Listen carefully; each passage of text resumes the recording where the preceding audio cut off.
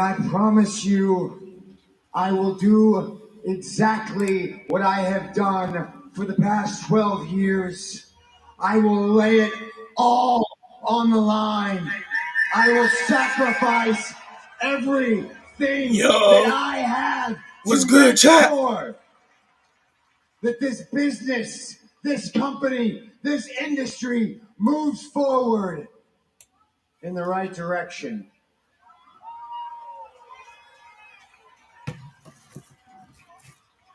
That's not a prediction.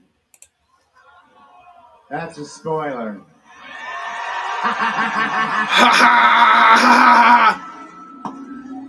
Oh, there was depth of reality as he delivered it in the pipe bomb position.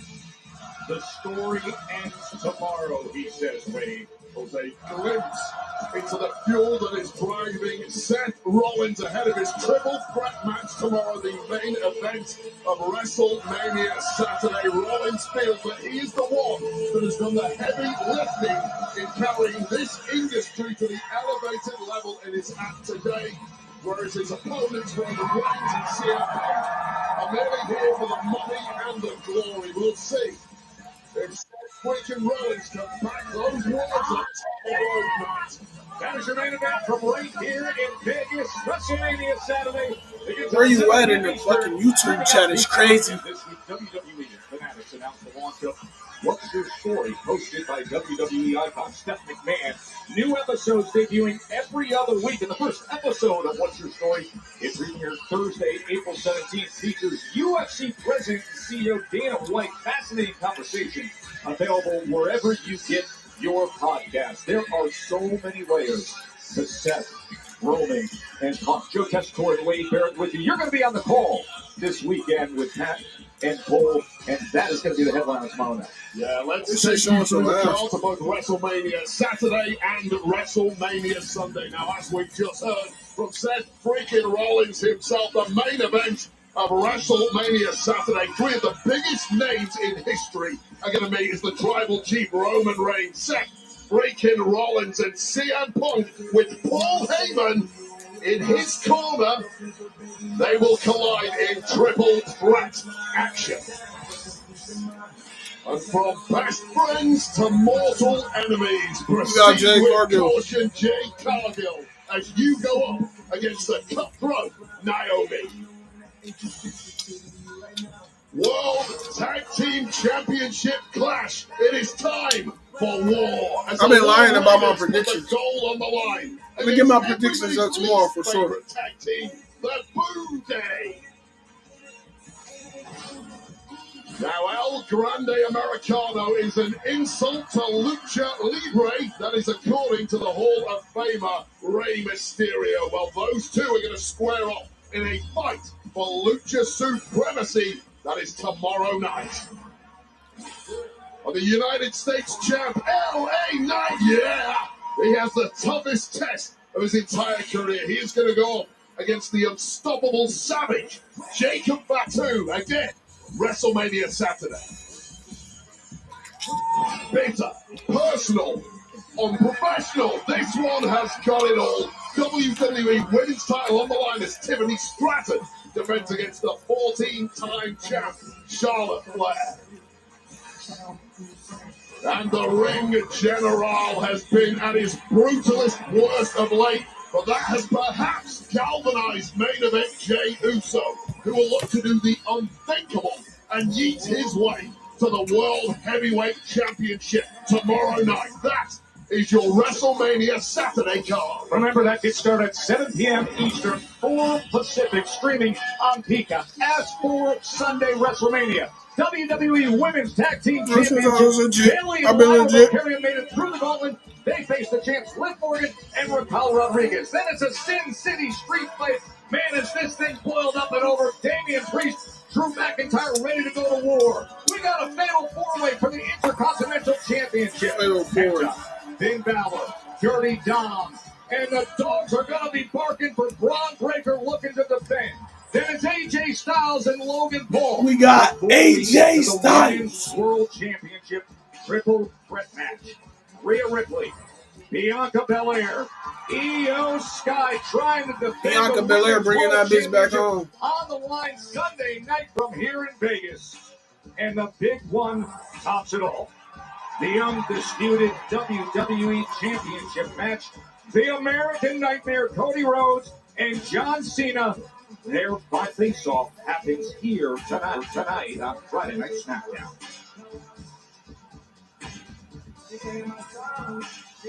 There are a few prizes in the industry like it.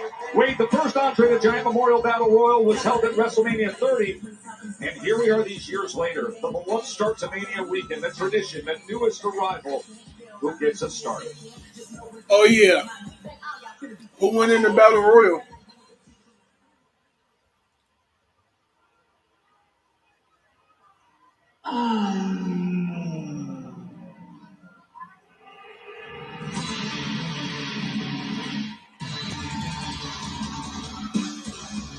It's Ray Phoenix.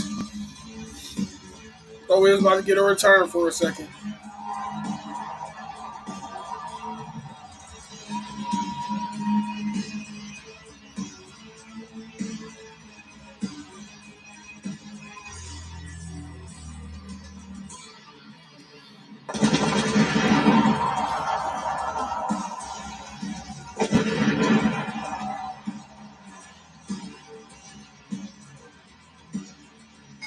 The following contest is the Andre the Giant Memorial Battle Royal.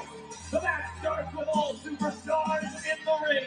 When a superstar is tossed over the top rope and both feet hit the floor, they are eliminated. The last superstar standing in the ring will be declared the winner.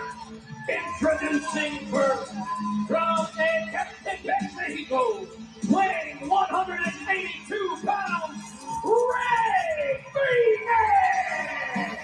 This shit showing like butt cheeks. Thrilled to bring you this in what is a commercial-free first hour of Friday Night SmackDown. And Ray Phoenix has instantly become a fan favorite. The endless amounts of artistic offense, his third match since joining WWE, impressed us against Nathan Frazier, went to war with Berto, and now gets this spotlight in the Andre the Giant Memorial Battle Royal. Been a massive impression since debuting a couple of weeks ago, and what a moment it would be if he could win his first piece of hardware tonight. About to see all 30 minutes tomorrow. The eighth wonder of the world, the Giant! The Giant! Larger than life, Look at the size of the Giant, 7'5". unmatched in power. Andre the Giant towered over the competition with a nearly 15-year undefeated streak. Everywhere he went, people turned out to see him. There was just something magical about it. Look, as soon as this shit go off, it's gonna be like 70 into the niggas. in there. WWE Hall of Fame, Andre holds the record for most Battle Royal victories in WWE history, including a dominating performance at WrestleMania 2. And in 2014, WWE established the Andre the Giant Battle Royal, a yearly tradition that brings the same awe and excitement that Andre himself brought to the ring. Tonight, who will make their mark in history as the winner of the Andre the Giant Battle Royal?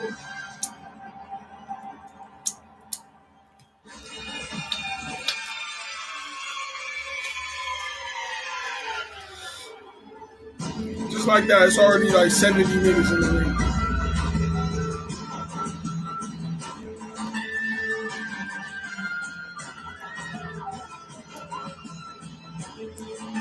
The recent United States champion, Shinsuke I ain't that far back, to be honest. I know I ain't that far back, but I'm far back. Yeah, they need to just change that shit back and make this nigga a rock star. And now a chance here to reset things with a showing in the Andre the Giant Memorial Battle Royal.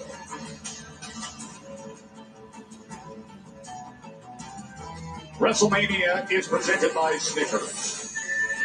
Snickers satisfies. And by WWE 2K25. WrestleMania sale is here. WWE 2K25 is 20% off on all platforms today. bringing you the unique opportunity to rewrite Bloodline family history in TK Showcase. The Bloodline's Dynasty plus intergender battles and more game-changing updates. Save today. Yeah, who needs a bell? Let's just start throwing this, guys. I love it. Why not? Well, I've just counted up about 26 superstars in that ring right now, and I'll be honest with you, it's probably... Look at Carlito and R-Truth. This is not the top He's one still- pretty much snapped He still through. think he in the Judgment Day. Look at and now Carlito turns right on Truth. He still think he in the and gets Judgment after Day. him. And Truth sends out Carlito. And why did you text to forget me, Apple? Just then try and stay in the damn ring. That boy True still think he in Judgment Day.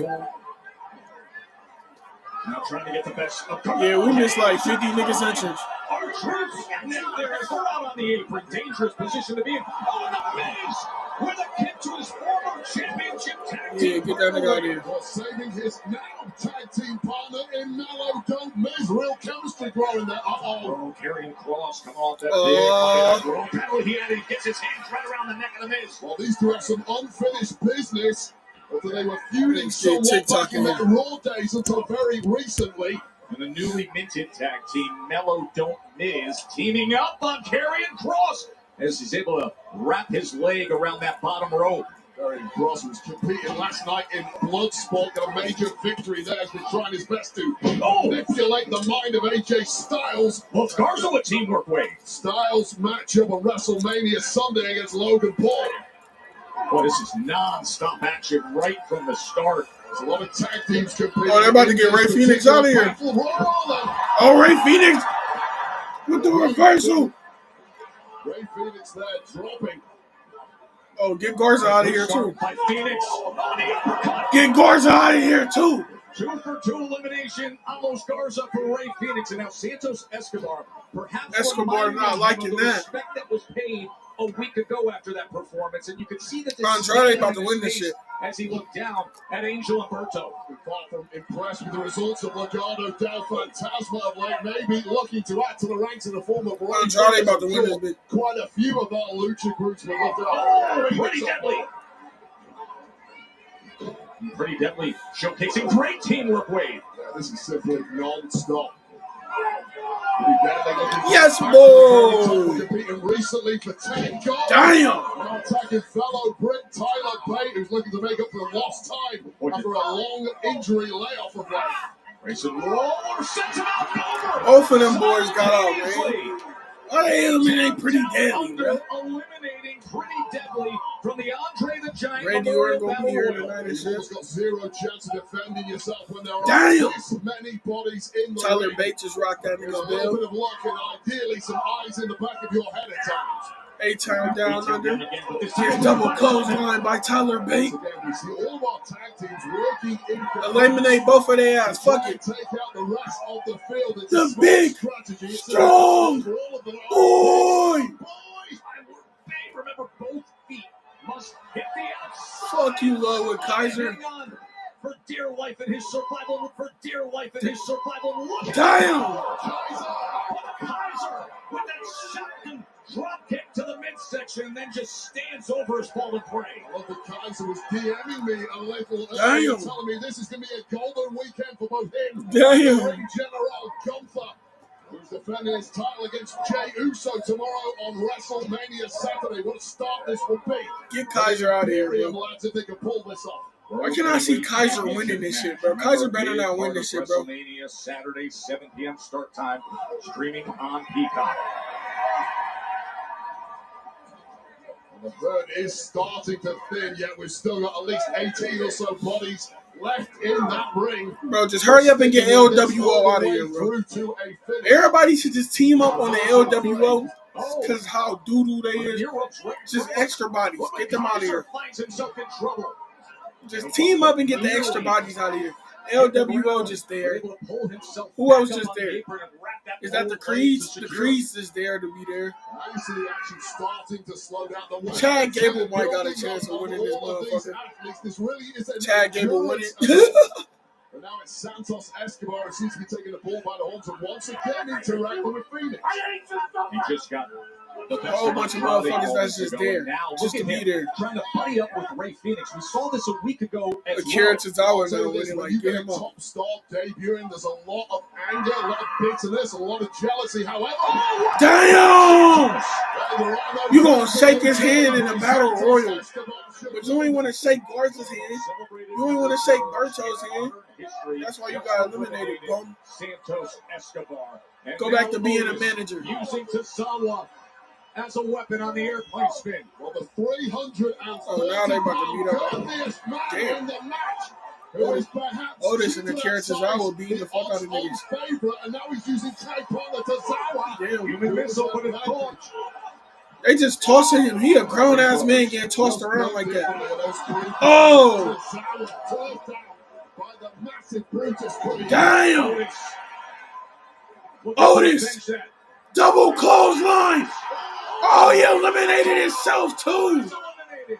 Julius eliminated. Brutus eliminated. Oh, just a little overzealous there. Otis, who had simply too much momentum. Otis eliminated himself. He finna be ready to. Jay about to come out and win it. Watch. What the fuck? What if Jay did come out and win? That'd be a crazy heel turn. Victory here is the ideal way to let management know, hey guys, you made a mistake. Don't do this again. No, Aleister Black about to come out and win that motherfucker. Make sure I'm on the card. But that's exactly what I love about it. The hunger and Aleister Black about to come out and win that the all-out motherfucker for passion sure. that's been on display instantly from the start. Grayson Waller eliminated by Andrade. Meanwhile, on the other side, Theory with Andrade up. Austin Theory as he battles out. Andrade eliminates Theory. Is eliminated.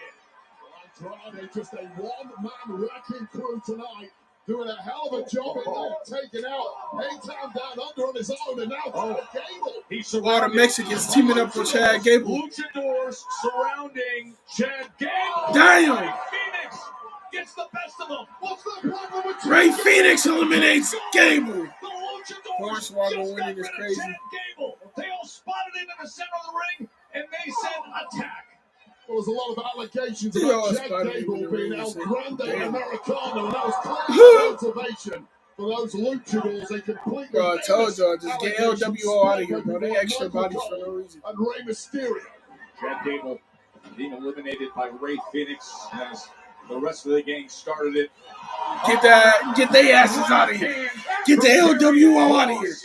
They just there.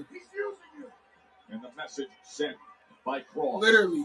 The man with the silver tongue. And now Ray Phoenix is going to take his... That is a Damn! Dragon Lee going to take his shot at him. Dropped by the massive carrying cross. The devil, you know, the Sin City hometown man, could be a popular victor here in his hometown. But don't write off Dragon Lee. Cross is in trouble. Dragon Lee eliminates Karrion Kross. Shinsuke Nakamura hovering. Finally, Karrion Kross about to make Rey Mysterio turn on the LWO. Let's go. The Royal Rumble in 2018. Great experience for a match of this type. Grab his ass, Kross. Eliminate him. Bro, why ain't Kross grab his ass out, bro? With great athleticism. As he lines him up. Oh, but Shinsuke delivers. Cleaning the clock of Dragon Lee, who's about to get tossed out. And he's eliminated. Dragon About Lee time. is Get his ass eliminated. out. And now we're starting to get a good idea of who potentially is going to lift that trophy. Remember, Bronson Reed. Oh! Ludwig Kaiser clinging on for dear life against his fellow European, Pete Dunne. Grabbing Pete Dunne by the hair, by the neck. Kaiser and Dunne, remember, both feet must touch. Both men, precarious situation, right on the apron as he takes down, and then, as he's wont to do, stomps on the hands.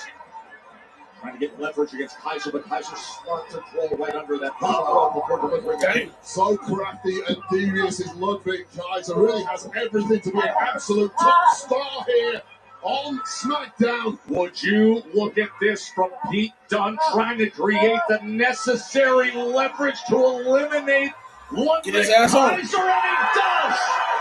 Damn. Melo might actually win this business. His man Kaiser being eliminated, he still has a big job to do Melo or tomorrow night Andrade against got Jey this bitch. Uso. Oh, Carmelo Hayes now almost Yeah, out Melo inches got away from eliminated as soon as I elimination. said that. He was Get Miz out, bro. He don't need to be here. Pete Dunne is going on a tear here. He smells victory. Pete Dunne on the offensive attack. Appreciate you for the follow, Jake. You so yeet. Manipulation in the midst of the battle royal. Now Melo don't miss, balanced precariously on the apron. Pete Dunne looking to clean them both out. And once again, the Miz has saved Carmelo Hayes. What a mentor. He was unselfish, and it cost him. It's rare for the Miz, but he is eliminated. Carmelo Hayes lives on. He's got a big thank you to say to the Miz after this one. Now Hayes and Pete Dunne lock up. Get his ass out of here. He avenged him. After Dunne went on a surge, Melo takes care of him. You simply can't about step to- back and admire you about to your revisit family. Andrade and Melo? Get away from those ropes as soon as you've eliminated someone. And we are down It's to a crazy the Final Four. Who is going to lift the Andre the Giant Memorial Trophy? Ray Phoenix, Shinsuke Nakamura. It's a crazy Andrade, Final Four. and Carmelo Hayes. Now remember, this time last year, it was Big Boy Bronson Reed who lifted the trophy. What a launch pad it was for him to go on an absolute tear the rest of 2024 and devastate the entire locker room. Who's going to grab that opportunity this year? I agree with you. You can gather such career momentum with a victory here tonight to start up WrestleMania weekend here in Vegas as Shinsuke Nakamura looks to take hold of the situation here, getting the best of Andrade. And Shinsuke looking to line Hey, up. Wood. He's cooking right now. Andrade able to get out of the way. Damn. Big boot. Shinsuke's gone. Bye-bye. Drop kick, and Shinsuke is gone. Unfathomable Ew. athleticism Eat a little. from the Lucha superstar Andrade. And then there were three-way. Phoenix, Melo, Andrade. Three of the best movers we've got in the entire company. Andrade. Oh! Ray Phoenix almost eliminated both of their ass. If he can loosen up those hands. But Melo able to secure his position, comes on the attack. It was just a lack of experience in this time of matchup there from Weird. Ray Phoenix, who thought he had got the job done. Weird. Daniel. But simply did Appreciate not you for the catch the follow, feet of my guy. Melo or Andrade on the floor. They live on. Oh. Stronger than Corona as Andrade just slid over that bottom rope. Remember, top Melo. combination, both feet. Phoenix. Look at this. Reversal. Kick to Melo. Phoenix, what a dynamo he is. that is simply unfair. Andrade lined up. Roster is just not used to it. Oh. As explosive and scintillating as you like. The explosive, acrobatic, Phoenix over the high top. flying, intense style of Ray Phoenix.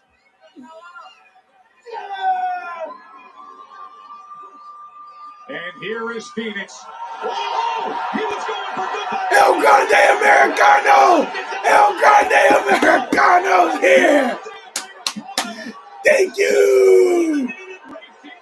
Let's go. Goodbye. El Grande. Let's go. Well, Ray Phoenix has been on a tear. What up, Jason? And what a shocking turn of events here. El Grande Now, would you look at Americano this? Came in out of nowhere, and Ray Phoenix is eliminated. Look at this. It comes Game down to 7 was Carmelo interrupted. Hayes Now and we get to see Andrade. who's the Remember, real in winner 2024, of Game they 7. had that sensational 7-match series. That is what is on the line. Well, you have to think El Grande Americano was far My from two his picks, best with the lack and of they the final sporting two. There ain't no way. of the Luchadors in this match, who threw out Chad Gable. They ganged up on it.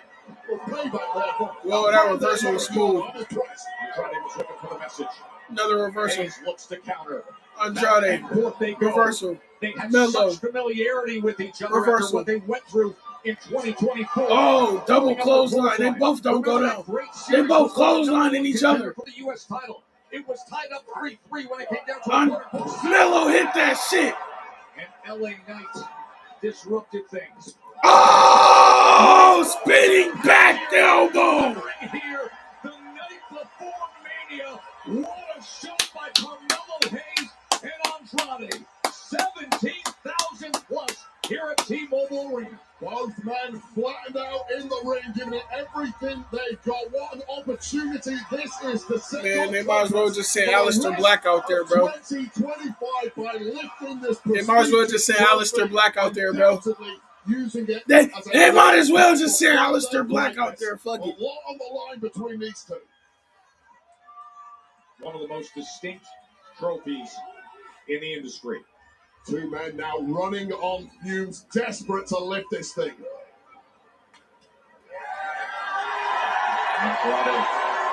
Seemingly That nigga got booed a little bit. but Hayes looks to lock him up. Melo reverser. Oh, what the fuck was that? Eliminate his ass, Melo. Let's go. Dropping Andrade reverses. Here. Instead, No. Let's go. Oh, I'm the greatest in our head and I'm the best here. You want your shot? Then I guess you wait till next year. Let's go.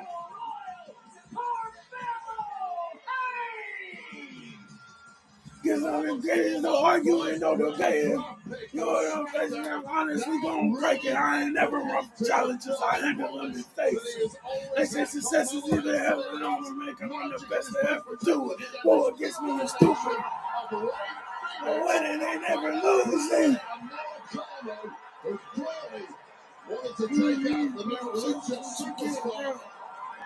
Get Andrade's ass out. Get him out. Get him out. Let's go, Melo. Let's go, Melo. And well deserved. He has been through recent battles against the best in the biz, and he proved himself here tonight. And there's a celebration by the new tag team. Melo don't miss. Major assist it was for Carmelo Hayes on several occasions. These two Let's go, Melo. showed some real chemistry of the past several weeks. Congratulations, Carmelo Hayes. And it came with some headlines. Chad Gable was eliminated by Ray Phoenix, and then a shocking arrival of El Grande Americano, who then eliminated Ray I don't Phoenix. know what you're implying with those eyebrows. I am There's simply no stating proven facts. link between El those Grande two Americano. nonsense mongers. Love El Grande Americano, man. He's such a Nonetheless, fucking legend. congratulations to Carmelo Hayes, who is celebrating here Bro, in Vegas. we got some wings and some Coming up in nachos, 2 bro. hours right here in Vegas. Look, Twitch. It is going to be the WWE Ugh, that shit Hall look of ass Fame on Twitch. ceremony, topped and headlined by the induction of Triple H. Here we go. Triple H versus The Undertaker. Shawn Michaels, the special referee. End of an era inside Hell in HL. It was like the last two toughest guys in the prison yard from a bygone generation. When these two hooked up, They need to put me in the Hall of Fame, bro. I've been putting in work since day one. Just absolutely blistering one another. Chairs and stones. To me, that's Greatest really world everything. champion of Shawn all Michaels, time. Mr. WrestleMania. Here's the guy Undertaker who he couldn't beat at WrestleMania. Here's his best friend Triple H. Now he's the rep. He has to stay impartial. Look at this! My champion is victory! I've done it! I've done it! I can't eat meat today because I'm in. Storytelling at its finest. To see it all happen, it was just amazing.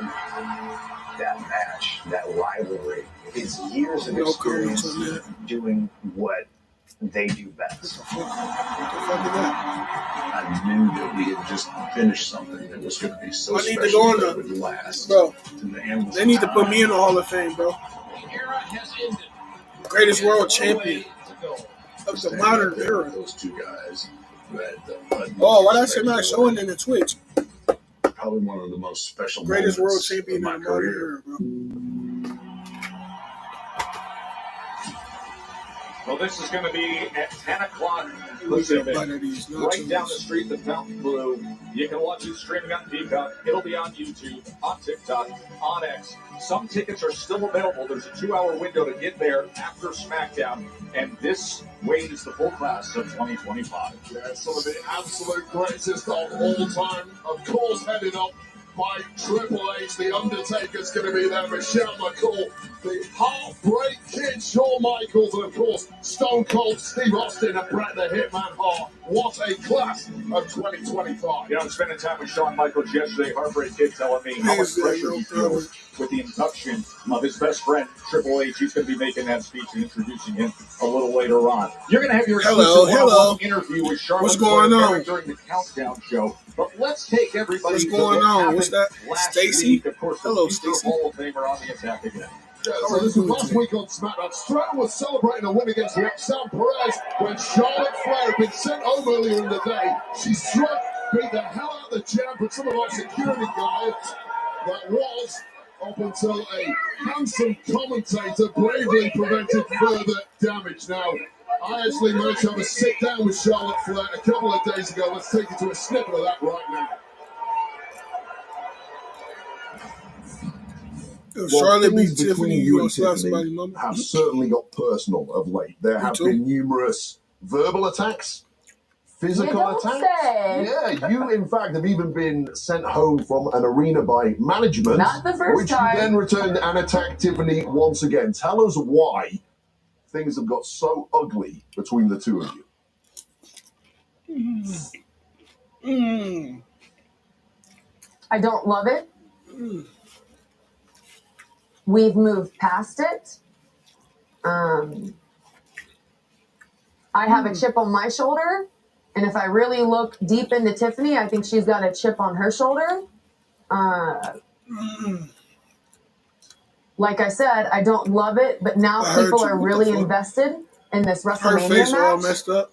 And if there's anything that matters most to me, is that people tune in to see Charlotte Flair at WrestleMania. They're going to tune in to see Charlotte Flair and Tiffany Stratton on the biggest stage.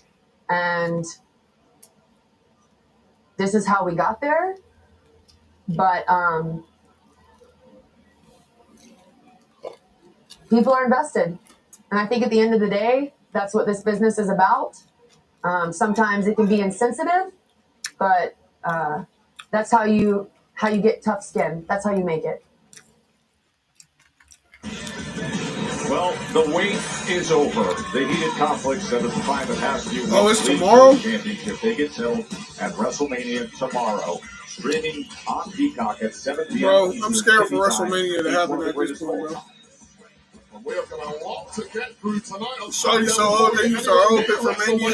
Because the main event stars of WrestleMania Sunday, WWE champ Cody Rhodes and the challenger John Cena, they're going to meet tonight, face to face, live on SmackDown. That's coming up later tonight. Also later tonight, it is the WWE Tag Team Championship. Will be on the line as the Street Profits, the relatively new champs, defend against the former champ, Motor City Machine Guns, right here on SmackDown later this evening. Bro, now, we also have I got any YouTube mods here in action taking on Solo Sikoa, but we have just learned that Tama Tonga has been taken to a local medical facility for x-rays after that brutal attack you saw by LA Knight back in the parking lot upon the arrival to this Friday night SmackDown prior to WrestleMania. Bro, I got any YouTube mods here.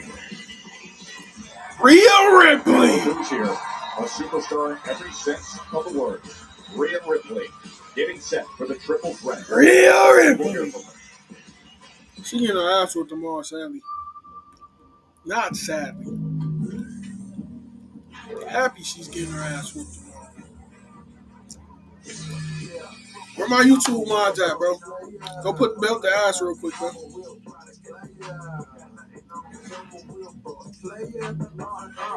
I don't got no YouTube mods, do I?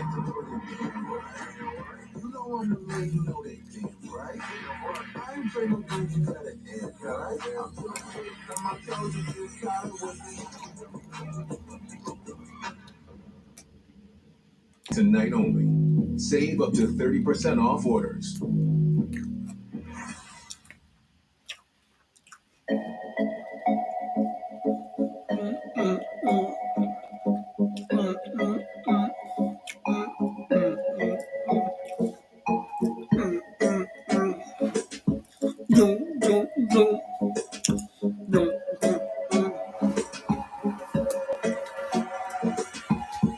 Hey. Night before Mania, we watching SmackDown. Hey, John Cena on the screen. Hey, he about to lay the SmackDown on Cody Rhodes this Sunday at WrestleMania. Hey, at WrestleMania. Hey, the song is Fiend. Hey, Jey Uso better win the title belt. Hey, because if you don't, I'm going to crash out. Hey, I might slap somebody's mama. Why is Humberto on my screen? That boy is trash. Get him off the screen. The Miz is trash. Get him off the screen. Garza trash. Get him off the screen. Kevin Owens trash. Get him off the screen. Put me on the screen because I'm the world champ. Put me on the screen because I'm the world champ. The fans scream my name. They know who I am. Naomi on the screen. All that booty. Wait. Yo, bro. You know any way to stream SmackDown tonight?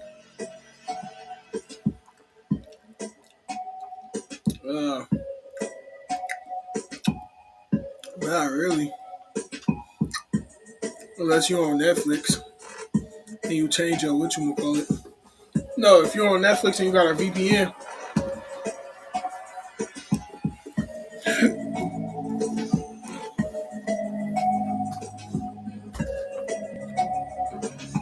If you're on Netflix and you got a VPN, I think you should be good. You should be good.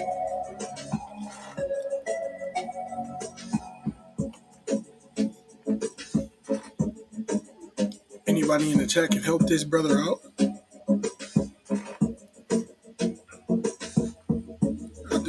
I think that's how whatchamacallit. Oh shit.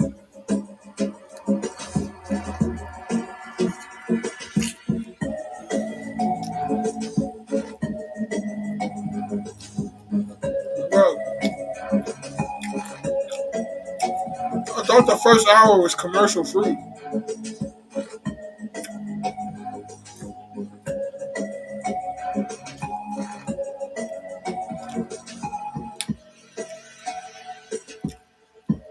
You said you were streaming for bro? I'm lying like a woman.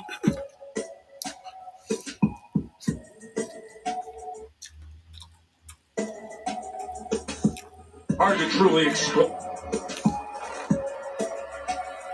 And the Mountain Blues starting tonight. The Hall of Fame ceremony, as we told you, coming up in a couple hours. Then Undertaker, one Deadman show at that incredible facility, the Mountain Blues tomorrow. Roast of WrestleMania featuring Tony Hinchcliffe and friends Sunday. And NXT Tuesday, April 22nd. Appreciate you for the follow, Uncle Danny. Uncle Danny.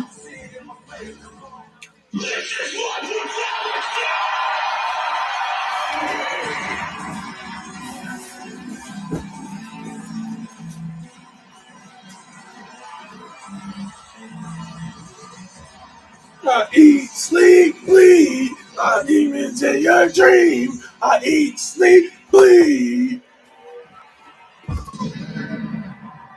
Look at my eyes. Look at my eyes. Look at my eyes. This is do or die. Die. Look at my eyes. Look at my eyes. Rhea Ripley sent a strong message out there recently. Reminding all of the devils in me, I still feel the darkness that lives in me. Give you a chance, I'll take your soul in your sleep. I'm evil. There's no escaping from me. Do or die! The demons in your dreams. Against the great Charlotte Flair. I'm the daily Rosie. Put your soul to sleep. I'll leave you 16 deep. Brutality. Look at my eyes. Look at my eyes. Look at my eyes. This is do or die. Die. Look at my eyes. Look at my eyes. Look at my eyes. Look at my eyes. WrestleMania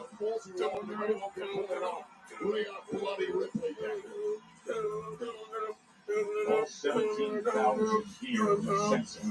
You eat, sleep, bleed. The demons in your dream. I eat, sleep, bleed. Boom. Look at my eyes. Look at my eyes. I see you like her, LOL. Hell yeah, I love Rhea Ripley. I still hope she loses at Mania. Bianca need that shit. Bianca winning that bitch. I'm on my own against the wall. 6 WrestleMania. 6. Yeah. Damn. And each time I've walked into some sort of championship match, but honestly, this one is probably the most important to me. She hot too? Hell yeah. Because it's true, you know, I let myself get distracted by Bianca Belair, and I lost my Women's World Championship right before WrestleMania. That's my bad.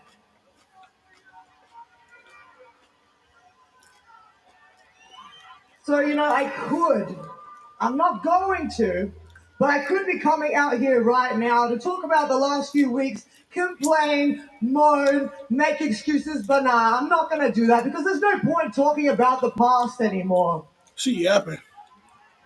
Sunday, I get back what I want, and I do what I have to do. I know Jay's going to beat Gunther. Because I'm helping you. Rhea Bloody I got my black Ripley hoodie. is walking out of WrestleMania, your 3-time Women's He said World she can take me. Champion.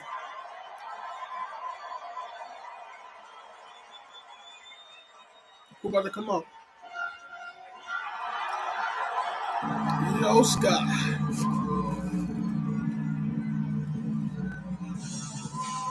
Well, I think the current champ clearly disagrees with that statement. Man, I'm about to drop a song on Yo Scott's theme song. Disrespected and overlooked too many times over the past few weeks by some quarters. They've treated it as a foregone conclusion. That shit landed on my side. 41 will be a crowning moment for either Rhea Bloody Ripley or the Jay sold his song. To those people, I say, are you absolutely insane? So? Io Sky is one of the greatest this industry has ever seen. She is the reigning champ for a reason.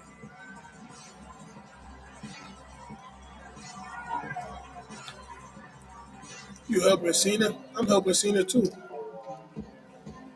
Io interrupted. She wants something to say.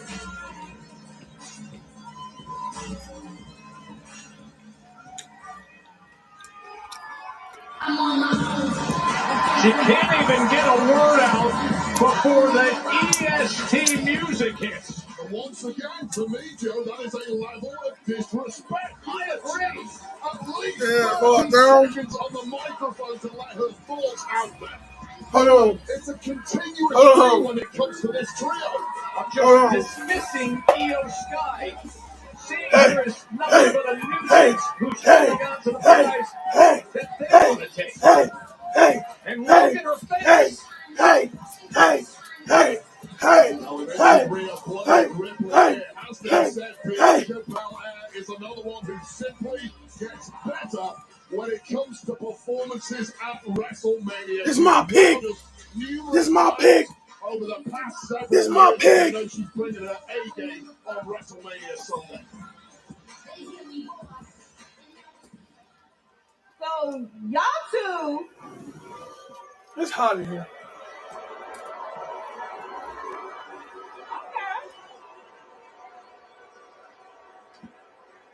So y'all two thought y'all was gonna come on SmackDown, drop my name, and I wasn't gonna show up? No, I was definitely showing up tonight. I mean, SmackDown is your show. Yeah, I'm showing up tonight because tonight might actually be my last night on SmackDown for a while. Because after Heard it's a good show so far. Yeah, it's great. As champion. Should have been a whole lot of ass match for Damn, they blowing the fuck and up. after what y'all two done put me through, I don't plan on letting it go anytime soon. Period. Are you kidding me?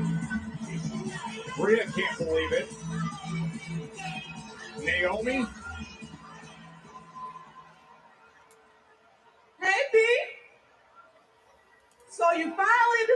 decided to show up to SmackDown, and you ain't gonna even try to talk to me?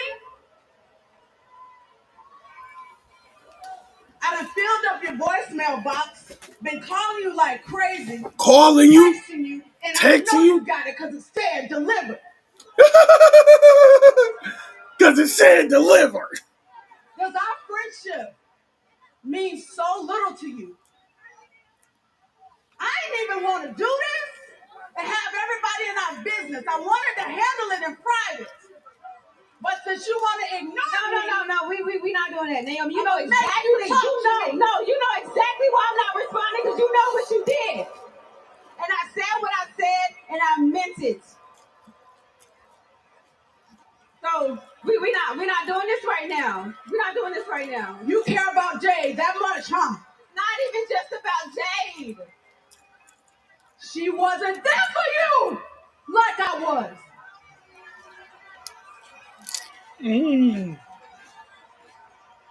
Tomorrow, I'm going to finish what I started with her. And after that... Oh, yeah. Wait till tomorrow, Naomi, dressed up like a... Talk that talk. Well, Jade Cargill is about to commit some heinous acts of her own. She says she wasn't there for Talk you. that talk now. She's here now. Everybody about to fight. Proceed with caution. She's not listening. Jade Cargill. They're going at it tomorrow, Jade and Naomi is going to get away from that situation.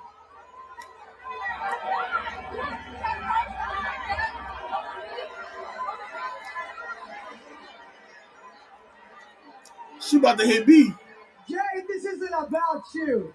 Oh! Naomi comes back in the ring and attacks from behind. A cheap shot attack, and it was Bianca Belair caught in the middle of everything, and this one has completely gone off the rails. Bianca and Rhea brawling on the outside. Yo, just watching. And Naomi, and meanwhile, the champion stands back and says, "What is going on?" Looking on completely perplexed. Hey, EO said, "Fuck it, let's go." Look at the move, sold out to the floor. Everybody is wiped out by EO Sky. Remember that one episode of Raw? Keystone bridging Like both of these WrestleMania less than a year ago, where all 5 of them were standing on the same side together. Look at him now. Dismissal and disrespect. Look at him now. EO Sky points to the WrestleMania sign. As Look at you now, boy. It'll be Rhea, Bianca, Mama and Rose. the Women's World Championship Triple Threat Sunday.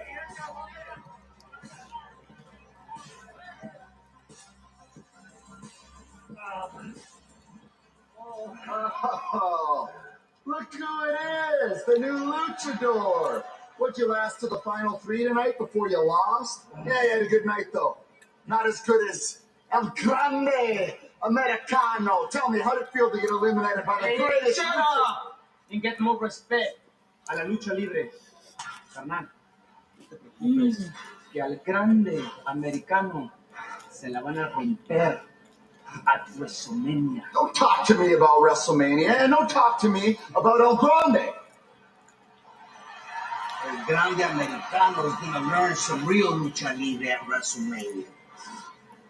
Great. You don't tell me what he's going to learn, and you're not the one teaching it. Oh, you're still in fight mode, Chad Gable. There's 3 of you guys. There's 3 of us. Why don't I do a 6-man tag match tonight? Ooh! Rey Mysterio Light, and Rey Mysterio Wannabe. You guys want to Against That's a good idea. Gable and the 2 fucks. You there. Let's do it. We'll talk to Nick Aldis.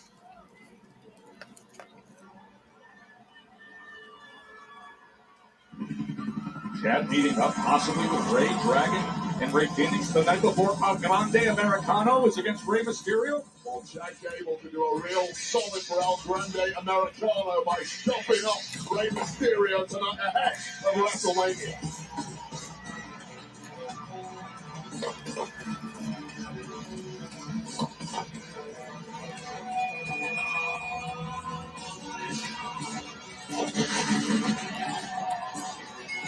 The following Top match is scheduled for one fall, and it's for the WWE Tag Team Championship. Man, we should have did the Profits, the Guns, Pretty Deadly, DIY, and Los Garza. Wade, it's already the 6th time this year that the WWE Tag Team Championship will be contested. The Street Profits will going to defend against the Motor City Machine Guns.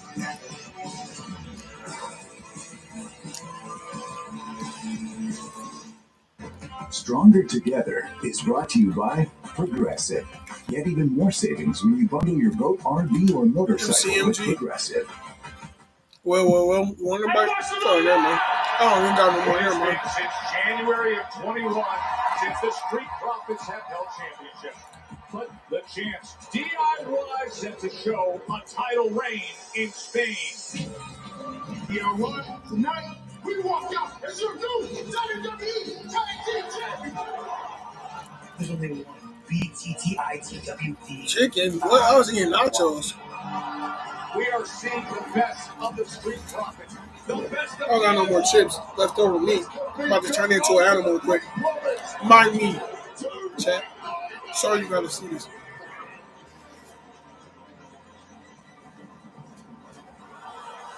No beat in the middle, go south.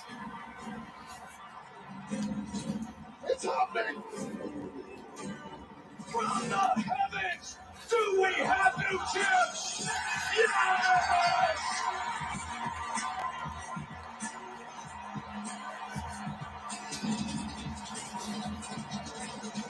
4 years, 2 months to wait to be back on top. And now they are. A new reign starts here in Spain.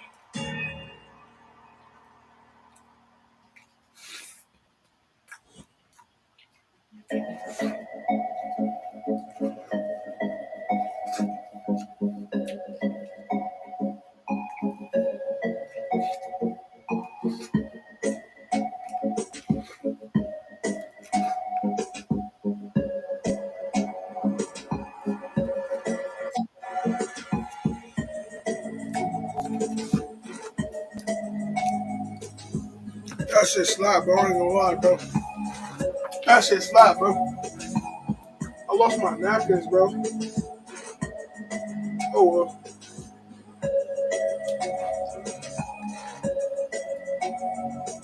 How did I lose my napkins, bro? Here goes some over here.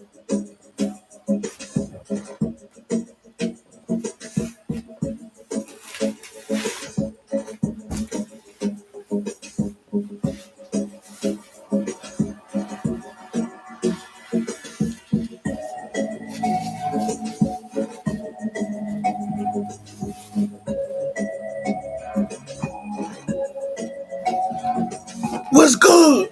It's WrestleMania time, Moose. Let's get it down. Gunther, I'm gonna get you, Oos.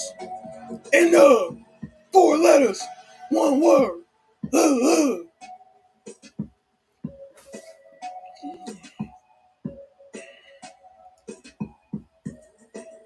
Hey, Oos, please hit my music. And yeet.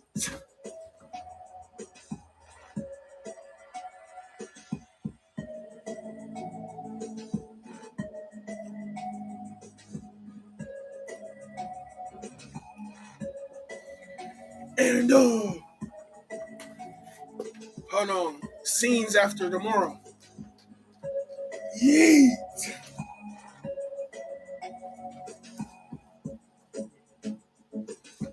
Yeet.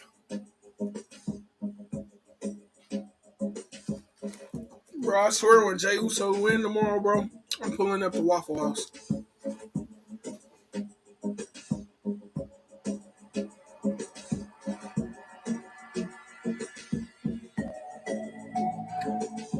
Weekend gonna go crazy, bro.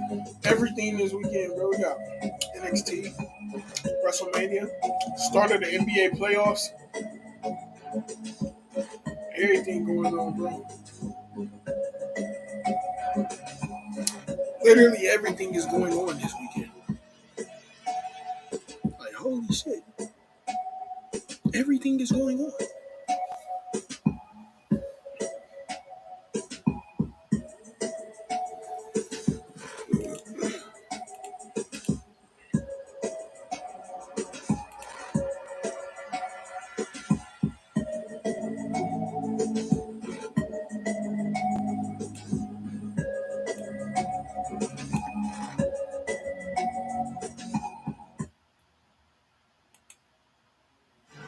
I'll tell you, WWE World has been incredible this week in Vegas. Presented by WWE and Fanatics Events. It's this weekend until Monday. Live shows, podcasts. How you feel about Carmelo winning? Tournament, the largest That's why I wanted to win. That was my prediction. In WrestleMania history. Tickets are on sale at fanaticsevents.com/WWE. Shit, to be honest, I wanted his ass to win the Royal Rumble. We have got some breaking news on this special WrestleMania SmackDown as we just saw a little tete-a-tete in the hallways here at SmackDown. It's official for later Ray on Phoenix, six-man tag Dragon team Lee, action Rey as Mysterio. American Made square off against the team. It's American of Made. Dragon Lee, Ray Phoenix, and the Hall of Famer Rey Mysterio. That is later tonight here on SmackDown. Back on April 4th. I thought they was going to give it to Ray. Number one contender. I thought they was going to give it to Ray too. DIY. The result that DIY very bothered by. And that remember had the exposed turnbuckle. We won't smoke! They have been convinced there has been a conspiracy against them ever since. Some would also say it was just bad luck, but right now we have at least some orders in the division of the Chaos. Taking a loss. You're smoking the prophets. When you see the smoke, you know it's fire in the building. When you see the smoke, you know it's fire in the building.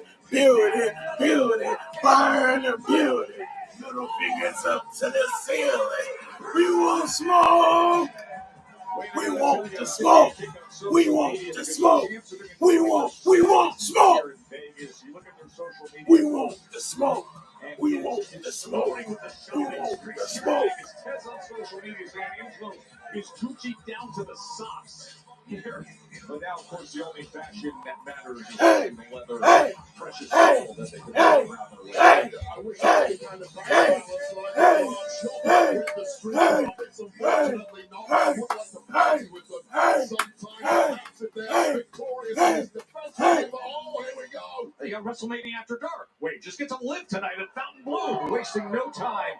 Sabin and Shelley. So here's the deal between these teams. Of course, go back in time. It was the Motor City Machine Guns that previously held the titles. Now, they lost those titles. They've had several opportunities to recapture them since. But one in particular, at the Royal Rumble, was blown out of the water by a sneak attack from the Street Profits. So there is some real beef between these two teams, let alone just trying to capture the gold.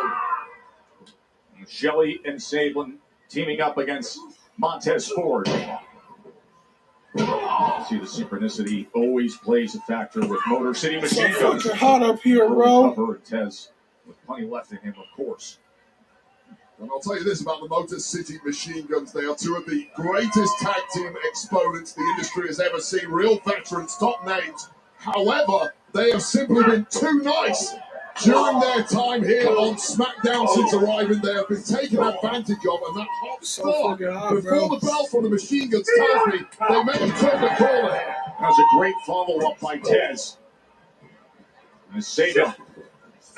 And Tez showcasing the dynamic athleticism that he always puts on display. What I've been impressed with most since the return of the Street Profits is they finally realized the size game. We've seen the flash in the past. They are the biggest, strongest team in this deep division here on SmackDown, and they've now figured out how to use that. Bro, still got his hoodie on. The remaining teams haven't had an answer. And just like you see here in front of you with the 6'5", 260-pound Angelo Dawkins, he is the powerhouse of these champions. Oh my God, it's so hot. Ford is a powerhouse, and he's all right to it. A beautiful blockbuster doomsday device. And the blockbuster couldn't finish things off. And as Alex Shelley comes in for the save, and Dawkins looks to clear him out, but instead, it's Shelley getting him to the outside.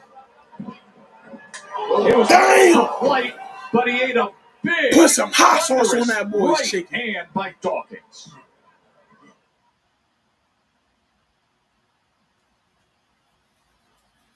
Haha, we won't get commercials. Glad you're with I us. gotta go get me some water, bro. I'm Tessitore thirsty. and Street Wade Profit Barrett. should have been at Mania. The final step I should have been at Mania, bro. I don't know why they ain't put me on the card, bro. I should have been on the card. I'll be right back. Line, the Street Profits, Angelo Dawkins and Montez Ford battling Motor City Machine Guns. Well, that was a 100 miles an hour start from both teams in this one. The action gradually slowing down, but now it's Alex Shelley, the veteran, taking full advantage of Dawkins momentarily taking his eye off the ball. Big kick by Shelley. And that is exactly what we were describing, the size and power of Dawkins. Take advantage of the advantages you have. Yeah, you're simply not going to be able to outmaneuver and outspeed a team like the Motor City Machine Guns, but you need to drop them, slow them down, try and keep them grounded. Take away their advantages, and now Dawkins looking ever easily heavyweight slugger that he is. He's destroying the body and frame of Alex Shelley. He's setting up the target for Tez. He comes over that top rope and delivers. Now looks Chris Sabin right in the eyes.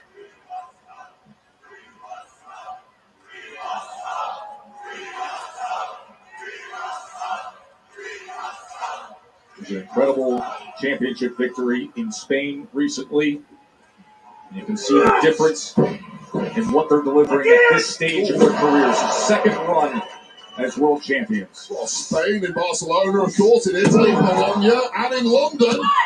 It was a hell of a Euro tour for the Street Profits, and they're looking to continue that here in the US.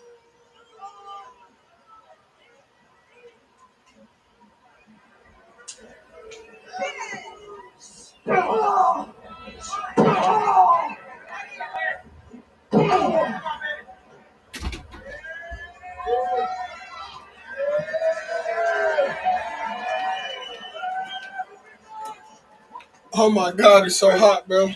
Dawkins slamming him down and into the cover, looking to retain. Oh my God, it's so hot, bro. His audience moments ago were chanting, "We want the smoke." Trust me, you don't want the smoke from the Street Profits, or you'll end up looking like Alex Shelley is right now. Look at the confidence from Angelo Dawkins. Got the gold. And you're on a hot streak, defeating every team Why in am I the sweating division. so You guys bad, are bro? feeling pretty damn good right now. So hot, bro. God damn. Shelley Oh my desperate God. to fight back, but all it took was one big right hand from Dawkins to finish that effort off. Hands of stone, Angelo Dawkins, and the jaw of Alex Shelley is no match for those fists. Now driving all 260 pounds right into his waistline. Bro, oh my goodness, it's so fucking hot.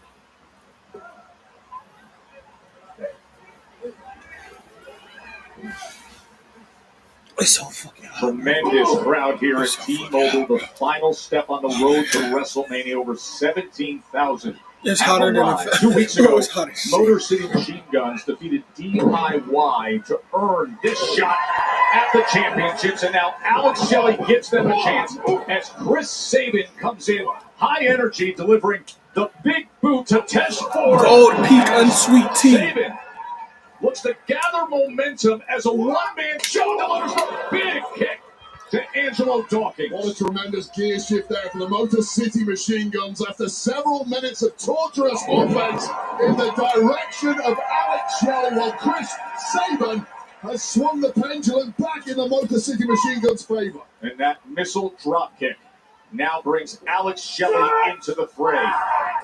Damn. He comes charging into the corner against Tez Ford as Sabin goes up top, lines him up and delivers again. Trying to Bro, become MCMG champs better again. not win this shit. And the kick out by Tez. Just absolute masters at these double team moves. That drop kick flatliner combination, almost enough to put the champs away and grab gold for the Motor City Machine Guns. Montez Ford has no clue where he's at right now, and Angelo Dawkins is down. This could be the moment for the Motor City Machine Guns. Oh, they're going for their own move on him. It could be right here.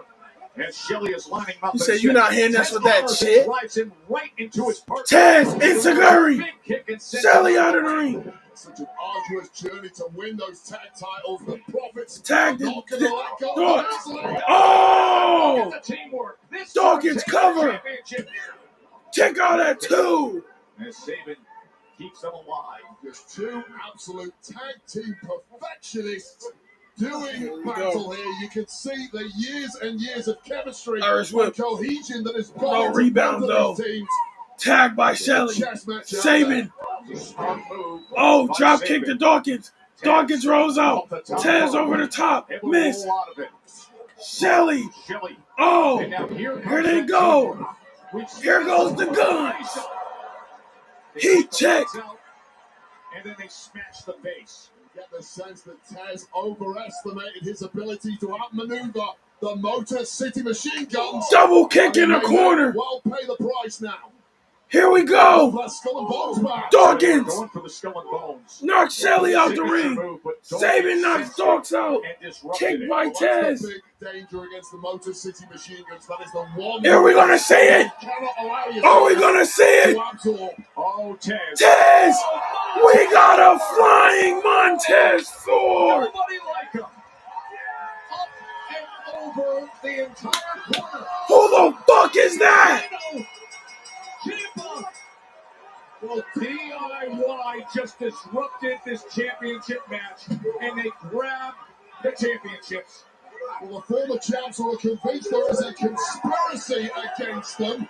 They lost to the Motor City Machine Guns in controversial fashion a couple of weeks ago, and have been living ever since. And they are now apparently hijacking the tag goal. We're pretty deadly yet. A couple weeks ago, yes, there was an exposed turnbuckle.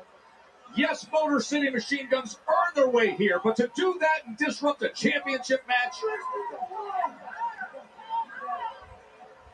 I'm on the way. Have security meeting in the order.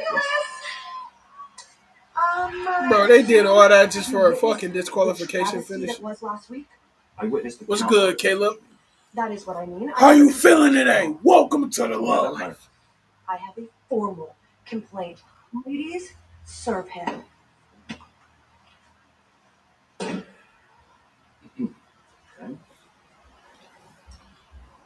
Bro, I had to turn on that fan, bro. And Nicholas, I assume you'll rectify the injustice that was said referee. You know what, Chelsea? You're absolutely right. There was an injustice last week, and it is time to take action. In fact, the three of you are supposed to be in a six-woman tag team match tonight. Forget that. Injustice.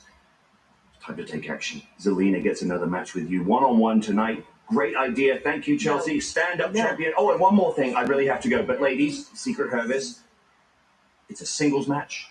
So let's have wrestler singular in that singles match. We don't need Secret Service at ringside. Thank you so much. Put the belt on the line. No.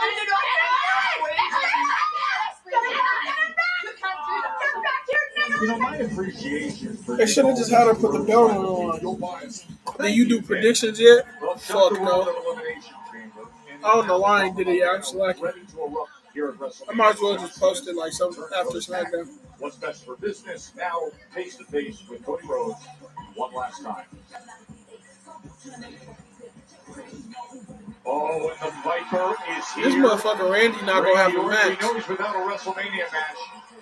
Get ready for Randy Orton to join us live next. He not gonna get a match. He gonna end up kicking Nick Aldis in the head. Appreciate you for the follow, Aaron. You said, look at Liv Morgan's story right now. Right the fuck now. I don't know if I follow her.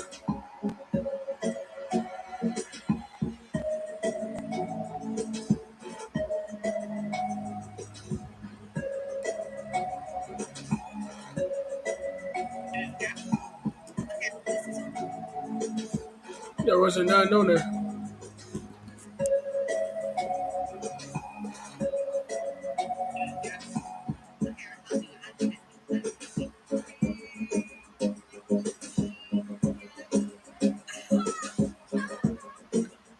Mommy Cool.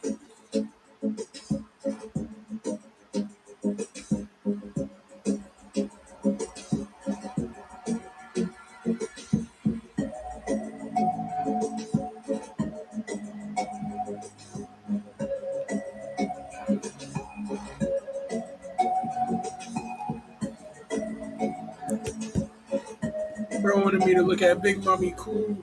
Been trying to get people hip to Big Mommy Cool for real. Y'all didn't want to see the vision before. Don't start seeing it now. Hey Twitch, look.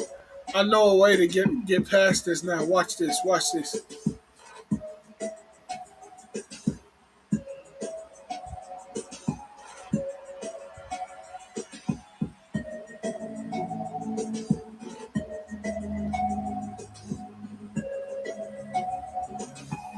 Damn, that bitch ain't. What the fuck?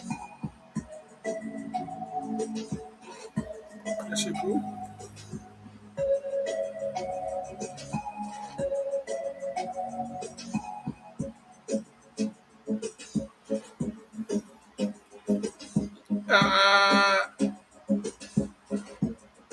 TikTok, I never know.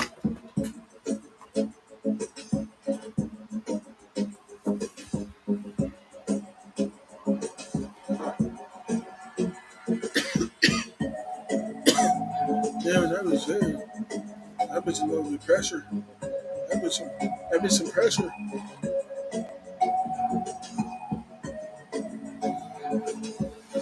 I ain't gonna lie, bro. Before the Hall of Fame start, I might go to whatchamacallit. Insomnia cookies. I want me a cookie cake. Hell no, it's been years since I went there. Them bitches probably like $1 million now.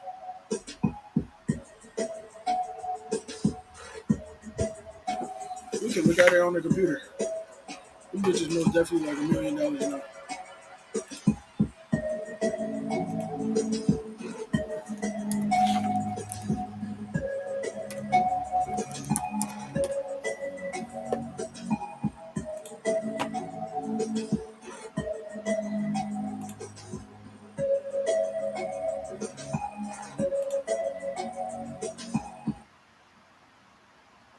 What's up, WWE Universe? Guess what? SummerSlam, MetLife, 2 nights, and I will finally be hosting.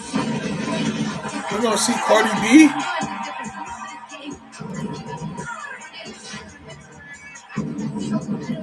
And nobody better try me. WWE SummerSlam, a 2-night event at MetLife Stadium. Scan the code to register for resale information. We gotta turn up. Oh, I love it. Barrett, you're coming to my neck of the woods. SummerSlam is going to be 2 nights. MetLife Stadium, Tri-State area, August 2nd and 3rd. Cardi B hosting.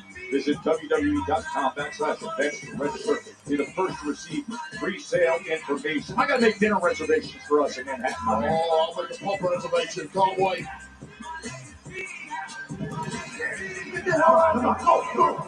They gone. They really stole the belts. Now they running.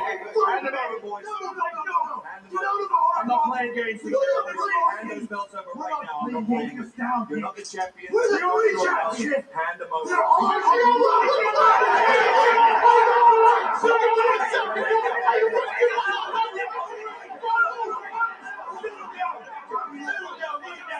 They're about to get a Mania match.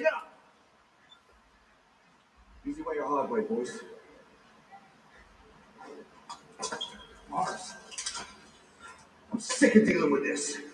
Next week, these belts are getting hung above the ring, and they're going to be on the line in a TLC match. Oh, all right. Okay. Next week. Oh, that's too good. We got TLC Next week. Hit me. Nigga, next week? Tomorrow, bitch.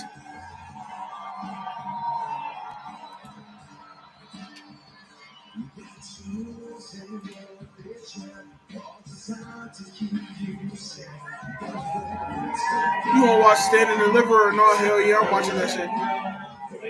My bad. I wasn't on the screen as the chat.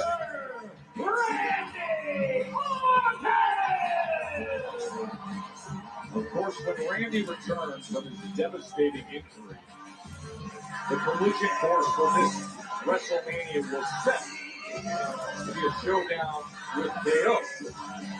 But Kevin Owens' major injury news has him out of action. And now Randy's plans, they've taken a hard left turn.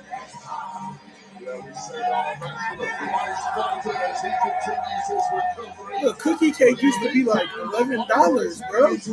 Why is it $20?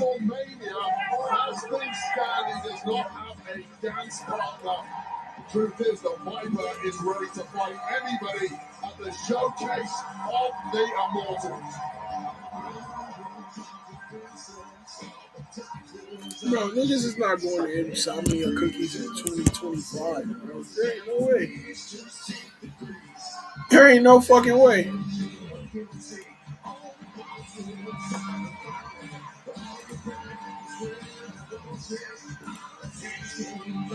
I'm gonna make a fucking cake. If that's the case.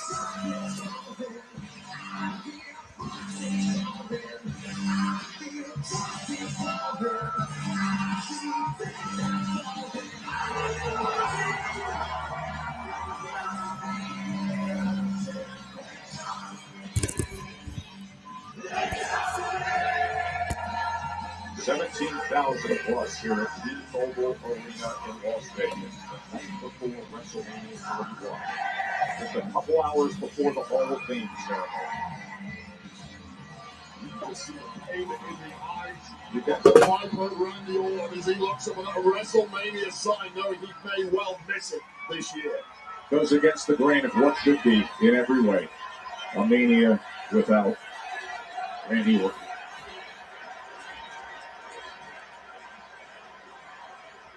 Ladies and gents, as of now, I do not have an opponent for WrestleMania 41.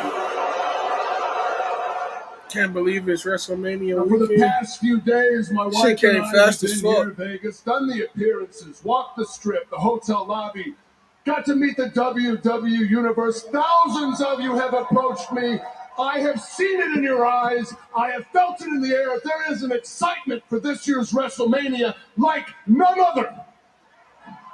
My father was in the very first WrestleMania. 20 years later, I debuted at the Garden. My father got to witness that debut. WrestleMania means something to me, but my legacy has a lot to do with my longevity. So there is no way in hell that I am sitting out this year's WrestleMania. If I compete this weekend, it will be the 20th time that I have competed at WrestleMania. This WrestleMania means so much to me, so I tell you what, this is what I'm going to do, ladies and gentlemen. I'm going to throw this out to the universe. I'm going to let you decide, because I am going to show up Sunday, boots tied up, gear on, just the right amount of baby oil on my skin. And I'm going to be loaded and ready to deliver for you, the WWE Universe, because I'm not just doing this for myself. I am doing it for you. I am doing it for my family. I'm doing it for the boys in the back. But as far as the boys in the back are concerned, check it out. Anybody in the locker room wants to test their mettle, I dare them to step up. Anybody out on the strip, any one of you, if you own a pair of wrestling boots, hell, if you just catch the wind that Randy Orton, the legend killer, needs an opponent for WrestleMania 41, I challenge you to step up. I will be there Sunday, Allegiant Stadium, in the ring, ready to go. But know this, you will fall victim to the 3 most dangerous letters in all of sports entertainment. RKO! Well, don't look at me, Joe. There is 0 chance I would ever get in the ring with Randy Orton with his eyes bulging out of his head. He's a face. Hey, that boy Barrett, no. That Billy Barrett no better. Make a really bad decision if they decide to take Randy Orton up on the run. And now all you're going to hear is speculation as to who it will be. Those three most dangerous letters are. Speaking of dangerous, no thank you. Speaking of dangerous, I want to take you back to earlier today on the kickoff show and what happened with Drew McIntyre. Wow, what a moment it was. Appreciate Rowan has always succeeded. He doesn't know how to succeed without Drew McIntyre. Don't turn your back. Don't turn your back. Well, this thing has been a powder keg for its Priest and McIntyre throwing hands on sight. McAfee and Cole risking it all to try and separate those two.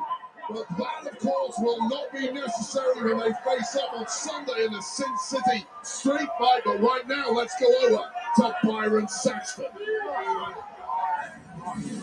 Joe, Wade, thank you guys very much. I'm currently standing by with that boy not fighting. Rusev. It's clear this whole situation with yourself and Drew McIntyre has reached the boiling point. Earlier on today on the kickoff show, you guys nearly... I get you're trying to do your job here, man, but I am so done answering questions about WrestleMania. Right now, I just want to send a direct message to Drew McIntyre.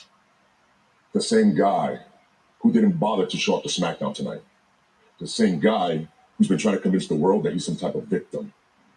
Drew, you are not a victim, man. Not yet. You're mistaken if you think this is about me beating you in a match. You're not ready for this fight. The world isn't ready for this violence. You've tried really hard to paint me as some type of bad guy. Good. I'm going to beat you so bad, you're going to wish you were future endeavored again. At WrestleMania, I'm bringing the punishment, and I'm going to bury you.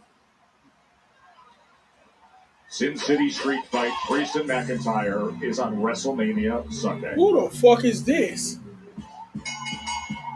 Selena! Introducing first from Queens, New York, Zelina Vega!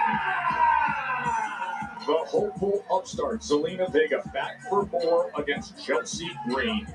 She has her sights set on that U.S. championship. Bro, who cares about this thing? That's next. Why is the U.S. title on the line?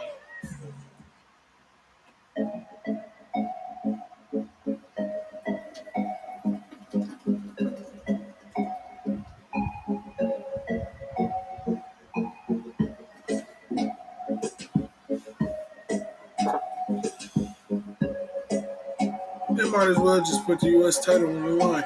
Lucas Grant, appreciate you for the follow. Nigga about to wrestle Brian damn Undertaker wanna be.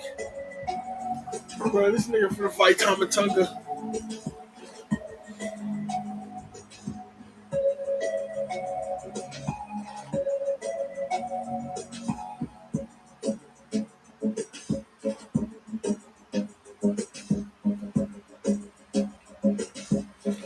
Bro, it's so hot.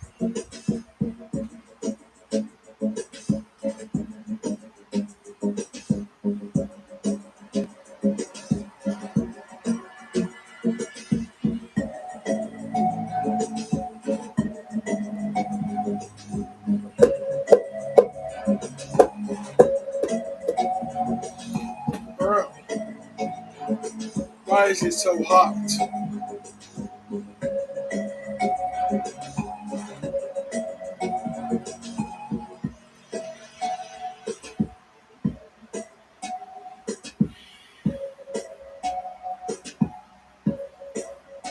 Literally hot as fuck.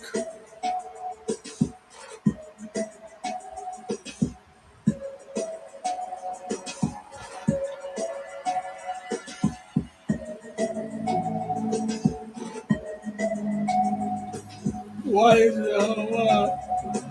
Why is it so hot? It's so hot in here. I'm sorry.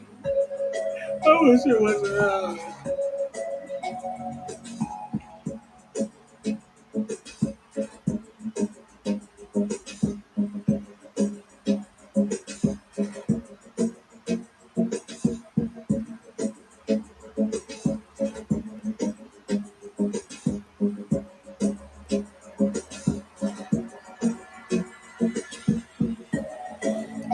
Bro.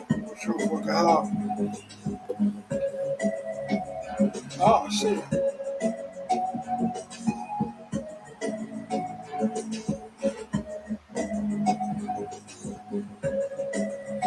Bro, we still got like an hour and 20 minutes left in this shit. God damn, bro. This shit's so fucking... God damn.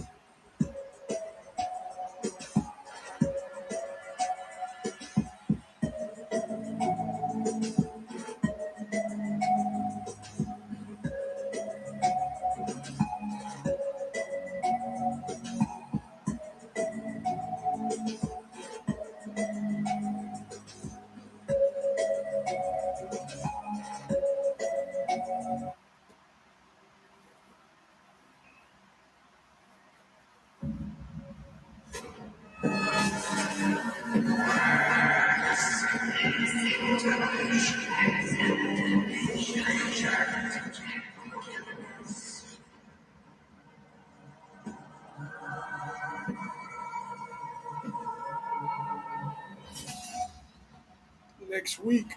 Zelina Vega, a week removed from winning by count out against Chelsea Green, now has to prove herself right back in there again.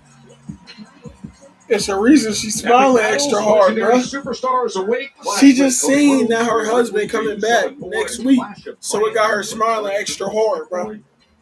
She letting us know it's Aleister Black. Pledge your allegiance to Chelsea Green. Oh boy. Don't you stop. What? You caused enough trouble last week. I did nothing. Let me be the first to say, the referee from last week pledge allegiance should be told to Chelsea Green. That is not what is being said around the industry. That was Jones' one of the least professional moments in it. It was a well-paced 10 count. Chelsea Green had to use the services of Luca Crisapino this week to file an appeal over last week's count out. Don't even know that he has a law degree. Their opponent from Victoria, British Columbia, Canada, being the WWE Women's United States Champion, Chelsea Green. Chelsea Green, who suffered a non-title loss by count out because she was too busy complaining to this announce desk when she forgot to get back in the ring by a simple count of 10. 10. Wait, whose man is Aleister Black? Aleister and Zelina. Stop already before the match starts. You are distracting the champion. She's looking this way. Oh, talk about distraction. She tried to pull off the same stunt she did a week ago when she started off against Vega. It didn't work out this time. Well, Zelina Vega has been demanding an opportunity at the United States title for weeks now. And then damn, what the fuck was that? Now Chelsea trying to make quick work of her. Well, this is Chelsea Green really entering What's up, championship mode now. Far from commanding victory for Zelina Vega 1 week ago in that count-out. Feels like a long way away now as Vega is taking maximum punishment from the champ. Now Vega delivering the kick. Good frag. Chelsea. Bro, I ain't the bell to Right ride out that stomp. Got enough for Vega to take her down and then You follow okay? up with some Hell yeah, brutal I'm shots okay. to the kidney. And now it's just ground and pound time. Getting tired real fast. Chelsea Green. He is Zelina like Do not, Barrett, do not. I pledge allegiance There's no to pledging. Chelsea Green. Say what you want about Chelsea Green. She is an entertainment goddess. She has excellent in-ring skill as she sends Vega hard into the barrier. It's the constant complaining. Nick Aldis knows exactly what I'm talking about. Well, if people didn't mistreat Chelsea Green, she would not have to complain. And Look at this. This is exactly what I'm talking about. Well, the referee, once again, Charles Robinson this week, he was trying to fast count Chelsea Green once again. She smartly got in and broke the count. Now, don't act as a distraction to the champ. Let's go flying into Vegas. Throw her ass It's a over. timekeeper. Well, that was the referee distracting Chelsea Not at all. long enough for Zelina Vega to recover. They're talking about the DIY conspiracy. There is a Chelsea Green conspiracy. Again, Chelsea Green does this to herself. The constant complaining. And now here is a potential 10 count. Look at this. And both participants rolling back into the ring. Damn, Chelsea. Sizing each other up after a week ago. Going toe-to-toe. In a situation like this, you simply cannot back the underdog Vega against a much more powerful athlete in Chelsea Green, but those shots from Vega had a little extra stank on them. Oh, how about Zelina Vega? Look at Zelina Vega. And she's rallying against the U.S. champion. She has set her sights on a title opportunity. But to earn it, this is the kind of performance she needs. So this would be a statement victory if Vega could pull it off. Perhaps go for that 619 shades of a mentor. Rey Mysterio denied. How you go for a 619 and get met with a boot? And now frustration starting to build with the champion, who really for much of this matchup has had her own way but has not been able to put Vega away. She's sizing her up, putting her up on top of the rope, says Green, clearly with momentum right now Referee against the Charles whole Zelina Vega. Robinson once again distracting Chelsea Green when she's trying her best to compete. That's all she's doing, Joe. Vega fighting back, slamming down her head. Zelina Vega, perhaps an opportunity. Oh, she's getting in position. Are you kidding me? Zelina Vega, can she pull it off? Oh, super cold red, can she do it? Oh, that's a great win. That's a great win by Zelina Vega. She pinned the champ. She pinned the champ. Well, that was a scandal. Let's go. But with that victory, Zelina Vega may well have earned herself a future championship opportunity. That was spectacular by Vega.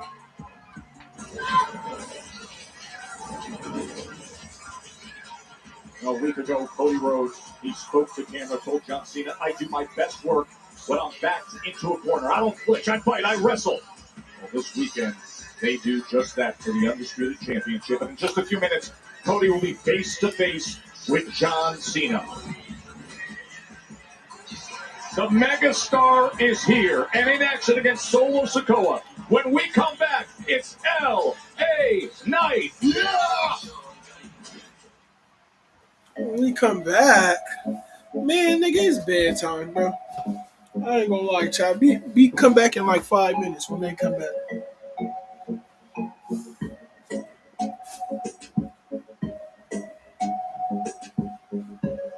I ain't gonna lie, chat.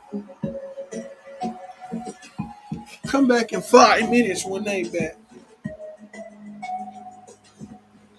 Grabbing a cover when it's hot up here is still crazy, but I still gotta stick with a cover, you feel me? Yo, what up, Bush? VC? In like an hour. Bro, you finna miss Cena. No, I'm not. No, I'm not. Where my phone at? Wait, I'm on TikTok Live on my phone. Bro, I got this, bro. Wait me on when LA Knight and them back on, bro.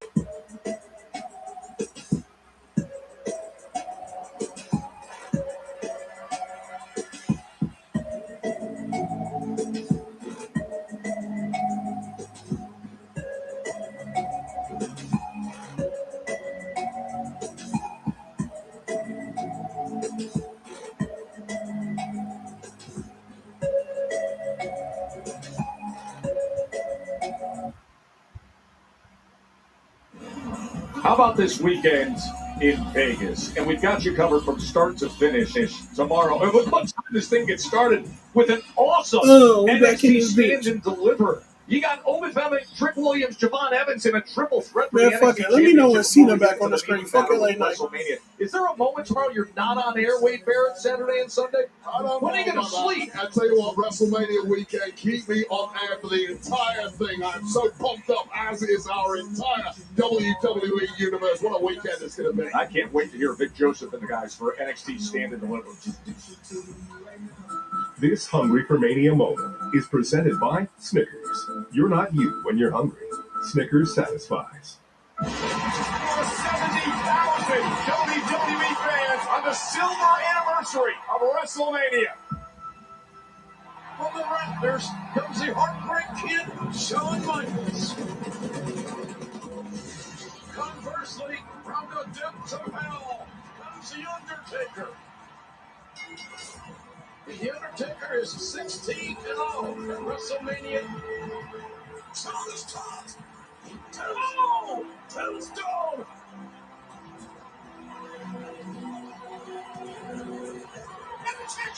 I'm not believing this. The Undertaker has never defeated Shawn Michaels in a one-on-one contest. Sweet chin music! Is the streak goodbye? What? The world is wanting a classic. Oh, catching Michaels in midair. Tombstone. Pile driver.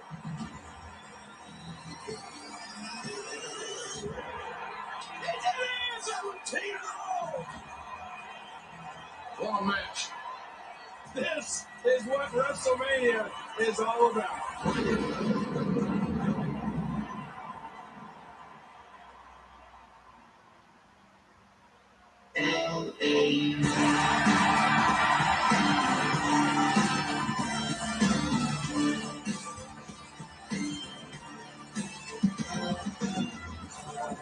Ladies and gentlemen, please welcome the WWE United States Champion, LA Knight! Last week we were in the Pacific Northwest, and I think a lot of fans were sleepless in Seattle after what they saw and what happened at LA Knight. He looked spectacular when he teamed up with Randy Orton against Solo and Tama Tonga, but the werewolf sighting that happened. After pulled off the victory almost immediately for two struck, and it was his usual brand on 7 Beat that nigga ass. By the WrestleMania challenger, Fatu making it abundantly clear that the Beat that Megatron nigga ass. grip on the United States title is loosening by the day as we close in on their WrestleMania Saturday showdown.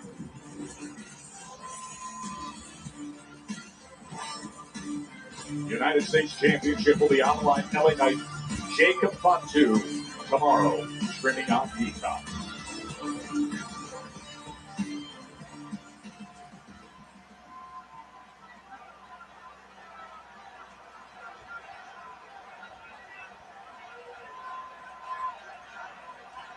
Let me talk to you.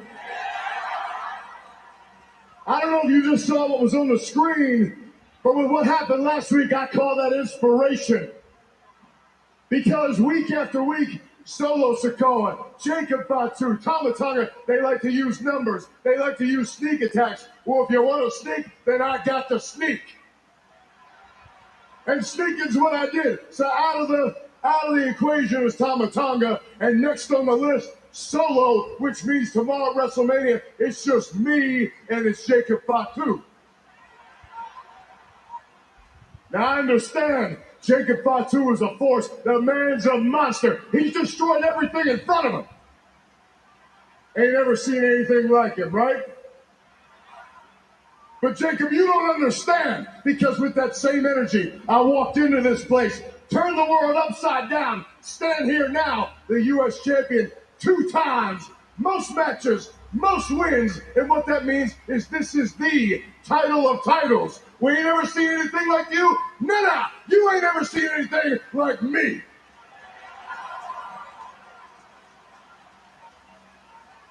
So when you grabbed my title last week, I could be cliche and I can say that's the closest you're ever going to get to touching this U.S. champ. But I ain't a dummy. I can look at you, and I can see that someday, somewhere, chances are you will be a champion. Now, whether that's the U.S. champ or anything else, I don't know, but the chances are. And while I'm standing here in the city of chances, I ain't talking about chances, I'm talking about guarantees. And the guarantee tonight is that Solo Sikoa's about to come out here and eat one, and tomorrow night at WrestleMania, Jacob Fatu, I guarantee you will eat a BFT, courtesy of the man they call the Megastar, with everybody saying, yeah!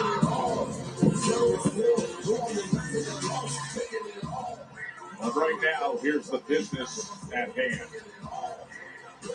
He says next on his list.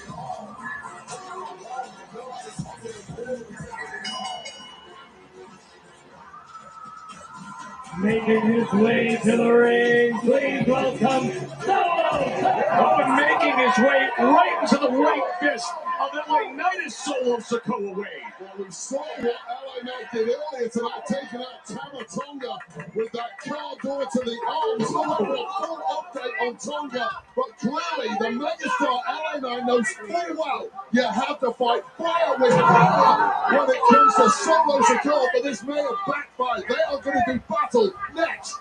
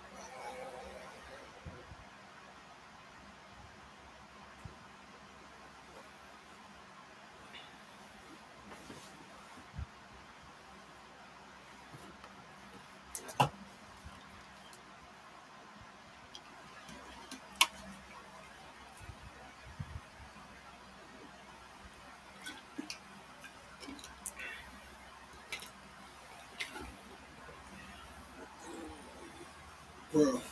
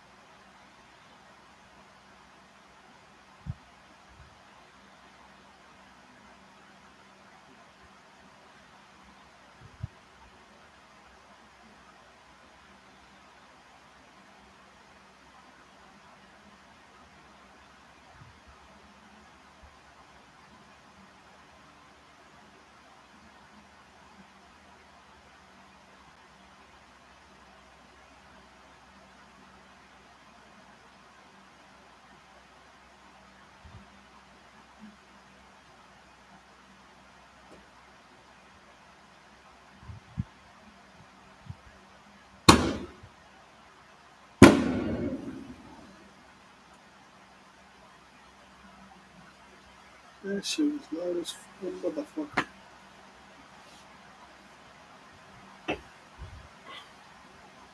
That shit was loud as fuck.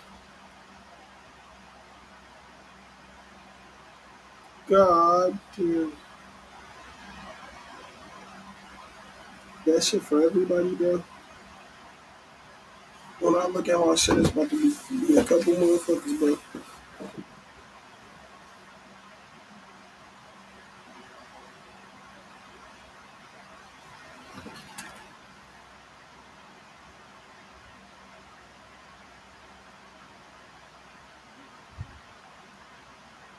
Damn, I didn't realize my shit stopped playing, bro.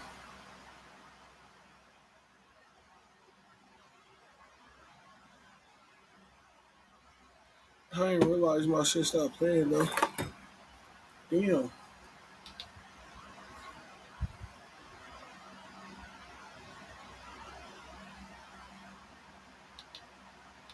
Bro. Playing from Philips 4K TV.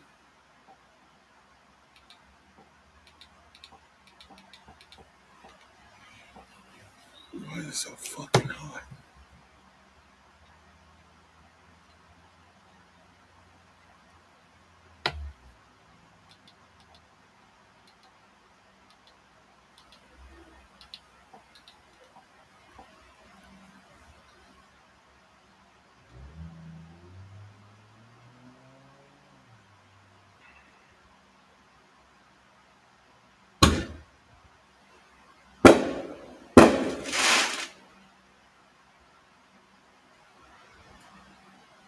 Bro.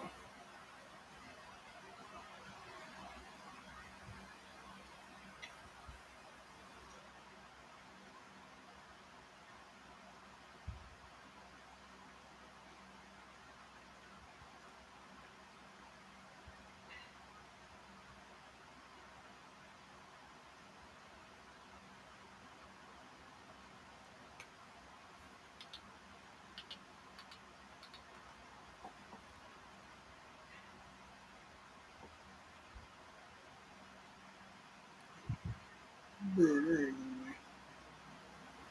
Now I gotta go use the bathroom. Oh, shit.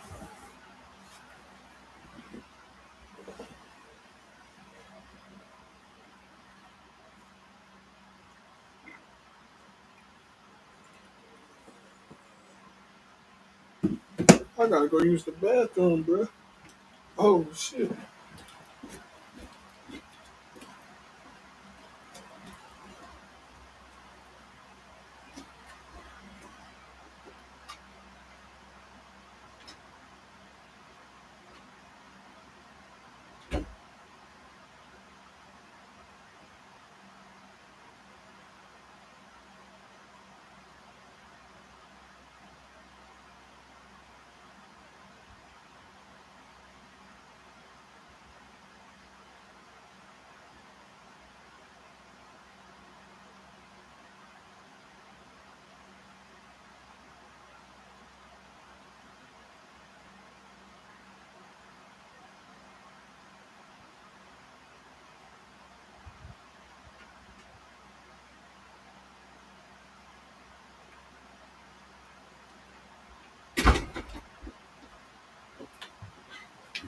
Bro, that shit still ain't come on yet. What the fuck?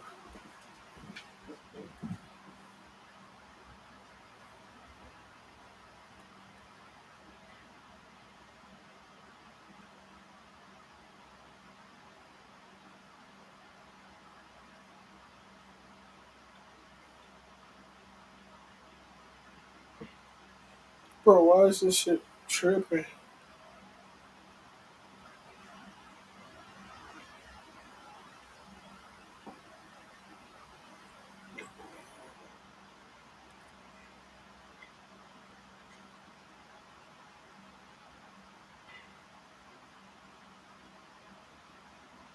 I done missed the promo and shit.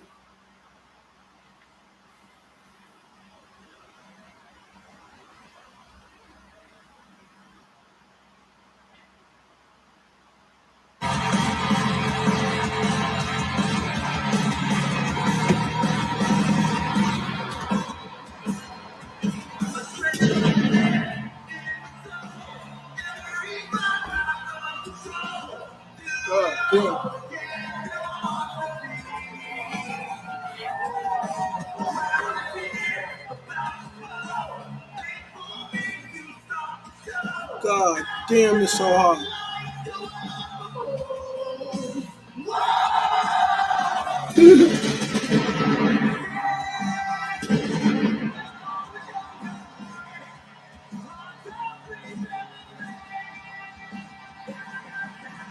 Ladies and gentlemen, please welcome from Atlanta, Georgia, the undisputed WWE Champion, the American Nightmare, Cody Rhodes!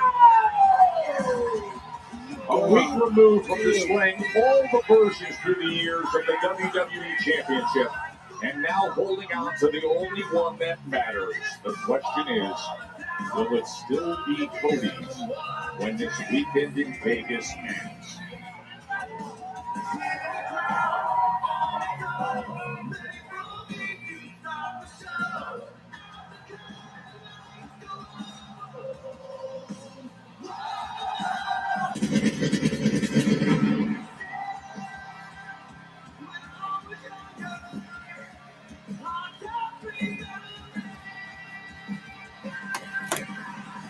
Leading light of WWE, QB1, the man who has the weight of the entire industry. Bro, woke up for Cena. What the fuck? I told you, bro.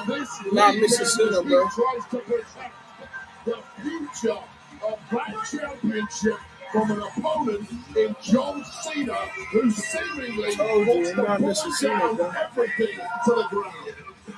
Cody Rhodes, John Cena, streaming on Peacock. WrestleMania Sunday begins 7 p.m. Eastern Time. Not missing Cena, bro.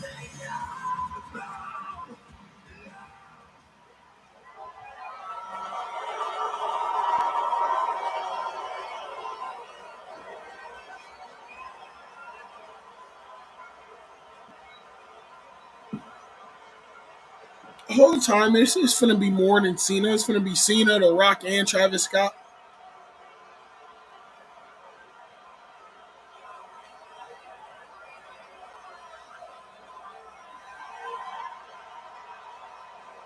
Is that nigga getting booed?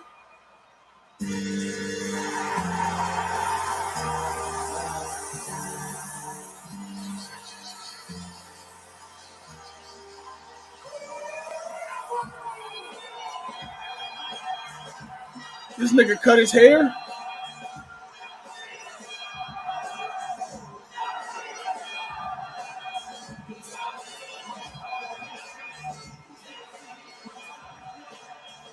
That boy got a cut.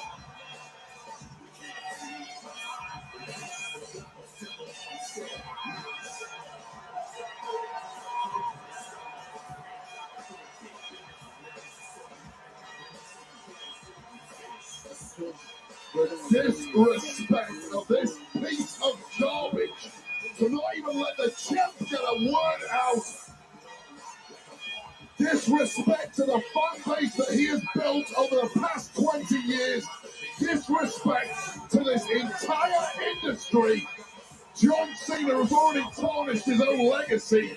He now seemingly wants to go down in infamy as the man who will have destroyed the future of the most important championship in history. And he wants to do that Sunday night in the main event of WrestleMania. I hope he does. We don't need a champion anyway.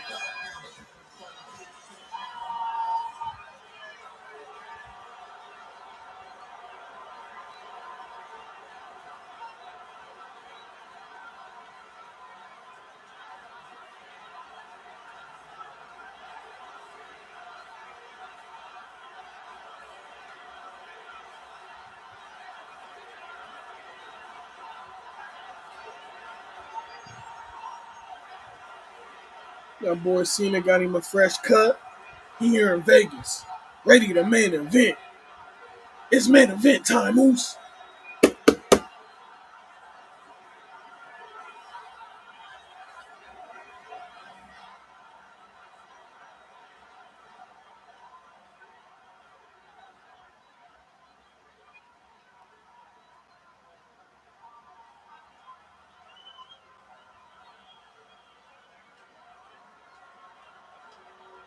Shut your mouth, kid.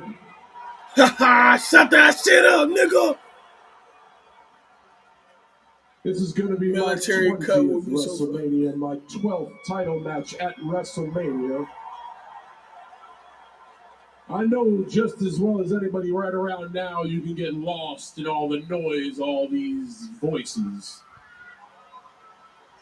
There is one voice you should listen to, and that's the one coming from the man looking at you in the eye. Sunday is the last time I will ever compete in a WrestleMania ring. No one has ever had the courage to end their career the way I have. And there is nothing you could possibly do to prepare to face a man who knows he's going to die. What I'm doing is so unprecedented, they don't think it's real. They don't believe it. They think I'm going to come back because everyone always comes crawling back. There's no such thing as a wrestling retirement. There's always one more match. The reason there isn't a wrestling retirement is because every other wrestler is a scared, insecure loser. Damn! Every other wrestler needs these people. Damn! Needs these people to care about them, to post about them, to talk about them, because the second they get away from this, they're left alone by themselves with their pathetic lives, so they come crawling back as a shell of themselves. I have love, joy, and worth in my life. I don't need a single damn one of you. Damn!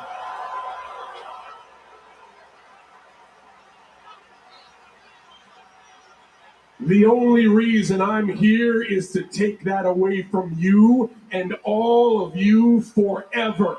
Damn! Good job. Don't say I didn't warn you, because I did. Last year, when you won that championship, everybody's raising you on their shoulder and giving you watches and stuff and saying, good job, champ.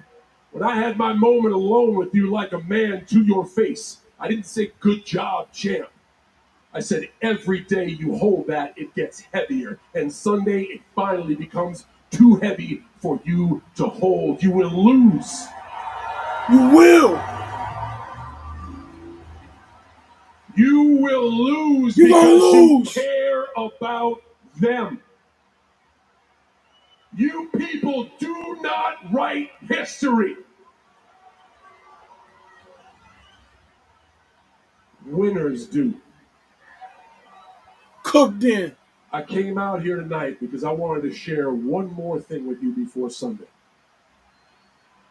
When I won that Elimination Chamber, I knew it would be impossible to beat you in a match at WrestleMania. And then in one moment, you changed all that.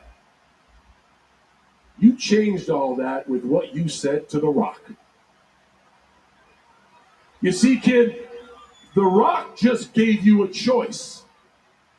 Do you want to do what they think is right? Or do you want to win? And in the moment you made your choice, not only did I think I could beat you, I realized Sunday, you don't stand a chance. And that night, all that was left for me to do was the one thing you couldn't. Prove to them that they don't matter. Oh! You see, all of this noise from them, these people will always make up their own version of the truth they want to believe. And when you stop caring about that and stop caring about them, you can start accomplishing anything you want in life, but you are too weak to understand that.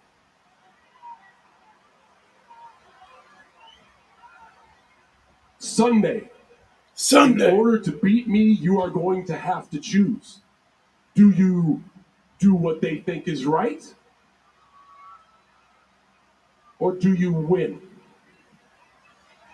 And Cody, you are strong, you are tough, and you are driven, but you are also scared, insecure, and naive. You say you wear this suit because you want to be somebody. You have your tattoo because you want to be somebody. You didn't need the tattoo or the suit because Sunday I'm going to make you somebody.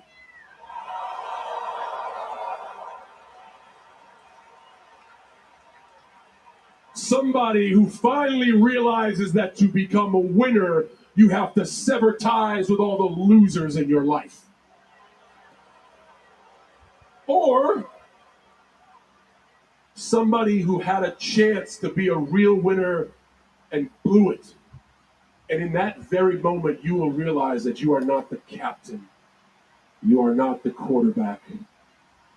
You're still just a kid in a man's world who doesn't have the balls of the last real champion. Cook that fraud, Dan Cena. Cooking his shit, frying his ass.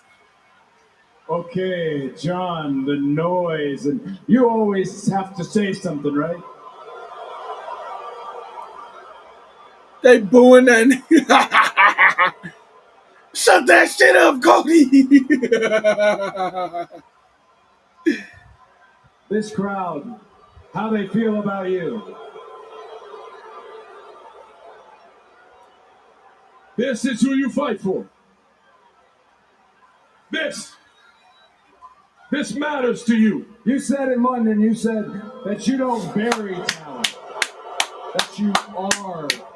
Holy shit. Well, I know a graveyard of talent that would disagree with that statement, but we're not talking about them. We're talking about WrestleMania. Let me ask you a question, John. Do you know his name? The one who handed you the microphone. You know his name? No. You don't know her name either, do you? And I'd wager if you walk backstage, you don't know any of those people either. This is a different WWE, John. And when this was your WWE, I worshipped you. They worshipped you. But since the GOAT hasn't shown up since Elimination Chamber, allow me to offer you a little perspective, okay? You called me underwhelming. Guess what? You're overrated. You're overbearing. And more importantly, you're out of touch and you're out of time. Your face is melting wax. You got a stack of dimes for a neck, spindly ass legs. You're paler than Sting at Starrcade 97. And you're sanctimonious comments about how I'm an errand boy when the whole world watched you saunter on the Oscar stage butt-ass naked for the people that you run errands for now. And by God, John Cena, it is 2025 and you still can't wrestle.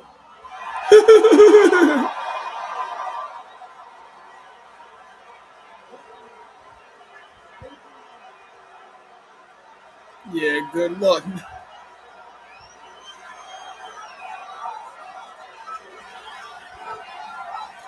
You said I can't wrestle, nigga?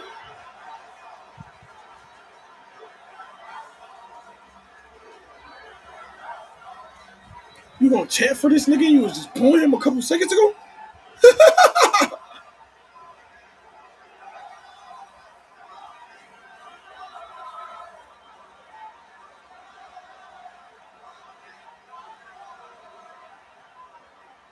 Idiots.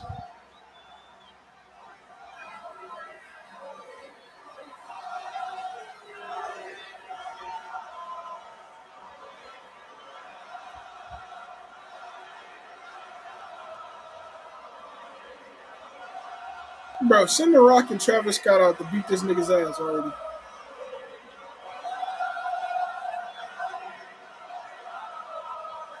They're just like you. They don't know what they want. And Cody, on Sunday to beat you, I don't have to wrestle. Oh, Cena!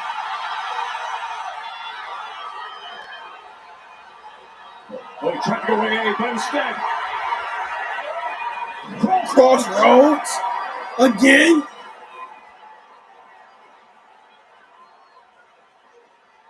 The war of words just went physical. The American Nightmare. Yeah, there ain't no way Cena doesn't win. with the undisputed WWE Championship in his hands. This is the last He has thing we been see making before a message Mania. of fighting for the fans. Can we get a yeet To real save the quick? industry. Send Jey Uso Keep out to that just yeet with us real championship quick. for the present and future of sports entertainment. Where the Rock at? Send the Rock out real quick. WrestleMania Sunday. It'll headline it all and cap what is turning out to be a spectacular weekend in Vegas.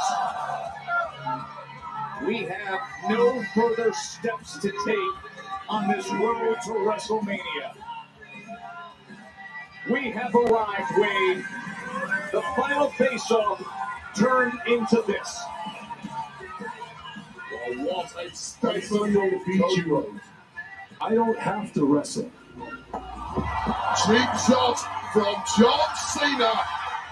But we got a champ who was every bit ready for Whoa! it. Is this a window into the main event of WrestleMania Sunday with the WWE Championship on the line? One crossroads may be all it takes to put away Cena for good in his final WrestleMania. It is coming your way. WrestleMania 41 Sunday night will be the undisputed WWE Championship match. Start streaming at 7 Eastern, 4 Pacific on Peacock. Now, wait.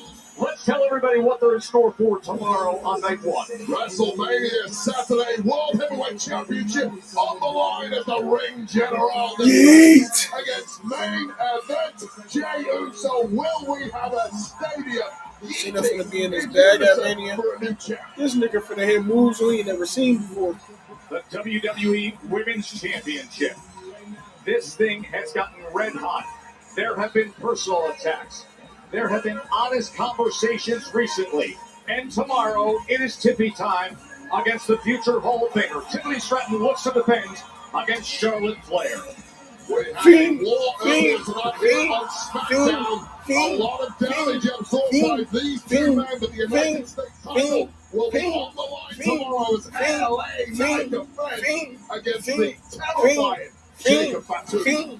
And for Rey Mysterio. El Grande Americano! But this one comes against the luchador who has burst onto the scene recently. It is El Grande Americano against the Hall of Famer Rey Mysterio. We got ourselves a World Tag Team Championship clash as the Boo Day. They suck while they're challenging the champs, the War Raiders, tomorrow on WrestleMania Saturday. World Tag Team Championship clash tomorrow between those two. Proceed with caution, says Naomi. It's really WrestleMania tomorrow. What the fuck? Jade and Naomi, perhaps the most emotionally charged of all the WrestleMania 41 matches. Three of the biggest names, three of the biggest egos. Well, they're going to compete in triple threat action in the main event of WrestleMania Saturday. Roman Reigns, Seth freaking Rollins, and CM Punk with the wise man Paul Heyman in his corner. Who will be victorious in the main event tomorrow? Of course, moments ago, the face-to-face. John Cena and Cody Rhodes. As Cody was able to counter. The crossroads was hit. Why they showing this fuck ass Cena's replay? going for the record-breaking win Sunday night. But Rhodes is determined to save pro wrestling. There are just times in life that you know you have to take it all in with your eyes wide open. For all the fans, from the hardcores to the casuals, this, right now in Vegas, is that time. This weekend in Sin City, it is must-watch. It is can't miss. It's the unthinkable now a reality. This version of John Cena against the hope for the current and future of the industry. Cody Rhodes, WrestleMania 41 comes your way tomorrow. We'll see you there. WrestleMania 41.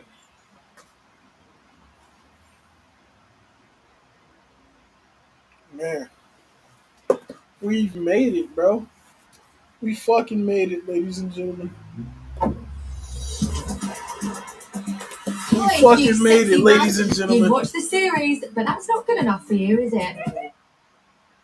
We fucking made it, ladies and gentlemen.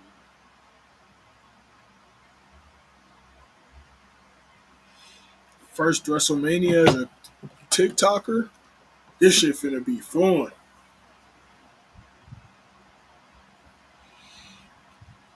As y'all know, y'all better hop into the live tomorrow, bro.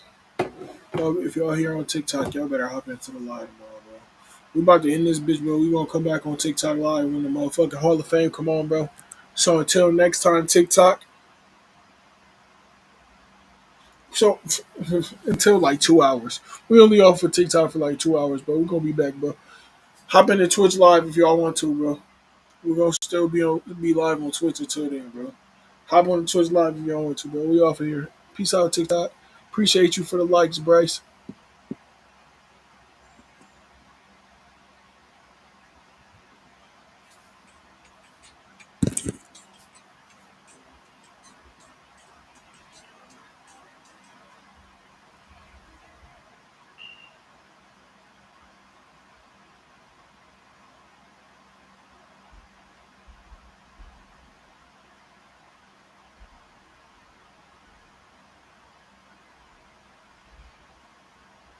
Bro, get me off of that screen.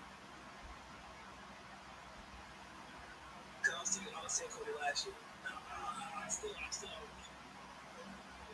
sorry. I'll tell you something, man. Today, die-hard Cena fan.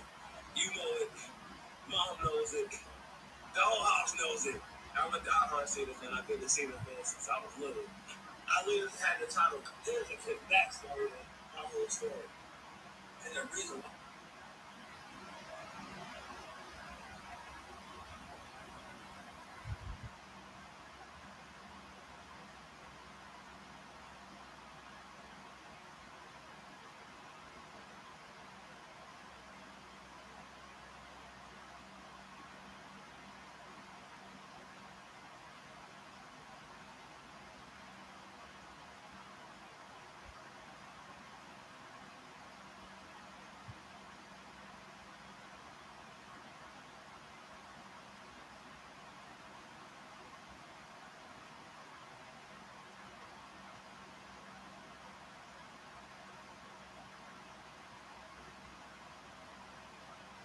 They said that nigga Aleister Black might be the second best AEW rehire since Cody.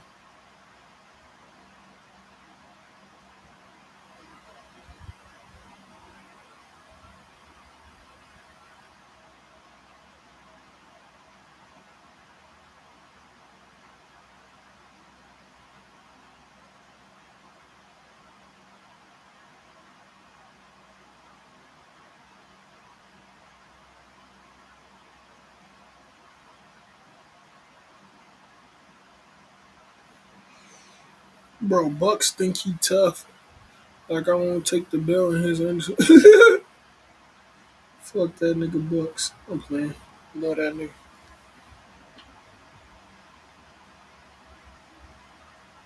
It's really finna be WrestleMania Saturday.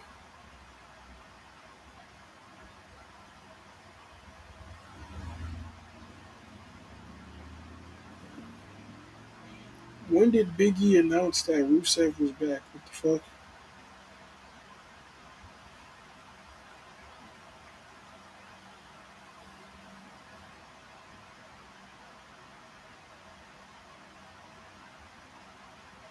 Yeah, I love them bad beats.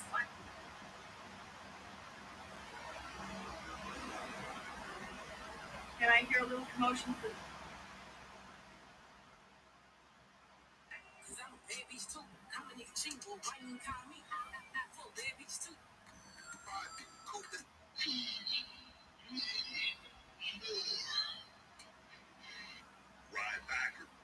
That nigga said Hungry Mania. That nigga Ryback trying to get that the last WWE check by any means possible.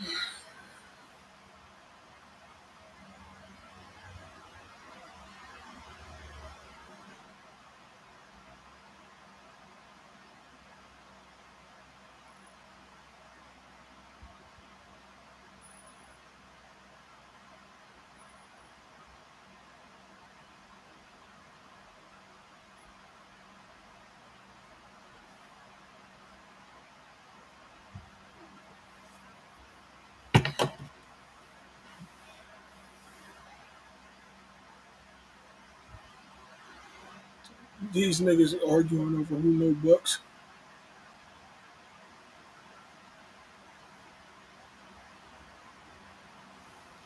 These niggas arguing over who know Bucks.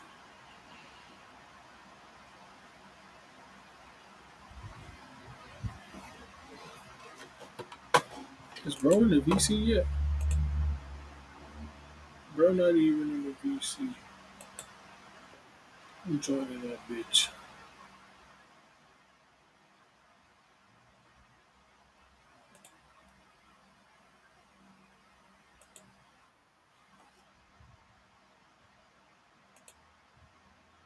I'm in that bitch.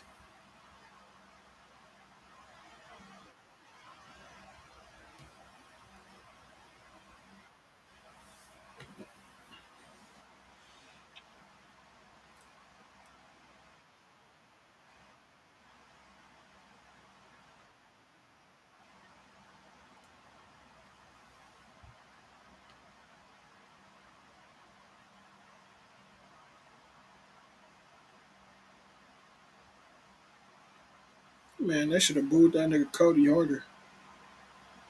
If I was in that bitch, I would have booed him so hard.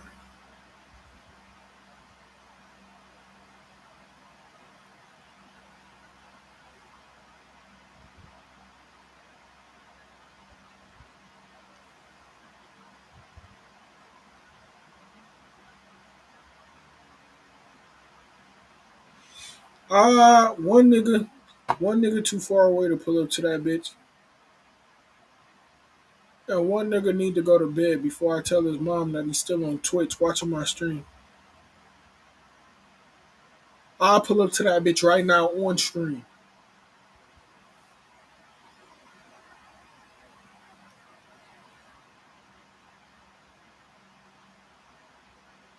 Alright, let me entertain the stream real quick, bro. We got what?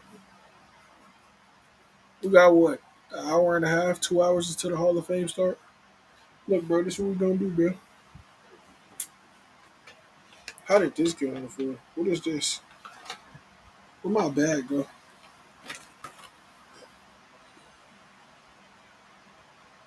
Why you dick riding front to you? I'm not even saying nothing about you. Because fuck both of y'all niggas, that's why. Like, halfway through, like, just seeing y'all argue, like, it just made me realize, like, something clicked in my brain. Just fuck both of you niggas. Like, honestly. Like, fuck both of you niggas.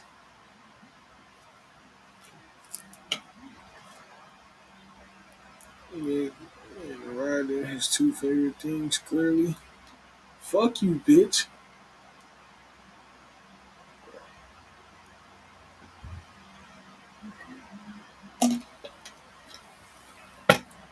Everybody join the VC right now, bro. This nigga really in the VC. Why can't I hear? Wait a minute, where my headphones? Where's my headphones?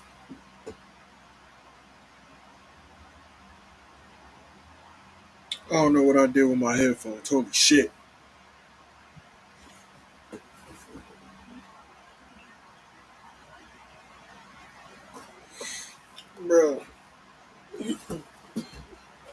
God damn it, bro. Fat bitches and biscuits, nigga.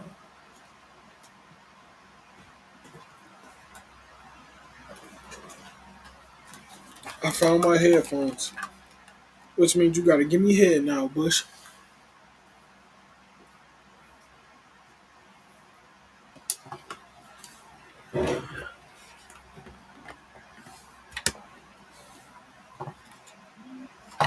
Yo. That nigga mic muted. Wait,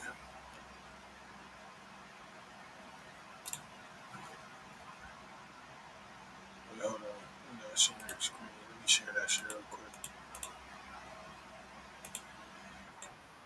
I can't hear you though. I cannot hear you. Me, I cannot hear you. Tôi không có nghe lỡ tạm mồi.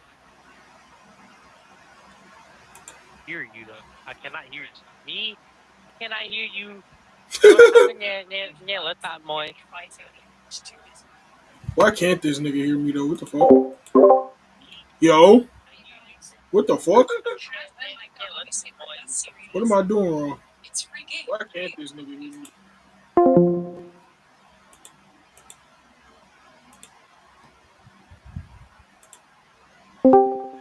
Bro, what the fuck? Why can't this nigga hear me? Can the stream hear me? Bro, what the fuck? Chat.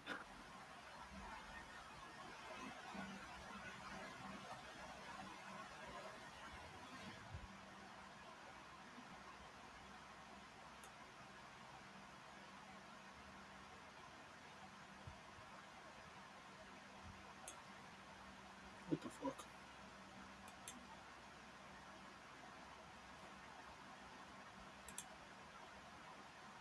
Bro, why the fuck? What the fuck?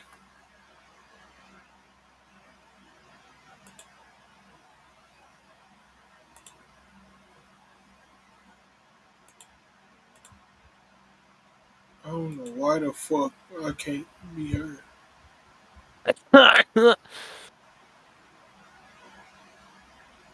Oh shit.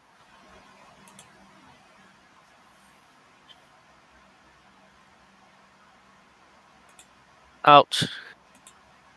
Chat.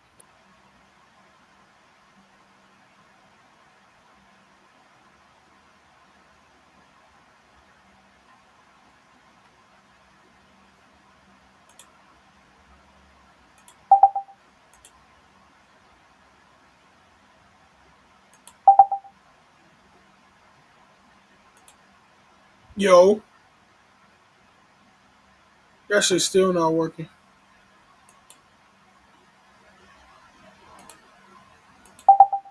Yo.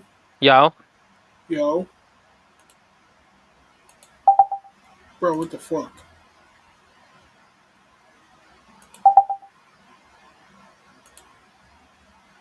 I can't hear you, bro. I replied to your Twitch.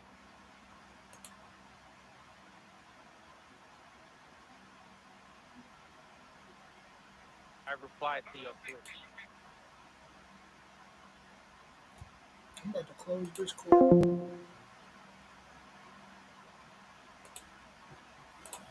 Can the stream still hear me? Hell yeah.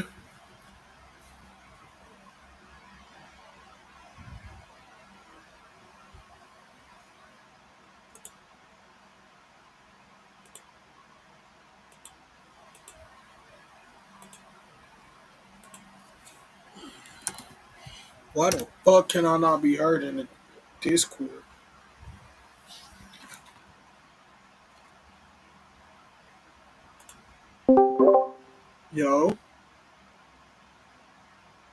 Yo. Brother. Bitch just not responding now. Bitch ass nigga. I know you can hear me now, bitch ass nigga. Yeah, I can hear you now, bitch. I was making sure. Before I come through this shit. I was tweaking, bitch. Shut up, bro. Shit out of you, bitch. Like, god damn, can you let me speak, bitch? Fuck. No, bitch. I thought that was your Twitch talking.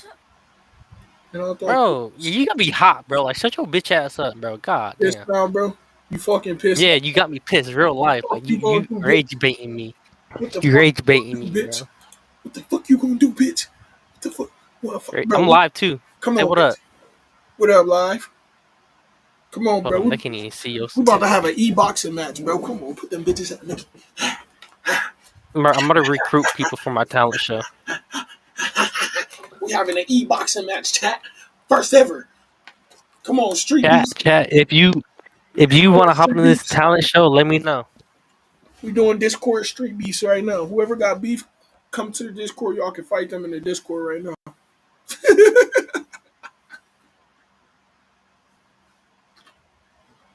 These niggas still fighting in chat. Hell yeah. Oh my gosh, bro! Just so much shit going on. What is this? Okay. Hey, chat, bro. So, what we smoking on real quick, chat? We're about to have a little Discord session. We got candy. I don't want to smoke no candy fumes. We got cherry Peyton. We got some Gorilla Glue. I'm rolling up Gorilla Glue. I ain't gonna lie. I'm either rolling up Gorilla Glue or white truffles, bro.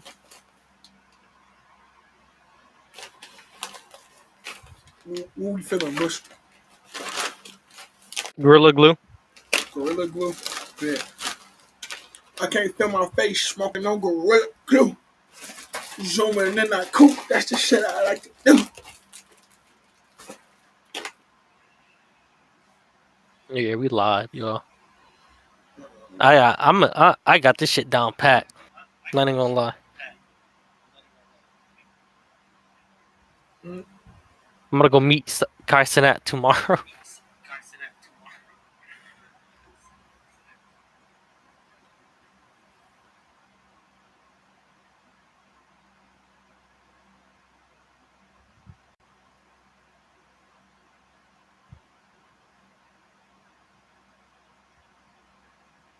Yeah.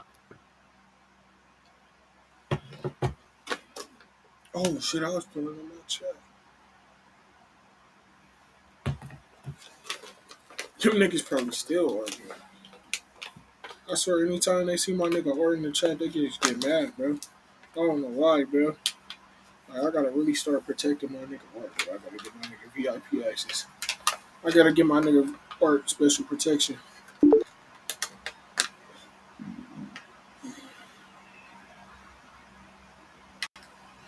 Wait, ain't this an 18 plus? This is a 21 plus stream, actually. It's working. Both fuckers gotta get out of here. I think it's working. What's working? I'm go at this shit. That's what's working. Yo, Frenzy, didn't I just start tuning into the streams recently? Hell yeah. Like a good, like a couple weeks ago. Yo. Bro, that's your coin. Can you hear me? Yeah, I can hear your car key body build ass. Can you hear me? Yes, you fucking. Bro, you can't even hear me, bro. Nigga, I hear you right now. I'm not talking about you. I'm talking to Omega. Oh, Mego. Hello? Yeah, I'm trying to recruit people, bro, for my talent show. What is shit not working? I think it's not letting me because I'm in Discord with you. Yo, what up? Can you hear me? You can hear me? No, you can't. Say something. Put a hand up. Oh, all right. All right, now look. Yo, I'm doing a talent show, all right? You got Discord? This cheat need to stop. I'm doing a talent show for $100. Look, It's $100. We're rolling up some. Yeah, I'm talking money now. It's $100. You got a talent? This shit smells lovely. I should have just got fucking. You got no talent? Bro, I ain't gonna lie. We about to go It's back. right. We about to just get ounces of Gorilla Glue, bro. I'm about to be like, give me like Yo. ounces of that shit, bro. This shit fire, bro. What up? You got a talent, Bro. low key? What's your talent? Eating food? Who little? Bro said I'm his older talent than you. What is you talking about? That nigga What's said his he don't talent? run out I'll of recruit him stamina right when now. he fucking. He said his talent, he don't run out of stamina. Yo.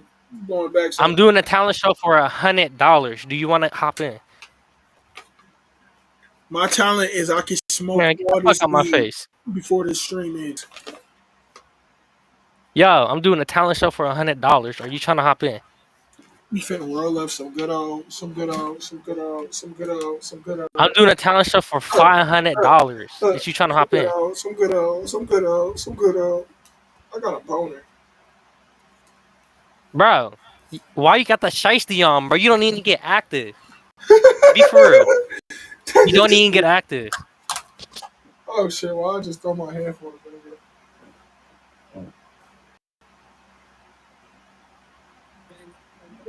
I'll rob you.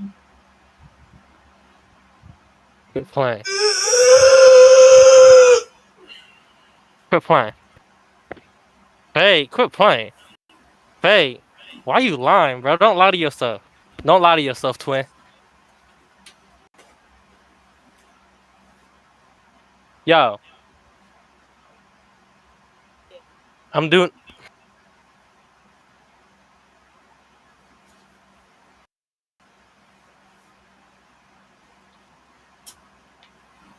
Bro, I'll give you $500 if you got a talent.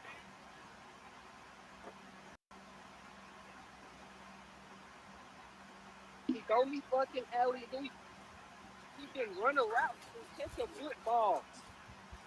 Alright. Say what you are. Real nigga idol, man. They want to be just like you.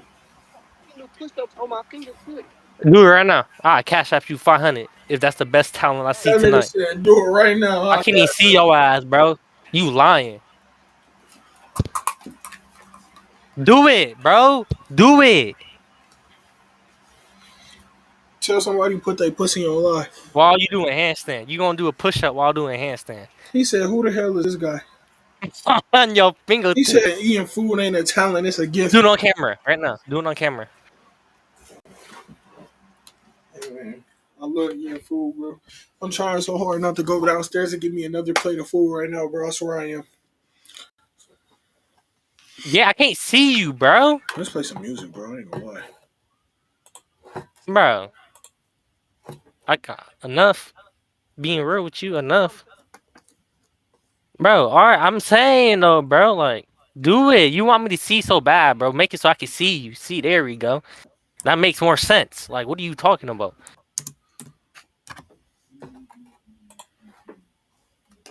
I'm in the house, bro. I'm comfy. Like, what? Bro, are you going to do the push-up on one finger or not? You could be lying.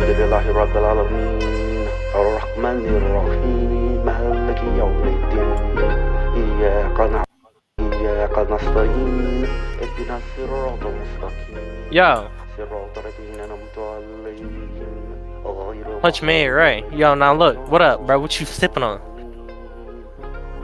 Wine? We need baddies in this chat. We need baddies everywhere, Alright, bro. bet. This that Now shit, look, bro. bro. God, this that shit. For $500. No, I ain't gonna lie to you, bro. For $50, bro. For $50, you have a talent. Oh, what's your talent? Singing. If y'all in the chat right Okay. now, join the Discord. Singing. You can't. Join the VC, bro. You do a backflip? This is what we've been doing for the past couple of nights, bro. Just join Can the VC. you We just gonna do whatever, bro. eat 10 things at once? 10 things at once? No, don't get everybody, bro. Bush, get everybody for a Eat scavenger that hunt. chicken egg rolls? Scavenger hunt. Yeah, Hold niggas on, for let a me end this shit. scavenger Huh? hunt, What is a scavenger hunt? I don't know how to. What is that? bro, we're gonna get everybody in the Discord. We're gonna tell niggas, go find this in your house. Go find some toothpaste. You got 10 seconds to come back with some toothpaste. Alright, bet. Alright, bet. Oh, Dwayne, I ain't Yo. speaking. What the fuck? What you mean you ain't speaking?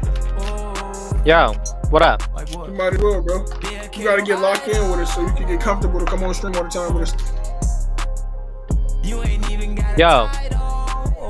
Yo, it's not 21.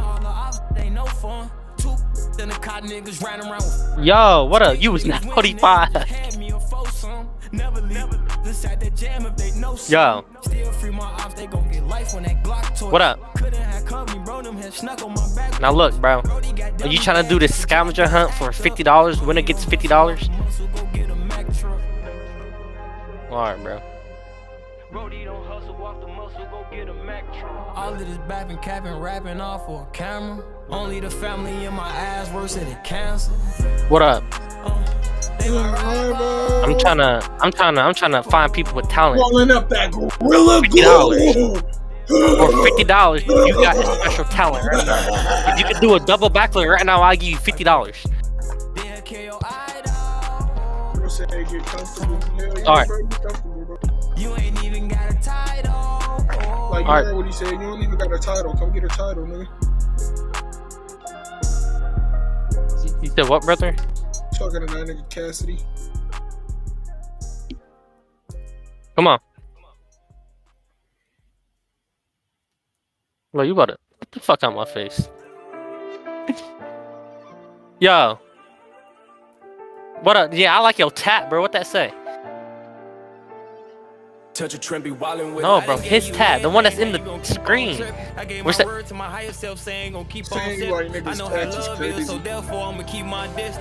Alright. My sister's keeper. Alright, but that's the alright, but now look, bro. For $50, do you have a talent?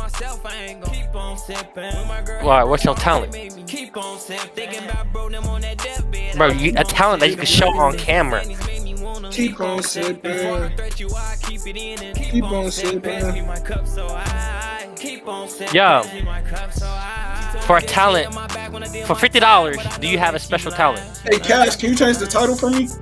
Cash, can you change the title to Twitch Live for me? What? When you cash out on a porn star, you put your lifestyle on the line. Alright, what's your special talent? My bad. You dance around with the demons, you spiritual, take a bath. If you tapped in with the high power, you don't need to be embarrassed. Man, I'm trying to look for talent. Yo, for $50, do you have a special talent? Believe it was scary. Vaseline, it was blurred. In the deep, you witnessed murder. I damn near couldn't believe all the things I done heard of, so I keep on sipping. Yo. You damn near going broke, you want keep on sipping. I made a promise to myself, I ain't gonna keep on sipping. When my girl had broke Yo, heart, it oh, made you me too keep young. on sipping. Thinking about bro them on that deathbed, I keep on sipping. Yo, what up? Okay, okay. All right, now look. Are you trying to double that? That's what I'm trying to ask you. Are you trying to double that? All right, bet. For $50, bro. For $50, do you have a special talent? Huh? Oh yeah, you know what to do. Showing stacks? All right, for sure, but not. Bro, that is. All right. You have a talent. Do you have a talent though, man? That's your talent? You can do a backflip? 20 backflips. In a minute? In 10 seconds? Alright, bet. Start. If you do 20 backflips in 15 minutes right now, I'll give you $50 in cash up. No cap. Bro, I put that on my dead granny. Look, no, look. I shouldn't even be doing that, bro. But look, bro, I will, bro. For $50, if you do 50 push-ups. No, not 50 push-ups, bro. Look, I'm talking too fast, bro. Hold up. You said 20 backflips. Bro, no, that's too, not for $50, bro. I'll give you $5. I'll give you $5. You want to start off easy? Do 50 push-ups right now for $5. Do $10. Yeah, you about to get that little $5 for sure. I respect that. 1, 2, 3, bro. That's not, bro. Put your head straight, bro. Like you planking, bro. A proper push-up, bro. You gonna rob me out my $5? Come on, man. All right. My bad. Lock in. All right. Say what you want. 1, This my 2, shit. 3, 4, 5. That's it. Oh my God, gang. Come on, lock in. Yo. Man, yo lame, bro. Look at your hair, bro. What is that, bro? God damn, gang. Shit on my face, bro. Oh my God. I can't be stopped, I just refuse. Took my time with it, I had to grind for this. Out of my mind for this culinary diamonds. Trust I'm climbing, got it down to a science. G6 Global, that's what I'm flying in. I had to change my mindset, that's where you decline that. You don't know if that's your baby yet with your little line at. They ain't even hook up my cable yet, my shit was down bad. Bells Bond say Yo, for $50, do you have a talent? $50, yeah, do you got a talent? See, I'd rather pay scam, I had to pay them all half. If you told you a coward, You could dice that? For real? Can you do it right now? Hey Dirk, my family hurt me, they did me just like you. Hey rapper, I know a street nigga live just like you. The name that fame the game is just like you. When I'm hurt, I'm just like you. Took my uncle watch to a pawn shop, I'm just like you. Hey Rappy, just yeah. Something to lose, nothing to prove. Unfortunately, something to you. Real nigga idol, man, they wanna be Bro, just what like you whipping out, bro? You training hoes, stay on go, I'm just like you. Get plenty women, plenty money, just like you. Bitch dressed in Fendi and designer, just like you. Street nigga living like he rap, just like you. For $50, do you have a special talent? Just like you. Money, bitches, fame, and a name, just like you. Smashing these hotties for a hobby, I'm just like you. This raps. I just pinned the Discord, bro. And I just changed the name and we giving out money for dares in the Discord. Join up. $50 right now, do you have a special talent? I don't want to see no gay shit, bro. See, look, bro, that's show niggas problems, bro. What's up with y'all, bro? Well, he tried to show you some dick, bro. All right, what's your talent? What you say? What's your talent? He tried to show that nigga some dick. Bro, that's what, no, bro. All right, do something that's appropriate, bro. What's your talent? If I can't vibe with you, I can't be the one that tried to show that nigga Bush some penis. It's weird, bro. Like, come on. Yeah, what up? For $50, bro, do you have a special talent? No cap. I've been studying drugs before my dean. I've been slacking lately. I've been putting niggas before my team. 10 toes. Ask the county how many times my phone ring. You be sniffing around my business. That's gonna make your nose. He's for real, bro. He's for real. How? What, bro? Bro, I don't give a fuck about none of that, bro. I'm trying to see you do a double backflip for $50. I'm gonna get off this shit, bro. He don't want that money, he want that pleasure. Never count him out, have a deep talk, make him better. And she like Derek, got her a rose, now she that was the L. When my homie died, I fantasize and make me madder. That was terrible. Bleed. And I don't be feeling like nobody on my side. When you be up, you get locked up, that's not a vibe. We ain't never gonna find no talent, bro. I'm locked in and I provide. All of them my twin, no I can't deny. How many hoes I done pulled up for this social media shit, bro? And I laid in bed with a bitch who bashed me with my money now. Told me cash out money. I just went through 100 people, man. Ain't nobody do nothing crazy. Go in my drawer when I be sleep, that hoe be sneaking money. I bonded out from the county jail with my feature money. God damn, it's getting hot again, bro. Hold on. He ain't speaking to me. It's raps. We ain't never bought a blow. We ain't never bought a fucking blow, bro. I'm out of ideas. What we gotta do next, Q-Tip? Straight to the script. Alright, chat, what we about to do? Play Roblox? Have a Discord smoke session.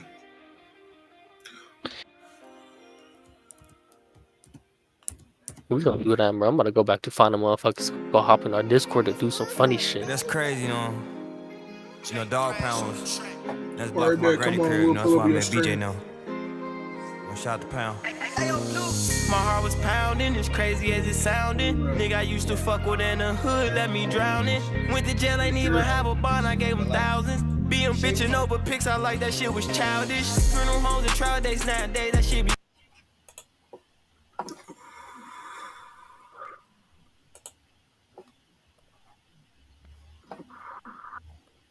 Yo. Yo. Yo. God damn, I need a foot job. You're not fucking. Bro, shut your lame ass up, bro. Do you got a talent for $50? You're not fucking Punch Made, dude. Do you got a talent for $50? Who faking Punch Made, bro? I'm clearly a fanboy, lame ass nigga. You taking that shit too hard, bro. Do you got a talent for $50 or not? Do you got a talent for $50 or not, bro? Do you got a talent for $50 or not? Do you got a talent for $50 or not? You're fanned out. I'm getting a breeze from all this fucking fan. You said what, Q-Tip? Well, you said what? I'm asking you, what happened? What happened, nigga? I'm asking you, what happened? I gotta mute this shit.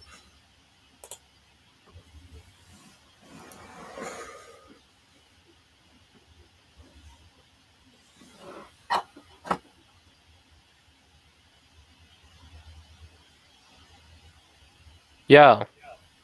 Yo. Do you have a talent for $50?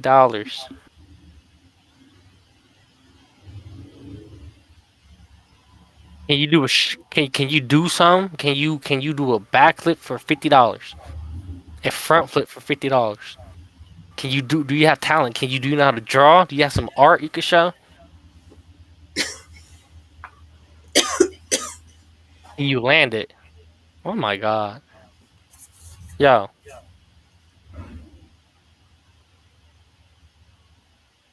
Alright, bro. I'm about to start being rude and start trolling, bro. I ain't about to. Yo, what up?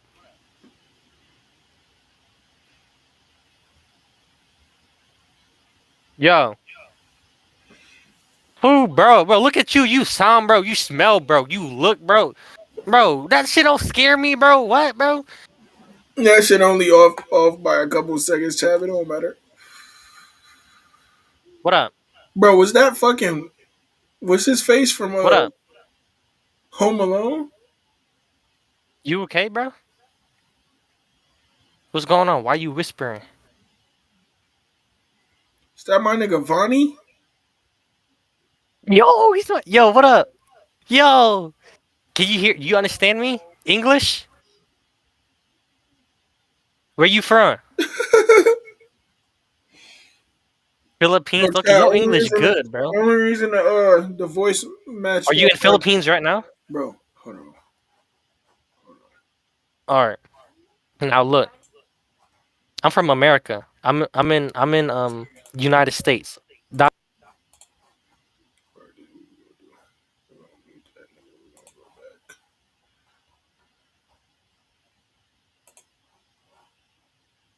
Of course, respectfully, I'm really happy to be here. But now look, do you have a special talent for $50? $50? Wait, bro. Wait, bro. Wait. Kanta kayo. We sing, bro, but in Tagalog. Huh? Can we sing but Tagalog? But we can sing, but in Tagalog. All right, if you sing good, then I'll think about it. If you sing good. Ayaw naman ako. If you sing good, I'll think about it. It's crazy. All right, sing. Go ahead, sing. All three at the same time? Wait. Lang kanta kayo na? Hindi mo naman banyalatan. What kind of song, bro? What kind of song? Sing Took Her to the O by King Von. This nigga said Took Her to the O by King Von. Took Her to the O by King Von. This nigga said Took Her to the O by King Von. You don't know that song? No, bro. Alright, sing. Sing. Oh, sing the United States anthem. This nigga said. Wait, bro, I gotta say anthem. Wait, sing your anthem. Sing your anthem. I think that's what we get rid of. That's it. That nigga's goofy. Alright, guys. GG's. GG's chat. Oh, shit. Yo. You ugly as fuck. Shut up, bitch. Now look, bro. For $50, do you have a special talent? Get out your nose, bro. Come on, bro. Be real. Damn, bro. Everybody seen that, bro. Come on now. Look, for $50, do you have a special talent? What's your special talent?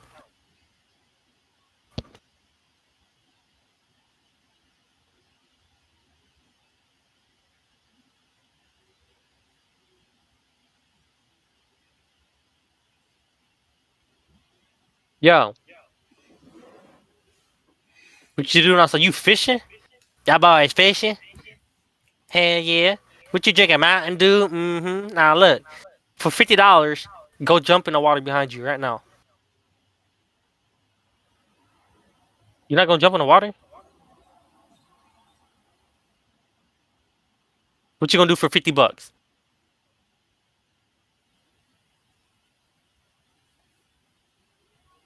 Nothing. $50 ain't none of you. Knuckles hurt. $50 ain't shit, huh? Hell no. How? Oh yeah, type shit. Bro, it's just for fun though, bro. Do something for $50, bro.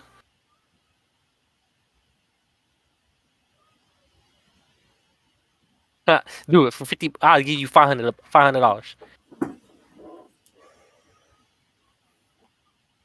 Where are you two about? My terrible.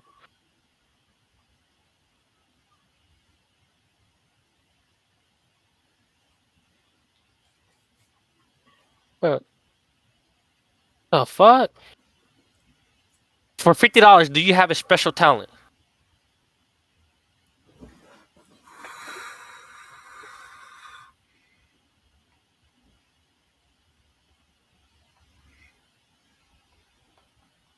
Yo.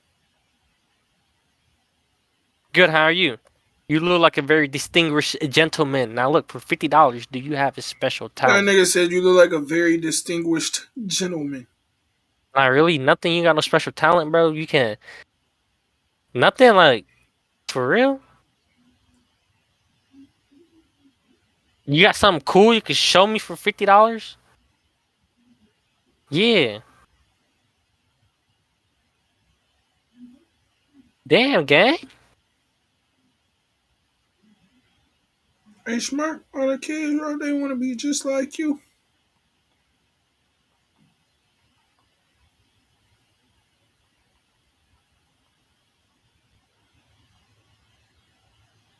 What is that? Okay, does it work? Alright, now where'd you get that clock from? Tell me about it.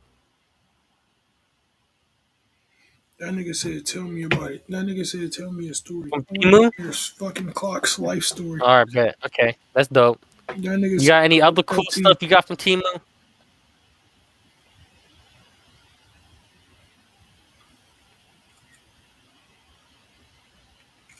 Okay. That's Bape. I fuck with that. I like Bape. Bape dope. Bape dope. But you ain't got no talent. No, I'm looking for talent.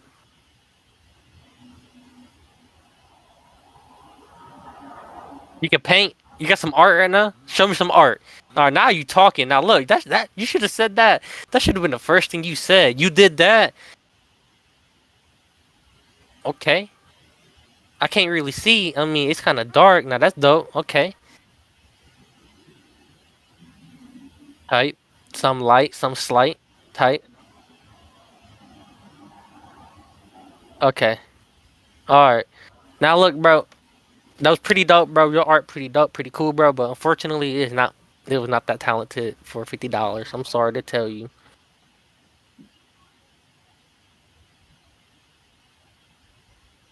Damn. Nigga said that shit wasn't that talented. I'm weak.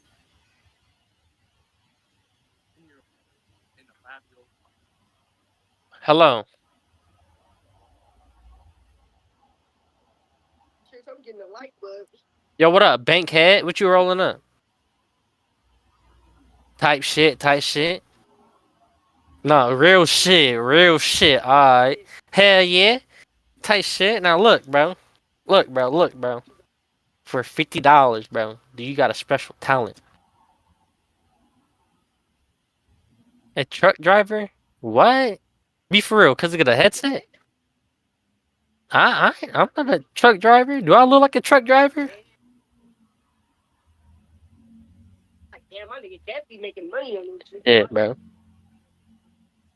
Actually, I wish, but that ain't for me, bro. If anything else, bro, I would have thought you was the truck driver.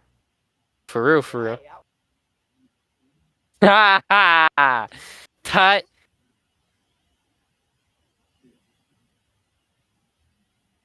Hell yeah. Yep.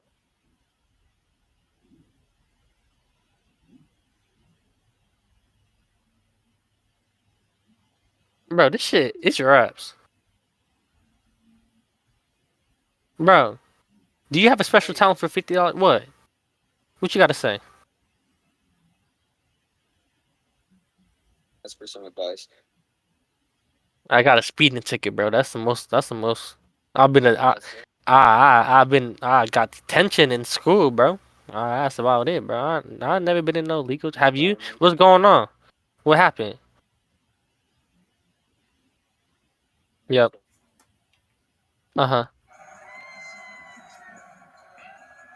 Desperate for money. So I sold these mushrooms to this informant, right? Do some informant. All right. Uh-huh. Okay. And they popped me. All right. They bust you. All right. They popped me a year ago. So They popped you like they shot you. Yeah. Caught me in the back of my girlfriend's car. Uh-huh. And they're trying to hit me with 7 X-class felonies. Do you know how big an X-class is? It sounds big. I'm not familiar with it. It is big. It sounds big. 6 prison time, non-probational. That means no probation, like guaranteed 6. Or if they hit me with every single one. Is this your first time offense? Dang. Okay. But popped a year ago, right? I was arrested a year ago. Uh-huh. Stayed in jail for 2 days, and then they released me on pretrial. Right. Because they see I'm a little white boy. Right. I mean, I'm not a boy. I'm 25. But it's now been a year since that all went down, and I've attended every court. I've held down. Tell that nigga to shut the fuck up yapping. What the fuck is he talking about? Nobody gives a fuck about any of that shit. Pre-trial court date is coming up, and that. Who the fuck is that, bro? Gang. Do you have a special talent for $50? Me? Yeah. I kind of got a talent. I mean, I can do like graffiti really good. You got some art you can show me right now? Sketchbooks over here.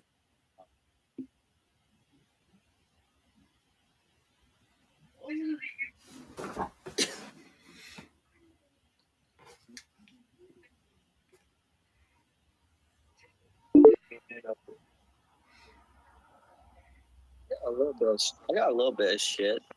Not bad. That's not very good, but. Bro, can somebody do a triple backflip or something? Oh my god, it's not that hard, bro. Bro, you don't even get active on Warzone, bro. Get the fuck off that shit, bro. Let me see your KD right now. Let me see your KD. 1.7? Bro, nigga, you're dookie. You're dookie.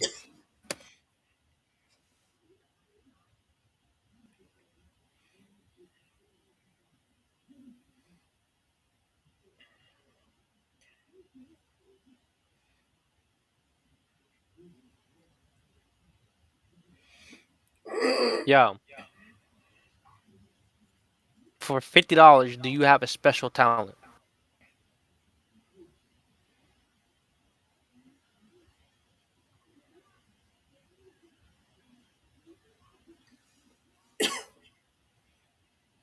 Yo. What up? Bro, these be so lame, bro. Like, so fucking lame. Like, yo lame. Look at yo lame ass, bro. We about to use you for an example, bro. What are you doing? What are you doing? What are you doing, bro? Why are you just sitting there? Say something, bro. Talk. Say something. You're not 29 years old, bro. Stop the cap. Stop the lies, bro. Bro, you're lame ass. Bro, you look younger than 15. You little as fuck. Lame ass. Look, bro. Look at you, bro. Nigga, your eyebrows in Minecraft, bro. Your square eyebrow ass, bro. Lame ass nigga. Look at your hair, bro. Stop, bro. Put that shit That up, nigga bro. said that's real big. Pause. This nigga need to give up. Oh, nigga, look at your teeth, bro. God.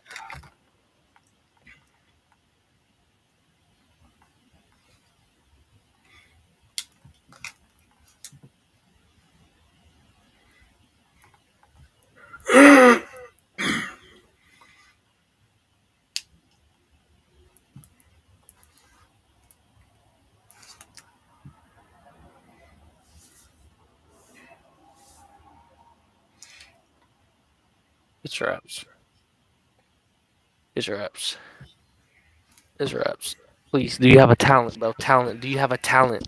Oh, you look like you kill people. You look like you kill people. You not gonna kill me. You not gonna touch me, bro. I promise you that. Untouched. You would never catch me, bro. You would never find me. You don't even know where I'm at. You don't even know where I'm at. You would never find me. You would never find me, bro. You would never find me. Never. Bro, look at you, bro. Look at your neck. Nigga, damn. Put that shit away. Hide that shit, twit. Oh my god, bro. Cause that shit all up in my face. Put that shit away, bro. Oh my god, bro. Why you sound poor? Tell me that. Why you sound poor? Huh? Why you sound poor? Fuck is you talking about? You, bitch ass nigga. Fuck is you talking about? I'm talking to you, obviously. Fuck. Bro, go get up, Niggas bro. getting You need to bullied. get up and get some money, bro. Bro, this thing got a P, bro. It's in 2026. You need a P5, bro. You need to get some money, bro. You got a P4. Put that shit up. Put that shit up. You not embarrassed? I give you props. I give you props, bro.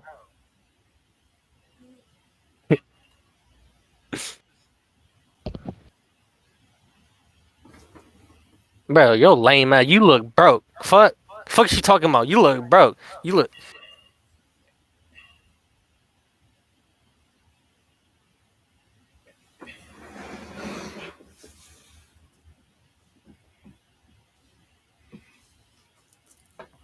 Quinn is over. Bro, it's been over, bro. What up? Niggas be so lame, bro. Get your ass on. I'm done. I'm not sparing nobody no more. Bro, don't even say nothing. Don't even say nothing.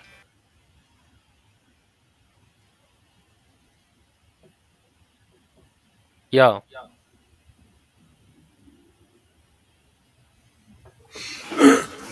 Nigga turn on PS4 and think he on Delta Airlines is crazy. Bro, what? Yo. Oh my God, bro.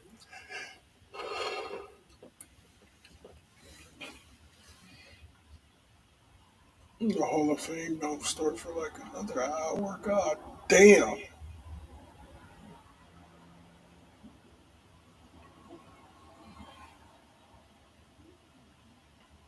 Do you got a special talent?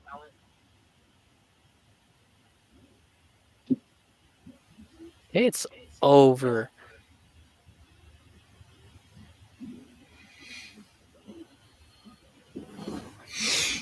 Bro, what dumbass games we can download on this bitch and play real quick? Bro, schedule 1. Let's play schedule 1. Not playing that shit.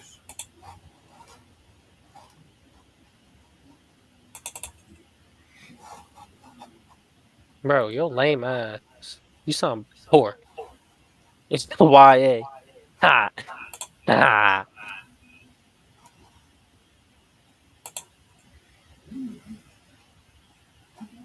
What you doing? Rolling up a blunt? Type shit? Let's hit a blinker right now.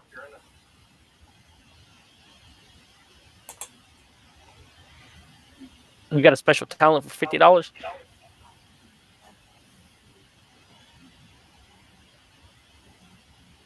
If you got a special talent, you can earn it, bro. You can't, bro. Stop asking for handouts, bro. Earn it, bro. Do you got a special talent? For a minute straight. Survival games. What they got on here? My God, bro. All right, beat me 1-on-1 on Call of Duty. He said niggas need to just find baddies and make them twerk at this point, bro. Bro, you not cooking me on COD, bro. I'm being real with you. Don't do that to yourself, bro. Don't do that to you. You can put money on it, bro. Don't do that to yourself. I'm telling you. Type shit. I got, bro. Now you got Sparking Zero. See, bro, you got 2K25. See, look, bro. You look like you play FIFA. Now look, bro. You got. He said that nigga look like you play FIFA. I'm weak. Alright, bro. I'm modified this game.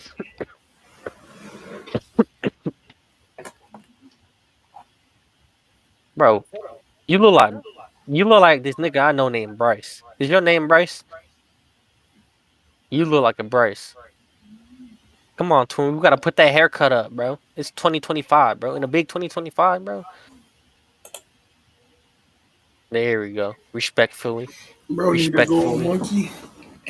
That's what that nigga on. Respectfully. I ain't going on that shit though.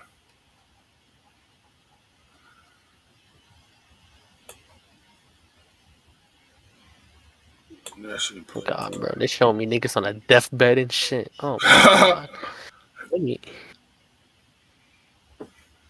Yo, what up?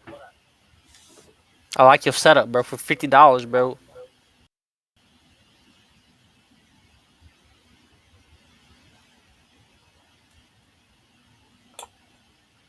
What? What are these games ass? What does that mean? You're broke. You're broke. You're broke. You're broke. You're poor. You're poor. Or maybe my taste in games is just ass now. Who knows? You gonna put me on?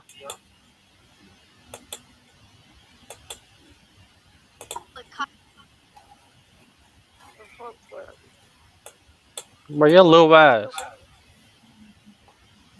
How old is you, bro? 5?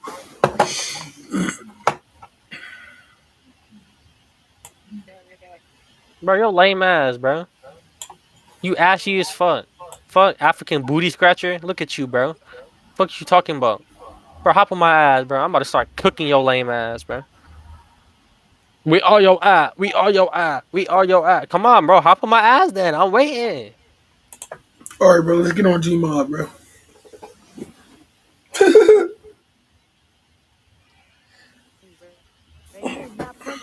Bro, yes I am Punch Made, bro. Stop. Stop, bro. You is Stop. not I am Punch Made, Made. You don't know me. You do not know. Bro, you show me your money. What are you talking about? No, let me log into my Steam on this bitch. I'm logging out of this Steam.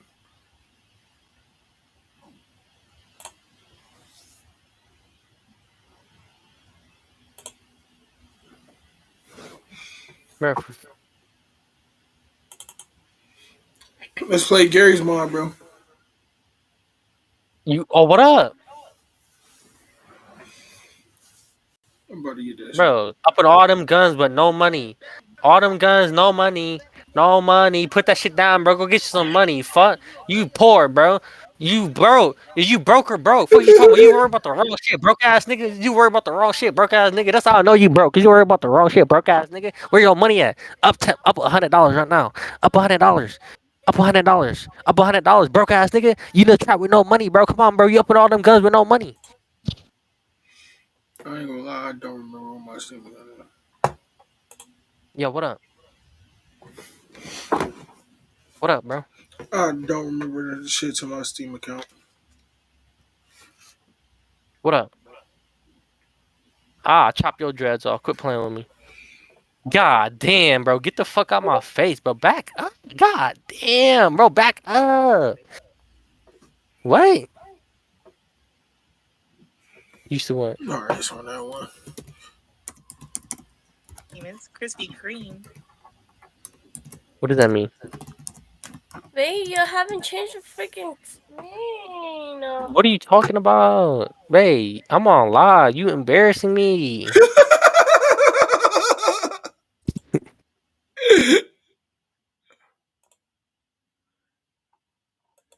Yo. That nigga said, I'm alive. You embarrassing me. Please try again, bitch. What? You me though, bro? Yo. You got a special time for $50? What? Nigga, I'll snatch your chain off your neck. What? Bitch ass nigga, you heard that for sure. Man, shut up, bitch ass. Ah, smack your glasses off your face. Quit playing with me. Them big ass spectacles, bro. God damn, twin. Oh my god, bro. Your nose big as shit, boy.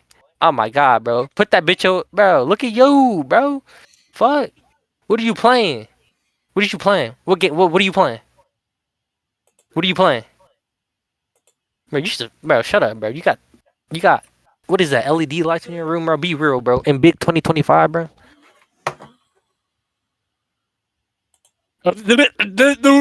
Shut up. Fuck you talking about? You sound like how you look. Fuck you talking about? Lame ass nigga. What? Bro.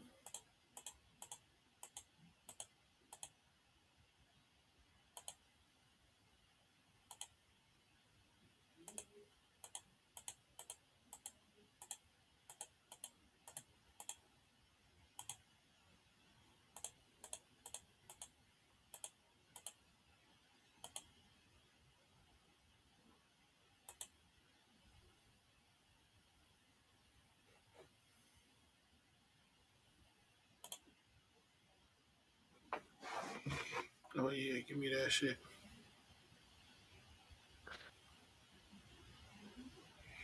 Why the fuck is my shit 30_37? You better hop off this shit, bro. You about to hop off, bitch ass nigga. We about to play a game. No, I'm about to hop off live. Then no, we try again tomorrow. How do I make sure my live record? Because I want to clip up. Go to your dashboard.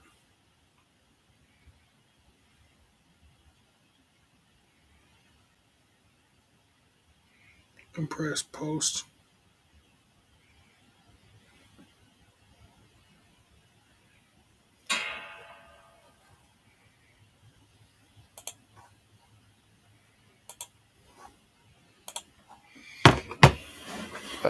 So I gotta end stream first? Yeah.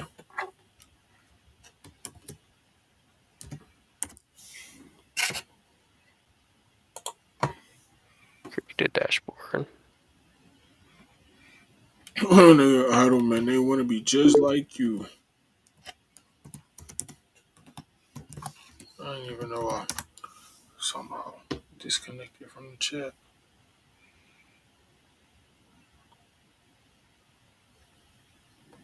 Bro. Wait, ain't this Where, Asian?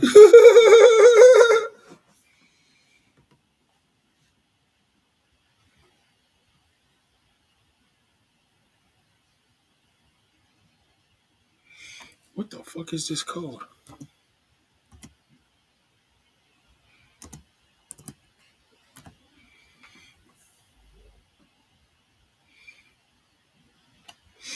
Oh yeah, lure me into that bitch. Did bro's girlfriend actually embarrass him? Hell yeah, you ain't hear her ass?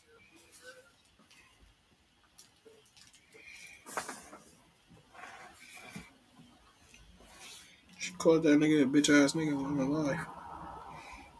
I ain't gonna lie, I would have DDT'd her ass.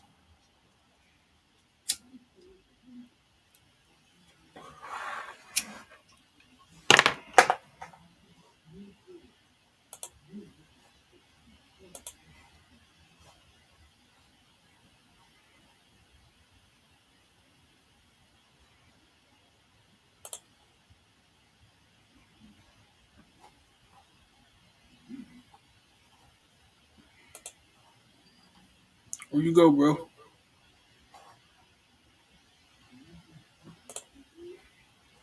You still in there? Hell yeah.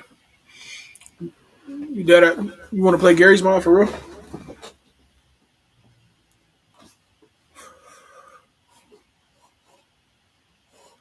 Bro, hold on, bro.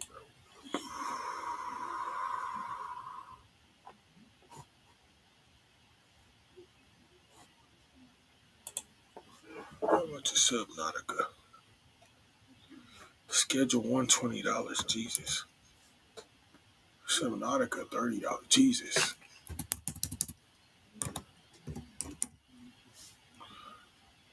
Left 4 Dead? Nigga, come on, we better play Left 4 Dead.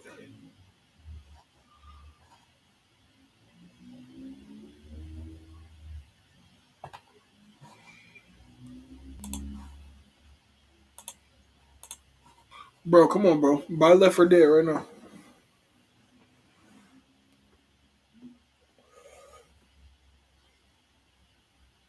I don't got a controller. Ooh, I do got a PS4 controller I can hook up to this bitch.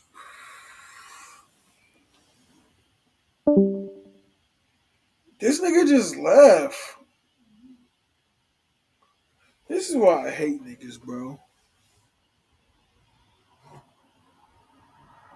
What was the point of telling me bro, this nigga better be joining back. I ain't gonna leave this bitch yet. This nigga probably about to join back. Or I'm gonna crash out. Bro, he might as well. Can we play this bitch online? This bitch can play online.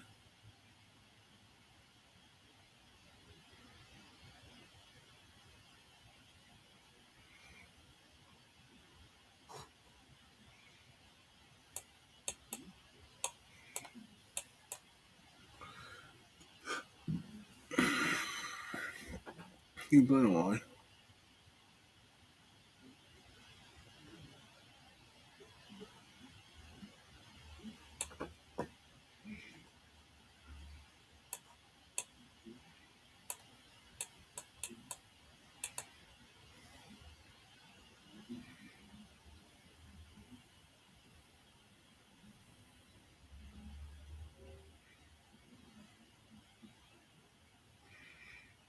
Bro, can you play online though, bro? That's what I want to do, bro.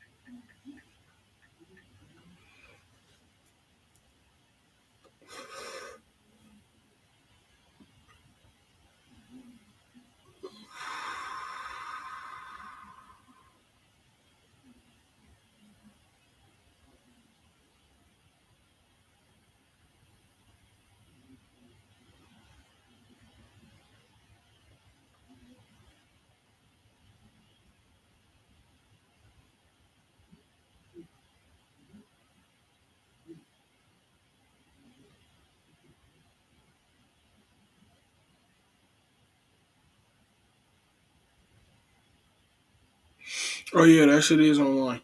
Bro, where this nigga go?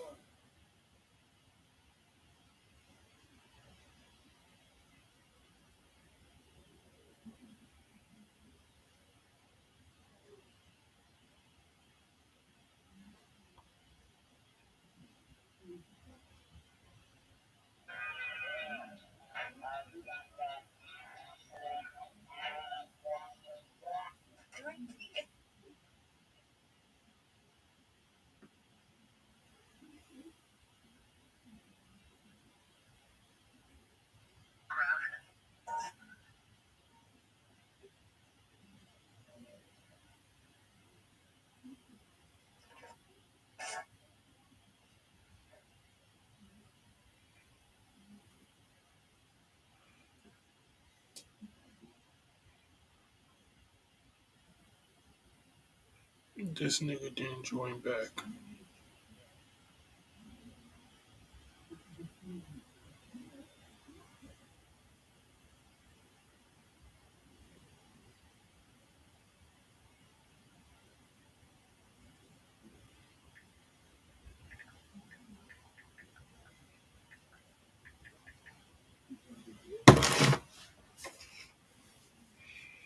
Bro,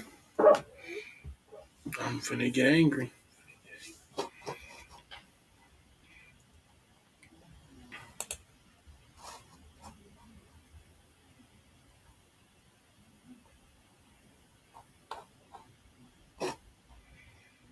Where this nigga go, bro?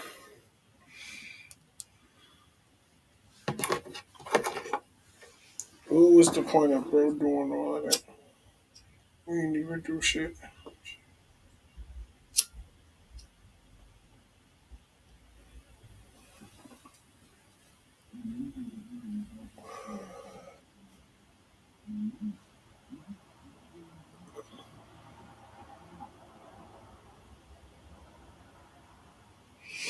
Bro had me sitting here waiting on him.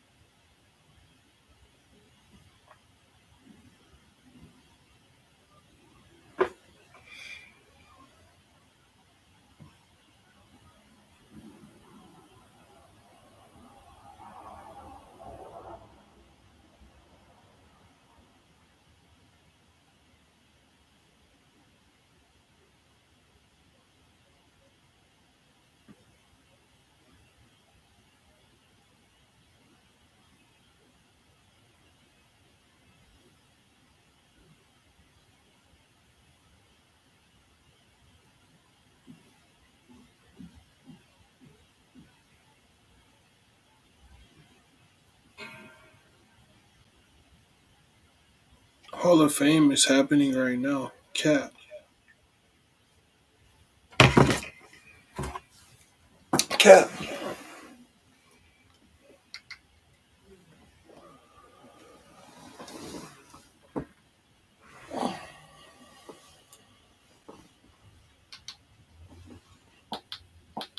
Playing from Philips 4K TV.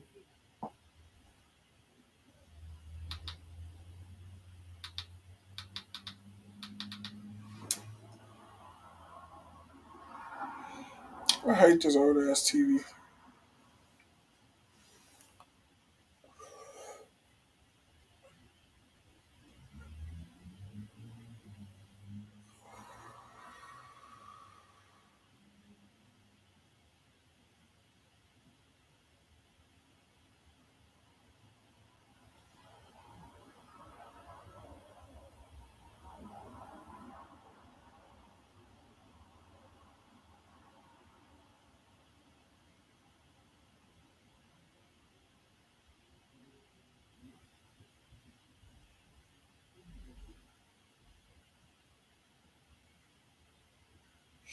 Bro, why is this shit taking so long on TV, bro? This shit acting like the Chromebook.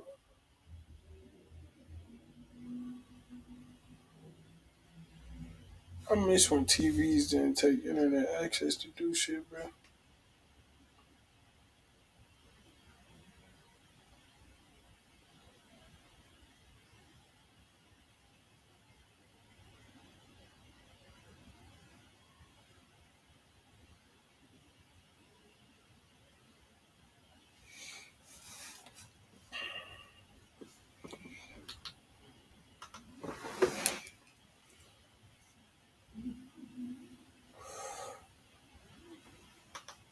Damn, that shit is happening right now. I thought they said that shit was gonna happen at like 1 a.m.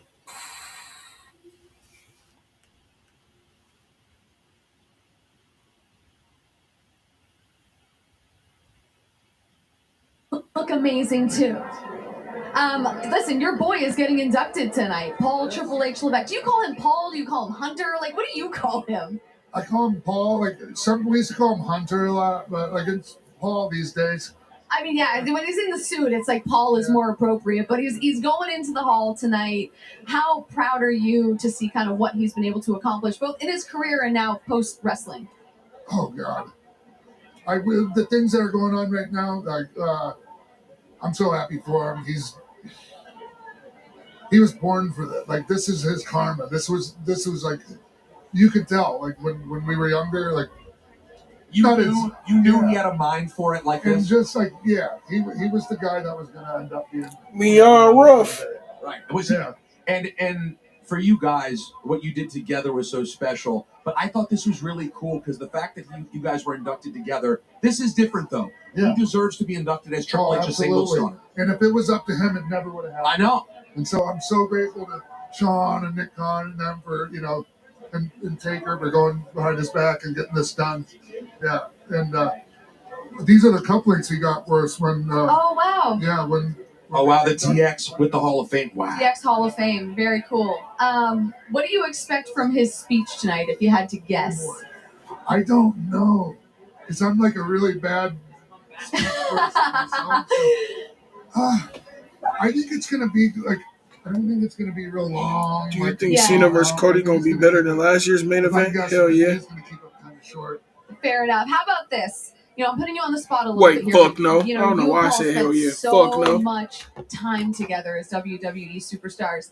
Is there a behind-the-scenes moment or memory or story that you find yourself telling over and over about Triple H? That is TV appropriate. Yes. Oh, not really. I'm so anything on the road? Anything? You're going to lose him at appropriate. Yeah, this is true. No, he was just always the guy that had his head on straight. Well, he had to drive you guys, right? He was the sober guy all the time, no? Yeah. Well, I mean, it was more than that. It was just like, when the rest of us would be all pissed off about something or like up in a roar about something, he was the guy that He saw the bigger picture. She is yapping. Thank God we have. Now we have. I'm sure he pulled you out of some situations. Oh God. Yeah, that says it right there. That's why he can't tell any stories. Is because most of them probably. I wouldn't be here talking to you all. Right. Oh my gosh. Well, listen. Enjoy the evening. It's so good to see you, and we can't wait to see what Paul has to say up there. Maybe he'll have some stories that are PG appropriate. Enjoy the night. So good to see you. We're gonna take our first break here on the WWE 2025 Hall of Fame Red Carpet Show. We got people to get. I ain't gonna lie, y'all. Even if bro don't come back. Even if bro don't come back. How does Left 4 Dead gameplay sound?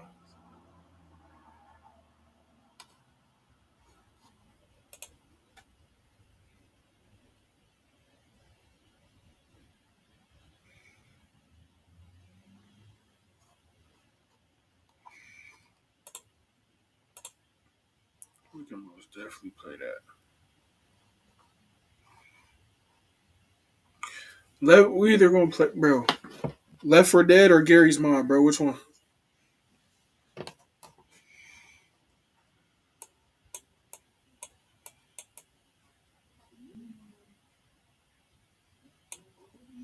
You gonna be up all day because you can't eat to sleep. Bro said he gonna join back in a minute.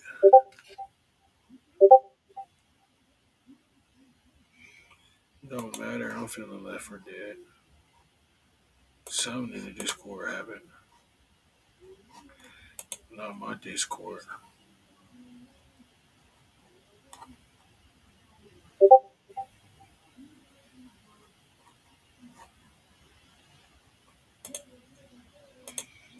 Direct message. Who the fuck direct message me? Nobody.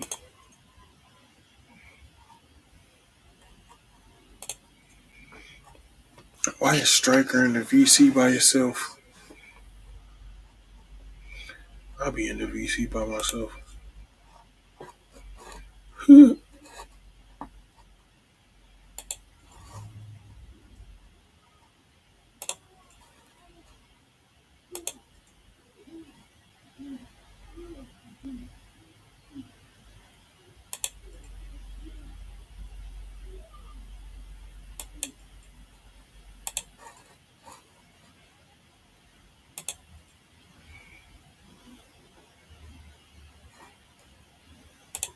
This shit ain't gonna be paying no taxes.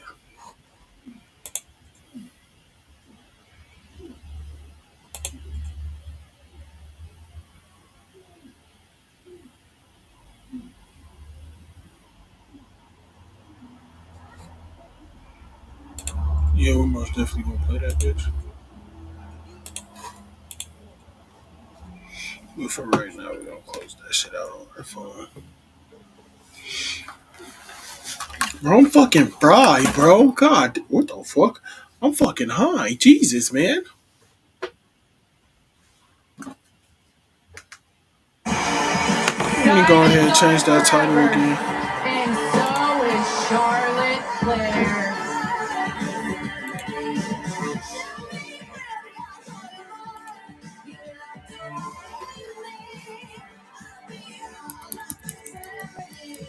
No one compares to me.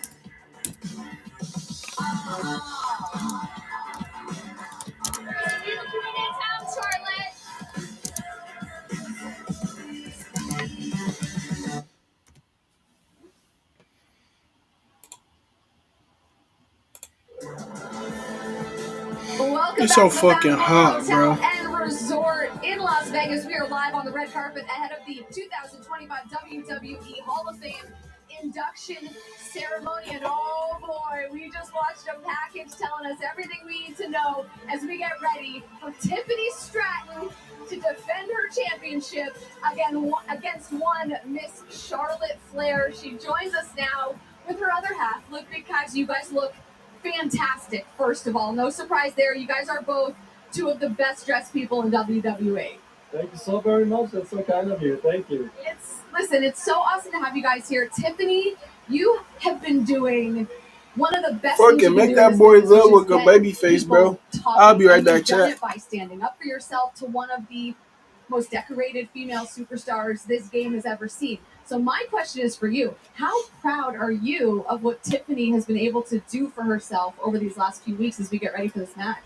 You know, I gotta tell you what, I don't think my English is good enough to make you understand how incredibly proud I am. It's so great being so close to each other. Obviously, you're there for all the ups and for all the downs and all of that. And I'm so incredibly proud of her, not only for the last weeks, months, but for the last years.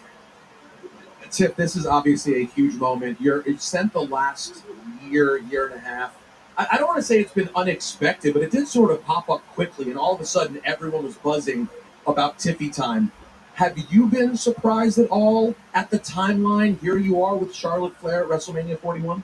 Yeah, I have to say I'm very, very shocked of, how the last year went with being on SmackDown. I feel like it all kind of started in Australia, and then it trickled into me winning Money in the Bank, and I became WWE Women's Champion, and here I am now walking to WrestleMania as the WWE Women's Champion and fighting Charlotte Flair, which is my dream match. So I'm super blessed, and I can't wait to make my WrestleMania debut tomorrow. Crazy thing to have that be your debut. It's massive. If you could describe what we can expect from this match from your standpoint in a few words, how would you describe what this fight with Charlotte will be like? Obviously, it's gotten a little personal, and I completely understand that when the bell rings, it's going to be a fight, and I am completely aware of that, and it's going to be probably the hardest fight of my life. So I'm going in super confident, and I'm also super nervous, but I'm gonna leave it all in the ring tomorrow night. Is there anything that you can still say, as personal as it's gotten? Anything complimentary you could still say about Charlotte Flair at this time?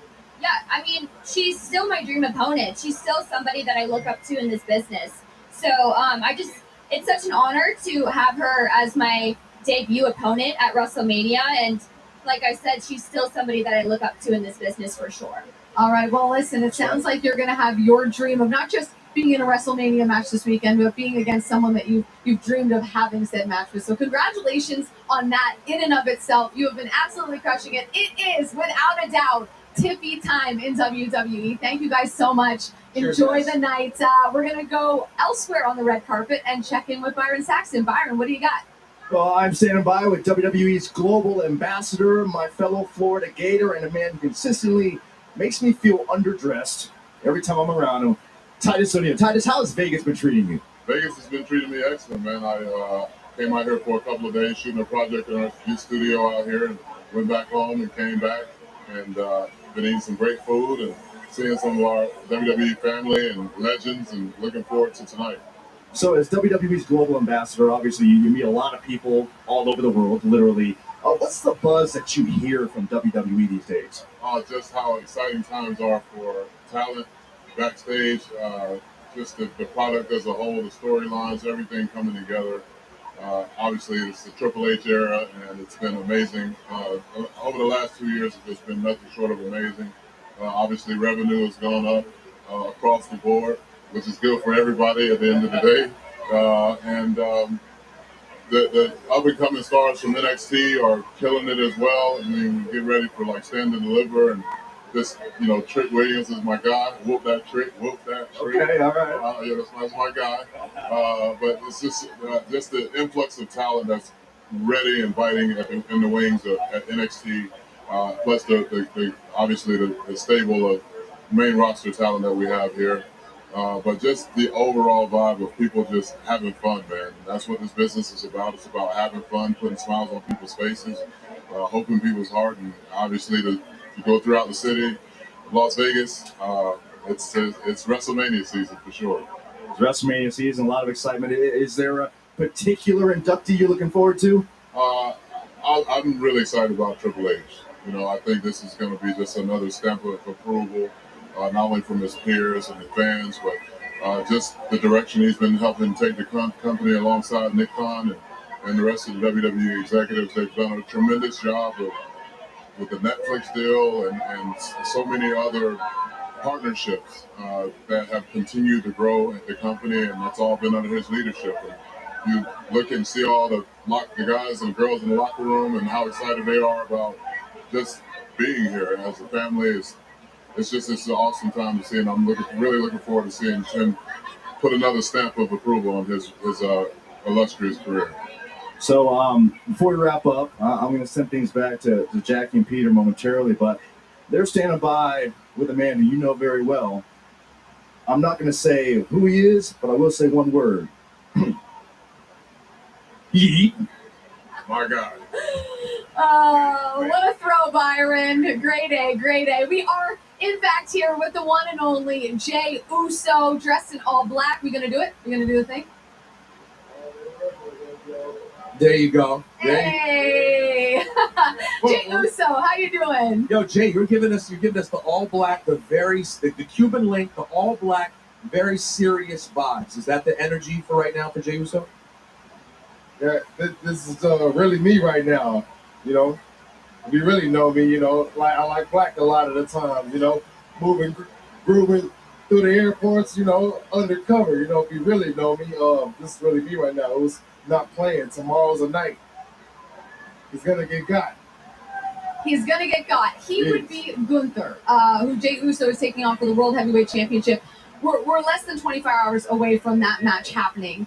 You say you're ready. You look very serious. What is it gonna take though to actually do something you've never done, which is defeat the Ring General Gunther? Something not a lot of people, by the way, have done in a title situation. That's the whole thing, Jackie. I don't even know how I'm gonna do it. You know what I'm saying? What I'm gonna do it. What kind of plan I got? Little 3, 4, 5, 6 moves I got. I don't know.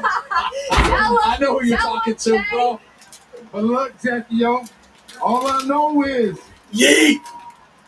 I'm shocking the world 2 times. All right? Yeet. Yes. Shock the world 2 times. Yeet. Listen, you sound hyped up for it. Yeet. You sound confident. You sound ready. Tonight, we are here at the WWE Hall of Fame induction ceremony. Triple H going in. What do you love about Triple H's career as the game, as WWE superstar Triple H? Man, who did? Come on, man. Practice the water spit, though? You ever practice Can you do it? the water spit? Man, come on. I grew up like he done wrestled my dad a million times. Like, I done watched his career take off. And like, man, come on, man. Hats off to Triple H, the game, man. I'm so happy. Damn near raised me. Yeah. You've been around him a long time. Yo, enjoy tonight. I know you're focused. Good luck tomorrow, my brother. Wait, you can't upstage our handshake. No, I can't. That was a regular dap. Ours is better. Let the folks decide. Oh. I'm not a regular dapper. You can't do regular dap. I can't do regular Sometimes you just gotta hit a regular. I'm not a regular dapper. No, we don't. We have to do this. Oh, okay. All right. Enough. We're going off the rails here. Hey, Jay, I saw you. He did the yeet. That means interview's over. It's time. Jay Uso taking on Gunther for the World Heavyweight Championship tomorrow, night 1 of WrestleMania here. Do you think he can do it? I don't know. But let's. I'll tell you what. I think Byron Saxton may have some insight on that match right now. Indeed, I've in more hand. You got with the man his World Heavyweight Championship against Jey Uso tomorrow night, opening up the show at WrestleMania. Gunther, we heard from Jay. He's very confident that he's going to walk into WrestleMania and walk out World Heavyweight Champion. What's your response to his attitude right now? Well, I don't buy it. I think it's full of crap. I think that false Fuck this confidence nigga Gunther, man. I think it's not there. And Hey, watch this anyway, real quick. enough about me tonight. It's a big night now. None about me. It is about the greats tonight. Well, we know you're a wrestling historian, of course, so I know this has to mean a lot to you. See a lot of legends and future Hall of Famers, current Hall of Famers who are here tonight. How important is this event to you personally?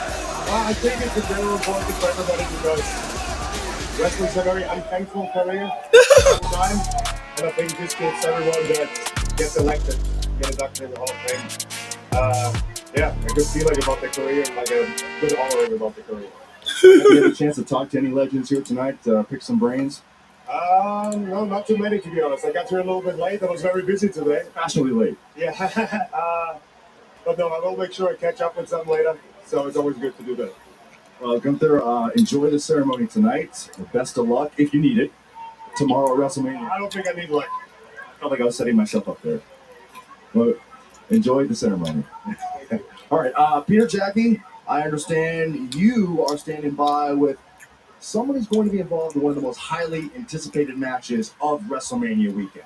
I would agree with that. I think tomorrow night, Charlotte Flair aiming to get yet another championship reign when she takes on Tiffany Stratton, but we'll get to that first. Charlotte, how are you? Happy belated birthday. Thank you so much. Anniversaries now.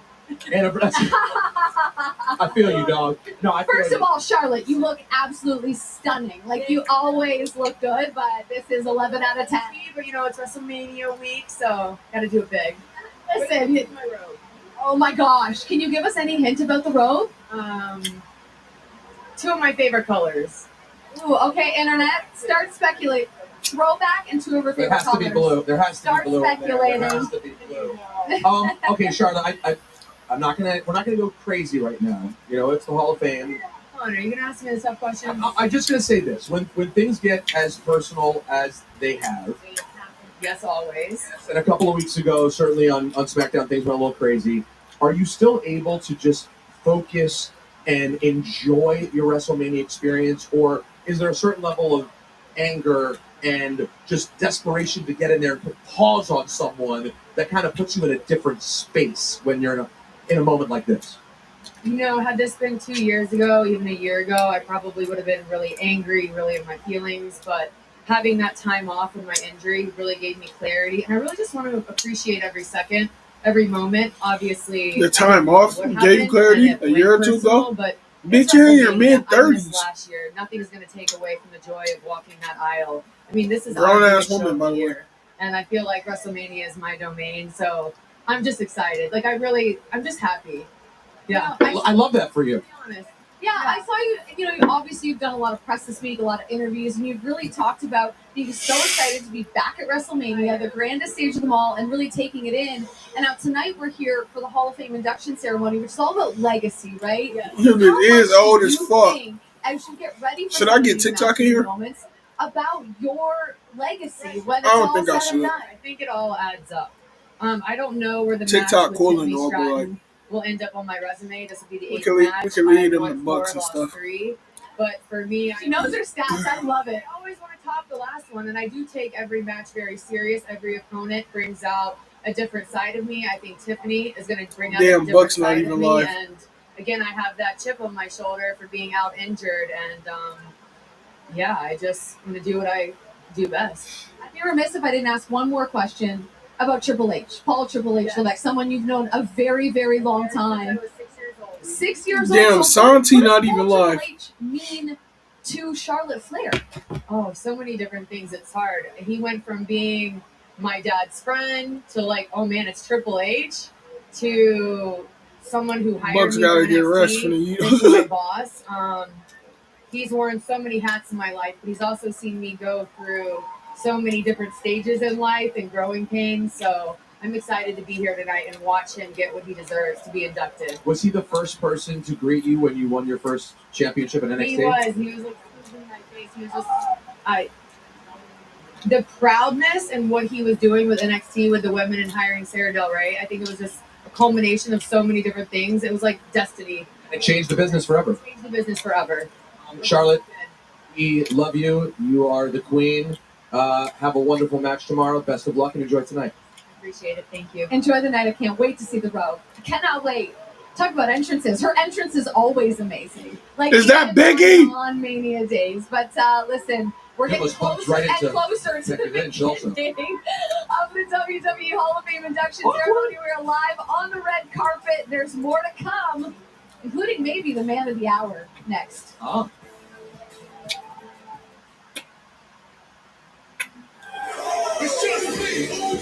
Lately, there's been a lot of chatter talking about what happens when you take away the music, strip away the fans, lose the chant.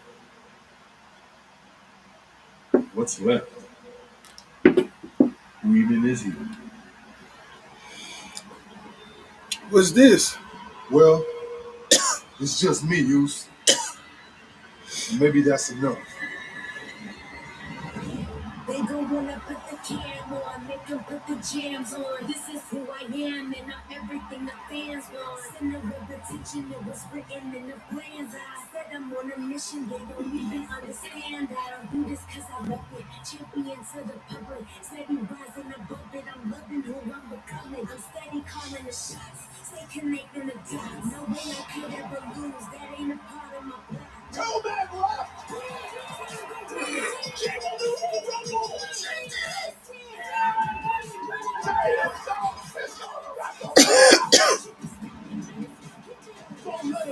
One word.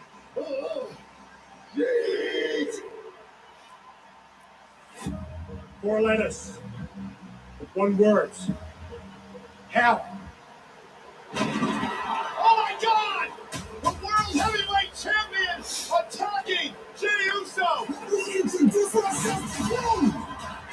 Every week is going to be hell, with WrestleMania being the most horrible display of violence this business has ever seen. Come on, zip tie, Jey Uso to the ropes here. That's gonna get.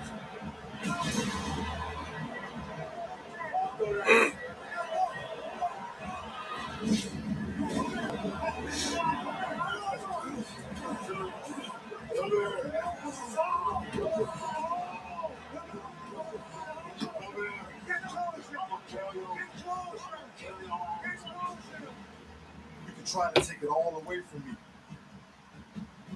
You make the whole damn world stop. I'm still here. I'm not afraid of you no more. And I'm gonna ask the Lord to forgive me for the man who I'm about to become. I'm the greatest gift this company has ever received. Hold on, I'm about to just pull up TikTok on the restream. I ain't doing that shit on my phone. I'm about to just pull it up on the restream, bitch. People for a fourth consecutive time this night to beat the living hell out of Jey Uso. That's World Heavyweight Championship and walk out of WrestleMania still the World Heavyweight Champion. I can sum it up what it'll be in one word. 4 letters. Mark.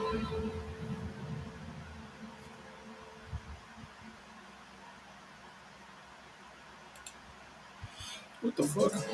We are now less than 20 minutes away from the 2025 WWE Hall of Fame induction ceremony as we welcome you back onto the live carpet show. And we got a legend joining us here on the red carpet. Jackie Urban alongside Peter Rosenberg. We got Randy Orton, his beautiful wife Kim here to chat with us. Guys, welcome to the red carpet. How pumped are you guys for tonight's ceremony? Triple H is headlining someone, obviously, Randy, that you have spent a lot of time with. So I'll just start with, I say Triple H. What do you think of? What does Randy Orton think of? Well, first I got to say, the Hall of Fame is always awesome. It's a way to honor the guys who paved the way.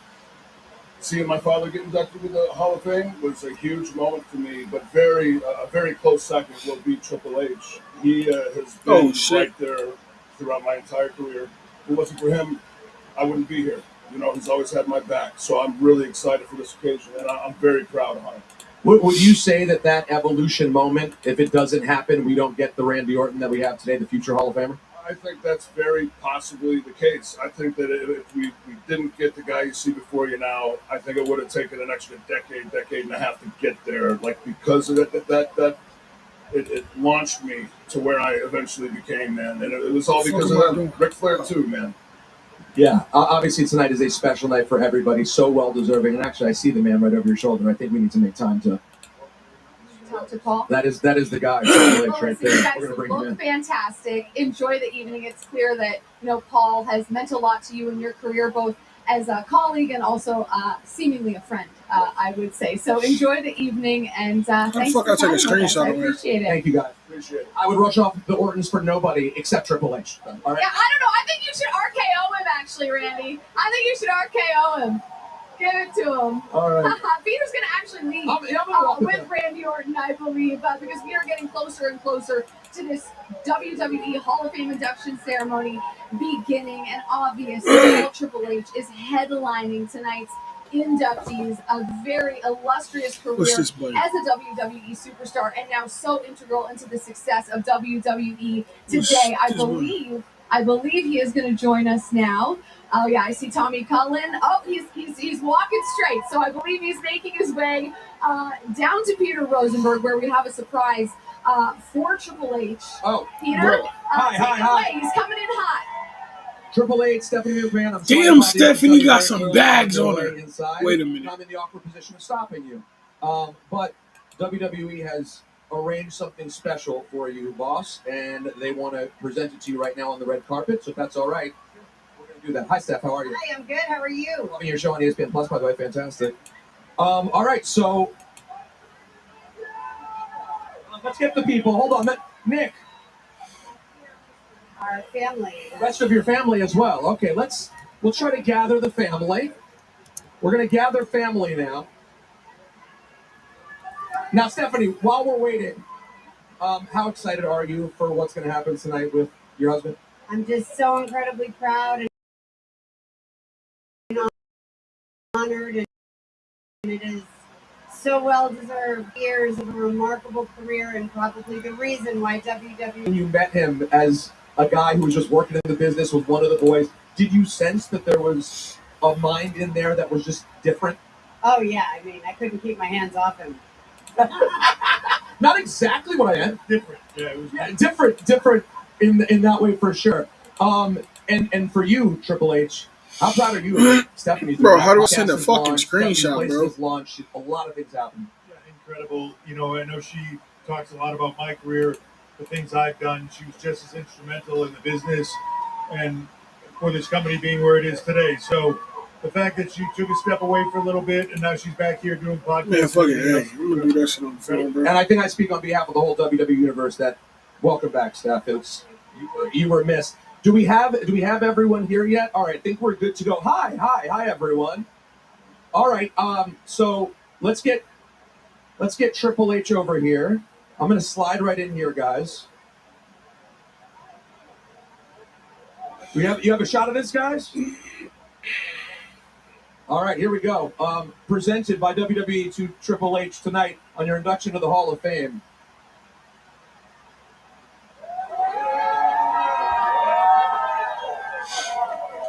They got a statue of that big beat, bitch.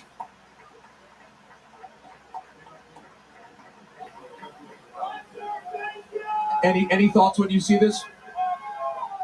They made my nose look bigger than it is. I don't know how that happened.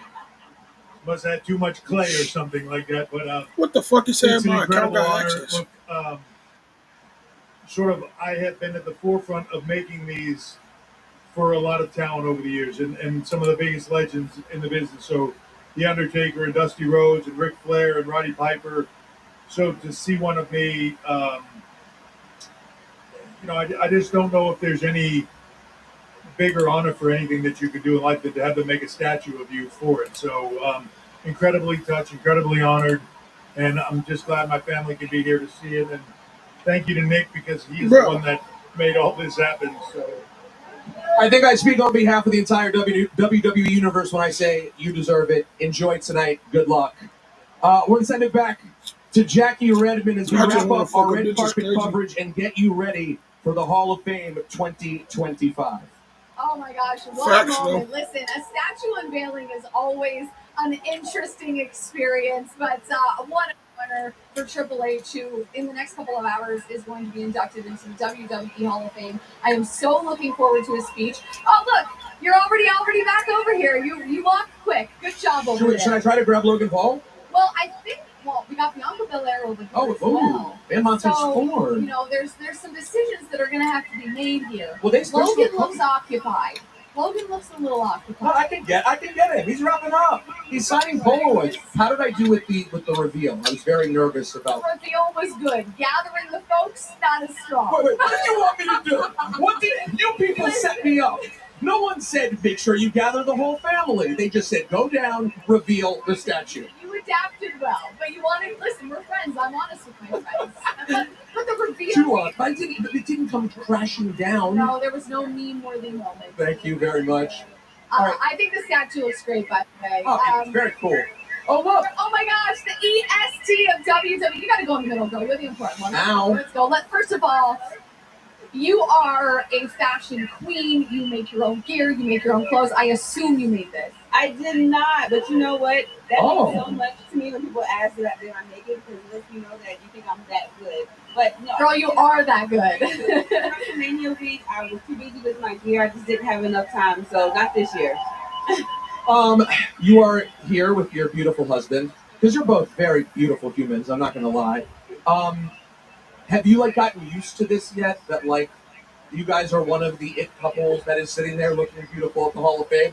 Is it old hat now, or is it still fun to get dressed up and go do it? No, it's still fun to get dressed up. Everybody knows we always like to dress up alike. I feel like it's one of our love languages, but I don't know. We're just in love and living life and having fun together, and that makes us an it couple. That's a plus. We're not trying to receive your result within one business day. We love dressing up alike. We love matching, recording. He's going to come over here in a minute. You can see how it all comes together. But it's show the whole look. Yeah, it's one of our love languages. Come on, Taz, get in here.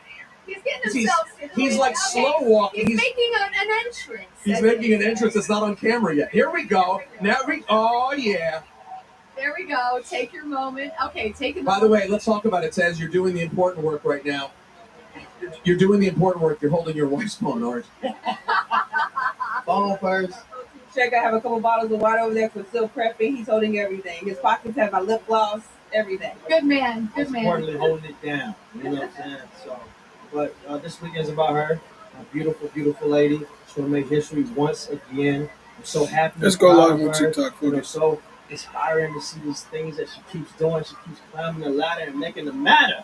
You know what I'm saying? Did you see the viral clip that was moving around today of Shannon Sharp's late night show with cats just thirsting over your wife? Did you see this? Yo, like I told them earlier, man, you know, everybody can look at the menu, but I'm the only one that know what it tastes like. You know what I'm saying? So it's just, hey, listen. And on that note, I'm going to listen. I don't even know if that's PG. East Coast. This is an adult show, okay? I'm okay, guys. It's okay. I don't blame you. Right. I totally understand. Yeah. I don't even know if that's PG, Montez. Good God, guy. Because once again, the EST of WWE is in the mix, as they say. What have you kind of learned over the years of being part of these big moments? What do you appreciate about it at this point in your career? it never gets old. WrestleMania is our Super Bowl. You always want to get to WrestleMania, but our roster is so amazing and so talented. So to be one of the women that is on WrestleMania, fighting for a title, representing our division, What's good, TikTok? That's an honor to me. And I'm just so excited for our match. And I've been able to have a lot of success in WrestleManias. I've been able to be undefeated. So I'm walking in this year with that same goal to go 5-0 at WrestleMania. But that's extra pressure now because you have the undefeated WrestleMania, but it's a triple threat, which makes it. It is. It's one thing to just have a match with Rhea, right? Or to just have a match with Io. Oh, I never have Bianca. a match with Rhea and Io, two of the best women that are on this roster. So it's going to be hard. It's going to be tough, but I'm the toughest. It's going to be rough, but I'm the roughest. So I'm going to go in there and use all my frustration of everything that I've been through and use that. Bianca literally got muscular Well, listen, ass. tonight is about legacy, and you are certainly well on your way to building a heck of a legacy for one Bianca Belair. So congratulations on what you've done so far, and I can't wait to see what you do this weekend. Enjoy tonight. Appreciate that. Cheers, guys. All right, we are going to check in with Byron Saxton elsewhere on the carpet. Byron, what's good? Yeah, as I keep my eyes on the clock, we're like 7 minutes away from the official Hall of Fame ceremony. I am standing Bianca by don't with a got man no who's gonna chest. be extremely busy on WrestleMania Sunday as he goes one-on-one with AJ Styles. The lips You are off? good. No, I'm watching. Logan Paul. How you feeling, Logan? We watching Yeah, I feel great, man. the Hall of Fame. Humbled, good looking, a little hot, but yeah, I feel good. You feel hydrated? So hydrated. I've been drinking Prime all day, both energy, 18 plus, and hydration. So of course. So, what does the Hall of Fame ceremony mean to a Logan Paul? Dude, the fact that this is my third, fourth year wrestling, and I'm already being inducted into the Hall of Fame is one of the greatest accomplishments of my life. I'm the youngest male to ever be inducted, 6 years ahead of The Rock. So Camera clear as fuck on you. I'm at a loss for words. Wait, I'm using my incredibly phone. humbled. I don't think you're being inducted in. I'm incredibly humbled. I appreciate the question, and I can't wait for you to see my speech. Are you serious right now? Yeah. My speech is very good. I What wrote you it mean? with ChatGPT. Some good shit? Warning. It has a little AI in it, but I've been working on it, and I think it's going to make my mom cry. Yeah. No, I'm eating some nachos. Okay. Is there anyone you're going to Eating some thank nachos. during this acceptance speech? The guys who made it happen. Triple H and Nick Khan, these are guys who believed in me. Guys who I'm so proud to call a boss and a collaborator. And man, I wouldn't be here without them believing in me. So for sure, yeah, I'm gonna name drop them. I think so. Yeah, and what's your message to all Yeah, the well, fans bro who are said- going to be here to see you apparently get inducted into the Hall of Fame? What'd you expect? I told you. This is like getting weirder by the moment. You're not serious, man, right? You're just pulling my leg, right? Huh? You're not joshing me right now. Sorry. If I was pulling your leg, it'd be a single leg takedown. You'd be on your back. Okay, we're gonna keep digging this hole. All right. Well, Logan, yeah, congrats, man, on the Hall of Fame induction, dude. Hey, yo. Is that yourself? Yeah. That was okay. Super awkward. Peter. Yeah. Jackie. Well, I don't know what just listen, happened. Logan Well, wait, Paul no idea what is just one of happened. a kind. We have As 90 is- seconds left, Jackie. He doesn't want to talk to you. He's here too. Well, okay, listen. How are you? Paul, great to see you. I remember you know, blocked me. I want to ask you. I'll do that sometimes.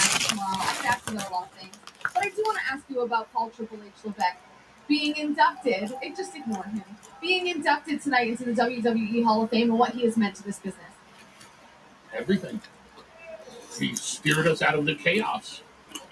All the corporate chaos that was coming down, and he steered us out of the chaos and creatively took the helm of the company.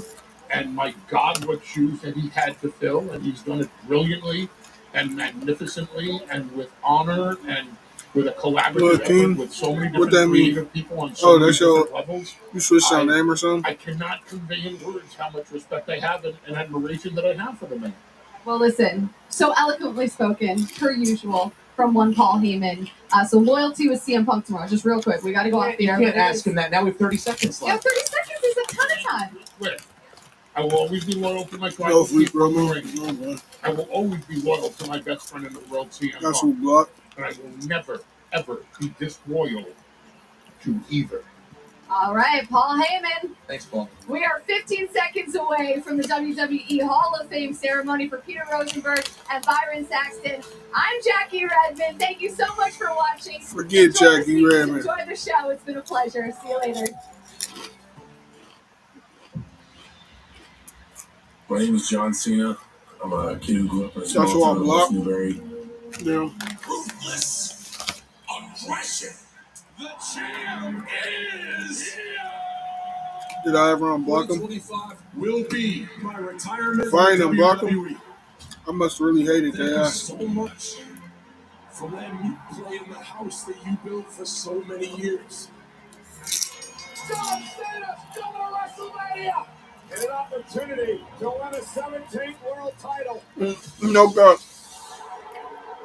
Cody Rhodes, if you become my champion, I can open up doors and possibilities for you that you never knew existed. If I block you on TikTok and you never got unblocked, I must really hate your ass. About to get some Burger King, no cap. That shit do sound slap.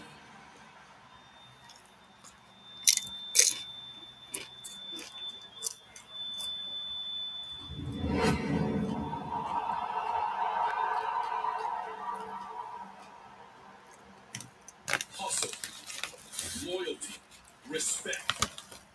After everything he's accomplished in his career, he's gonna stoop to this. You want some? Come get some. Need some stuffed crust pizza right now. As I made event WrestleMania. Stuffed crust cheese pizza rolls. What is best for business? I never back down and I never quit. Again, a 17th championship. The champ is here. I ain't get a unblock. I just made a new account. Yeah.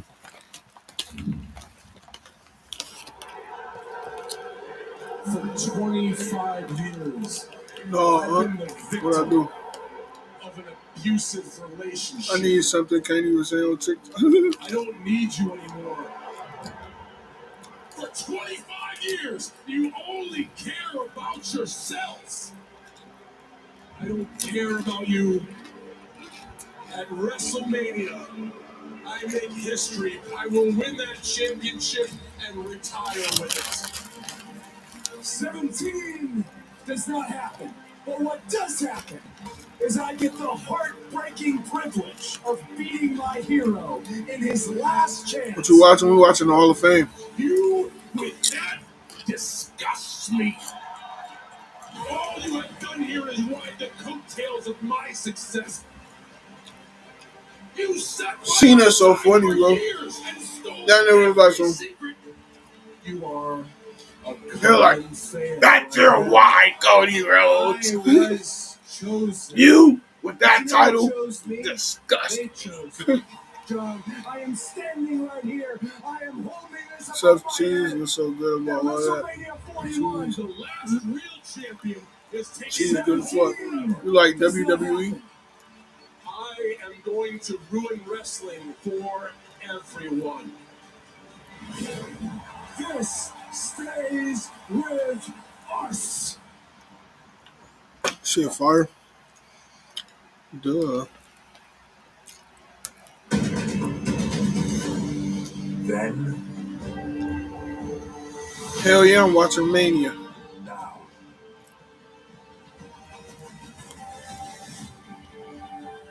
Forever.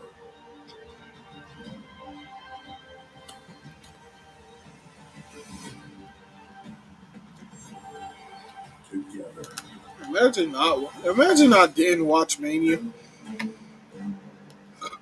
Imagine if I didn't watch Mania. Watching Sean Spears wrestle them. Oh, fuck no. They're here tonight on what has become one of the most important nights of the year and a staple of WrestleMania weekend. Welcome to the Blue Line Theater on the Las Vegas Strip. This is the 2025 WWE Hall of Fame induction ceremony.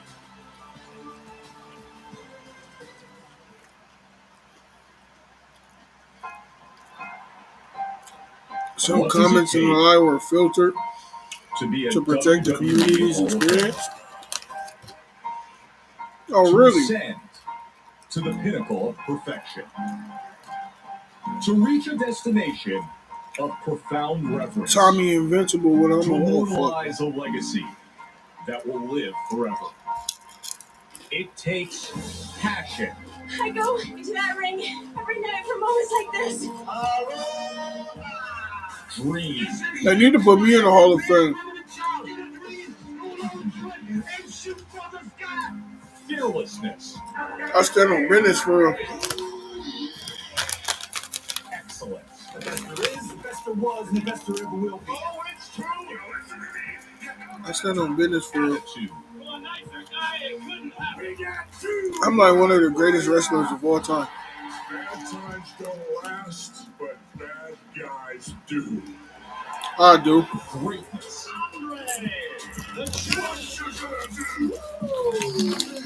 Hi. What up, Zoe? Tonight, it's all about the game and how they played it. We gather to honor some of the most iconic figures in the history of WWE. Bret Hart, Stone Cold Steve Austin. You gotta quit in the match. Standing in front of you right here is the total package, Lex Luger. As impressive a man as I've ever seen in my life. One of the best pure athletes in the history of the women's division, Michelle McCool. Michelle McCool so bad, bro. Got me here, and they're the ones that just keep us going. You feel the wall shaking and Every time I look at Michelle McCool, I realize that the Undertaker really can't fight for her.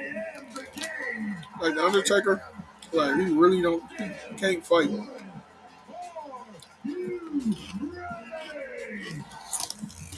Tonight, we proudly welcome the class of 2025 into the WWE Hall of Fame. Every time I look at her.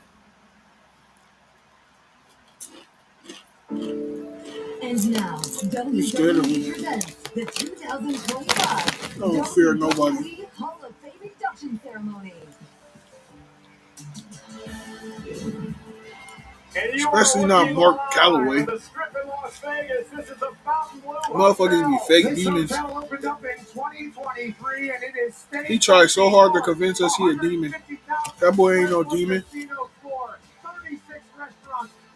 You gonna be at AEW All In Texas? I feel bad for you. To celebrate the hell out of the icons that have built the WWE. Hello, Las Vegas! Are you guys ready to have some fun here tonight? I'm Michael Cole. He's Pat McAfee. Welcome to the 2025 Hall of Fame induction ceremony. The past, the present, and the future. Superstars are here tonight and their families. We welcome you. All the WWE fans who sold out this place. Spend the night with us in Las Vegas, sold out here tonight. At the Blue Live Theater, thank you for coming. And of course, the millions watching at home around the world. That's right. Tonight is such a magical evening. Everybody there with their girlfriend or something. These niggas, Grayson Waller and Austin Theory, showed up together. To be at the place where it is today. Multi-billion-dollar deal. The whole world pays attention to the WWE. And tonight, we will celebrate those who helped pave the path to here. You know, my journey to the I'm trying to stay awake. probably like a lot of yours. I'm more awake now than I was at the end of SmackDown. My grandma Marie allowed me to stay up till midnight on a Saturday night to watch the old WWF on WOR Channel 9 in New York. Fast forward to 1985, Preston Syracuse University. I bought a ticket, wandered down the street to the Landmark Theater, and watched this event on closed circuit called WrestleMania. 12 years later, 1997, I began my now 28-year journey here in WWE. Hell yeah, Cole. I've done just about everything. I even had a match at WrestleMania. I know, at least I had one, right? But the biggest thrill of my entire career has been able to sit behind that desk and provide the soundtrack to your great moments and matches throughout your career. And I am honored and humbled. Michael Cole not even a better commentator than me. From the Booker T's of the world, Shucky Ducky Quack Quack Booker T. Here, close second.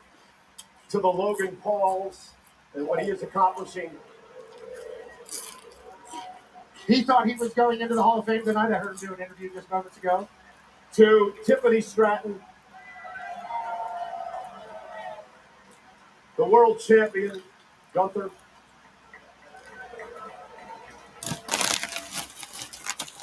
Yeah, even Dirty Dom.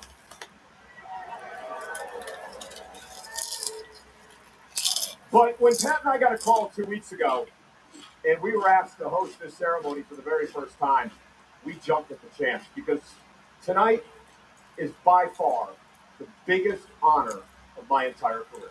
That's right, Michael Cole, and getting an opportunity to not only be amongst all the legends that built this company that all of us love, but much like your story, when I was Do not let Lex Luger walk. House who had a black box and we stole the pay-per-views, and since then, I have been absolutely infatuated with the greatest form of entertainment on earth, sports entertainment, and tonight we enshrine some ghosts that'll live on forever. Yeah, let's start with our first inductee.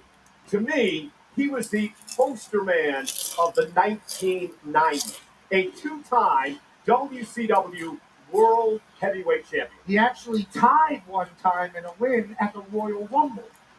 And he also main evented SummerSlam. In a nutshell, he was a total package. Yeah. Don't let that nigga walk. A generational athlete carved from stone. Lex looked like he, man. Top 5 Z all time. That's for real. That's a cyborg. Rhodes and Luger circling. Bro, Diamond Dallas Page been old since I was born. And now it's like 30 years later and that nigga's still old. He was the total package. A career spanning over 2 decades. Like, he dead ass. Exceptional raw talent. Bro, DDP was at least like Mixed with the guidance of 50 one when I of the was most born. experienced factions in sports entertainment. DDP got to at least be at least good, like 70, 80 now. Lex Luger has won the World's Heavyweight Championship. Lex parlayed that popularity right into WWE, where fans were pumped to get a peek at those packs.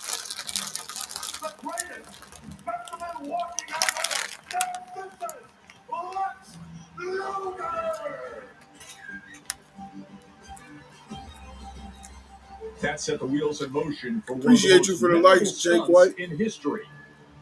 Across Bro got the good chips. Them bitches slap, nigga.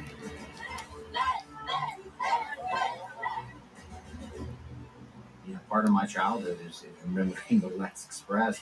Oh, that ass was just the tapped. All-American's biggest Not that long highlight ago. came when he ditched the highway Now for I'm the just Skyway.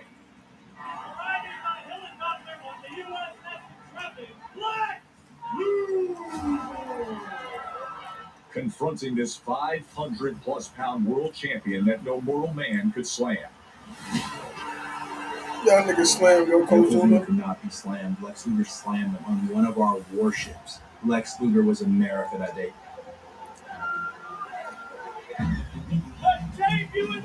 Appreciate you for the likes, guys. The total package sent shockwaves through the wrestling world, transferring back to familiar turf. Lex Luger was instrumental to the success of Nitro. Leading to one of the biggest moments in WCW history.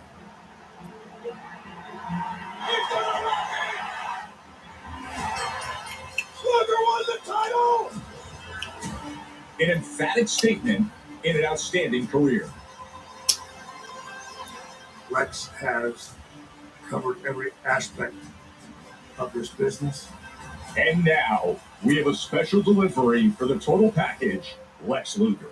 On behalf of WWE, we would like you to be part of the 2025 class of the WWE Hall of Fame. Wow. You're stand up, bro. Congratulations.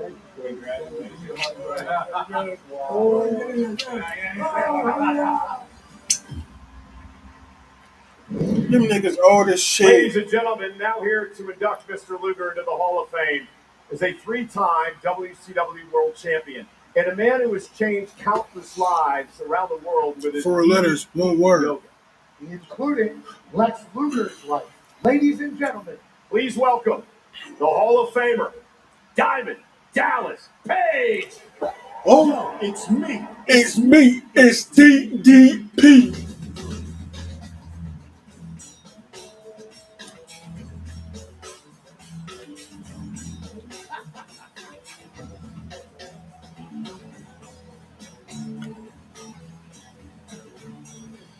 Bro, this nigga D. It's Becky Lynch again. Oh my God, it's Zack Ryder. Good evening. Bro, Grandpa on 6 generations. This nigga DDP was the first ever wrestler. It is DDP. And I can't even begin to tell you how honored I am to have been asked for a second time to induct another one of our brothers into the WWE Hall of Fame. Tonight, This we're man not DDP, man. just here to celebrate Bro, the impact I'm really just that like Lex Luger had on our amazed. business. This nigga was old when I was Believe me, born. How is that he? alone Bro, would be enough. Tonight, we're also here to honor a transformation, a rebirth. The story of a man who lost everything the world told them mattered, and yet somehow came out on the other end stronger. When Lawrence Fole came into this world, it seemed like God gave him every gift in the book. He was handsome, he was strong, and he was fast. my dude At said 270 pounds, he was old when she was running goddamn. a 4.640. Whether he was on the gridiron with the Miami Hurricanes or in the pros of the CFL, USFL, or the NFL, Lex has always been This regarded nigga wrestled Sean Spears as on the first a episode of NXT physical back in 1872. specimen, even among giants. So when he stepped in the ring in 1985, you knew Lex Luger was going to be money. By 1987, he joined forces with a legendary 4 horsemen. Back at it again, I see. Arn Anderson, Tully Blanchard, and the Nature Boy, Ric Flair. From the NWA to the WCW to the WWE, Lex Hurricane need to help Cena be Cody. legacy. Caught you As again. the narcissist, let's just Hello, say what Lex up? never saw a What's mirror that say? in life. Susant. But he wasn't Susant. just looks. What's up? When the 568 Welcome to the pound stream. Cena seemed How you feeling untouchable, today? you just watched it right there on the screen. Enter the Lex Express, a nationwide tour that rallied fans from coast to coast, and Lex was getting better known than butter and toast. All ending on the USS Intrepid, where Lex snatched the big guy and body slammed him. Where the in wings middle. from? Homemade. Fast forward, September 4th, Homemade. 1995, at the Mall of America, a night that would change the We're ready for WrestleMania. forever. Yeah. Now, I believe I'm Lex hungry was now, supposed to be LOL. on Raw that night. Like, I'm always hungry. Ooh.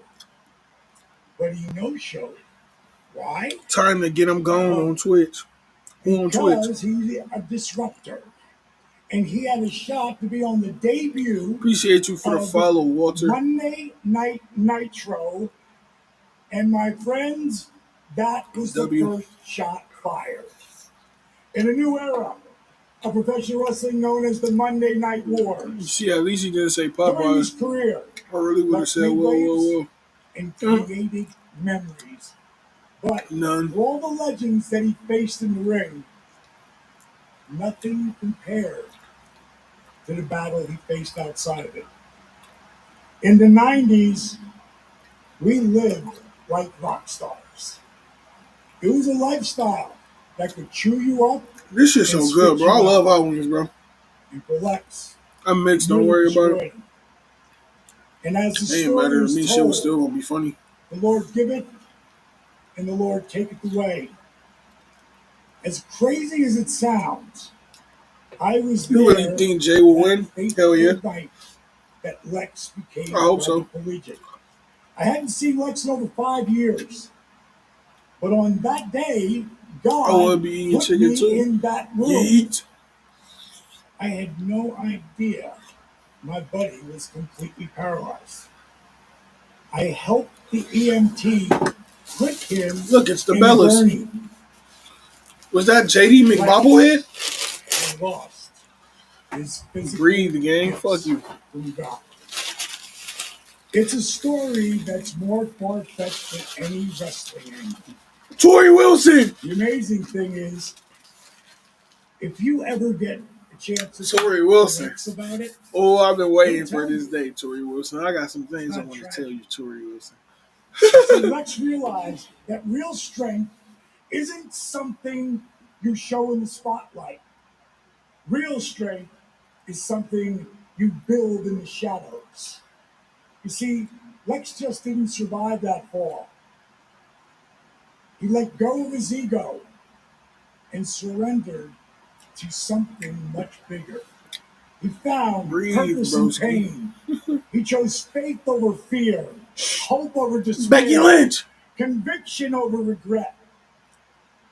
Let's realize, in a world, I see Chris Van, whatever the fuck his name is. so divided, if we could just focus on building each other up instead of tearing each other down, our impact will echo far beyond. What is this old man yapping about?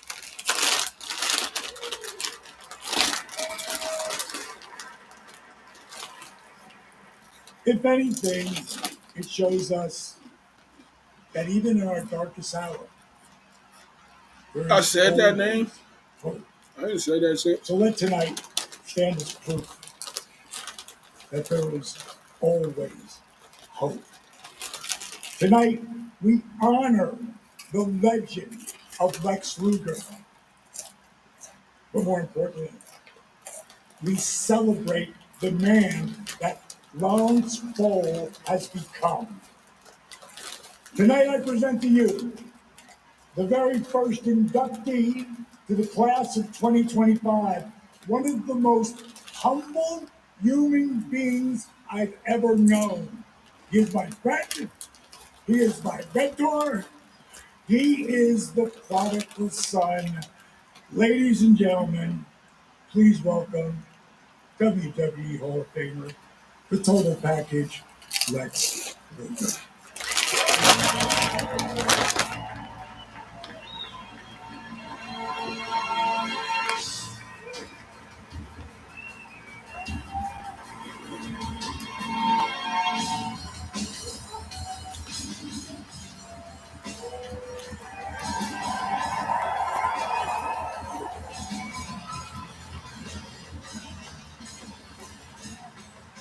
All right.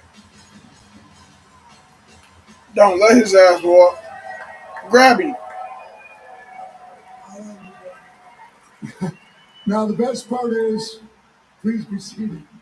We had to call an audible last minute. I took a bump in my Uber car into my wheelchair at the Atlanta airport yesterday. We had a longer walk planned. It was a longer walk. But I'm standing for this. Damn. Hallelujah. Hallelujah. Man, what a journey. What a roller coaster ride. From the penthouse to the jailhouse to no house, living out of a hotel. Bro, we really gonna be these niggas' age one day, bro. What a journey. If you'd asked me 20 years ago, I'd be standing on this stage We really gonna be these niggas' age one day. That's crazy to me. I thought I was toxic. I thought it was radioactive. Remember that movie Old? I never had anything to do with the wrestling business again. Man, here I am. William Regal. He old as fuck too.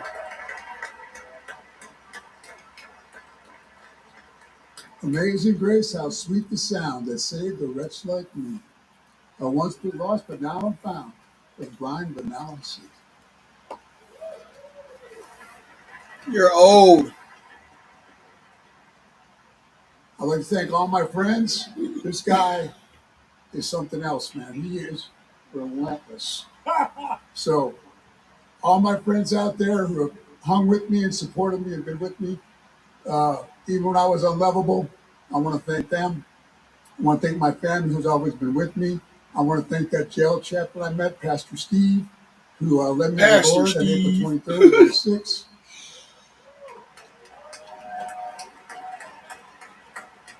And prior to that, a little story about I want to thank the fans. Fuck the fans, nigga. When I got out of jail, thank for the last time, Pastor Steve always pulled into Walmart. Pastor Steve. I always asked him, like, come in. I go, no, I'm good, man. And so finally, after time, he said, hey, Lex, how come you won't come into Walmart with me? I go, the old Lex said, man, Pastor Steve, I don't do Walmart. I shop at like Saks Fifth Avenue and all that stuff. So finally, just to satisfy, I went in, and I was a guy who wrestled, but didn't really grow up watching wrestling. So as a wrestler, I didn't get the fans. I thought they're like, I thought you were out of your minds. I thought you all were crazy. I didn't get it. I didn't get it. But I finally walked in that Walmart for the first time in my life, and it's a time when I felt unlovable in my life. I didn't care. I was living out of a hotel.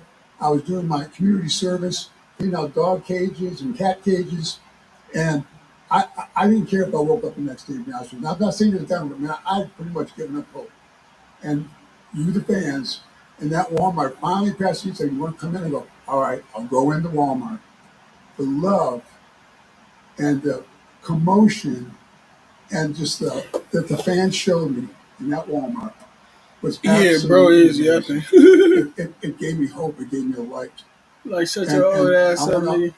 Wrestling fans. Now I've gone full circle. I've gone from a wrestler who wasn't a fan to I'm a big wrestling fan now. The things that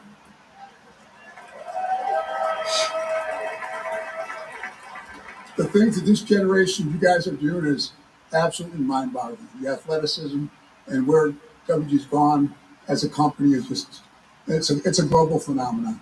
I'm proud to be a part of it. I'm glad to be up here. Bro, it's bedtime, bro. I ain't gonna lie. They've always been I'm not watching this shit. What. I'm so thankful for them.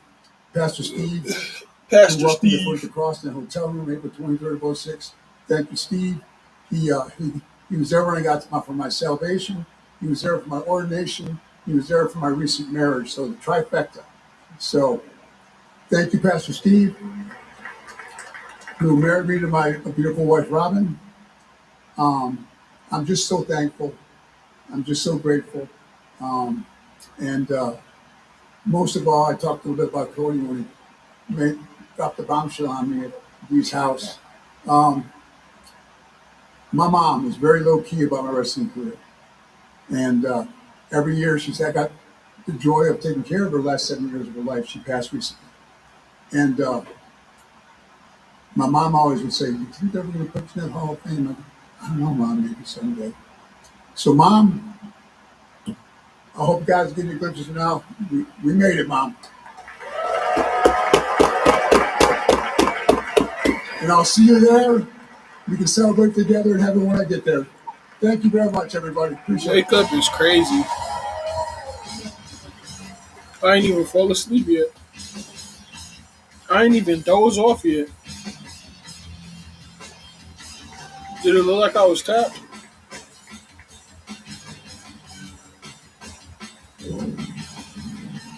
Well, quite the emotional moment. Bro, it's so fucking hot. Earlier tonight, Triple H presenting the Hall of Fame ring Yeah. to Lex.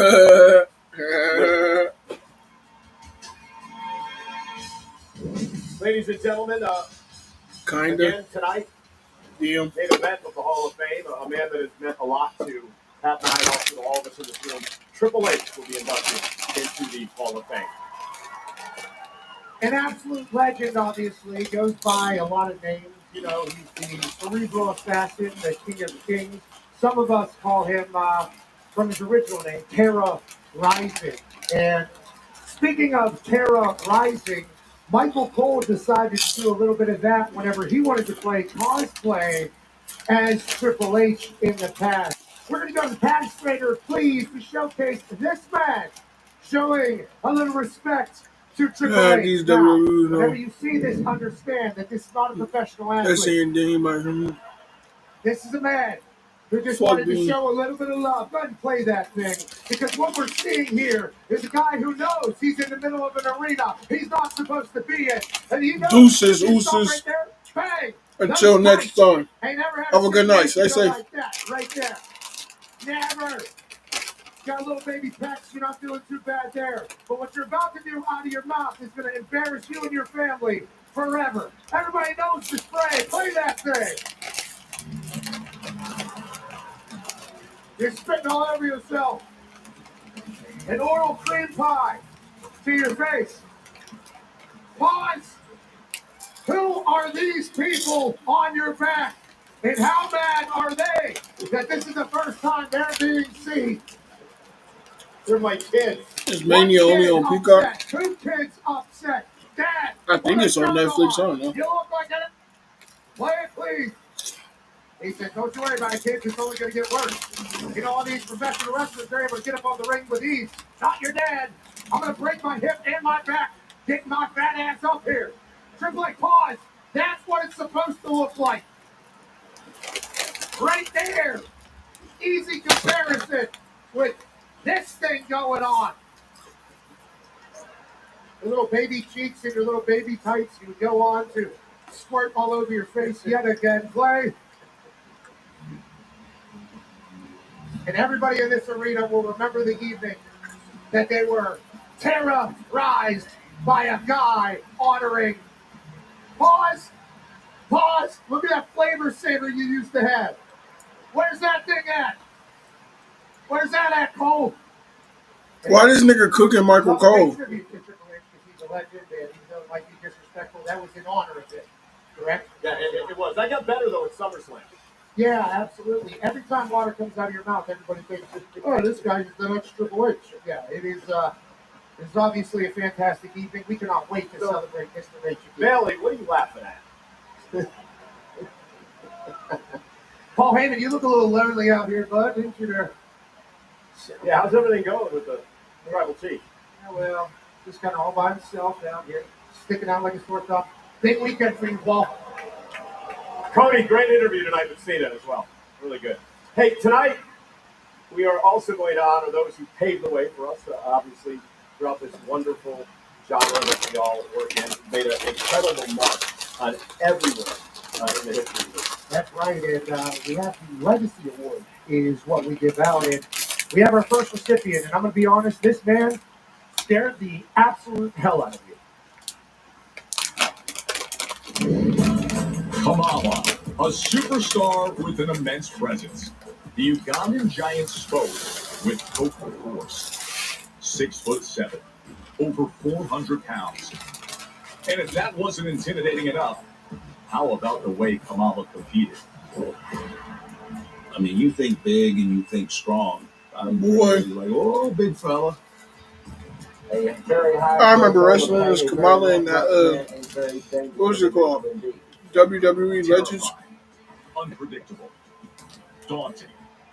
Kamala was unique. It was just awesome. It just worked.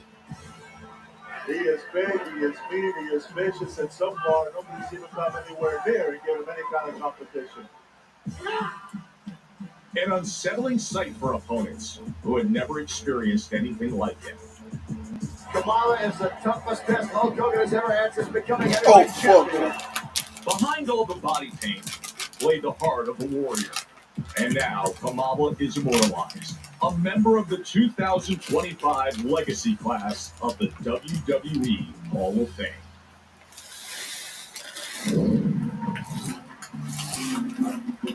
Please help us welcome Kamala's wife, Jean Harris, who is here tonight.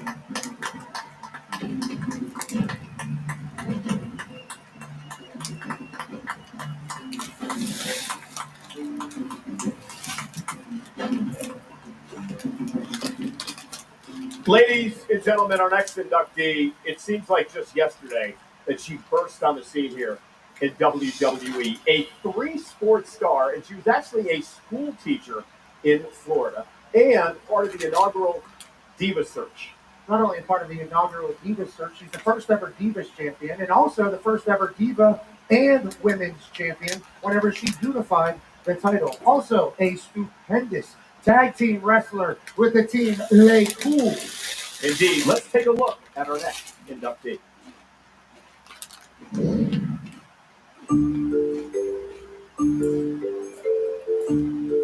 Michelle, Hall of Fame season is upon us. And I would like to tell you right now that you're going to do well into the Hall of Fame. Congratulations. So much. Thank you so much. When people think about the Divas era, I think they think about Michelle McCool. She was one of the few that broke down the boundaries of not wrestling like a diva. She was athletic, strong, she was gritty. One of the top women superstars, Michelle McCool. Her very name evokes confidence. Michelle McCool! Michelle often kept her cool, helping the All-American girl become the first ever Divas champion. Michelle McCool has made history. And 4-time women's champion. Every time that she went out there, she made the most of every moment. Michelle was a mild-mannered middle school teacher, till one day she accepted a friend's dare to enter the 2004 WWE Diva Search. I'm not one to take big leaps like this, but it's something I've always wanted to do and just did it finally. You are moving on the fire. Talk about a crash course. Michelle went from hitting the books to hitting the ropes. Bro, I ain't gonna lie, bro. The Undertaker can't fight, bro. Give me Michelle McCool right now, bro. Opponents. I think Michelle McCool could be the best all-around athlete in WWE. Michelle shot to superstardom, even ending up back in a classroom of sorts. You're absolutely right. No surprise she graduated. Oh, yeah, I need it. Eating. That's the same spot Michelle's tag team claimed. Of course, we all make cool. That's a good point. One of the most successful women's teams ever played cool. Then another partner came along. The Undertaker. A marriage made in heaven and hell. By no means did I want to meet him in person or in the dark alley. Or never in a million years thought I would marry the guy. She's truly been a blessing. I don't really know where I would be without her. Just reach in here. All I have to do is cool. And isn't it appropriate that Michelle has become a teacher once again? What began as a dare is now an unforgettable journey. A driving force from the Divas era to the women's. Seems like you go to WWE and you find love. A true leader. Thank goodness I know Miss what you're doing. McCool was too cool for school. You don't go from school teacher to a WWE superstar. I think she was just fearless. I just don't think people understand how amazing I really am. WWE proudly welcomes Michelle McCool into the 2025 class of the WWE Oh, yeah, Hall she's of some fine Fame. shit. Ladies and gentlemen, here now to induct Michelle McCool into the class of 2025 Hall of Fame is a fellow Hall of Famer. A fellow member of her household. It's her husband, Pat. Bingo! Ladies and gentlemen, The Undertaker.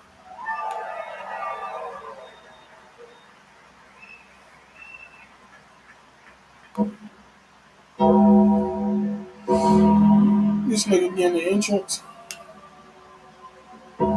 Get this old nigga off the screen, bro. Why you getting the entrance?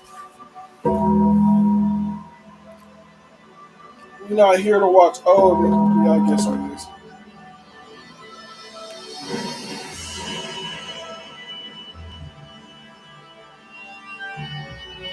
Motherfuckers about to fall asleep, bro.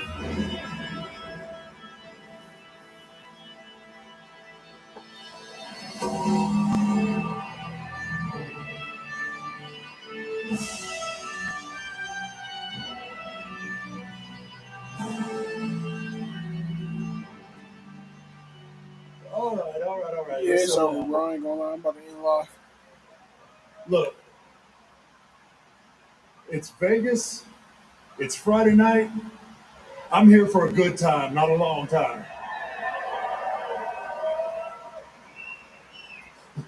Thank you. It's always nice to be back in front of the WWE Universe. Not gonna lie, bro. Yeah, that's you guys. That's you. You about to fall asleep because that shit's so boring. Oh, God. But tonight, I'm not here as the Phenom. If you want a TikTok live, bro, come over to the Twitch live, bro. At the same name as my TikTok. I'm ending this bitch, bro. Till next time, TikTok. I'll see y'all tomorrow. I'm just Mark. For wrestle. No, I'm gonna see y'all for Stand and Deliver in like 12 hours. Before you even say it, Stephanie. Till next time, bro. I'm a husband and a father. And a man who gets to honor one of the greatest people that I've ever known in life and in this business. Michelle didn't walk into the WWE with a famous last name or a promise. She came here with her working boots on and something to prove. She didn't ask for anything, but she went out and earned everything.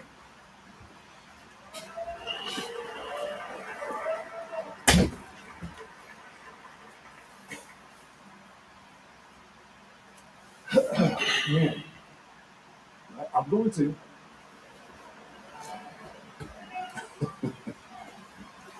She was so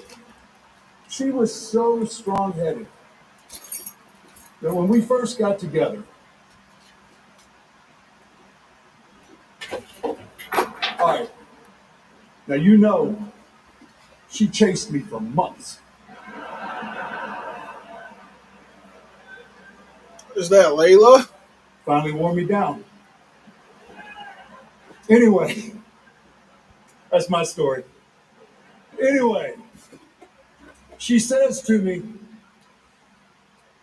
"You will never speak on my behalf." I'm like, okay. And she meant it. And I have to admit, I was a little taken back. So, not knowing really what to say, I clapped back. Well, when I do speak, you better listen.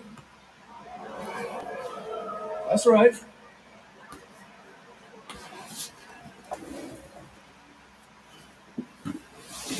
I think it was about 3 months before I could eat solid food again.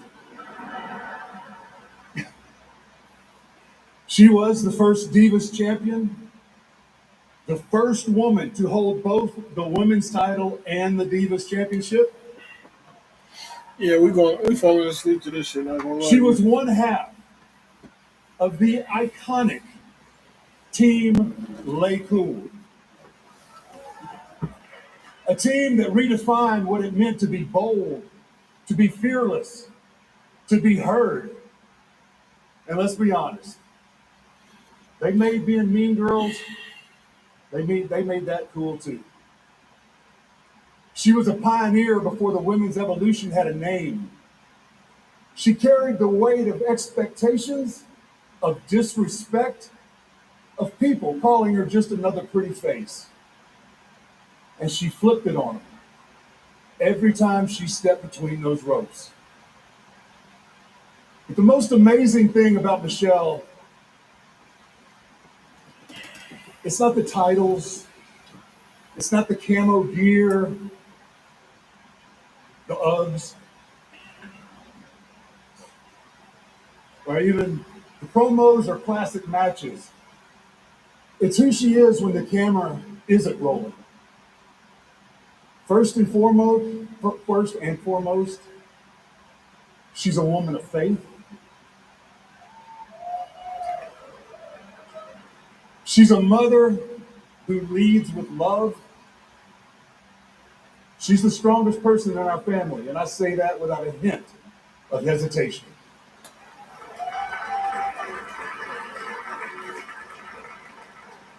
She picked me up when I couldn't get off the mat. She made me a better man, a better father, and a better person.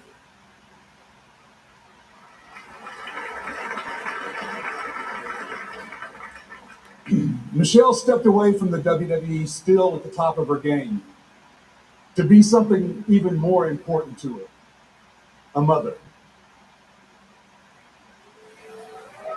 But even in her time away, her fingerprints are still all over the women's division today. And let's be clear, without Michelle McCool, a whole lot of women would not have gotten the opportunities that they thrive on now. And we all know that our women's division is smashing it. So tonight, I get to do something that I've wanted to do for a very long time. Babe, you're more than a Hall of Famer. You're a legend. You're my best friend. And you are, without question, the toughest, classiest, fierce woman I have ever known.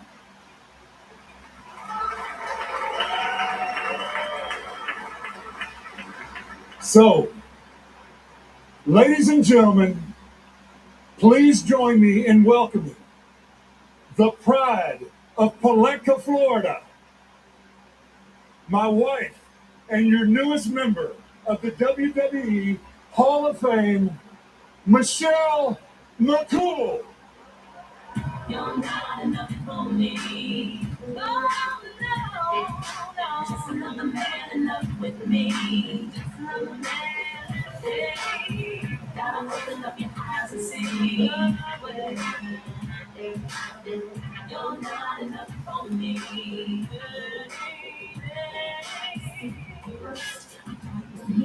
The way you give me attitude constantly, but I think I finally figured out that.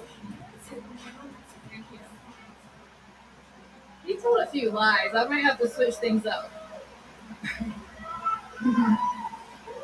It is wild to me how some of the biggest moments just sneak up on me. No music, no build up, no heads up, just boom. There it is. And for me, it takes me back to one particular moment. It's 2004. I'm in the backseat of my parents' car. It feels like just another normal afternoon. And then my phone rings. It's a 203 area code. Connecticut, WWE headquarters. My pulse kicks into overdrive. My heart is racing. And yet, I let it go to voicemail. Instantly, I flash back to college, holding a tough enough application I'd carefully filled out, stared at for weeks, and then tossed in the trash. I was scared. Not of the work, not of the dream. I was scared of failing. See, wrestling, it wasn't just entertainment in our house. It was sacred. It was family. It was bonding with my dad and Pap. It was yelling at the TV and staying up late on Monday nights. Wrestling was serious business in the McCool household. So months later, I'm watching Monday Night Raw, and something called the Diva Search pops up on my TV. I figure, what the heck? Take some photos, send in the paperwork. I don't tell a soul, and I wait. Because if no one knows, no one will know if I fail. Fast forward to that day in the back seat. My nerves are shot. I press play, and I hear, Michelle, we loved your photos, and we want to see you in New York City for the Diva Search. In shock, I start giggling uncontrollably. My parents turn around, puzzled smiles on their faces, wondering, what is going on? Have I lost my mind? Maybe. Or maybe I just found it. Because at that moment, somewhere between the voicemail, the giggles, and the disbelief, something clicks. I realize my life is about to change. What if I'm enough? Not just good enough, not just tough enough, but enough, just as I am. This may be my story tonight, but it's your story too. You are enough, period.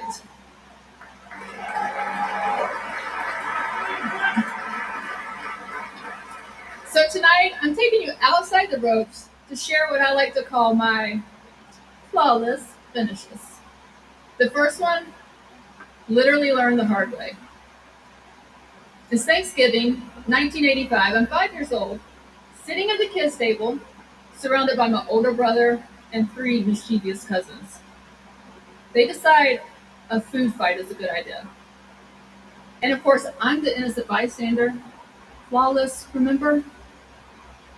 Then a dinner roll smacks me square in the face. Chaos erupts, my dad walks in, court is in session. Guess who gets blamed? Me, the baby. I get the look. Y'all know the look? Yeah, the look that says, I'm in trouble. I grew up in a time where spare the rod, spoil the child. It was put into practice. So, my dad gives me a slight pop on my hand, and in my sweetest yet toughest 5-year-old voice, I look him right in the eyes and say, that didn't hurt. So, he pops me again. And again, I say, that didn't hurt. By the third pop, slightly upgraded, I finally break. That hurt. I'll tell you what that moment taught me, though. And it stayed with me from the kitchen to the canvas. Grit doesn't mean you don't feel the pain. It means you keep showing up even when it hurts. That same grit carried me into every arena I stepped into. Night after night, match after match, I had to earn my place all over again. And the titles, guys, the titles, they don't come without scars. But those scars prove you fought. And more importantly, they prove you didn't quit. Life will often limit your opportunities and challenge your voices, but it can never limit your fight. That part is up to you. And once you're back in the fight, that's when the real challenge begins. Because the higher you rise, the louder the noise gets. Which makes me think of another flawless finish. Ignore the noise. Now, I don't know how many of y'all were around during the Divas era, but things weren't always easy. Honestly, I can't think of a single time they were. But I do love a good fight. It's Lay Cool versus Natalya, one of my favorite rivalries. At one point, y'all, we were literally told, pull your punches. They look too good. What do you even do with that? I'll tell you what I did. I kept my head down. I remained quiet and confident, and I worked harder than ever before. Eventually, we got rewarded with the first ever women's tables match.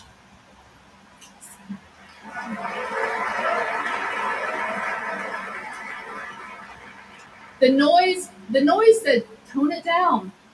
But my heart said, fight harder. Because in wrestling and in life, people will always have opinions about who you should be and what you're capable of. But the reality is, what you tolerate is what you validate. And not every voice deserves your attention.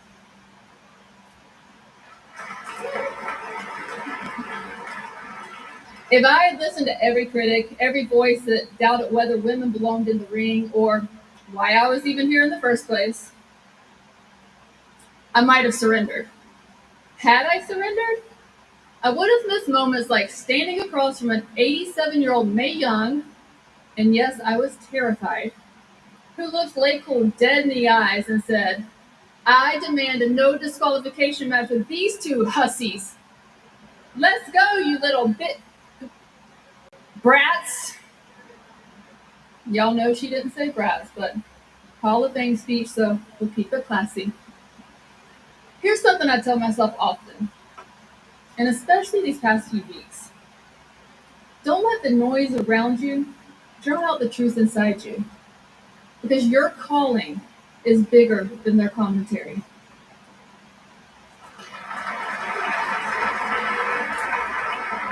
My last flawless finish: failure isn't fatal.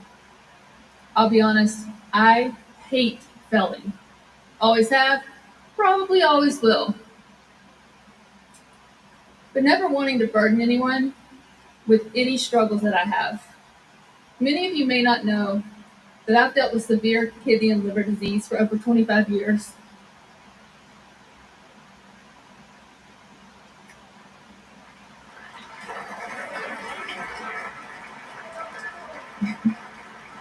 Returning from an overseas tour, one I don't remember to this day, I call my parents from New York and I simply say, I'm sick. Again.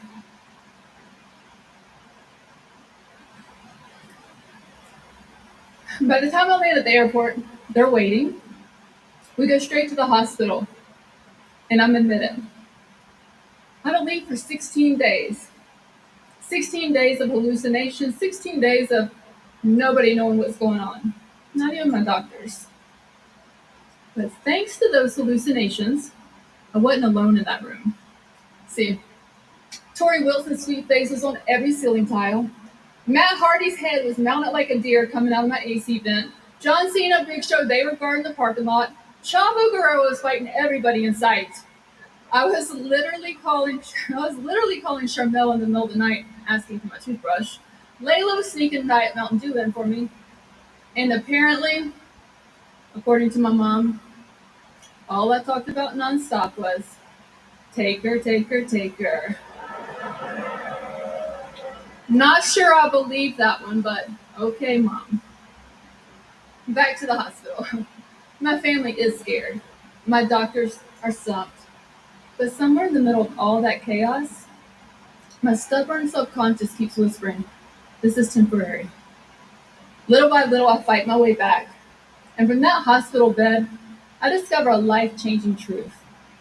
Failure doesn't end your story. It's what defines it. Because every great comeback needs just one thing, a fall worth fighting through. Tonight, I stand here a small-town girl from Palaca, Florida, who, despite dreaming big, would have never imagined being inducted into the 2025 WWE Hall of Fame.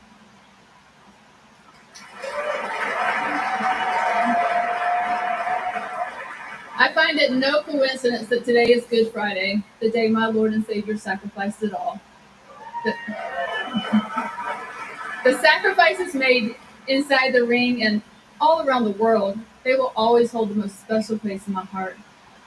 And some of the most meaningful moments, they didn't just happen inside the ring, they happened far beyond it. Standing in war zones on Tribute to the Troops tours, locking eyes with kids in hospitals where strength takes a different shape. Cheering on Special Olympic athletes who define what it means to fight with joy. Those are the moments that changed me. Because real power isn't found in the spotlight. Legacy isn't a title run or a main event. Y'all, it's how you treat people when there's no spotlight at all. WWE Universe, thank you. Through every setback, every evolution, you showed up. Y'all are the reason that I continue to make that walk to the ring.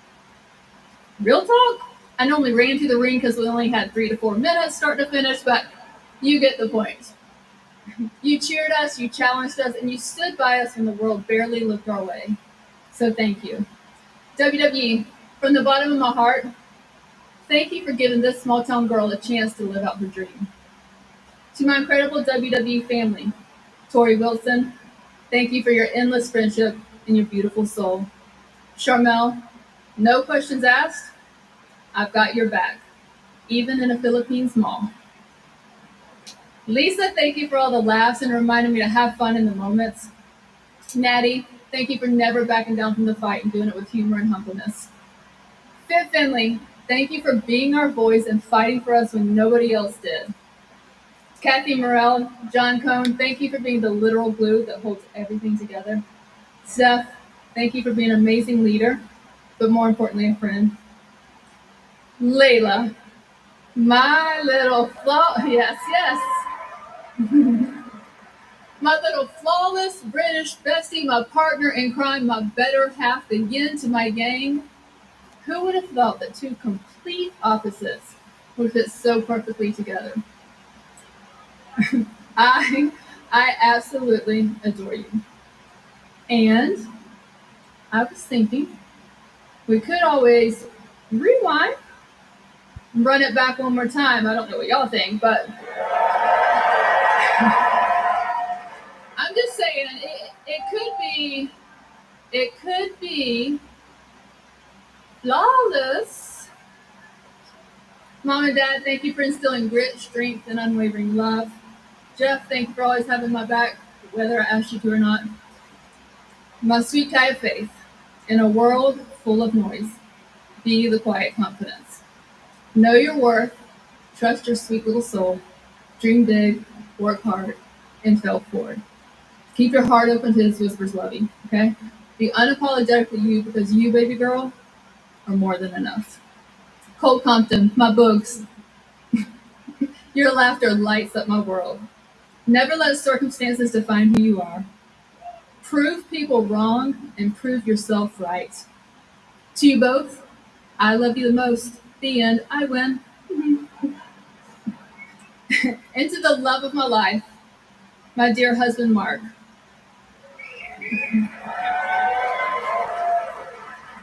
I've got nothing. Just kidding. You are an inspiration to so many people, including myself. And despite the lies you told earlier, your persistence, the way you chased me for so many months, impressive. Not taking no for an answer. Impressive. And the way you finally got me to cave and say yes, even more impressive. But seriously, I love you with every ounce of my being, and I thank God every day I get to call you my husband. You are my rock, my protector, my soulmate, my whole heart. I absolutely love you, babe. And for the record, yes, ironically, my theme song says, "You're not enough for me." I came to love that. It sounds just like the world. All the doubt, the noise, the voices that try to tell you you're not worth it. I used it. Every time my music hit, it reminded me to stand taller, fight harder, and finish stronger. Not just for me, but for every single person who's ever been told they weren't enough.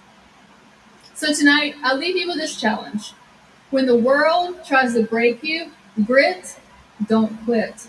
When the noises around you doubt your strength or worth, ignore the noise. And when setbacks seem overwhelming, remember, failure isn't fatal. Because the girl in the back seat, the one too afraid to pick up the phone, she answered it anyway. And she discovered something undeniable. No applause, no status, no title will ever define your worth. She finally believed she was enough. And believing it, truly believing it, that changes everything. Thank y'all.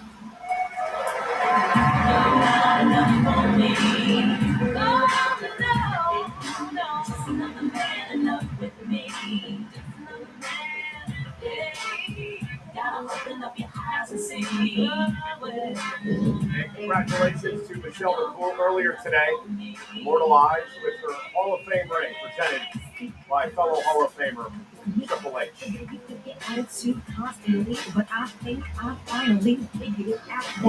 And we are live, ladies and gentlemen, tonight at the Sold Out Hall of Fame. We have plenty more to come, including the induction of the game, Triple H.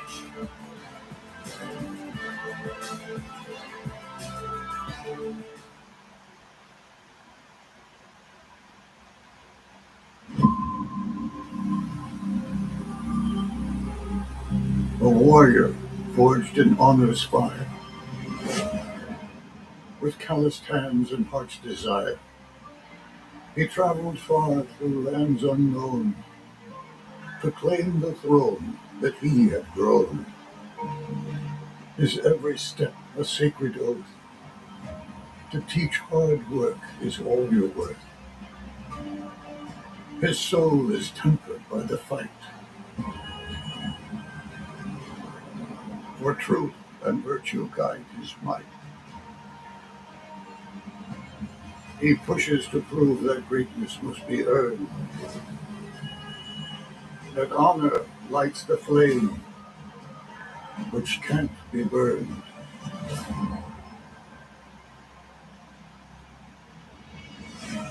But here a new challenger stands, born to fortune with golden hands. No battle scar, no humble start, just riches fueling his hungry heart.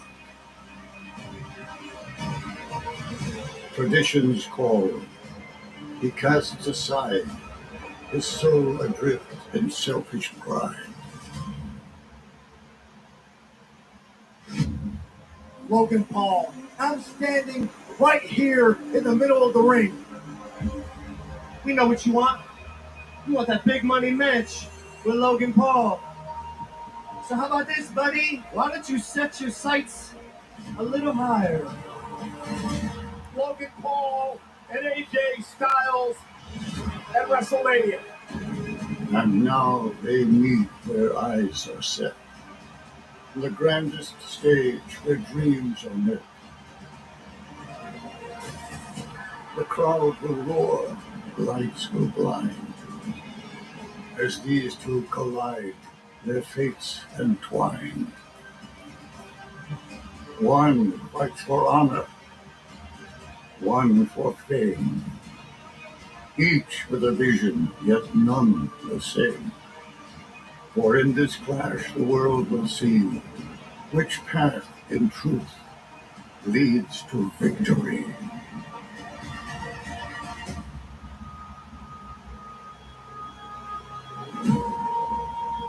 Beneath the sky, the setting sun, a million hearts will beat as one.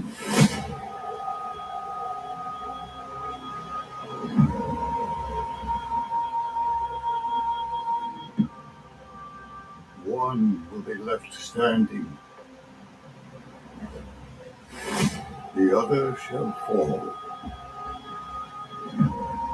This is the tale of AJ Styles and Logan Paul.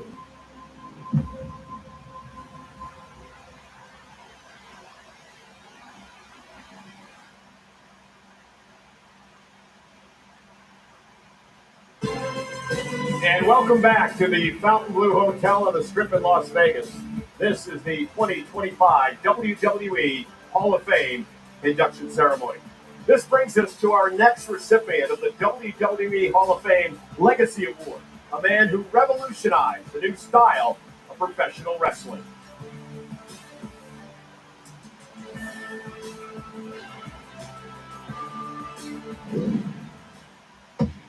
Hardcore, the word that defines Dory Funk Sr., both in the ring and out. Dory's toughness, legendary, popularizing the Texas Death Match. A Texas Death Match is a bloody, no-holds-barred fight to the finish. They say that I'm as mean as an old sidewinder rattlesnake from Texas. Dory transformed from a hard-nosed hellraiser to a prominent promoter for the Amarillo-based Western State Sports. He helped shape the careers of many wrestling legends. But perhaps his greatest legacy, raising and training his two sons, Hall of Famers Terry Funk and Dory Funk Jr.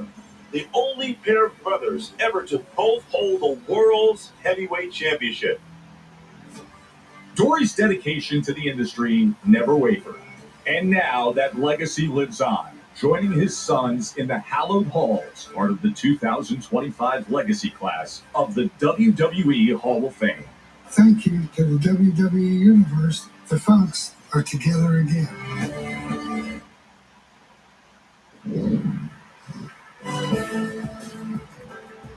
please help us in welcoming family of Dory Funk Jr., Dory Funk Jr. and Stacy Funk, granddaughter of Dory Funk Sr.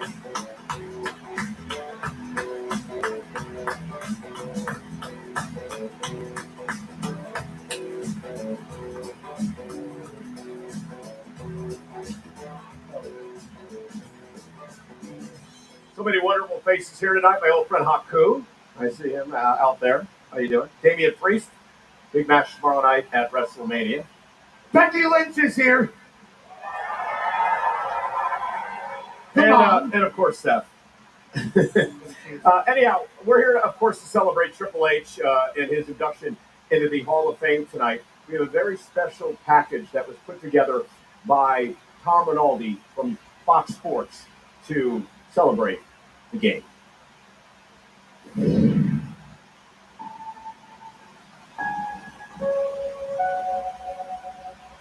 The game. That damn good.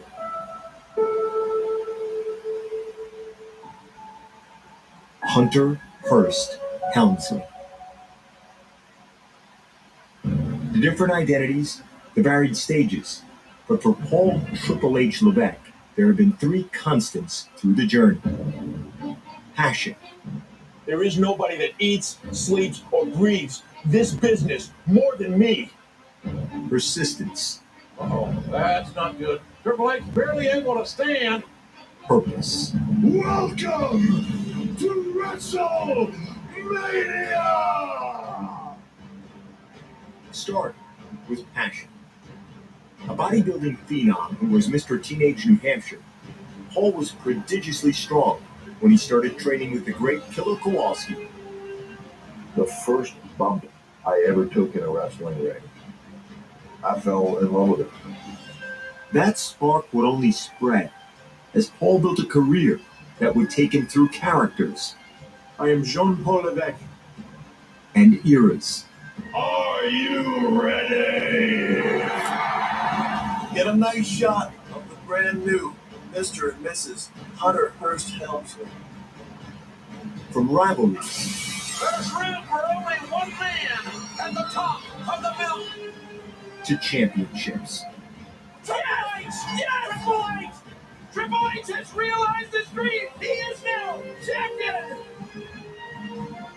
Finding a way to do it all. With a flair for the moment. A zeal for the matches. A love for the game.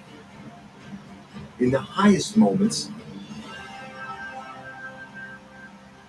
And the hardest. That's when he showed persistence.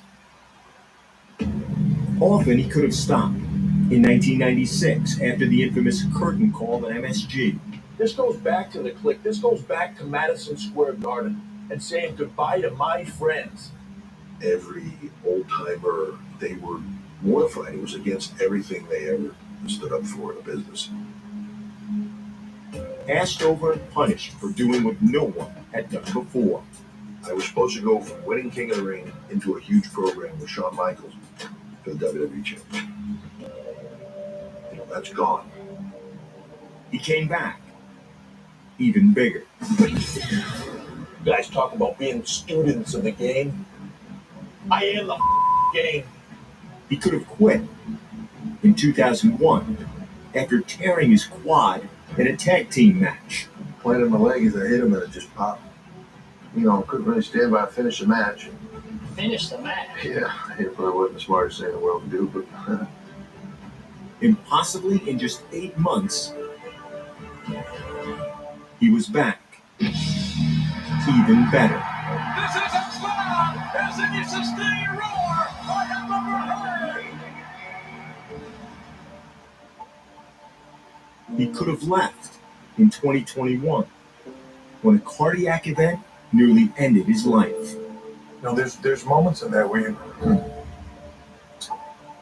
when they're putting you out for stuff and you think, is this it? You know, do you wake up to this?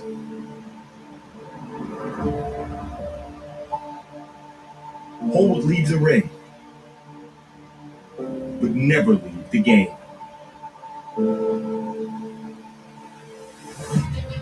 In fact, he's become more essential, more integral, more vital to the business than ever before. That brings us to purpose. I didn't get in this business to be rich. I didn't get in it for any other reason. I just want to be great. That's always been there. As a superstar who would start his day in production meetings, a headliner who was building the NXT franchise for the future. You guys are changing the way people look at women athletes. It's awesome that's happening here. A brand name that wanted to build stories beyond his own.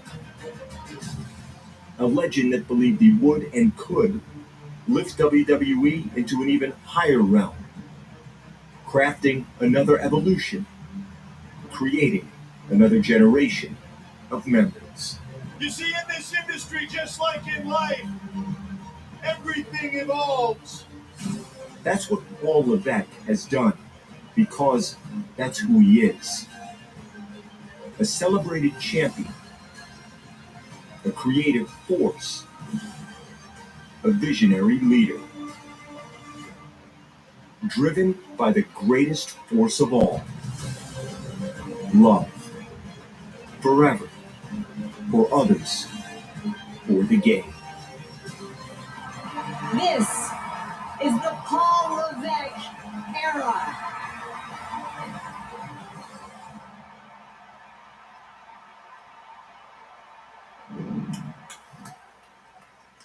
And indeed it is, as Stephanie said, the Paul Levesque era. Triple H will be out here in just a few moments to be inducted into the Hall of Fame. His family's here tonight. Lovely wife, children, of course his mother-in-law as well. Also here tonight is a legendary manager, Hall of Famer in his own right. Jimmy Hart is here at the Hall of Fame. And I bring Jimmy up because Jimmy put together one of the most powerful and influential tag teams in the history of WWE. They would go on to become tag team champions and have a legendary rivalry with the Legion of Doom. These men were so big, they were so powerful, the earth moved when they walked. And there was a reason they were called the Natural Disasters. Do you feel your whole world coming to an end? Do you feel the walls shaking, the ground breaking? What happens when you combine two of Earth's most devastating forces? They're gonna feel the typhoon splash and the earthquake. You get a disaster of truly epic proportions.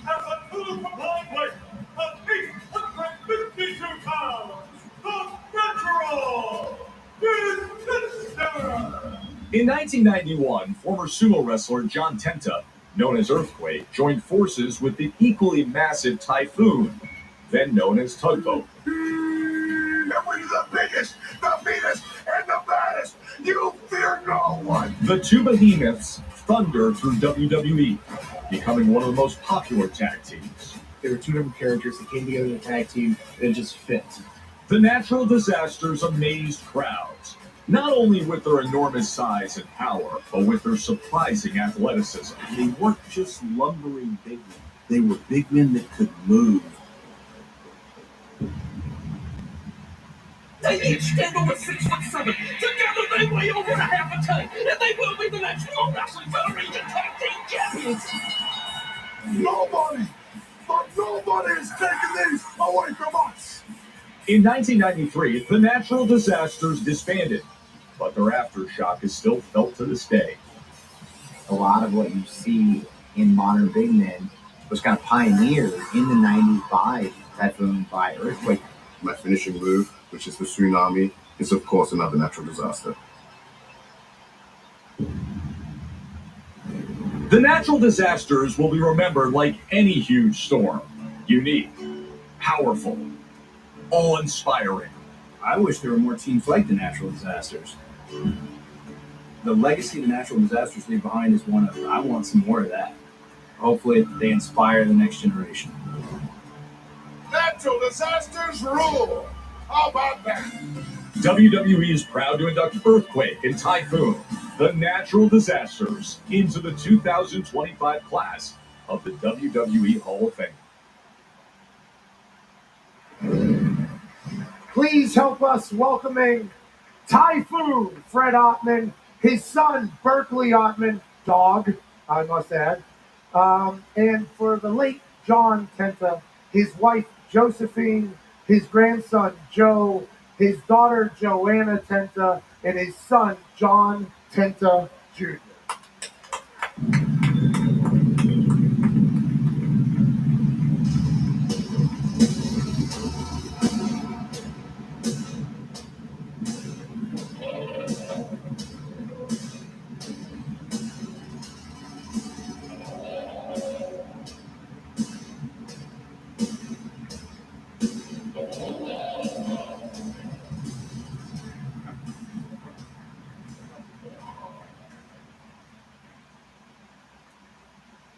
Almost 20 years ago, a few months before our dad died, I got home from school, wandered into my parents' room, and found my dad sitting on the floor in front of my parents' bed with VHS tapes spread out in front of him.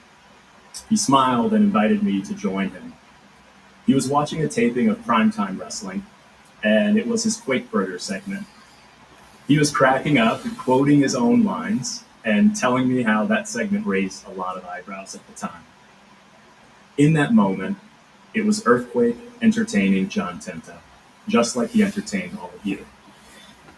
I love this memory because it shows the stark contrast between the vicious heel in the ring and the warm, gentle giant that I'm so thankful and proud to call my dad.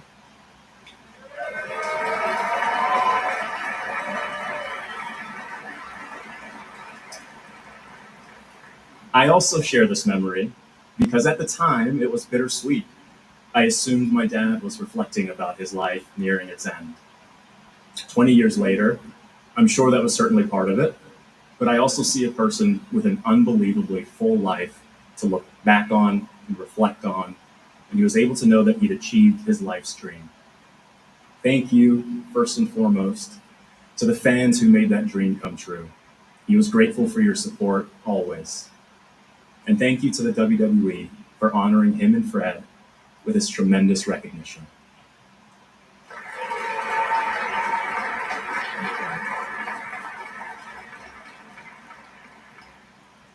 I always admired my dad for being unapologetically himself. He was dependable and worked hard, but he was also silly, compassionate, and didn't take himself too seriously. He taught me that you could be both fierce and gentle, with gentleness often requiring more strength.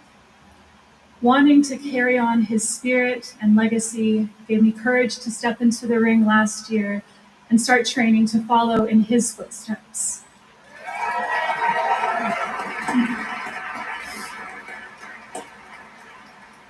My dad once said he wanted to be remembered as a pretty good heel who played his part well. Now, because of his work with Uncle Fred, he will also be remembered as a pretty good babyface. Uncle Fred, thank you for being such a wonderful friend to our father, for bringing to life so many moments together in the ring, and for bringing so much joy to our dad's life outside of it. I still have an image in my mind from years ago of you and my father laughing like two men half your age and size on the Dumbo ride at Disney World. To see that you could be strong and imposing, but still embrace your inner child is what this is all about. So thank you, Fred.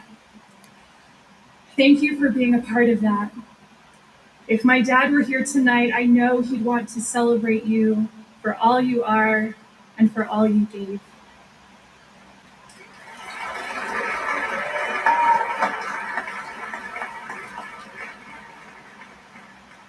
First of all, I want to tell you all how grateful that the natural disasters are being put in to the 2025 Hall of Fame.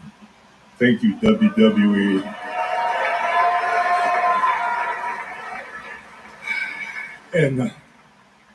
And John, Joanna, thank you for all those beautiful things that you just said. It means a lot to me. I just wish your dad was here next to me. He was my best friend. You know, we spent over 300 days a year on the road together, you know, and I loved him. He was my brother from another mother. And it is true, we had the tendencies to be a little infantile sometimes. Okay, I did ride the Dumbo ride and I had mouse ears on. Yes. But I had wrote some things here to let you know more about us. You know, when they first came to me, they go, Quake had run his deal with Hulk Hogan. And I went to TV after just doing a photo shoot on tugboats in Rhode Island. And I got there and I got they want to see you in the office. I'm like, what did I do now? You know, but they called me in the back. They said, we had an idea. You know, Pat was back there, Vince, and they're like, we were thinking about putting you guys together as a team. Well, I go, oh my God, that's awesome. He's a phenomenal athlete, a great friend to me. And, you know, sometimes tag teams don't gel in this business for one reason or another. You know, but they put us together and it was awesome. You know, we traveled overseas. We traveled here and worked here. And all those days on the road, man. But to have somebody that cared about you and cared about me, we had so much in common.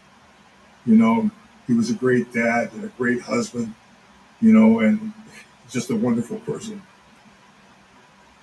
Sorry. You know, but I got a call, you know, he had cancer and he had to move to Houston. And he was in remission. And I got a phone call at my house. And he called and he was supposed to be going to his son's wedding in Orlando, I believe. And he called and he says, it's back, Fred. And then it broke my heart.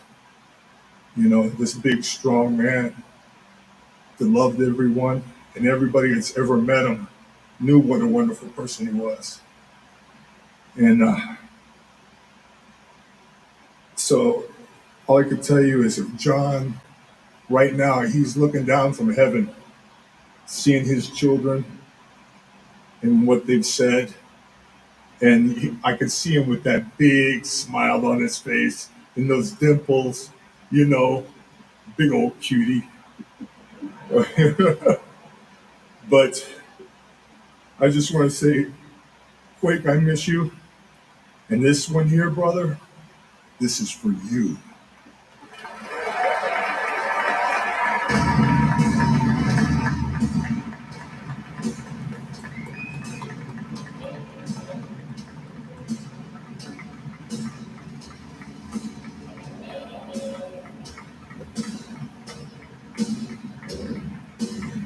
Well, earlier today, Triple H presenting the Hall of Fame rings to the natural disasters. Great rings this year. Great rings. Ladies and gentlemen, we have a new moment, the immortal moment that is going to be presented this year. One of the men involved in this is Stone Cold Steve Austin. And Pat, our WWE social media team put together what they believe were some of the top stunners in the history of Stone Cold's career. Let's take a look. Love that. This was not us. This was a social team. Xavier Woods having a time. Dancing. Ow! Snap my neck. Change of life. How about The Rock? Dwayne Johnson and Steve traveled the road, stunning the hell out of each other. Hey, yo! Scott Hall can get one. How about Kevin Nash? Still 6'10" somehow after getting stunned. HBK. NXT starts in 20 minutes. Go ahead. Best stunner of all time, ladies and gentlemen. I don't know about any of that, but certainly a moment I did not expect. But once you get your face busted by Steve, you choke down a Steve Austin and hope to ease the pain.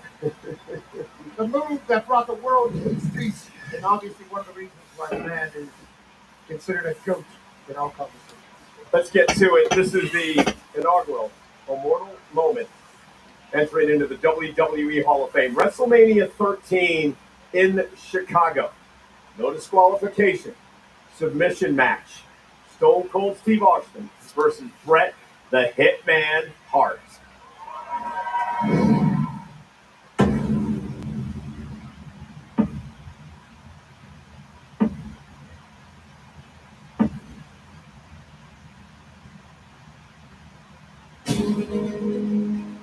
Bret Hart was the man. He was the best guy in the WWE at the time.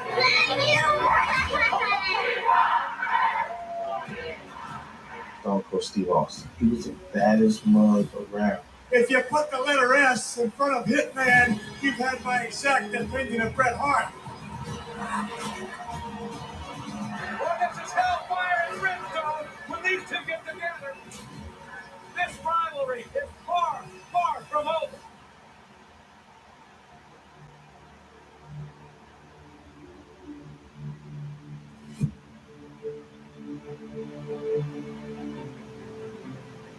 Everything is so believable with Bret and Stone Cold.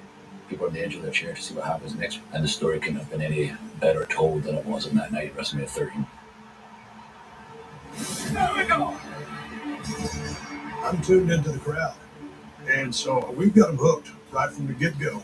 You can't be counted out. You cannot be disqualified. You gotta quit to end the match.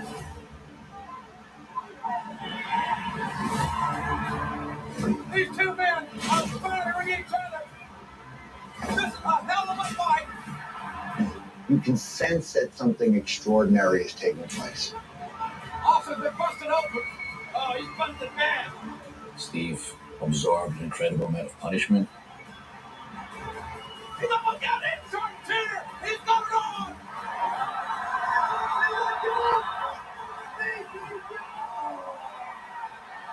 These people are standing. Can you imagine the pain that's rushing through Austin's body?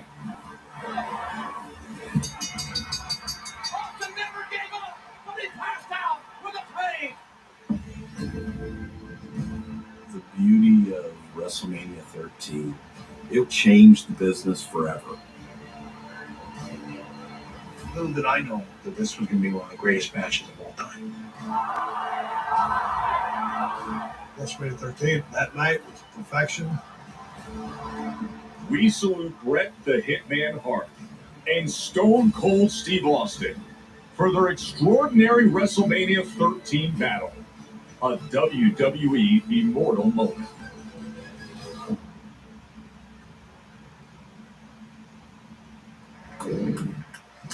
And who better to induct this immortal moment than, well, the man who hails from the city where this great match took place. The second city saint, if you will. Ladies and gentlemen, CM Punk!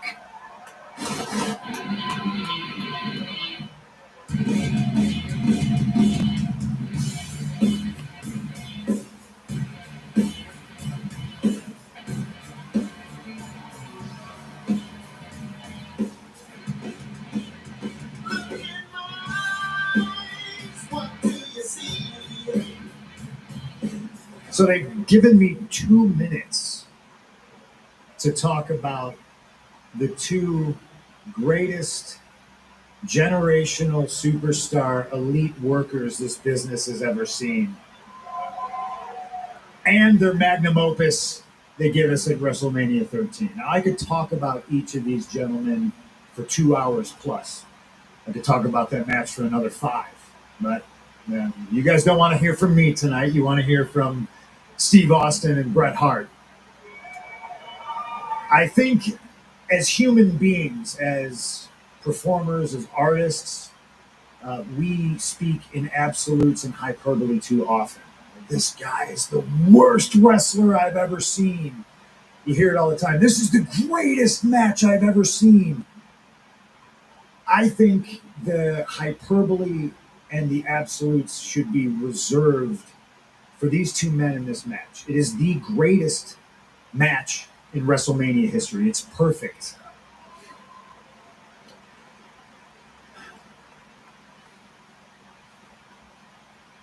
Just trying to eat up a little bit of time here and see if I can. I say I'm the best in the world, but this night is not about me. This moment means a lot to me. This match, I think, meant a lot to the business and a lot of the boys and girls sitting here today, and certainly to the fans. Shout out to Ken Shamrock. He was a big part of this, making it what it was. He selflessly understood what it took to be a great referee. Tip of the cap to Sweet Home Chicago. Some of the best fans in the world helped make this perfect storm what it was. And again, this is not about me, but this moment and this match and these two guys mean so much to me. This all means so much to me.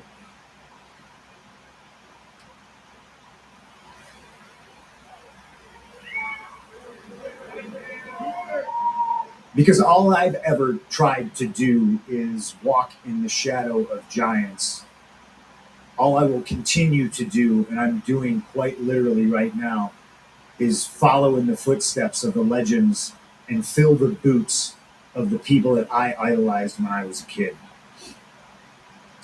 I've been fortunate to have a lot of mentors in this business. Some of them aren't here with us anymore. Harley's gone. Eddie's not with us. Terry isn't here anymore. Roddy has passed on. I think it's important to say how grateful I am and thankful I'm here today. Thankful that Brett and Steve are here so we can all tell them how much they mean to us, to thank them, to give them their flowers because they so desperately deserve it.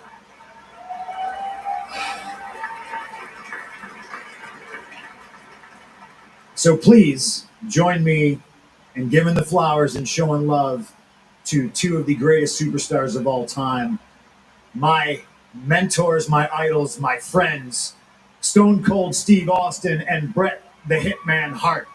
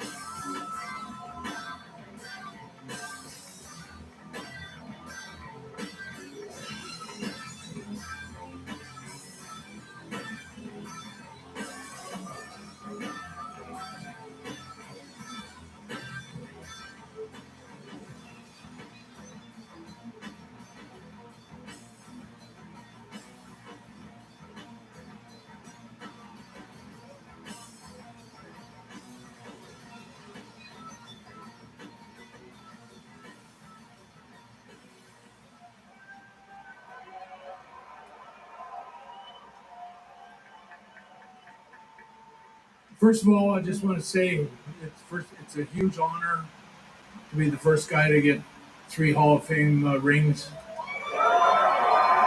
Thank you.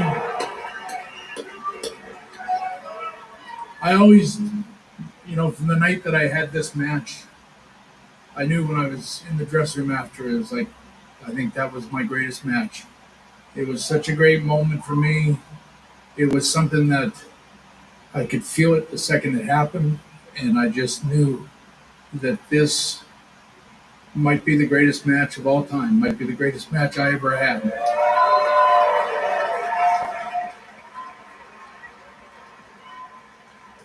There's a famous French painter that once said, his name is George Braque.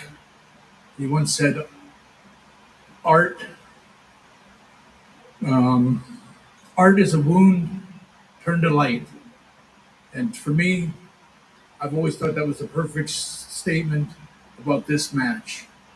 And for me, just having this match with Steve Austin, I'll say that Steve and I always got along really well. We were good friends.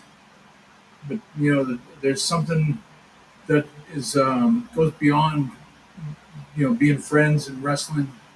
And what it is it's trust and respect. And there was always a lot of trust, and there was always a lot of respect. And when we had that match, that's the one thing that I remember the most, is that there was this respect between each other and the trust between each other. And that's what means the most to me right now standing here, is that that's how you do magic in wrestling, is when you have that trust and respect. You can't be a great wrestler without having that. And I had it with a lot of wrestlers.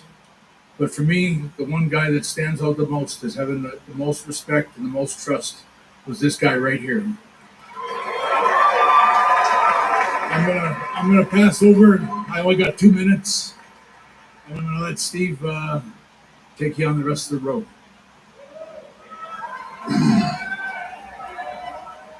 Man, I've talked about this match so much. You come out here and blow smoke up Brett's ass and my ass. It just seems like overkill. But hey, that's the gig. It happened to be a real good house in Chicago that night. Chicago seemed to be a stronghold for me. Brett and I went to the finish room, got the marching orders. I didn't think much of it. I kind of doubted it. Brett and I were sitting on the apron kind of talking. I went back, doubled back to the old man and said, "Hey, man, do you think it's going to work?" He goes, "Oh, God. Steve." So I went back out there and started talking with Brett. Anyway, went out there and just had a hell of a match. And it was basic and it was simple. And, you can do whatever you want, but, man, if you keep it basic simple, you got a pretty good start there, because you ain't got to do a whole bunch of and hurt yourself. It was a great match. It was a lot of fun. And like CM Punk said, he so properly addressed Ken Shamrock. I'd like to say thank you to Ken Shamrock. He brought a lot of eyeballs to that match. The only thing that pissed me off is some bitch is so jacked up. I mean, hell, me and Brett looked like Shamrock, but it was great. He looked like $1 million. Hell, he's worth the pay-per-view all by himself. And then I want to thank also on the just the way it was. There was 3 guys doing commentary on that match, and they made that match. And one was Vince, and he was dropping a lot of stuff in that match because he saw the vision. I was a trash talking redneck heel, and he saw a long-range Steve being an anti-hero babyface. I knew what we was going to do, but I didn't know what it was going to become. Jumping Jim Ross and Jerry Lawler, 2 of the best to ever do it. You saw the match. You felt what me and Brett were doing. It was personal. It was real. And with those 3 guys doing the commentary, they laid down the soundtrack to back up every single thing we did. And it was a combination of that crowd, the story, and everything coming together.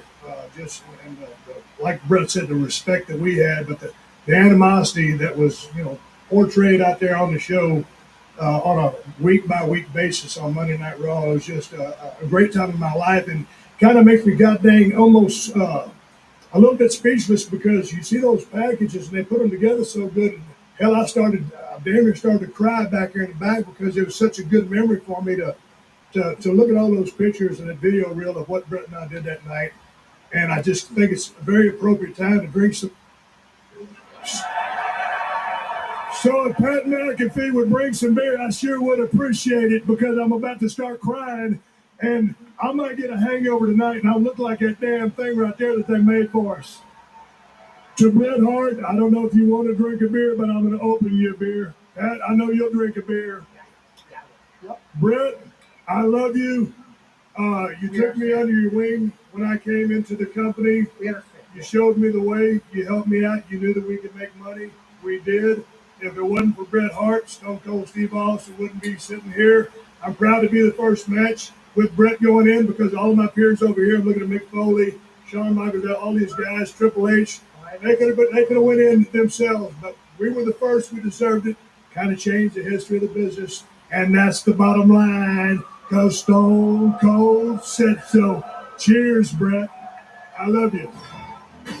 Hell yeah!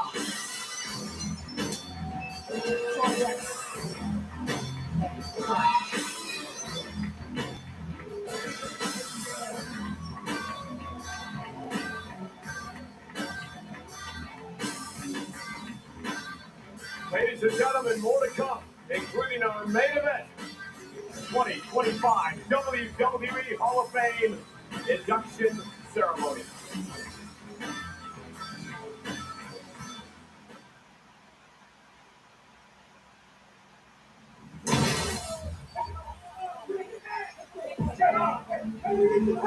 Hey, we need medics!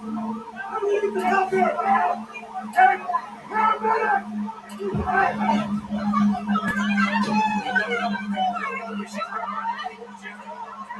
Look, all I can say at the moment is the investigation is still ongoing. I don't see any other option besides you having to relinquish the tag team titles. No, I don't want to do that. What are you talking about? No. If she needs a tag team partner, I can step up to the plate.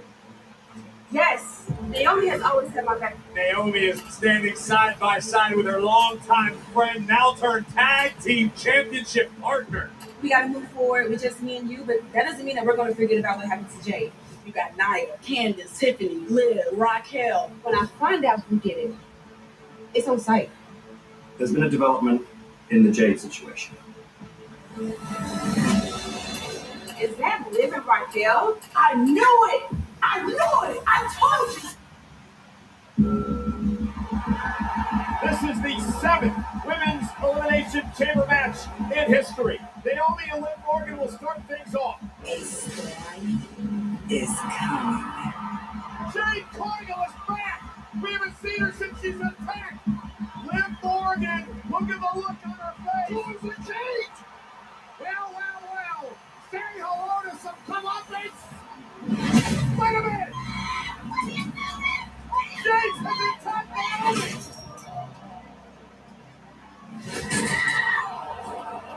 Does she believe it was Naomi who attacked her a number of months ago?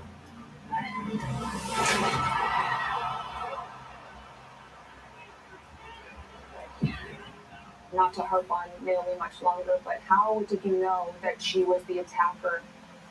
You know, Kathy, all I can recall is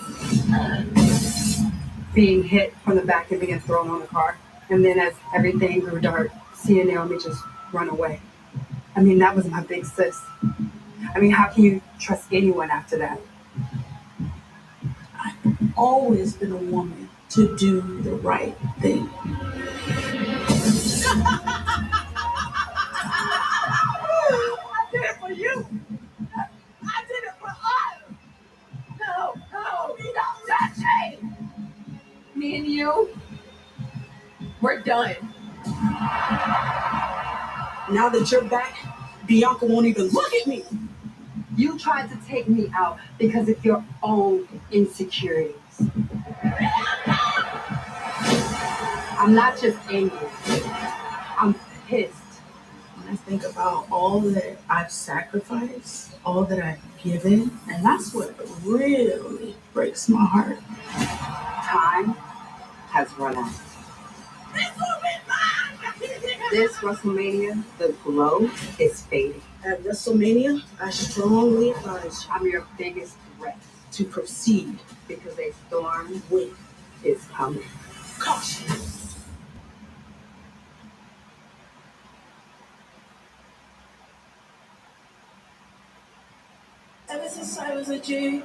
That is Allegiant Stadium here in Las Vegas, Nevada, the home of WrestleMania Saturday and Sunday. Taking a look at the schedule for tomorrow. NXT's Stand and Deliver gets underway at 10 o'clock here on the West Coast, 1 o'clock on the East Coast. Shawn Michaels going to have a long night morning. Countdown to WrestleMania gets underway at 4 o'clock on the East Coast. WrestleMania at 7, and of course, the WrestleMania post show. Moments away from our main event here tonight at the Fountain Blue for the WWE Hall of Fame.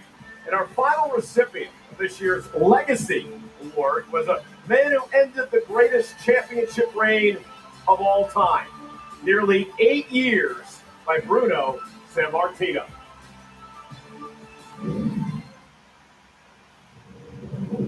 The Russian Bear, Ivan Koloff, a revered classic villain in WWE history. Koloff began a 6-decade reign of fear in 1969. His crowning achievement, ending Bruno Sammartino's historic, nearly 8-year championship reign. In 14 minutes, 55 days, Koloff defeated Bruno Sammartino. I liked his talent tremendously. He kept the people right on their toes. I wrestled Ivan Koloff 60, 70, 80 times. He was the absolute phenomenal talent. During the Cold War, Koloff imposed his iron fist onto the next generation, creating the infamous regime, the Russians. Ivan is a general. He knows how to teach it, and he teaches them well. The old Russian proverb says, I ran from the wolf, but ran into a bear. No doubt how opponents felt about the Russian Bear. Congratulations, Ivan Koloff, a proud member of the 2025 Legacy class of the WWE Hall of Fame.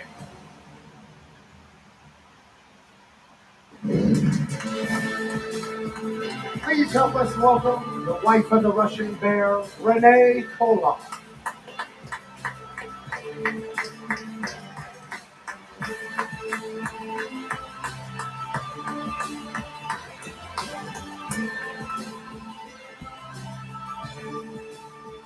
Ladies and gentlemen, there is no doubt who the man we are here to celebrate tonight has meant to my career.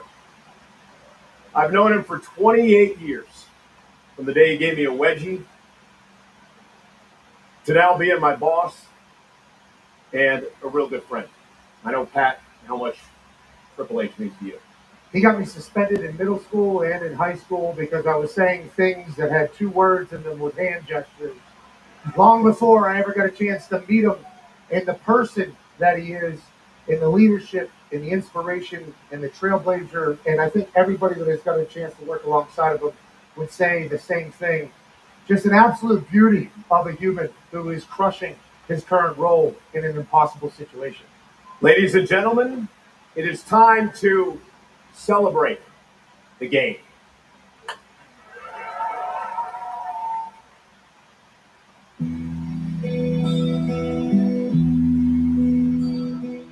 Well, that's a kid from New Hampshire that grew up, watched something, thought it was the greatest thing he ever saw, and said, I want to do that.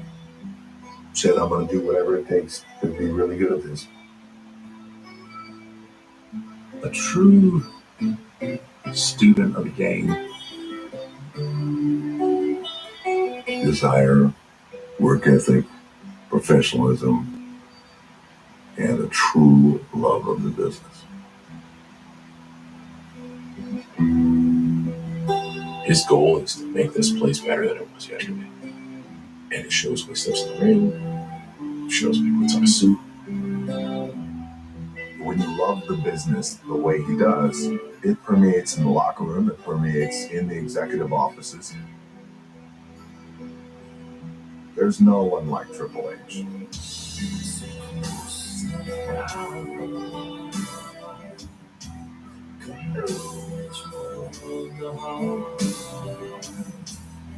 Forever trusting you are, and nothing else matters. Are you ready? Open myself this way, like it's always written our way. To see. If you're not done with us, then we're like 2 large warriors. Trust I see and I find in you. Every day for us something new. Open mind for a different view. And nothing else matters. Triple H had a passion for being the best. Triple realize the dream.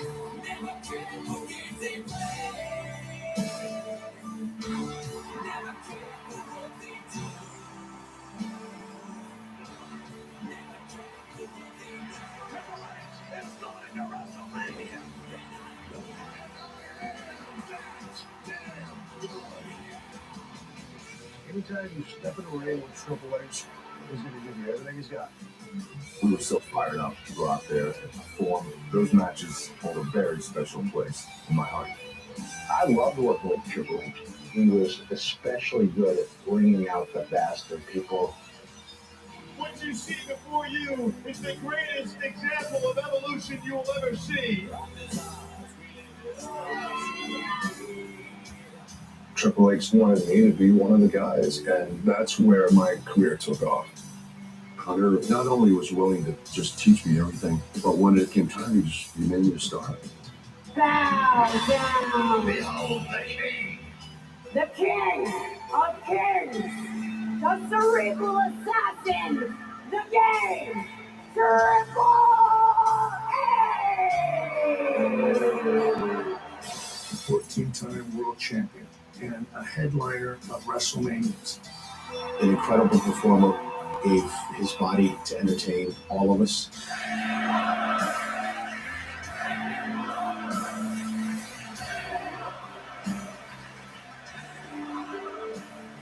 Whether it was in the ring or now outside of the ring, he takes pride in leading the industry into the future.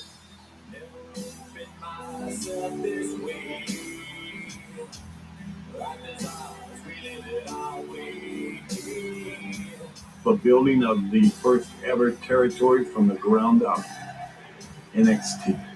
Developmental for Triple H also.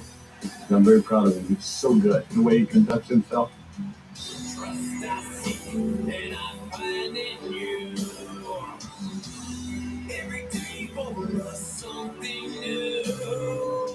Whether it be a mentor, a leader, or an executive, his love and passion for this industry hasn't changed. He has been able to guide and help so many reach their fullest potential.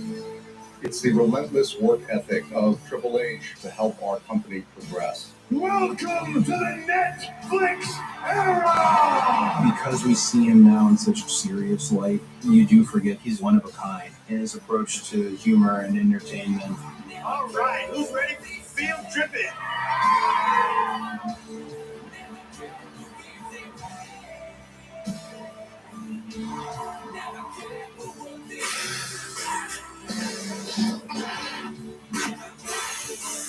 I want to do it like Triple H. And clear. I don't think they knew that was us. His desire to constantly learn and grow and change and evolve is really what has allowed him to become one of the all-time greats. Total commitment to be the best. To now watch him lead with such patience, understanding, compassion, dignity, and honor is an amazing thing. You can feel it right on the cuff. It's his life's work, and we need somebody like that leading this ship for WWE. Everything in my life stems in some way from WWE. My best friends in life, my wife, my kids. All of that's one of the luckiest guys in the world.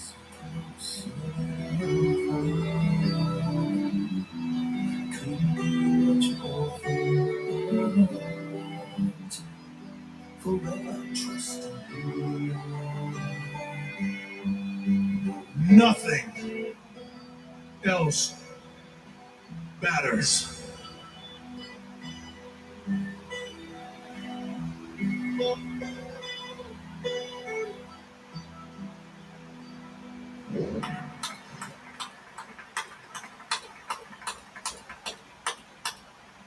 So, ladies and gentlemen, the man here to induct Triple H, I sort of feel bad because he's getting up there in age and he's got a real early call time for NXT tomorrow, like 5 a.m. or something. It's going to be a great show. So I caught him nodding off in the back, but I think he's ready to go. Ladies and gentlemen, the man who probably knows Triple H better than anyone, well, except Steph. He is Mr. WrestleMania. He is the man who is creating NXT right now. He is the Heartbreak Kid, Shawn Michaels. I think I'm cute. I know I'm sexy. I've got the looks that drives and goes wild. I've got the move that really moves. I said chill up and down their spine. Just a sexy boy.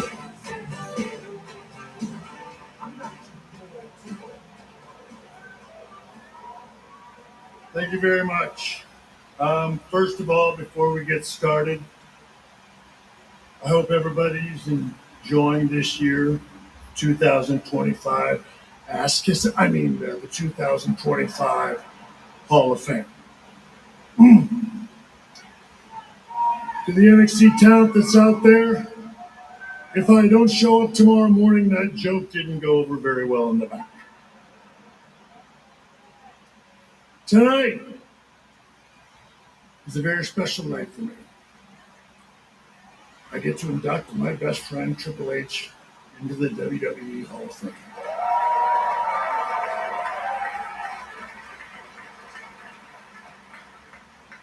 You all watch the video package. The WWE Universe sees him for who he is. The Game, the King of Kings, the 14-time world champion, numerous Rumble wins, classic rivalries with the biggest names in WWE history. The Rock, John Cena, Steve Austin, Roman Reigns, CM Punk, and the list, it goes on and on. I know, I'm a bit biased because I'm his best friend, but I was there in the beginning. Me and some other boys you might have heard of called the Clique.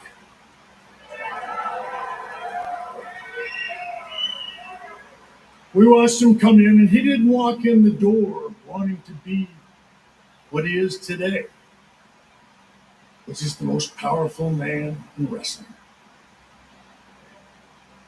He just wanted to be what a lot of us wanted to be. A pro wrestler.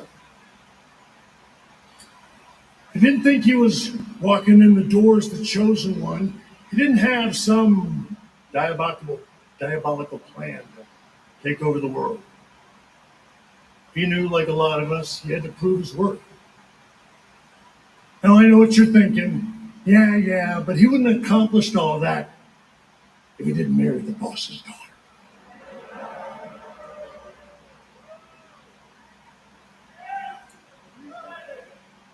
You're wrong.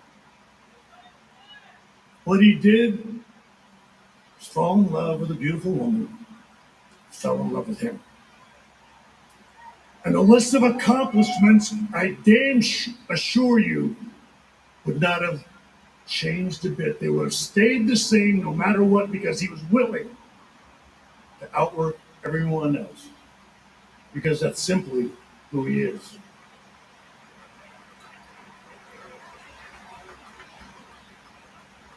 And now, speaking of that beautiful woman,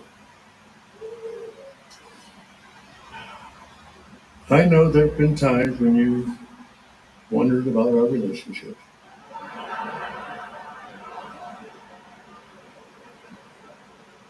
And I'm not going to lie to you.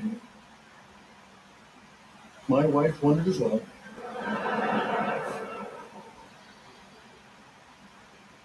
But as he and I have both done, we have assured our wives, and I'm here to assure all of you, hand to God, the only times we've ever kissed was on live television in front of all of you.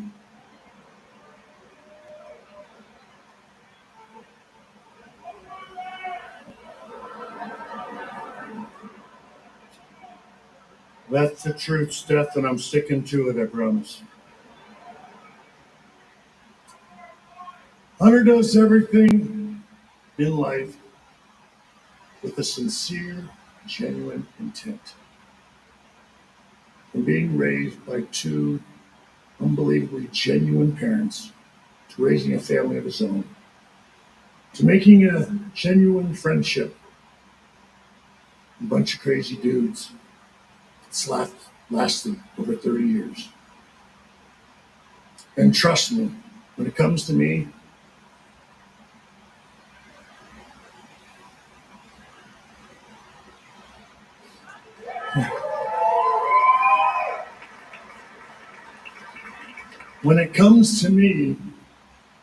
it was a conscious decision of his to be my friend.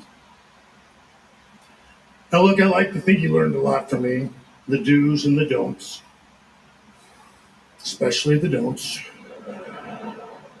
But yeah, I feel like I helped him, not to understand the wrestling business, but to understand how to do business in this place and helping him get to the level that I knew he wanted to get to. The level that both of us knew he had the talent to achieve. We spent so much time together, we almost always know what the other is thinking. And I can honestly say, I don't know why he stayed my friend so long. For a guy who has such a sharp business sense, it was probably the worst decision in the world to continue to be my friend. And I can assure you, everybody, and the other guys will tell you, it wasn't because of my charming personality. Every smart business move would have told him to just do the whole Homer Simpson thing where you just kind of fade back into the hedges. I mean, do what everybody else does, right? You just jump in another car. Guys did it all the time. But he stayed my best friend through thick and thin. And not knowing that one day I was going to turn my life around and become an incredibly wonderful, humble, and adorable human being that stands here before you today.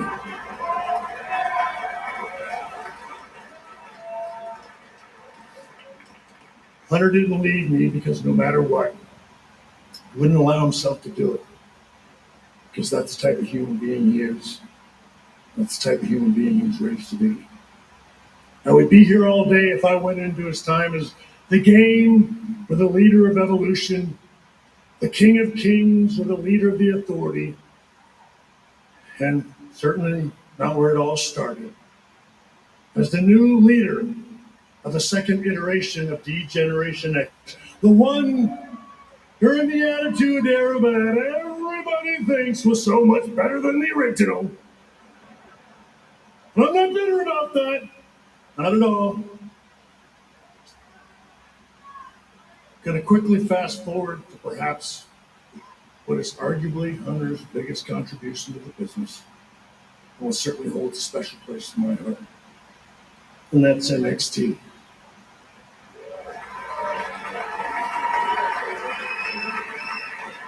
When the clique was riding around in the car, we used to share stories about our love and passion for the business. We always wondered to ourselves, like, why can't it be like this all the time? And one day, Hunter had the foresight and vision to build a place that excitement and passion could do just that, live all the time. Hunter had the ability to see the future of what the WWE could be. Everybody's always said, you can't just build a WWE superstar. One day, I know him like I know him. He said to himself, why the hell not? So he created an environment where you could create just that. Where you didn't have to grow up loving this like we did. But if you could be around it 24/7, and if we could find that, if that was in you, we would bring it out of you and then we would snatch it up. We would see 13 years later, and here we are, where WrestleMania, that card, is damn near all NXT alumni.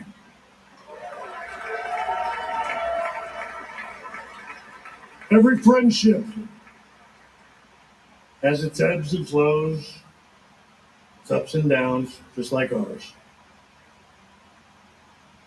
But we're still as solid as ever. I can remember it all started with a phone call about me coming to NXT. Why don't you just swing on by? See what you think. What started out at 2 hours a day, 3 days a week, has literally turned into a non-stop 24/7 grind, day in, day out, that virtually never ends.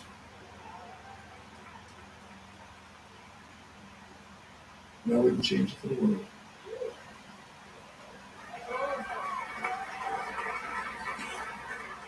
Well, I might now that I think about it. When I get emails at 1 o'clock in the morning that start with, per Paul. Oh, love of God, who the hell is Paul? You want to know who Paul is? Paul's my boss. And Paul, my boss, sure as hell ought to know not to be emailing me at 1 o'clock in the morning when he knows I go to bed at 9. I'm telling you this much, the Paul I work for is a big, huge pain in my ass. On the way over here, though, it finally dawned on me. I see what he's doing. I get it. He's getting me back. He's getting me back for everything that I did to him in the 90s. You think the reign of terror from 2002 to 2005 was something? You ought to try working for the dude. Where's a frickin' sledgehammer when you need it? But just like in the 90s, he didn't leave me. So I'm sure as hell not leaving him.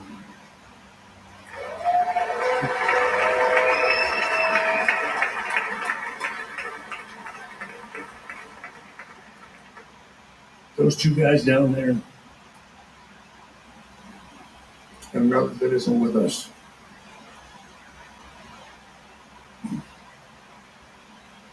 With the click, it was ride or die from the very beginning.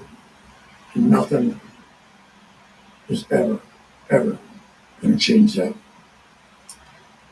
Hunter is the guy that can take the WWE into the future. There's no one better and more equipped to do that than Hunter. I watch him work with talent. I marvel at his temperament, his ability to work with high caliber talent. I mean, who can go and collaborate with Bad Bunny and Travis Scott and then turn around and work with Roman Reigns and CM Punk? He started creating his own elaborate WrestleMania entrances, and now he's doing it for the entire roster. He has an incredibly unique way of managing the corporate and the business side, and yet still does it without losing his love for what happens inside that ring. People and talent. You feel more confident with Triple H at the helm because he can keep the integrity.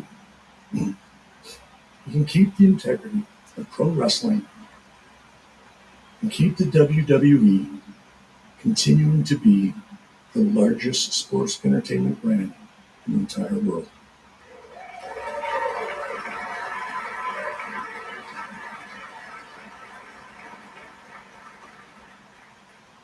This time, I'm going to bring out the best friend a guy could ever have. He's one hell of a leader. And I know he knows this, but I have to say it publicly. And I'm not sorry. Buddy, I love you. Please welcome the newest member of the 2025 WWE Hall of Fame, Triple H.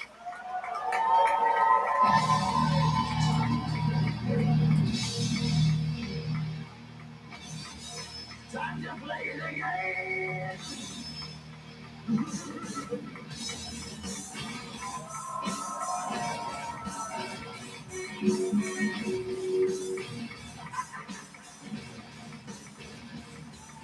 It's all about the game, and I am playing it all. Run if you can take it, all understand if you can play it. It's all about playing who's gonna make it. I am the game, you don't wanna play me. I am control, no way you can shake me. I am heavy, yet no way you can play me. I am the pain, and I know you can't take me. Over your shoulder, ready to grab, like a clean bench from a smoking gun. I am the game, and I make the rules of war.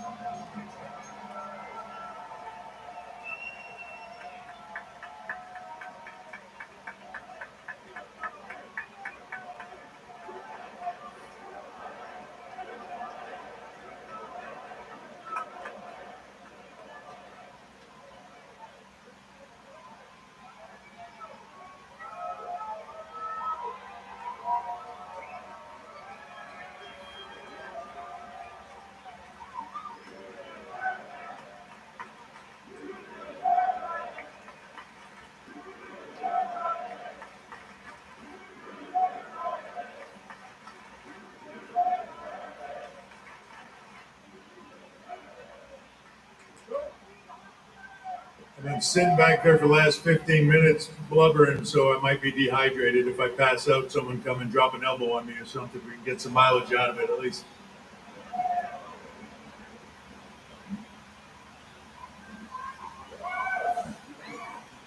I love all of you. It doesn't get any better than having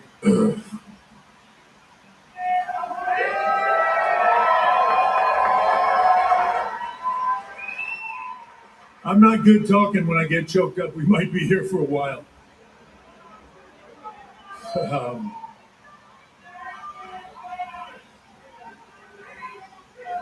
They say in life, if you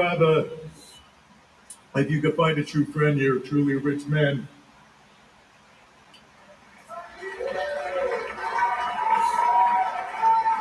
He makes me a billionaire.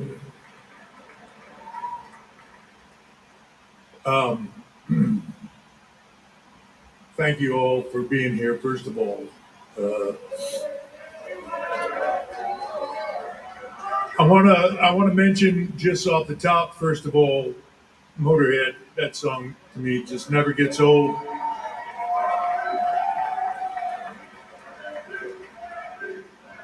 Lemmy gave me the gift of his sound and his friendship, and I could never repay him for that. One thing before we get started tonight, I wanted to take a moment to do one little thing here. Rich Herring, please stand up. Many of you saw Rich get inducted in the Hall of Fame a few years ago, but he's here tonight. I wanted him to be here. Just so happens that on this day today, 55 years ago, Rich Herring did his first show for the WWF, and he has never left this company.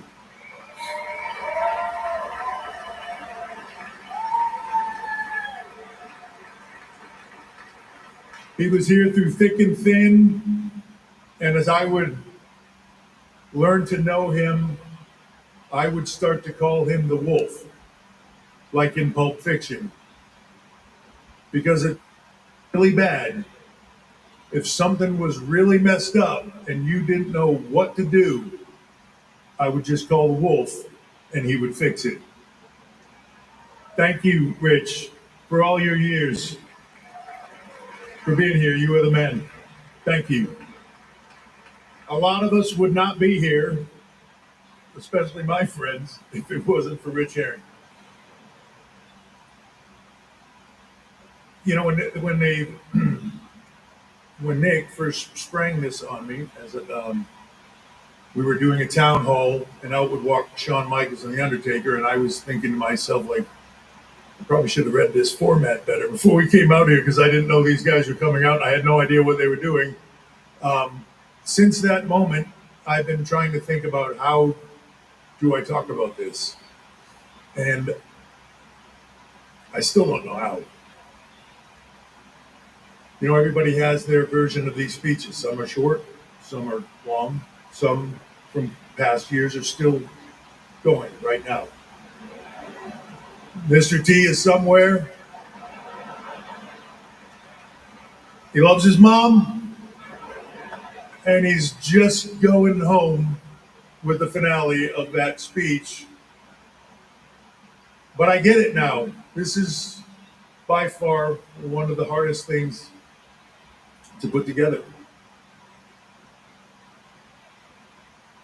The deeper I dug into it, the harder it got. And I realized that as I went through this, it wasn't about me. It was about the people that got me here.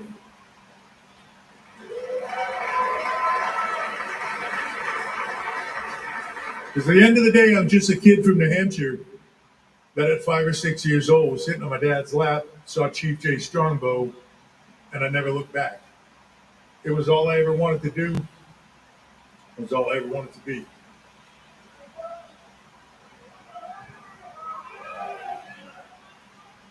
But without the people in your life that give you that encouragement, that lead the way, that help in whatever way they can, you just don't get there. I had a lot of those people, and I was very lucky to have them. People will say in life when they look at somebody, oh, he's a self-made man, or, you know, he came from nothing and became something. He's a self-made man. There isn't a self-made man on this planet. Everybody is a product of the people around them and what it leads them to do. For me, it starts with my parents. I've said it before when we did DX. My mom taught me all that stuff.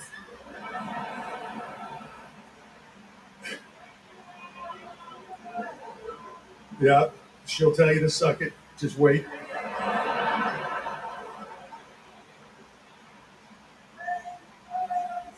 But they taught me a work ethic and a skill set, not to become rich, not to do anything else, because working your ass off is what's right to do. If you believe in something, work until you have it. Work until it is yours. They taught me that. And if I could just take a personal second, tonight is their 61st anniversary.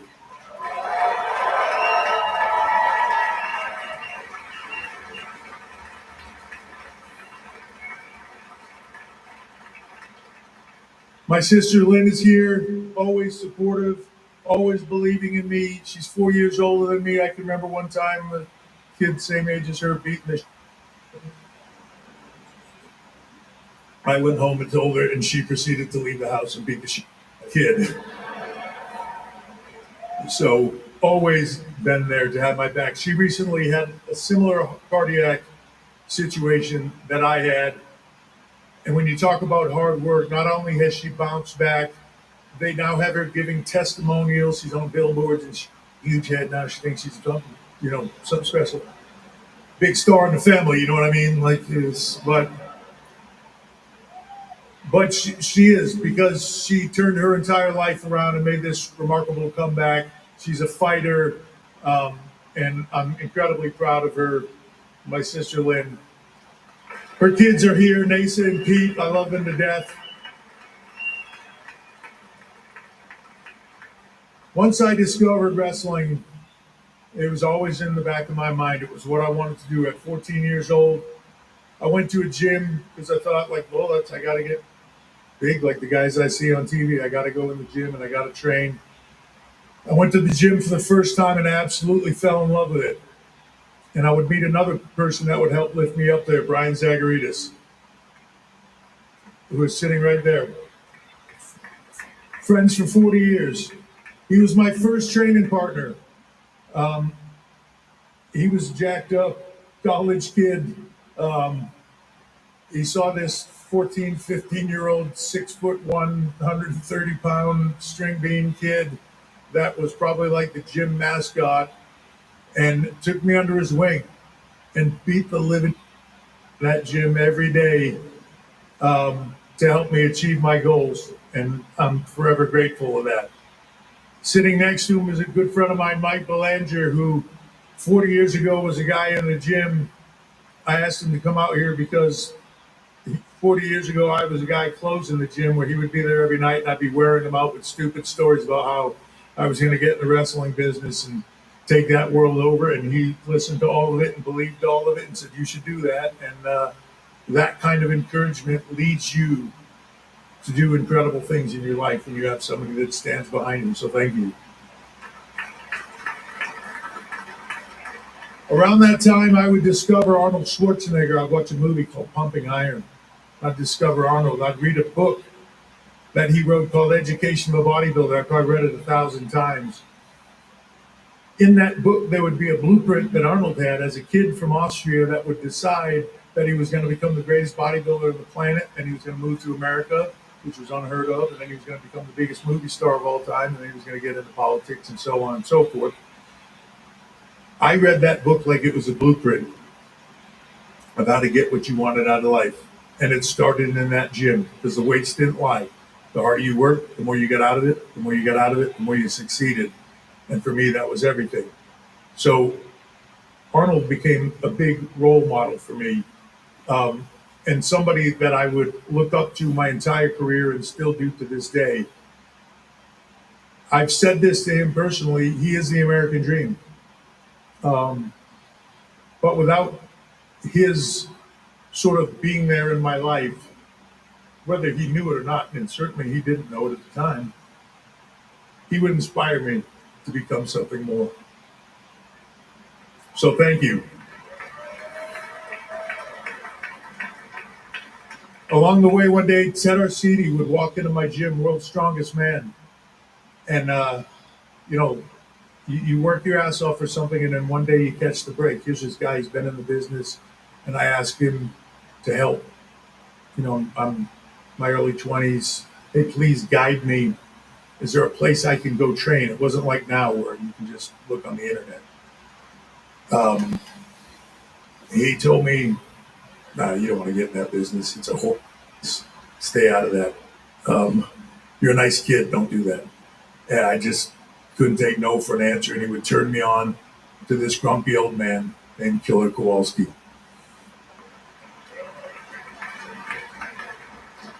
Kowalski, in his own unique way, in a no AC, no heat having boxing ring that was like concrete, would teach me in his own unique way. He would see something in me. And, after the first day I trained there, which, to be honest, felt like the most natural thing in my life, I left there thinking I'm supposed to do this. He said, it was on a Saturday, and he said, I'll see you tomorrow. And I said, I don't quite have the money to pay you to train me yet. I got to figure out how I'm going to get that. But I'll come back when I do. And he looked at me and said, no, you come tomorrow, pay me when you can, whatever you can, and I'm going to teach you, and you're going to be great, and you're going to be a big star. And I never forgot it. He taught me things that I didn't even know he was teaching me, because most of the time I couldn't figure out what the hell he was saying. But I still hear myself saying a different version of those things to talent today, trying to get them to that level they're trying to aspire to be. I might not have known what he was telling me at the time, but they sunk in and helped get me to that next place. From there, I would go to WCW, and I see Eric Bischoff sitting right there. Eric took a chance on a gun, geographically undesirable, right? But he took a chance, and he gave me a job, and Eric, for that, I'm forever grateful. You gave me the start. You opened the door for me into something more. Thank you.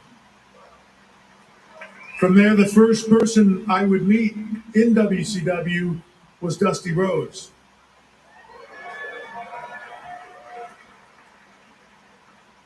And it was on Dusty's last day as Booker in WCW, and I had no idea. And I'm kind of the one that informed him of that when I told him that Eric Bischoff asked me to come there. But he was wonderful to me. And later in life, he would become a mentor to me.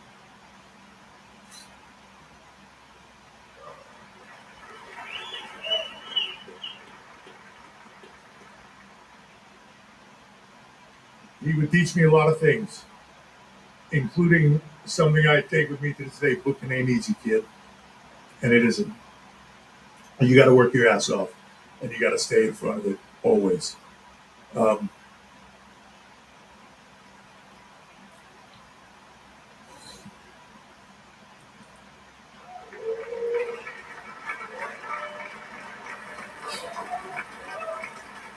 Your dad meant the world to me.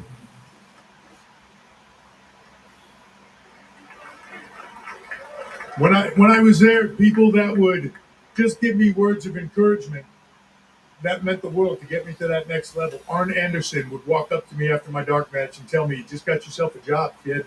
Way to go." And then later that night, he would say, when the show was over, "Hey, what are you doing?" And I would say, "I'm going back to my hotel. That's it." And he would say, "No, you're not. You're coming out with us." I went out with Arn that night.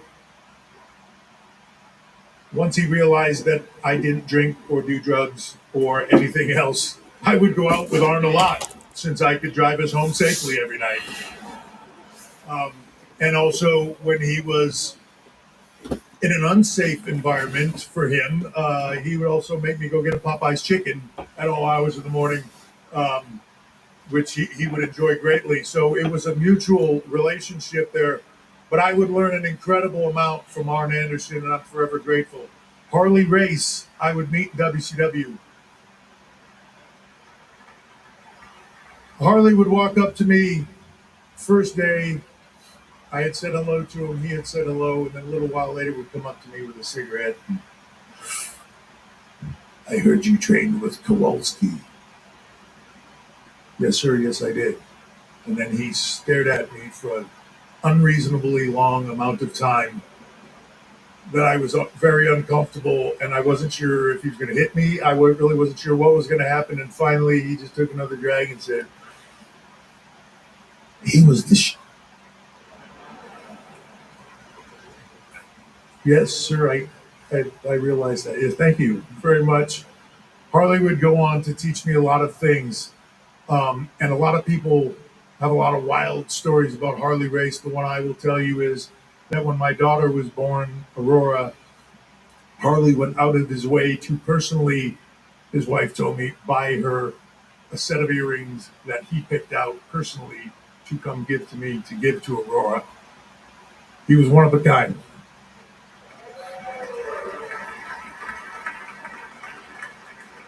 Guys in that time frame, and I'll just mention them briefly, that would give me a lot of encouragement, and I don't even know that they knew it. One was a guy named Stunning Steve Austin. But he would pull me aside on a regular basis to give me little tidbits of, "Hey, when you're out there, try this, try that." He was one of the few guys in an environment that was really rough at the time that was actually giving and didn't need to be. And another guy I'm looking at directly right here is Mick Foley.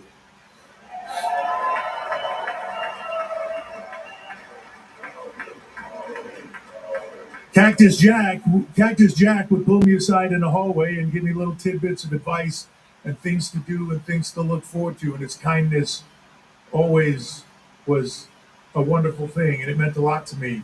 And later, and I'll talk about it later, but I hope you know how much you mean to me. Terry Taylor, who unfortunately earlier today had a little bit of a medical incident, so he's not here tonight. I wish he was. And hope, oh, he is here. Jesus, can't stop you. Wow. Well, look, Terry Taylor was the guy that I worked with once. He looked at me and said, "How long you been working?" And I gave him the standard lie that everybody put on their stuff at the time, 5 years. And he was like, "How long you really been working?" And I said, "I don't know, like a year and a half or something." I got to WCW pretty quickly. And he said, "Man, you fooled me." He said, "Well, look, WCW has a place called the Power Plant. I know you don't have to go, you're a contract guy, but I go there every day to train. If you want me to take you the rest of the way and you want to learn, I'll be there." I went to the Power Plant every single day to work out with Terry Taylor and Steve Regal. Terry would take me into his home. His wife was a hell of a cook, but he would bring me around his wife and he would bring me around his kids. He made me part of his family when I didn't have one. And I was very close to my family. So being by myself in Atlanta, Terry made it a home for me. And he made me feel like family. I'll never forget that. Thank you. Steve Regal was sitting a couple of rows in front of him. We would ride up and down the road together. We were about to become the Blue Bloods when I left to come here. Sherry Martel was going to be with us. But as big of a moment as that maybe was going to be for him, we had been told all these big plans, and it was great. He would come to me every day and honestly say, "Get out of here. Pack up and leave and go to WWE, and let Vince make you a big star. Get out." To this day, he is one of my best friends. He says it a lot to me. He says it all the time. But I would for him as well. I'll take a bullet for you.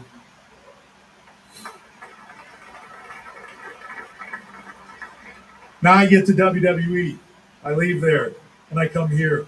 I don't know anyone. But one day, as I have tried to ride with a lot of people and realize these guys are not where I want to be. A lot of guys in that time just wanted to get in the car, not talk about this business, just get to the next town, do your thing, go work out, whatever it is, and not think about work. That's all I wanted to think about. So after realizing a lot of these people to travel with aren't for me, I was in Boston at the airport getting a rental car, and I was just going to drive by myself to Portland, Maine. And this white sketchy van pulls up outside the window and starts honking the horn. And I think like some crazy person out there honking at me. And finally I see Kevin Nash's head in the window and he's waving at me. So I'm like, "There's Kevin Nash." Like, I'm in line. Like, I'm finally getting to the front. I've been in this line forever. This isn't order by phone days. You can ask your parents. They'll tell you about it. I walk out, get out of line, walk out. He goes, "Who you riding with?" I said, "I'm just going to ride by myself and drive up to Portland." He goes, "Jump in with us." He was by himself. I said, "Who's us?" He said, "Yeah, Kid, Sean, and Scott. I'm picking them up in a minute." I was like, "You got a lot of people, man. No worries. I'm good." And he said, "No, just get in here, would you?" So I went back in, got my bags, threw them in the car. And all we did was talk about business the entire way. And I loved it. Scott Hall would every night say, to us in those cars and in those vans, "Can we just not talk about business tonight? Can we just drive and just not talk business for one night, please?" But before we do that, in your match tonight, and he would start to go into business, and that's all we would talk about again. But when Sean says, "How did I, the guy that didn't drink, didn't smoke, didn't do drugs, didn't do any of that stuff, how did I end up with them?" Let me tell you about the first night I ride with them. We go to Portland and we work. Kid's already laughing because he knows this story mostly buries him. We leave Portland, and at that time, not a lot of places to go late at night to eat, so we pull into a Denny's It's packed. It's all college kids, and we're fairly recognizable at that point in time. Kev, I'm driving, so Kev's mildly in the bag. Scott Hall is very in the bag. Sean is pretty in the bag, and I'm hoping isn't going to get worse. He's sitting next to me. On the other side is Kid, who's perfectly fine. Kid has a habit of ordering like 5 drinks at one time. So he orders like, can I get a coffee, an iced tea, soda water, a lemonade, and a strawberry shake, please? Like he's like the drink master. He's totally fine. I start to talk to Sean, who I'm thinking, oh man, he is getting a little bit worse. And I go to turn to Kid, and Kid is face down in his strawberry shake. At this point in time, Scott Hall is in a massive argument with the waitress that he saw the cook put a booger in his eggs. And he's adamant that this is, like, he has seen this, and he wants the manager, and she's not having it. And now the manager comes, and he's yelling at this manager about bring the cook out here. I saw him from over here put the booger in the eggs. Kev is just kind of looking at him, and I can't tell how bad off he is, but I realize Kid is not getting out of this shake, and I got to get him out of here. So I look at Sean, and I say, hey, we should probably go, because Scott is in a position where they're threatening to call the cops now, and he's face down the strawberry shake. We should get him out of here. Sean straightens up for a bit. We start to drag Kid up, and everybody's seeing this scene and making a huge deal out of it. You're going to drag him out of this restaurant, and he catches his ankle on the door on the way out and starts screaming at the top of his lungs, my ankle, you're killing me. It's getting worse by the second. We get outside, and now as he gets outside, he kind of passes out. And I'm starting to get really scared. And now out comes Kevin and Scott and the manager and the waitress, and a bunch of kids are following them, and they're calling the police. And I'm like, shh. This is day 1, by the way, of traveling with them. I now put Kid up against the van, and Sean says, is he breathing? And I feel for his pulse, and it's there, but it's there. And I panic, and I start slapping, because I think that's how I'm going to wake him up. Sean starts to yell at me, what are you doing? You're kicking his ass. Stop beating him up. Why are you beating him up? And I'm like, he's dying. I got to try to wake him up. And now here comes Scott. What are you doing? He's mad that they're calling the cops. We can hear this going on. There's all these kids. Throw him in the van. Everybody else gets in the van. We, at that point, I drive him straight to the emergency room, where we sit for hours until he begins to come out of this. And Kev leans forward and tells him, just deny service and they'll let us go. And that's what he does. And we drive back to the hotel. My nerves fried. We get in there, and I look at the clock, and we have 1 hour before we have to be up and drive to the next town. And we get up, get in the van. It was daytime now. The sun had come up, so now Kev was going to drive, because that's how it worked. Big Kev in the afternoons, me at nighttime. We would establish this relationship over time. Kid would now come downstairs 15 minutes later than everybody else, like usual, get in the van and say, hey, thank you guys for saving my life last night. Let's go.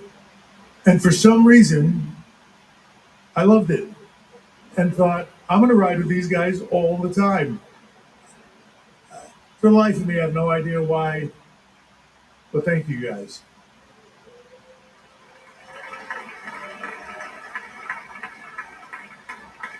When you talk about, as Sean mentioned, a brotherhood that lasts, ride or die.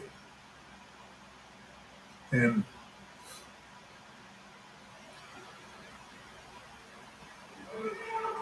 I think about Scott every day. Everybody had their strengths in that car. Kev saw the business like a movie, completely like a movie, thought big, giant, cinematic picture things and all this stuff. Kid was a measuring stick. If you could work with him, if you couldn't work with him, you were out. at some point they would put everybody in the ring with him and see how well they did. If they rocked it with him, they were in. If they didn't, you were done. You couldn't go, and you got moved to the side. He was the measuring stick. Sean could put it all together like nobody else. Just got it all, was a Pat disciple, could do all that stuff. But Scott had a way of simplifying everything, that he would just say something to you so simplistic that it would change your view of the business. Like, he would say it and you'd be like, yeah, we do that all the time. That absolutely makes no sense. You are correct. And you would just move on. He had this simplicity about him to the point where it was genius. And I learned, he's so underrated. I learned so much from Scott Hall. I don't even know how to say it. He also had a unique personality. One time on Raw, we had work done the night before, me ducking the discus punch, and he would catch me with the left. We decided to do it on TV, and he would proceed to knock me out cold on Monday Night Raw. I don't remember the end of the match. I was working with Scott. Kid ran out. I don't remember any of that. Next thing I remember was Kevin Nash picking me up and putting me in a folding chair, and Scott getting right in my face and saying, "You got a glass jaw, put," and walking off. He's one of a kind, and I miss him every day.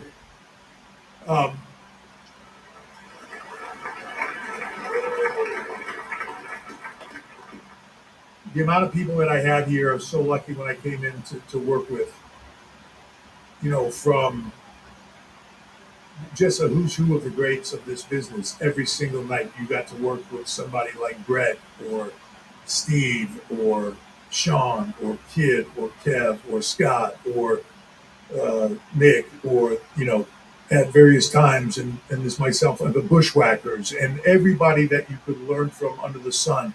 It really was a melting pot of all these styles and abilities that I loved it. I'd work with somebody different every night and just soak it up. Sean and I would eventually form DX. At that point in time, we would meet Joni Lauer, China.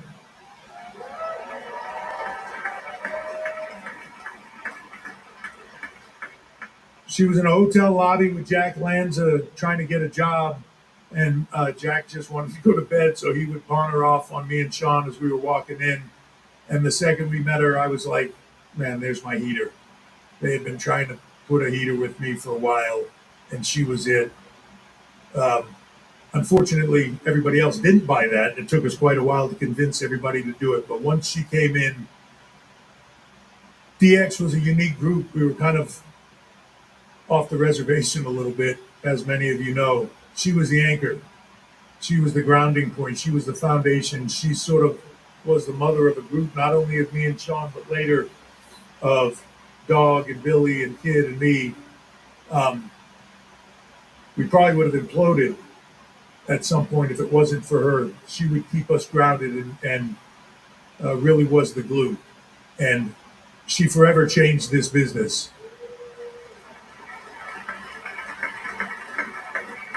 The women that we have now are incredible, and a lot of that springs out of her ability to do what she did and inspire generations.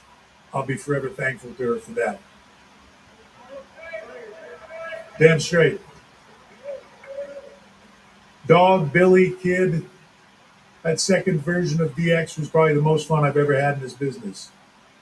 Brian James, I would ride with you and laugh so hard for 6 to 8 days straight. My abs would be killing me by the time we go home. I'd think, like, what happened to me? It was just because you made me laugh the entire trip. Either that or it was a contact eye. I'm not sure which one. But that DX run was one of the best parts of my career, and I love it. Thank you. I mentioned him earlier. I'm going to try to buzz through this because it's getting late, but I don't, when you do this, you just don't want to miss people. And I know I will. But I mentioned Steve Austin earlier. Steve would become like a mentor to me, whether he knew it or not.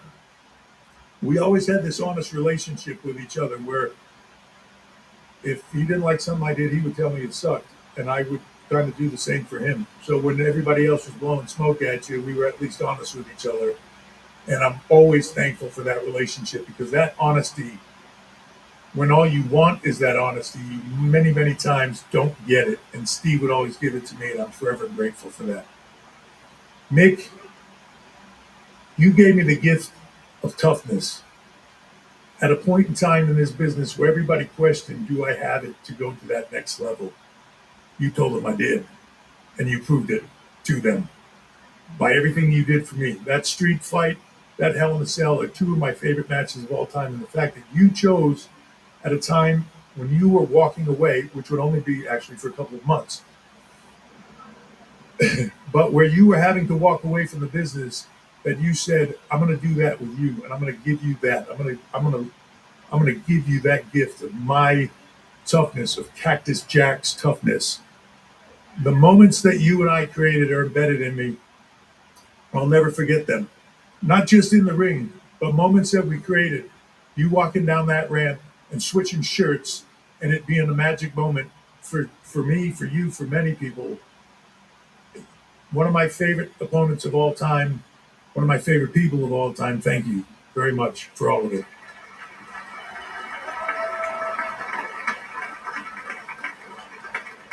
Randy Orton and Dave Batista, who I believe is not here. I wish he was. I wanted him to be here. With Rick would stand by my side. And I always, to me, Rick was my hero. Greatest of all time.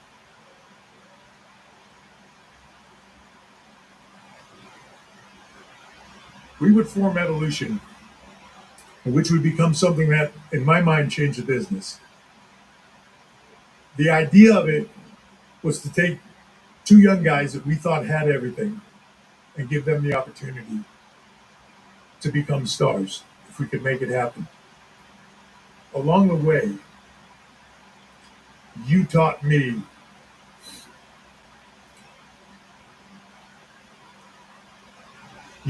what it's like to give back.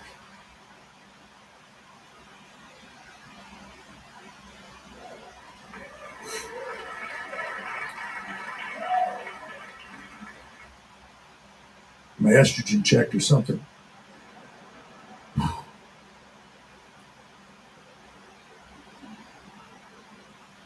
You taught me the gift of giving back, because watching you and Dave do what you did, watching you and Dave overcome, watching you and Dave become two of the biggest stars this business has ever seen, watching you mature into the man that you are today, the dad, the husband that you are today, watching Dave become the movie star and go on to do the things, leave this to go grind and become something different in another environment. Watching the two of you become what you are, and knowing that in some way we just had a whiff of something to do with that. Just stand by your side to watch you become that. It would light a fire in me to do that with others.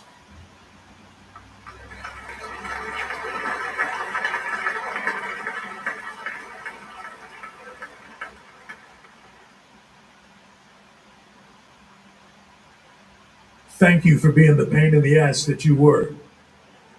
And I mean that because it helped me for where I am now. Thank you.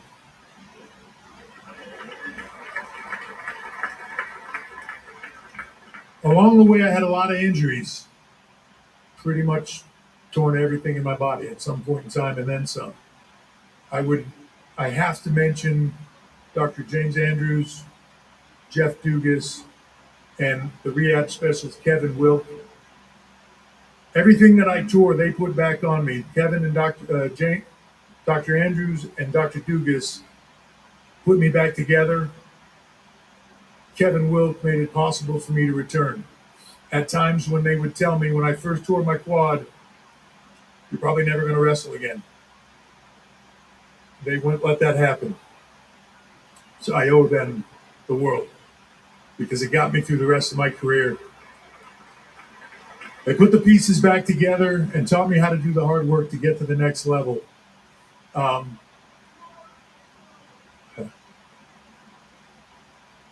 The creative side for me would come at a different time.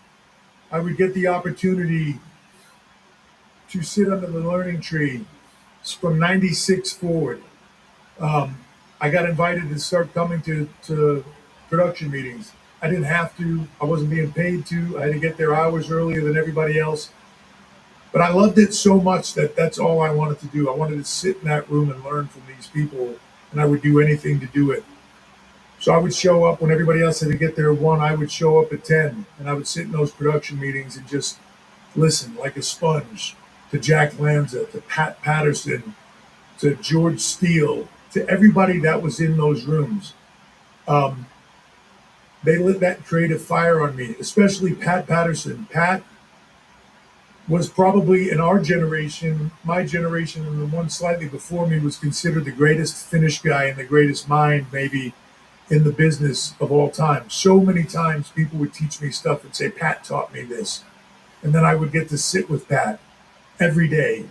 And he would come to me and say, hey, after the meeting's over, come sit with me in the crowd and let's talk about these next level, these matches that are coming up today. And he would teach me why he was putting together something there. And he would say, man, when you're done in the ring, he said, you feel this. This business is not here, it's here. And not that many people have it here, and you do. And when you're done in the ring, you should do this side of it.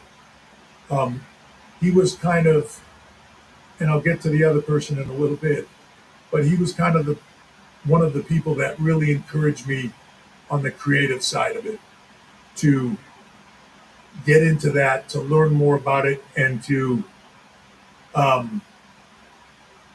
explore that. When that sort of led me to the opportunity to build a developmental system. The territories had gone away. You couldn't see the place where the next generation of talent was coming from. And their sort of desire to help me learn would allow me to get into opening up the Performance Center and building NXT. That was one of the most meaningful points in my career. I would sit, now separate from them, I would sit under the learning tree of Dusty Rhodes. And I would have him walk me through his version of booking and how things worked and his view of the business. And I learned an unbelievable amount from that man. My respect for him is next level. But it's where I would work with Matt Bloom. I would work with William Regal. I would work with Terry Taylor, and we would help to create the future. And when I look around here, Sean mentioned it about the next 2 days, and it's all pretty much damn near NXT. It is. And that is an incredible thing for me when I look around this room and see the people that came through there, the younger talent that walked through the door, and it goes all the way back to Roman and Seth and Becky and Charlotte and everybody else, Bailey, Bianca, all coming out of there. You guys inspired me. That place was like the fountain of youth, still is. But your passion and desire at a point in time when you get older in this business and you start to see it differently and you start to get tired and you start to get a little jaded, you guys were pure and honest. It inspired me. All of you did. Inspired me to love this business again. And then I would tag Sean in against his will, like he said, and he would become inspired. It didn't take me long after he came in that first couple of hours to see it for him to think, this is the fountain of youth. I want this again. It brought back his passion and love for the business. Thank you, guys. It allowed us to create so much. And all of you ensured that this business carries on from there. The people that I work with today, again, that led me through all of this.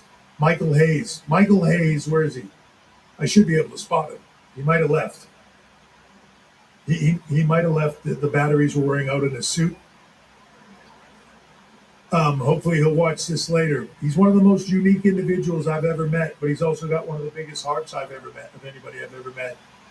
And I tell him this all the time, but he is this generation's Pat Patterson. There is nobody better at what he does. I learned a ton from him, and I continue to this day. There's a bunch of other people that I work with now, hand in hand. Bruce Pritchard, he's been here forever. Bruce was always, a lot of times, put into a position where he was not seen favorably because he was between a rock and a hard place of the office and talent at a time when the office and talent was a direct line, a wall that separated them. And he had to be the liaison with that wall. A lot of people look down on that. The thing I always admired about Bruce is he did it with grace and a dignity towards the talent that I always admired. He's an essential part of what we do today. And I'm thankful to get to work with him on a daily basis. And then there's another guy in the back that I would want to mention is Ed Koski. Ed's been one of the lead writers, and he's a quiet force behind the scenes of somebody that just, there's so many things that have happened in this business that came out of the mind of Ed Koski. So many wonderful things about this business, and he doesn't get the credit for it because he's the kind of person that just sits in the back and does his thing. But I'm incredibly proud and honored to work with him every day, just like I am everybody on our staff and crew. All these people that are making these events happen, the crew, the riggers, the camera guys, the production people. I learn something from each and every one of you. I learn it every day. We cannot do our jobs without you, and I'm so thankful for all of you. You make it possible for us to do our jobs.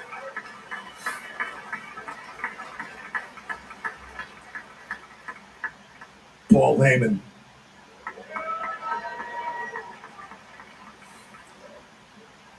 You said a couple of years, or last year, at your Hall of Fame ceremony where I sat behind you looking at your wonderful ass the entire evening.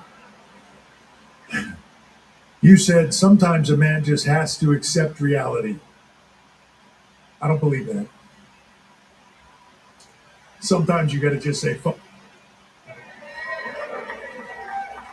And you got to create your own. You helped me learn that. You did.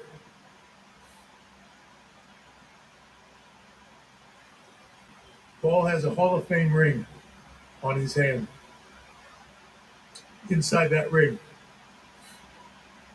I had inscribed Consigliere.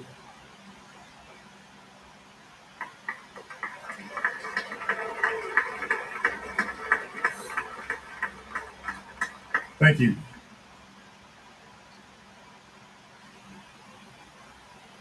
The rest of my family, Linda,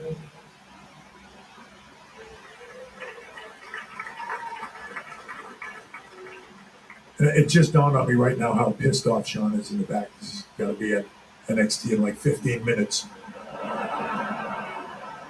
It's part of why I'm going so long. It's kind of fun. I get to pay him back all those years. My daughters could not have a better example of what a strong, powerful woman is than you. From CEO to the highest levels of giving back to this country. You are an inspiration to them, to Steph, to myself. I love you very much.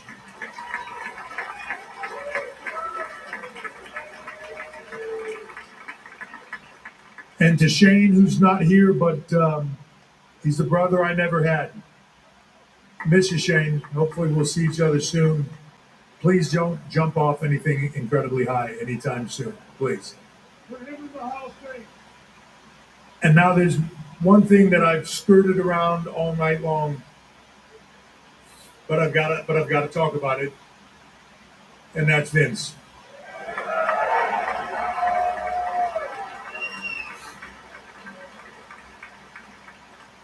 It's a complicated story and a complicated relationship, but in so many ways I would not be here without him. Not just in my business life, which would be enough on its own, my career. He's the one that saw something in me creatively, invited me to those production meetings, taught me, let me sit under that learning tree, and encouraged me to sit under the Pat learning tree and continue to learn. But also in my personal life, my family. He wasn't just my boss. He wasn't just a friend. He wasn't just a mentor. He would become my father-in-law. He's my wife, the person I love the most in this world. He's the father. He's my kid's grandfather. So it's complicated.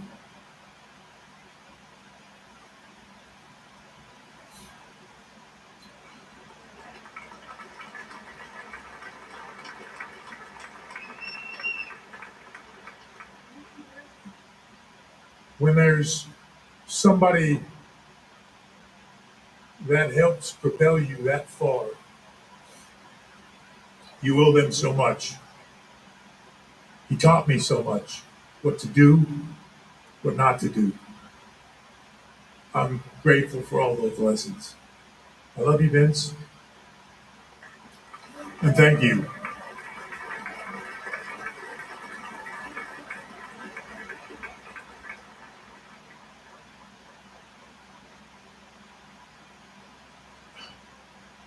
One person I also want to bring up,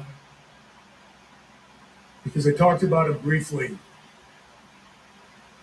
but is The Undertaker. There's no one in this business I respect more than him. He was the measuring stick here. He was the locker room leader when locker room leader meant locker room leader. He was the calm, steady hand. He was the person that I always looked to. I learned so much from him. You had to earn his trust. For a long time, he wouldn't speak to me other than to say hello. Many, many months into that, one night I would be sitting at a bar with the clique, and he would look over at me and give me a nod. And I would walk over to him, and he would put 2 shots of Jack Daniels in front of us. And he would just look at me. And I picked it up. And we drank that Jack Daniels. And I knew well enough to gargle it as well. I proceeded to try not to throw up. But we put the glasses down. He just looked at me, nodded, said, "You're all right." That was the beginning of a friendship. When I would begin a relationship with Steph, that in many ways could have been the end of my career if things didn't work out well. It could have been the end of hers. Could have been the worst thing in the world. But when you're there and you love somebody, you kind of don't have a choice, right? And I was stuck in this rock and this hard place of what do I do? Well, the person I went to was Taker. To say, what do I do here? The words he gave me set up the rest of my life.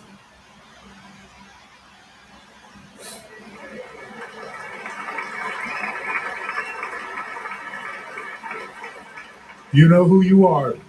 You know what you do. You know what you bring to the table. You're taking a risk. It's yours to take. But if you love her, go get it. And anybody that doesn't like it, they can.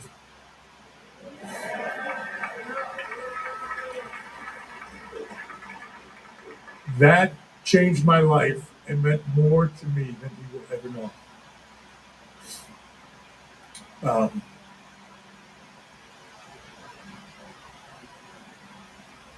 I don't know. There's a prompter up there that's giving me cues, but now it's off the thing. Okay. I'm getting to the end, I promise. A few years ago, I had a health scare. Went from running crazy and thinking nothing can touch you, doing business, I had been on a run of, I don't know, 20 days or something like that, going West Coast, East Coast, Orlando, back to West Coast, back to Vegas, back to East Coast. I was running crazy and I started to get sick and I thought I had pneumonia. It kept getting worse. Went to the doctor and I was in heart failure. Like, how does that happen?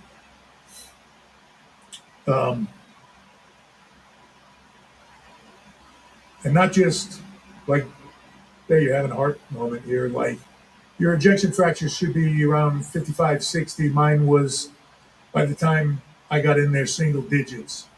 I was on a 1 yard line. At that point, your life changes. I see this as a gift now. Taught me things about myself and what was important. And while your passions and the things you go after and the things that you strive to be at the end of the day are just the things you do with the people around you. And it's the people around you that matter. I not once laid there thinking like, oh, production meeting tomorrow, or I have a board meeting, or Jesus, I got to get this project done. I got to go do that. All I thought about was Steph and those girls.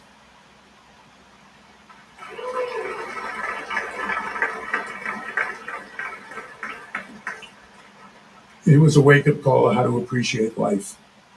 I don't wish any of you to have it, but I wish you learned that lesson because it's incredible. It's a clarity. I work as hard now as I ever did, but I see things differently. The passion that I have for it differently. Little things don't bother me nearly as much as they did. Those little moments where you're just frustrated, things aren't going your way, you feel like this isn't, how can they do this to me, or whatever it is that's going on in your life that you could matter. Doesn't. Because this shit can all end tomorrow for anyone. So think about what's important in your life and embrace it and live it to the fullest. For me, what was important was those three girls and Steph. Aurora, who has been on me all day about you better talk about me. It's all she's been waiting for is me to get to this part.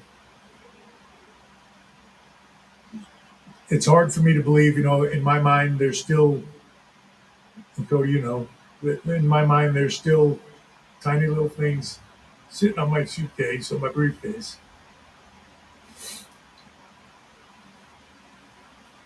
Rolling them into the production meeting so they could sing Twinkle Twinkle in front of the most grizzled bunch of miserable men on the planet, and they would all melt because of it.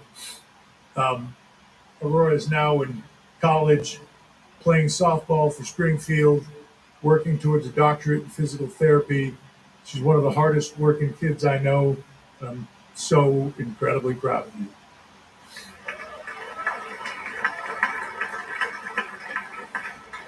Murphy, who is 16, has her license, is about as eclectic as it gets. She rides horses, she paints, she draws, she's incredibly creative, and she also plays on the boys' football team in high school. She's a running back on that team, and when I asked her why she wanted to play football with boys in high school, she said, because I want to prove to myself that I can. It was as simple as that. Take on the world, Murphy. You can do it all. And Vaughn. 14 going on 40. Like she's been divorced twice or something. The fashion icon, telling everybody in the family what to wear. I don't know, it's going to be a pop star, or she loves to sing, she loves to dance, loves to have fun.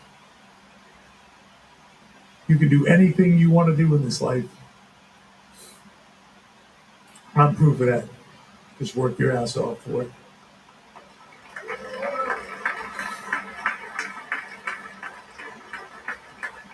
And Steph,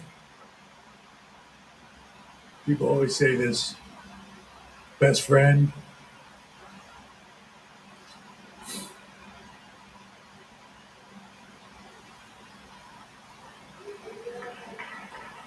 I don't know if I can, actually. You're my best friend. You're my rock. You're everything. I could not imagine a better partner, a better mom, a better person to be by my side through all of this. Ups and downs, everything.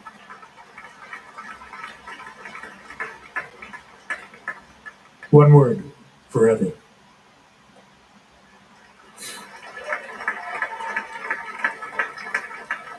Not a bad commitment level for a guy who's just trying to get a better spot in his job, right? 20 years later, 3 kids, I'm all in on it. And then the last person, and I swear to God, I'm going home. I want to bring up Nick Khan.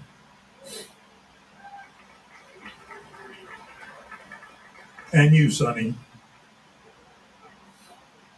Sonny's a secret weapon creatively. He comes in, tells me what needs to happen on all the creative as we move forward. He walks in the door, says, Triple, here's what you need to do tomorrow.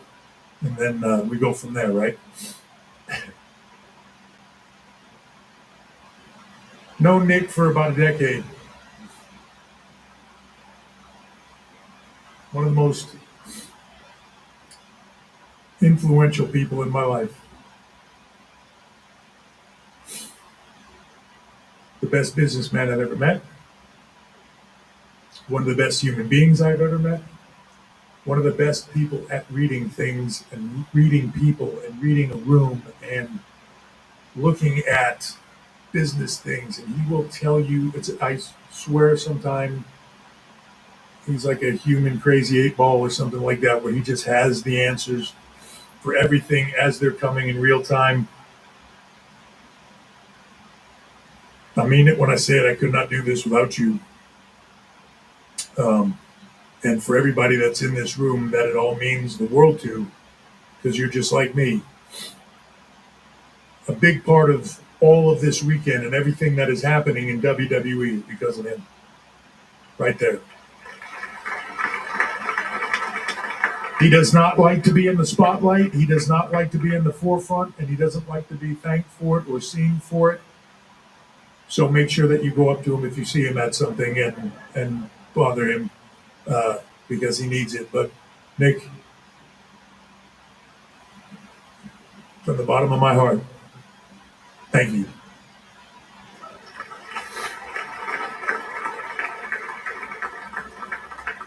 So I'm going to wrap this up.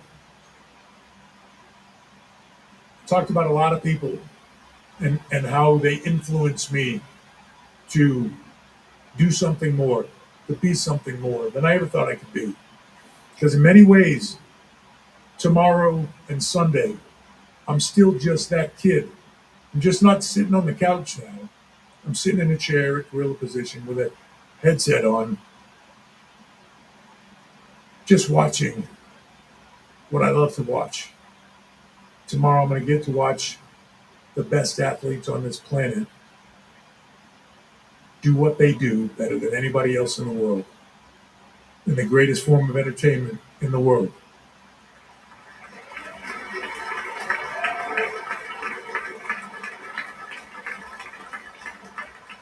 And while I'm trying to hide it and not be that little kid and do business, inside, I'm still going to be that little kid. All the people that I've mentioned today help prop that little kid up to be something more. More than just the 14-year-old kid in New Hampshire with a dream. This business hooks you, and when it does, man, for most of us, it's all we ever want to do. When you all leave here tonight, think about that. I want to be preachy, but when you leave here, think about how you interact with others.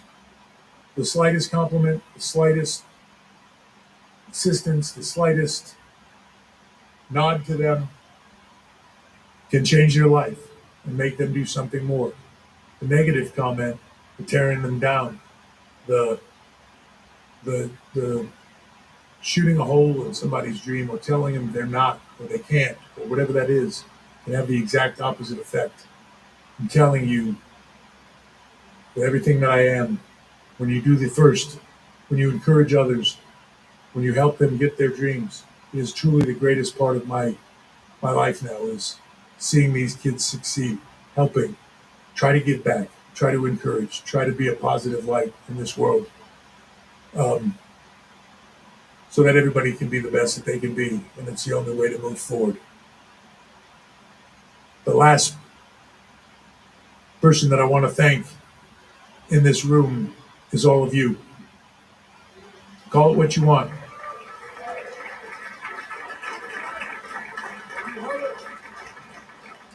Call it what you want. Call it fans, call it the WWE Universe, call them marks, I don't care what you want to call it. None of us are anything without you. I sure as hell am nothing without you. You have made this dream possible, whether you loved me or hated me, and it's been up and down all over the place. Feelings mutual, just for you.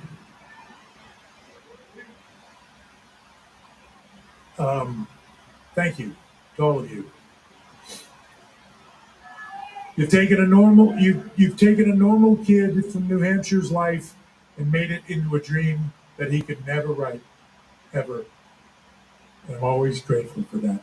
I promise you that I will do everything in my power, everything that I have, to take this business that we all love and keep it alive for the next generation who will keep it alive when I am gone.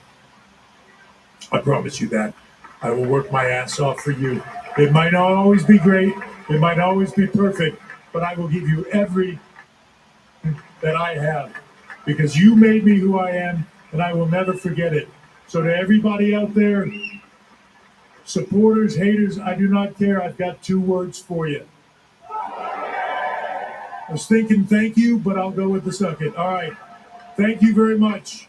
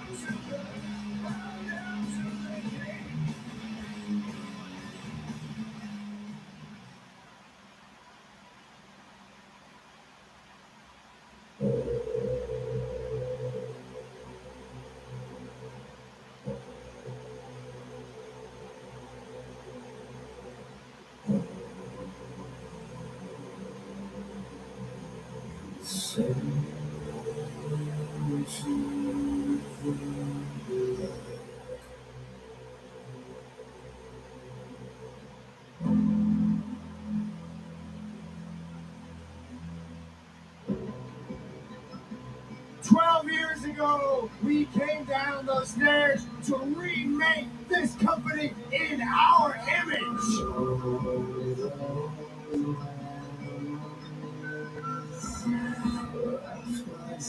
We died a long time ago.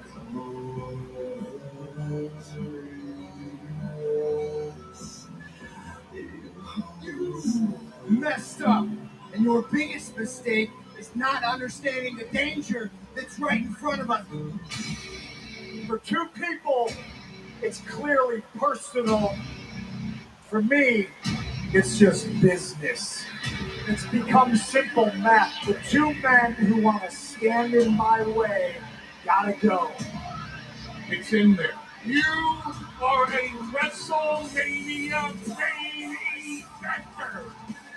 Thank you. But that's not the favor that I'm owed. What favor? I owe you a favor. No. Our wise man will owe me a favor. WrestleMania. In my corner. You're a wise man.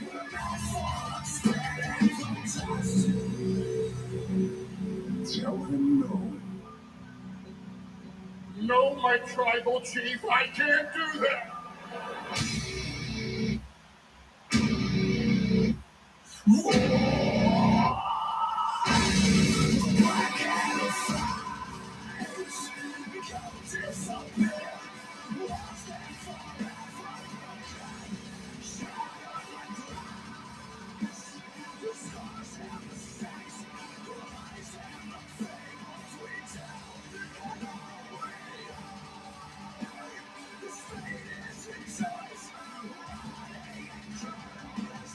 I brought you into this business. I cannot wait to be the man that takes you both out of it. There can be only one, and it's gotta be me. Wise man, how could you betray me?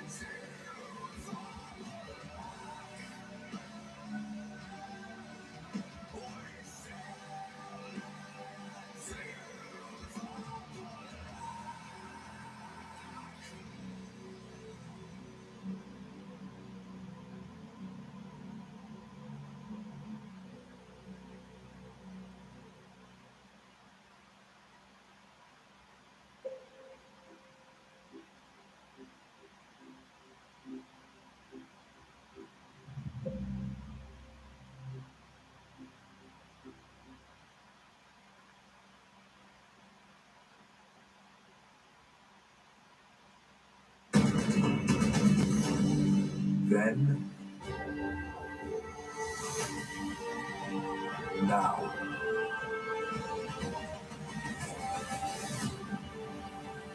forever.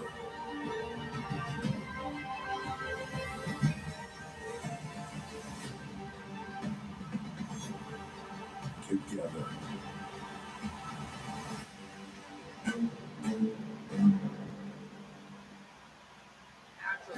Ladies and gentlemen, this is the entertainment capital of the desert. This is Las Vegas, Nevada, the focal point of the sports entertainment world this week. This is the home of the Las Vegas Raiders of the NFL. This is Allegiant Stadium, which will host WrestleMania Saturday and WrestleMania Sunday, an historic two-night event. But today, we are live outside the T-Mobile Arena, which will host not only Friday Night SmackDown tonight, but also today's WrestleMania kickoff show. And the stars are out tonight for the kickoff show in Vegas, including this man, main event, Jey Uso, heads into the biggest match of his career to kick off WrestleMania Saturday with the World Heavyweight Championship on the line against this man, the Ring General, Gunther. And the question on everyone's mind is the Ring General out of control heading into his title defense at WrestleMania. On WrestleMania Sunday, he'll kick off with the Women's World title. The current champion is Io Sky. She'll have no champion's advantage in a triple threat match. Also in this triple threat match, none other than the EST of WWE, Bianca Belair. Bianca Belair has had a stellar career at WrestleMania. Can she keep it up in WrestleMania Sunday? The other challenger, well, she's the woman that Io Sky took the title from, the Eradicator Rhea Ripley. Rhea Ripley wants her gold back. And he's the unpredictable badass. The Intercontinental Champion Braun Breaker will defend his title on WrestleMania Sunday in a fatal four-way match. The Dogs will be out in Las Vegas. Welcome to the WrestleMania kickoff show.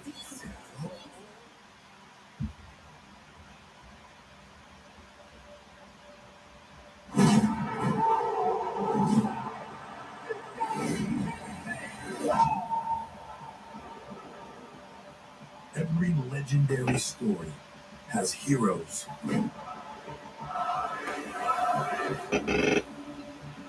and villains.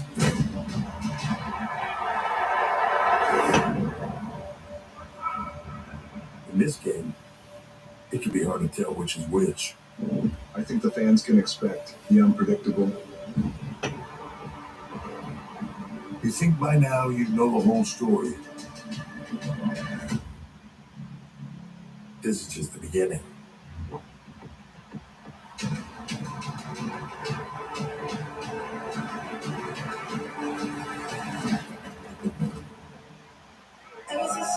And you are looking live outside the T-Mobile Arena in Las Vegas. Thousands of fans are red hot today for the WrestleMania kickoff show. Hello, Las Vegas!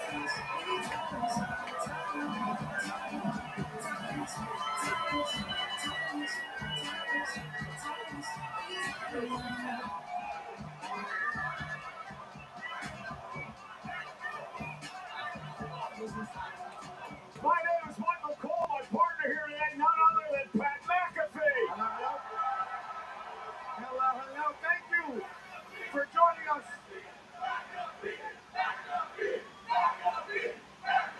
That feels good. Thank you so much. Keep that energy for the rest of the weekend because we're about to kick off the greatest 3 days in the history of Sin City. Thank you for joining us. Let's get this thing started, Michael Cole.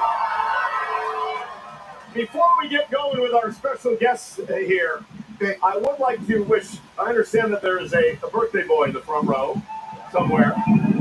His name is Nathan. Happy birthday, Nathan. We want to say happy birthday to Nathan here today.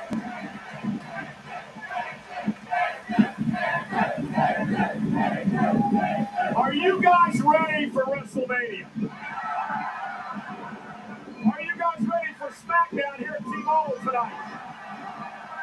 Are you guys ready for the Hall of Fame when we induct Triple H later on? Yeah. Are you guys ready for NXT tomorrow? Yeah. Are you guys ready for the Countdown Show? Yeah. And are you ready for WrestleMania Saturday and WrestleMania Sunday? Yeah. We are, Cole. We're ready. We're excited. We're jacked up. We're in Las Vegas, and magic is about to happen. And we're the luckiest dudes on earth that we get to be a part of this. And Nick would be nothing without the WWE Universe. You beautiful people from all around the globe coming out here to celebrate wrestling in the best community that exists on earth, the wrestling community. What a dream, what a joy, what a weekend, what a time. And I cannot wait to be in the hall of the Las Vegas Raiders Allegiant Stadium for WrestleMania. Tom Brady owns that team. You called them the Los Angeles Raiders. They're the Las Vegas school. Raiders. Allegiant Stadium is beautiful. It's going to be the perfect home for WrestleMania. In the set, the stage has been set, and it goes all the way up to the roof. Biggest stage maybe in the history of Mania for the biggest Mania in the history of sports spectacle. It is also going to be the home of a Sin City street fight, which means that anything goes. The only rules are you win via pinfall or submission. Ladies and gentlemen, please welcome one of the men involved in the Sin City street fight. None other than the Scottish Warrior, Drew McIntyre.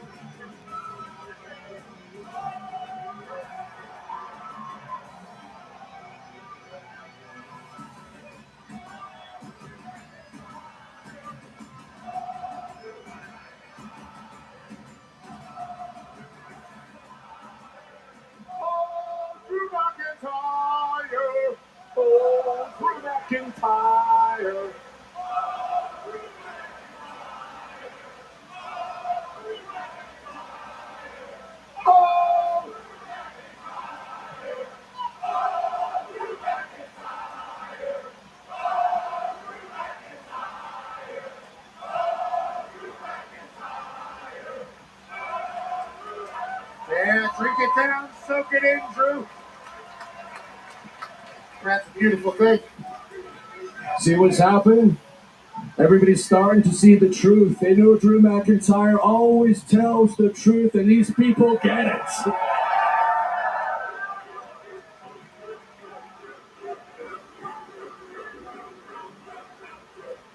Michael Cole, obviously you're a man that has called Drew McIntyre a hypocrite in the past. I didn't know if you had anything to clarify or any moments or words for why these people seemingly love, oh, Drew McIntyre.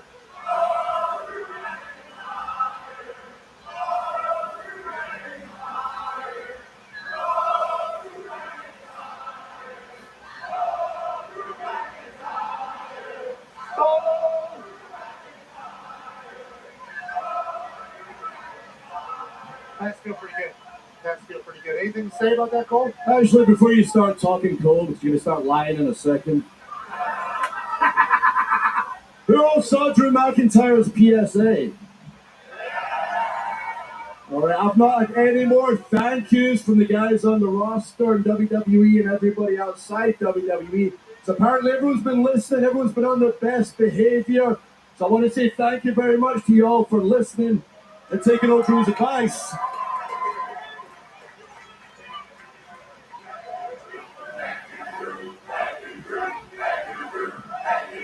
Thank you, Drew. Thank you, Drew. I mean, there's a couple of things on the. Well, first of all, it's because when I talk, people actually care and listen. Unlike Damian Priest.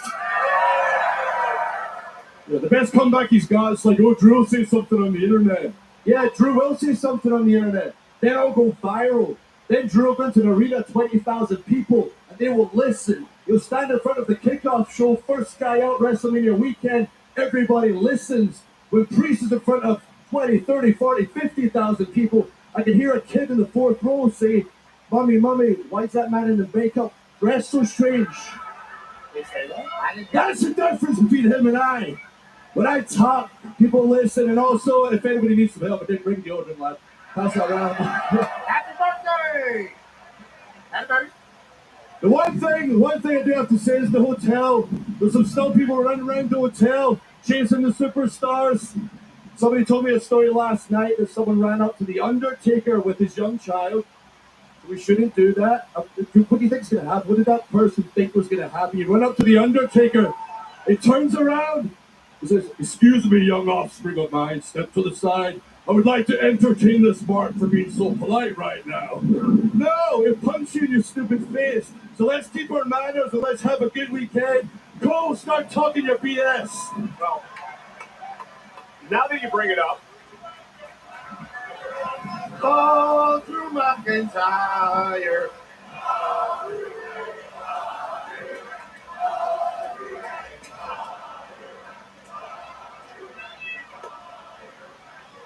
Come on, Cole. It's not about getting Michael Cole over. I'm the talent. Talk about me. Well, the guy's got my T-shirt on. Okay, that's the one foul on planet Earth.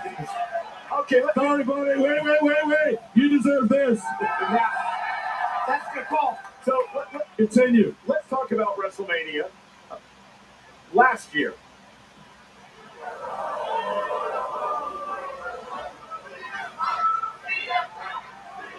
You won the World Heavyweight Championship.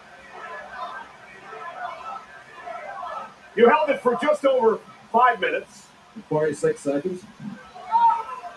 When Damian Priest came down and cashed in Money in the Bank to take the World Heavyweight Championship from you. For the last year, you have obsessed over that moment. Are you going to finally get your retribution on Priest at WrestleMania? Let's just clarify, it wasn't just that moment where Punk took advantage of the situation when my back was turned. Then Priest cashed in his Money in the Bank like he did something special. No, he took advantage of somebody who was attacked from behind, bashed in the face with a cast. Then he bashed me in the head with his briefcase. Then in Money in the Bank, I tried to fight fire with fire. The exact same thing happened. The Priest tried to go out on his own and succeed. And unless he's with his little brute Rhea and friends, Judgment Day, whatever they were called, unless he's succeeding off my back, every time I'm screwed and picking the bones, he doesn't know how to succeed without Drew McIntyre. So at Royal Rumble, when my back was turned, he thought I can be relevant again. Let's get Drew. Prove me out. Well, it was Hey, one more chance Elimination Chamber. I told the world the night before John Cena made everybody cry. Guys, he's a terrible human being. Trust me, I see him. He's going to do something terrible because I know the heel turn was just a matter of time before it came. Nobody listened. Don't turn your back. Don't turn your back. Get in there and do something.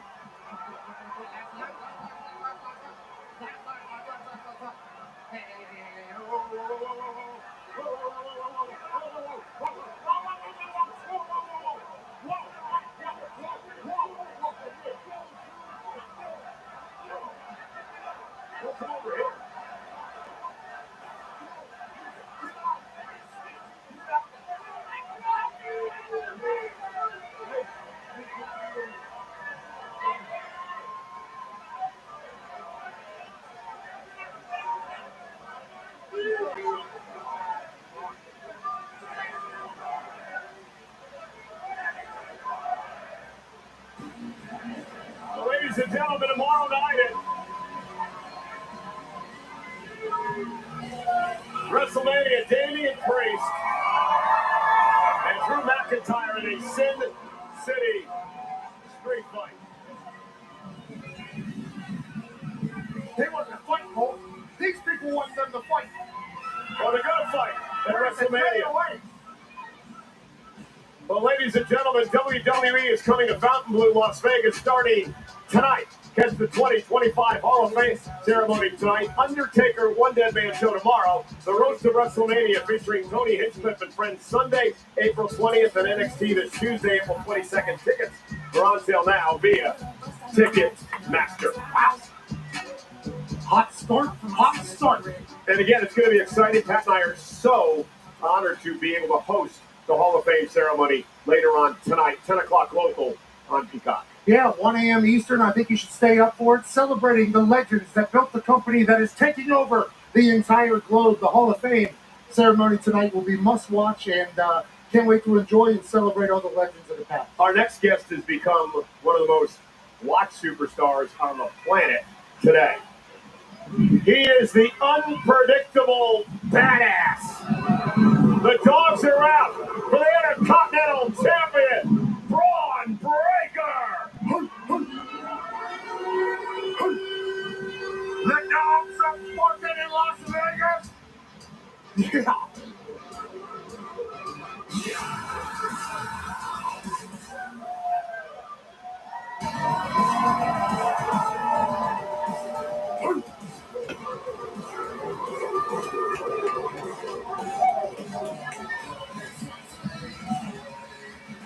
Mr. Dog, good to see you, champ. Hey, Braun. So, Braun, this is a massive weekend for you.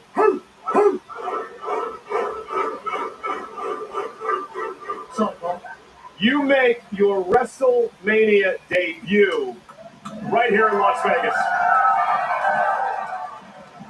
Considering your family's heritage, how important is this to you to be a part of your first WrestleMania?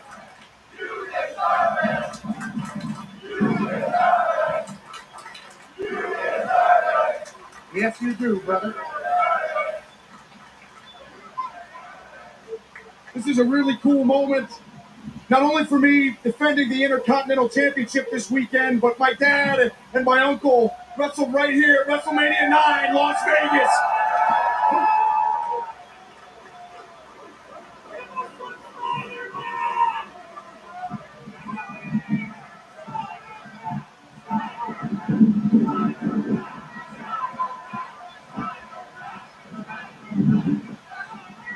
You're in a fatal four-way. It's the first time in the history of WrestleMania that the Intercontinental Championship will be defended in a fatal four-way match. So I'd like to talk to you about your opponents.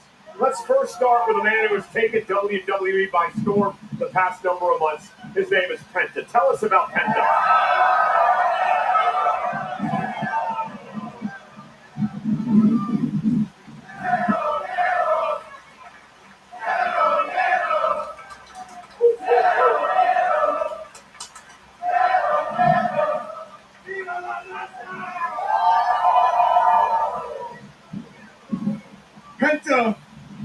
incredible talent. He's an incredible superstar.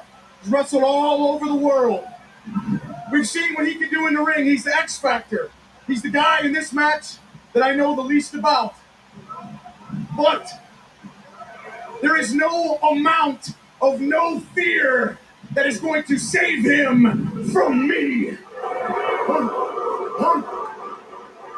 Also in this match is the first ever Universal Champion, multi-time Intercontinental Champion. He's from Judgment Day, Finn Balor.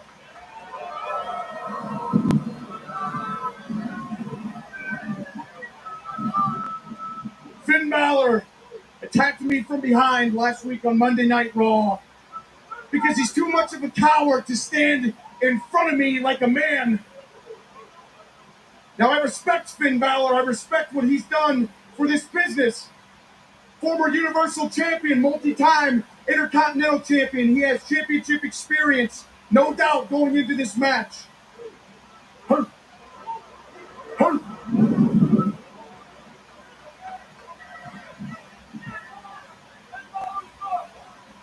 Finn Balor does suck. And I'm going to give him a super spear right in the center of that ring.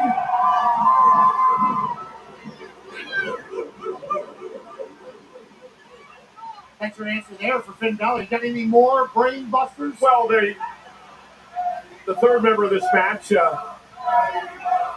Dirty Dominic Mysterio from Judgment Day.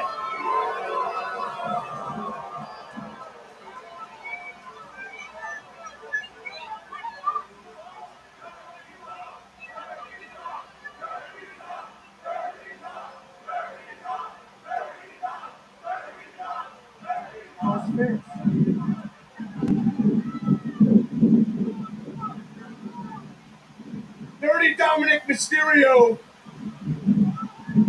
The only strategy that he should have coming into Sunday is to run away.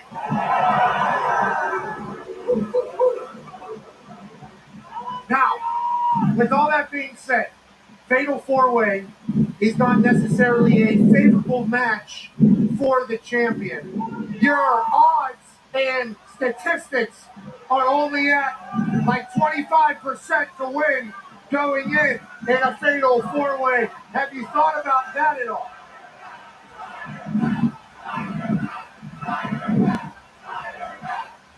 What is the Steiner math in your mind?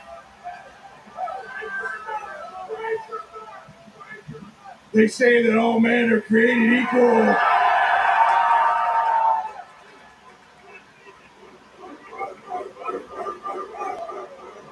But if you look at this Fatal 4-Way match and the members that are in it, you will see that that statement is not true. See, normally, I'd have a 25% chance of winning. But I'm a badass, and that statement is not true. See, Dominic Mysterio knows that he can't beat me, so he's not even going to try. So I've got a 50% chance of winning right out of the gate. Then you add Penta to the equation. Now, Penta is an incredible superstar, but Penta is scared of me. He's scared of the dog. So he's got to have a 25% chance of winning at best. You add that to my already 50% chance of winning, I got a 62.5% chance of winning. Yeah, you do. Yeah, you do. Then you add Finn Balor to the equation. Now, Finn Balor's record at WrestleMania is 1-3, which means he's got a 33.3% chance of winning. He's got a 66.7% chance of losing. You add that to my already 62.5% chance of winning, I got a 129.2% chance of winning. That adds up. Ladies and gentlemen, the Intercontinental Champion, the unpredictable badass, Braun Breaker.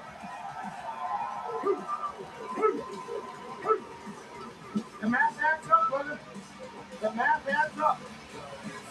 122. I still don't know how you get to 122%, but 129 points in WrestleMania, Breaker, Penta, Balor, and Dirty WrestleMania After Dark, the official WrestleMania after party taking place each night, including tonight, tomorrow night, and Sunday, and later this beach at Fountain Blue, Las Vegas, the official host hotel of WrestleMania. 41 tickets until now via WrestleManiaAfterDark.com. We can head over there tonight after the Hall of Fame. Can you imagine? Do they still do disco and stuff? For the old? Yeah, I don't think so, Cole. I think you'll get your ass laughed out of there, but I do know that when the WWE Universe takes over a club or a bar, it is electrifying, guaranteed. WrestleMania After Dark. I mean, come on, Pat. I could see you in there. I mean, we have the Hall of Fame tonight. Go over and have a few brews after the show. Maybe a little bit of vodka. Maybe a little tequila. Maybe a couple of ice cold beers. Maybe.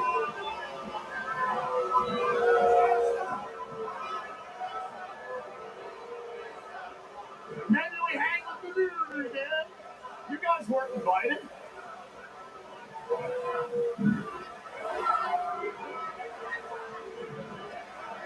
What are these guys doing here?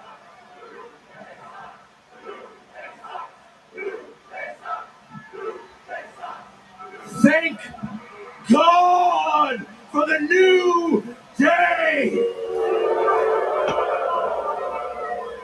Oh, y'all don't seem too happy to see us, huh? So what? We don't care. Matter of fact, y'all didn't invite us here, okay, which is messed up. Because we should have been the first people on the list in this kickoff. And let's break it down. These two goons are out here talking about Hall of Fame. We want E!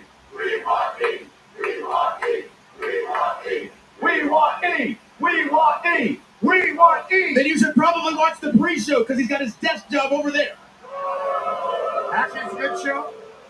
As I was saying, if they're going to be talking about Hall of Fame, you are looking at two future WWE Hall of Famers. And in reality, we should be inducted this year. Because what tag teams are even going in? Well, what tag teams? What were the natural disasters? Earthquake and Typhoon? Oh, Earthquake and Typhoon. How many tag team championship reigns did they have? The answer is one. One. Now let's take a step further. Y'all count Ric Flair as the greatest of all time because of how many world championship reigns he had. John Cena this Sunday is trying to beat Cody so that he can beat that number, and y'all tout him as the greatest of all time. Guess what? In the tag team division, we are not chasing that number. We are that number with 12 championship reigns. Hey. Do you people understand that after we beat the Viking Raiders at WrestleMania, we will have won the tag team championships for an unprecedented 13 times? The War Raiders, guys. The War Raiders. War Raiders. They're Vikings. Let's be real. They're still Vikings, bro.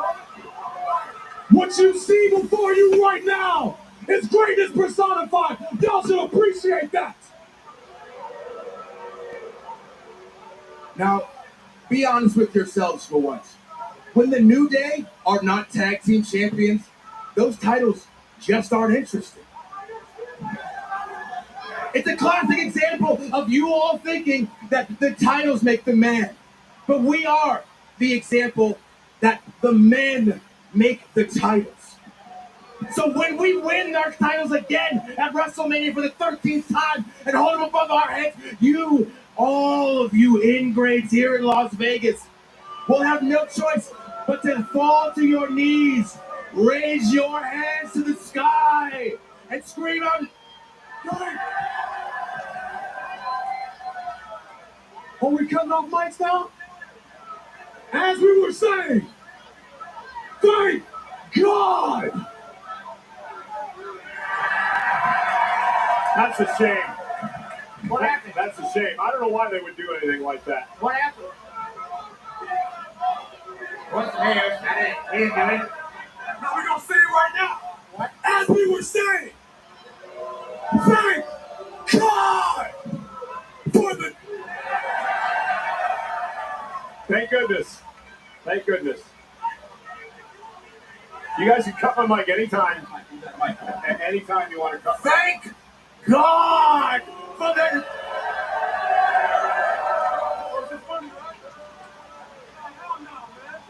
McDonald's is everything away.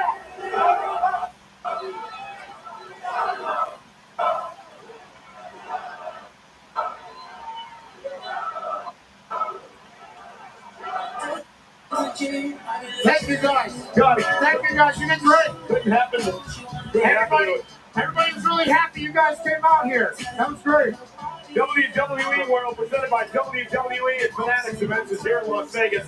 This weekend until Monday, WWE World features immersive fan experiences, including live shows and podcasts. The WWE 2K25 tournament is the largest WWE superstar in WrestleMania history. You don't want to miss it. Tickets are on sale now via fanaticsevents.com/WWE. Ladies and gentlemen, kicking off WrestleMania Sunday will be the triple threat match for the Women's World Championship. Rhea Ripley, Bianca Belair, Io Sky. Let's take a closer look at this rivalry. My story being a journey. My story's been a journey. My story's been a journey. I've known heartbreak. Hey, love, brand.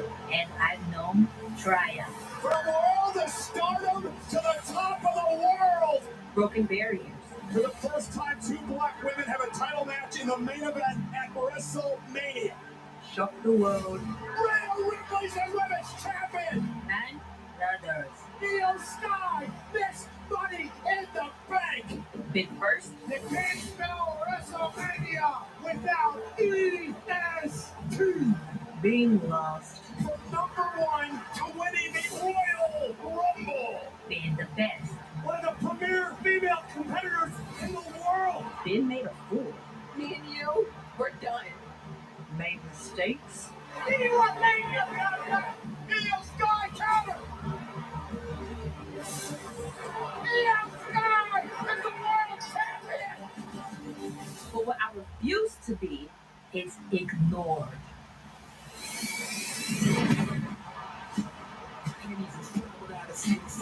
I haven't come this far to turn back now. I've earned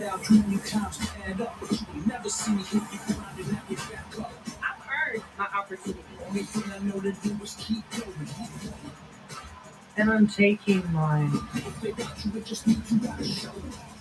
I was wrong to assume that you three could handle this like professionals. Therefore, at WrestleMania, Io Sky, you will defend the Women's World Championship against Bianca Belair and Rhea Ripley in a triple threat match.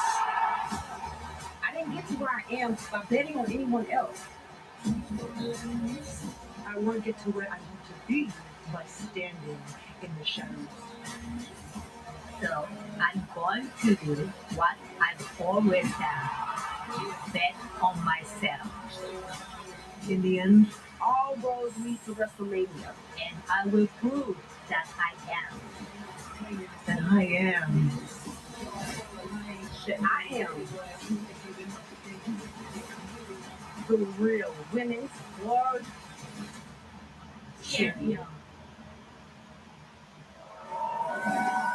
Ladies and gentlemen, please welcome one of the contenders for the Women's World Championship, the Eradicator, Rhea Ripley!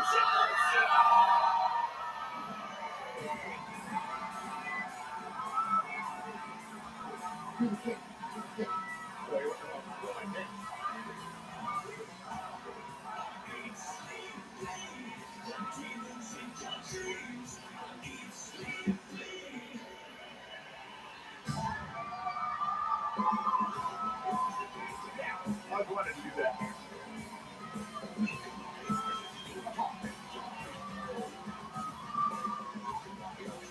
That's so cool. That's awesome. Mommy's here. We lost Vegas. You know what? I helped Pat out on this show today, the Pat McAfee Show.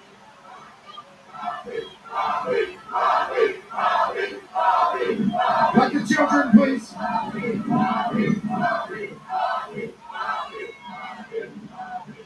Rhea was on the Pat McAfee show earlier today on ESPN. It was a great visit. One of the things I did not bring up on that show is the fact that you have been a part of every WrestleMania since 2020.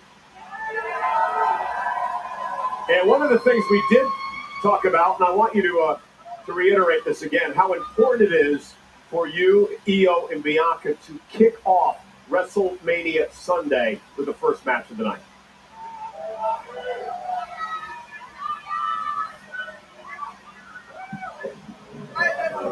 Let's treat it like on the New Day or something. Come on, guys. As I was saying, it's extremely important because Bianca, Io, and I, we have gone through NXT together. We've gone through everything together, ups and downs, everything. And this is the new generation pretty much taking over. And this is what we've worked so hard for. But the thing is, in my mind, it was always going to be Rhea Ripley versus Bianca Belair. And that's why I got so much of a problem here with Bianca. That's why I got to teach her a lesson.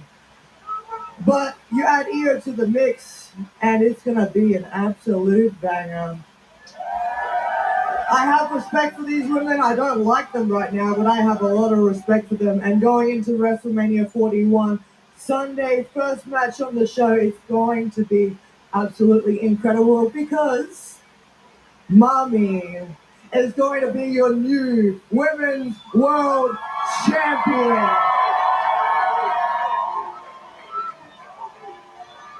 Rhea, does the triple threat rules, do you think that's going to help you in your quest to regain the title? I mean, possibly. Listen. Oi, oi, oi! I mean, with the triple threat stipulation, yes, of course, it's very, very unpredictable, but I like unpredictable. Rhea Ripley is unpredictable. And yeah, I've never pinned Io, but I've pinned Bianca. You certainly have, and you've pinned a lot of people, and you stack them up whenever you do it because you're so damn dominant. You are the Eradicator. You're an absolute beast, an anomaly from Australia. How does it feel going into this WrestleMania weekend without the title? You are the hunter as opposed to the hunted. Is there a different mindset going into the match because you're trying to get back what is yours as opposed to having it around your waist? I'm going to use one example. Rhea Ripley versus Charlotte Flair at WrestleMania 39. I got nothing else to lose. I've already lost absolutely everything. I've got everything to gain. So I'm going in there with a different mindset. The Nightmare, the Eradicator, Rhea Bloody Ripley is coming out, and she's coming out for blood. Well, one of the women who are going to stand in your way is the EST of WWE. Ladies and gentlemen, please welcome Bianca Belair. I'm on my own, against the wall. The pressure's building, but I will never fall. Instead of crying, they hear me roar.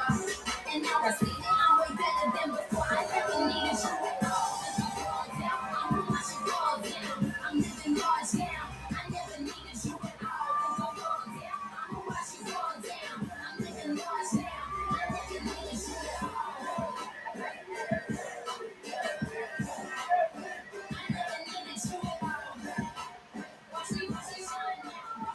Bianca, welcome. You have had an incredible career at WrestleMania.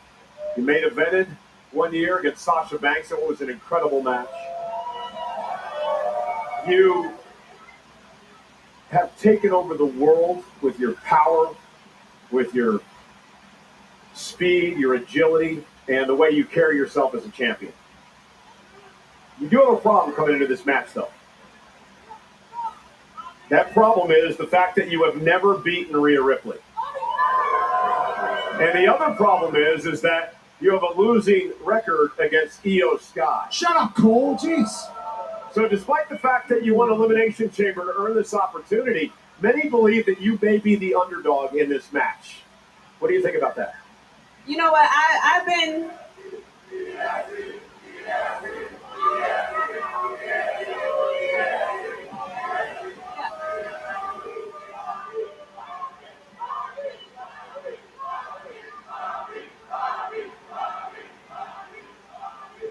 You know Cole, I gotta respect what you're saying because I feel like I've been speaking nothing but facts for the past couple of weeks, so I'll respect that because there's some truth to that. I never have beaten Rhea Ripley, so as much as I have been complaining about it, I'm actually happy now that it is a triple threat. Because Rhea, you've been blaming me this whole time, and really you should just be blaming yourself. Because it could have been Bianca Belair versus Rhea Ripley, but you were way too focused on me, and now all you've been doing is using me as a scapegoat of why you can't beat Io. So since you want to blame me so much at WrestleMania, I'm going to give her a real reason to blame me when I walk out as your WWE Women's World Champion. Well, speaking of the Women's World Champion, she is here today. Please welcome Io Sky.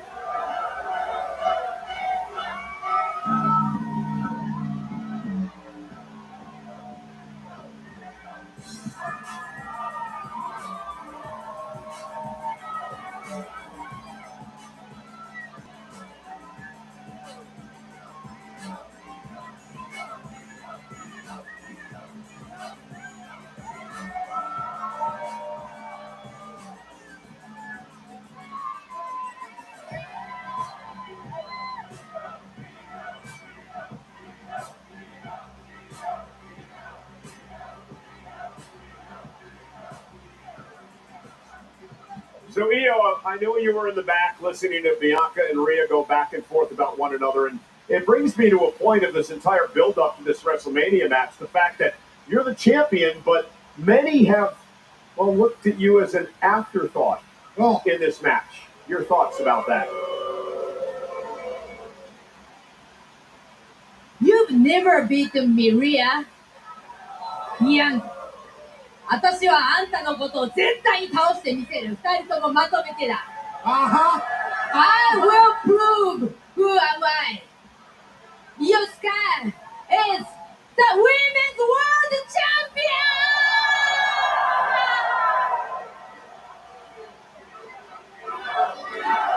I believe that is all that's needed to be said. Ladies and gentlemen, it'll kick off WrestleMania Sunday. These three women are going to steal the show. Io Sky, Bianca Belair, Rhea Ripley, for all the marbles in Las Vegas.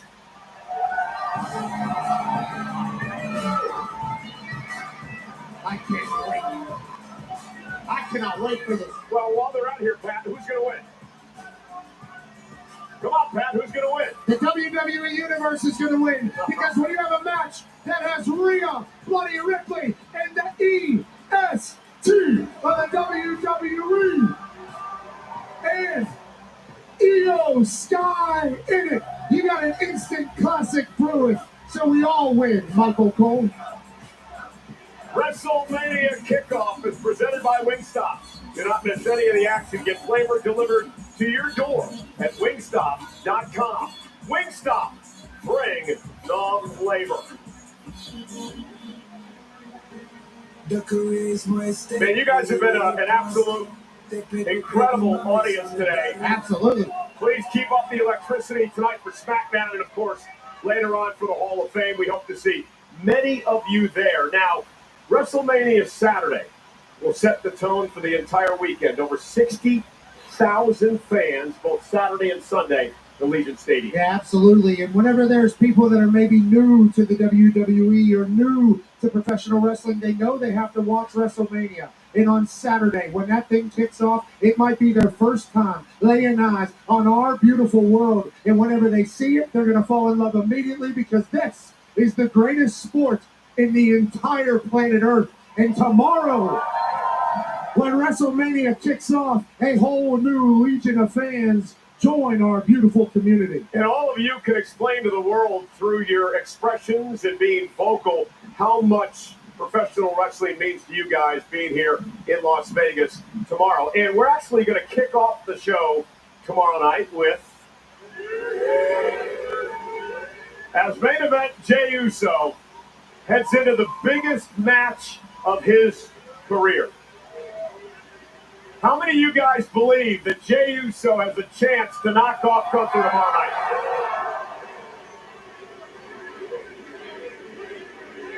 They're saying yes, Cole. They're saying yeet, yeet, yeet. We can do it. There is one person that I believe would say no yeet. He is here tonight. He is the current World Heavyweight Champion. The Ring General Gunther.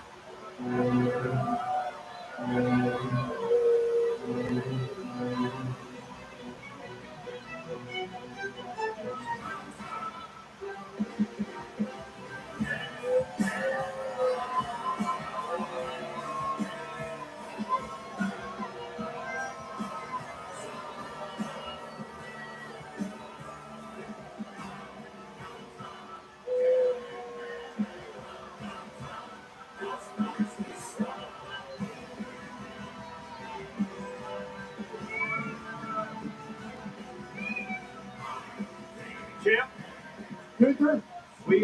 we attempted to have a conversation on Raw Monday night before the WWE fans disrespected you and really hijacked everything, and you, many believe, lost control. And I think that's been a theme over the past couple of weeks. The fact that after you beat the hell out of Jay's brother Jimmy, and Jay changed his demeanor, that perhaps you're not in control of the situation. I don't know what you see, and I don't know what those people see. Because I saw nothing in Jay's eyes. Jay is full of crap. Nothing changed. You two, you're just pundits. You know nothing about this business. I know it all. And I know there's no different side to Jey Uso.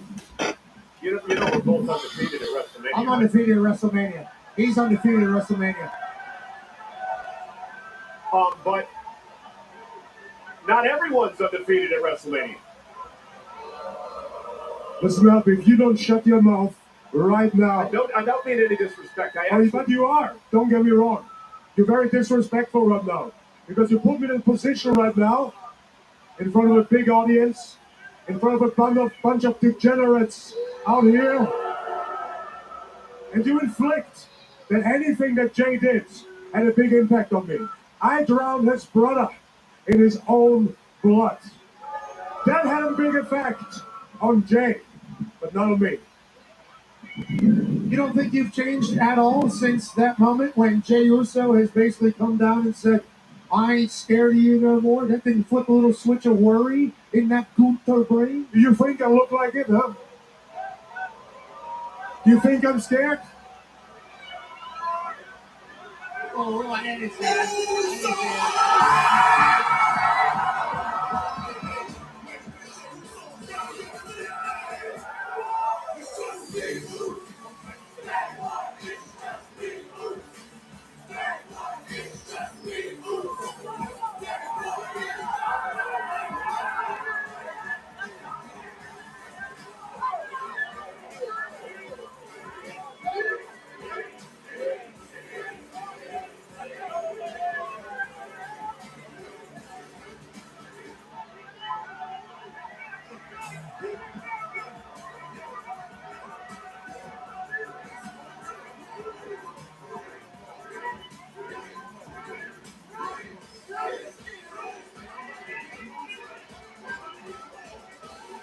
Ladies and gentlemen, please welcome main event, Jey Uso!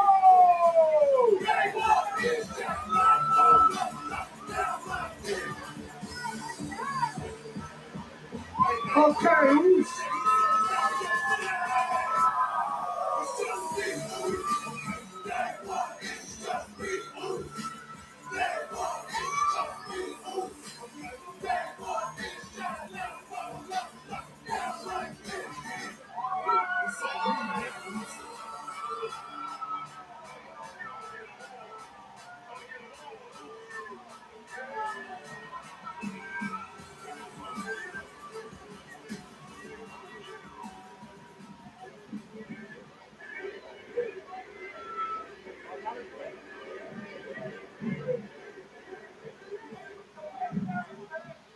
I've been waiting all week for tomorrow night, Gunther. They ready to see WrestleMania. But we ain't gotta wait for tomorrow night, Gunther. We can kick it off, set it off right now. Hey, hey.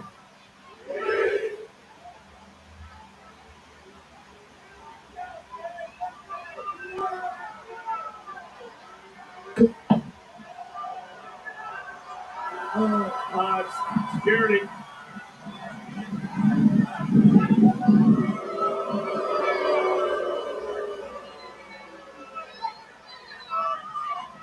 I think you're in his head, Jay. I think you're in his head. Man, he afraid, Pat. You know what I'm saying? Sure sounds like He it. afraid, Cole. Sure looks like it. You know what I'm saying? Hey, y'all, what up, though, Las Vegas? Y'all ready for WrestleMania? Y'all ready for a new world heavyweight champ? Because you're looking at him, and his name is Main Event Jay. Ooh! I have fun this weekend. I can't wait to set it off tomorrow night. One time for the one time. 4 letters, 1 word. Ladies and gentlemen, Main Event Jey Uso. Let's yeet out of here tonight.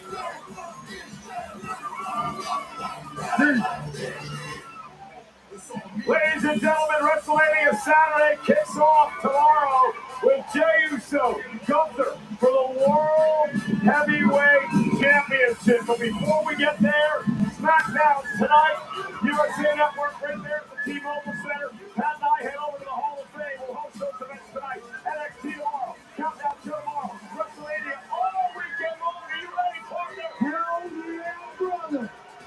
Thank you for coming, everybody. Have a great WrestleMania weekend.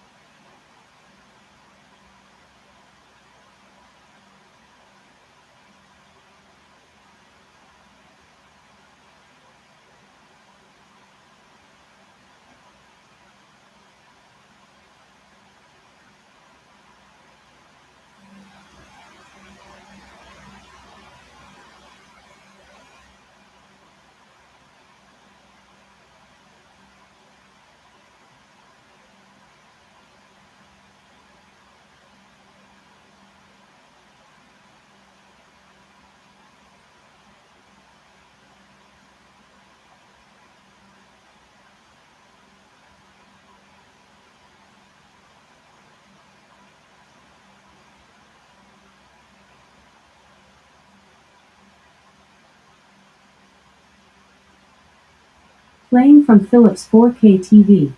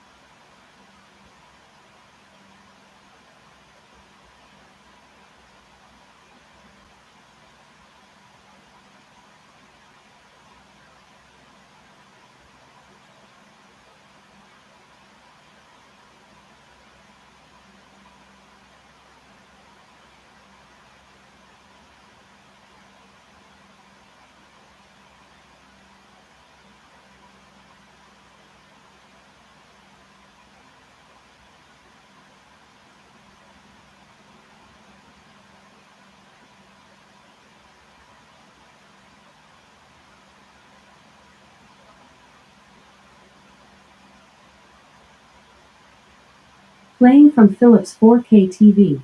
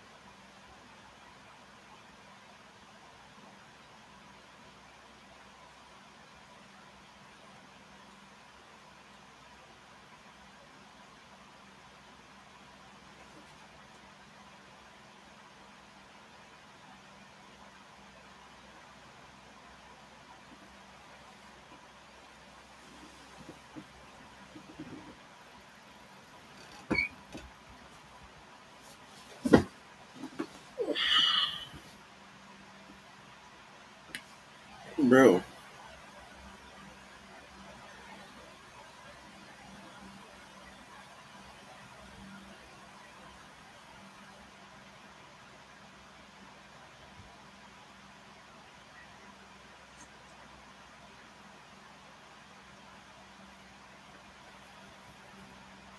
we already done been live all night. Might as well stay live until Stand and Deliver. 6 people in here watching me sleep. Damn. We about to roll up soon. I'm gonna sleep a little bit more, then I'm gonna roll up.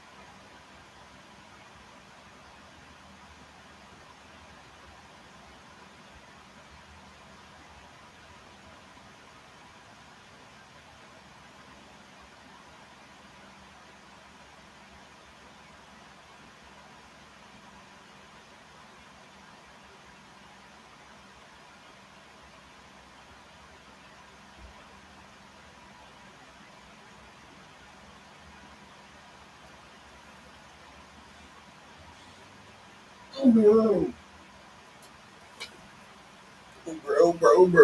It's 8:06.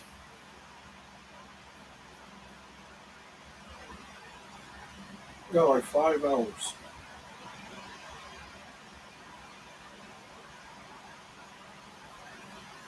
The fuck we gonna do for 5 hours, bro?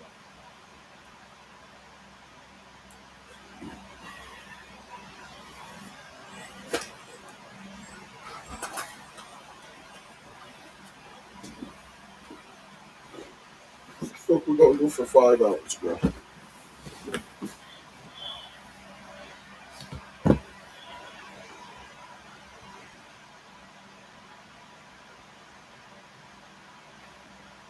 Now I gotta go take a piss. What the fuck?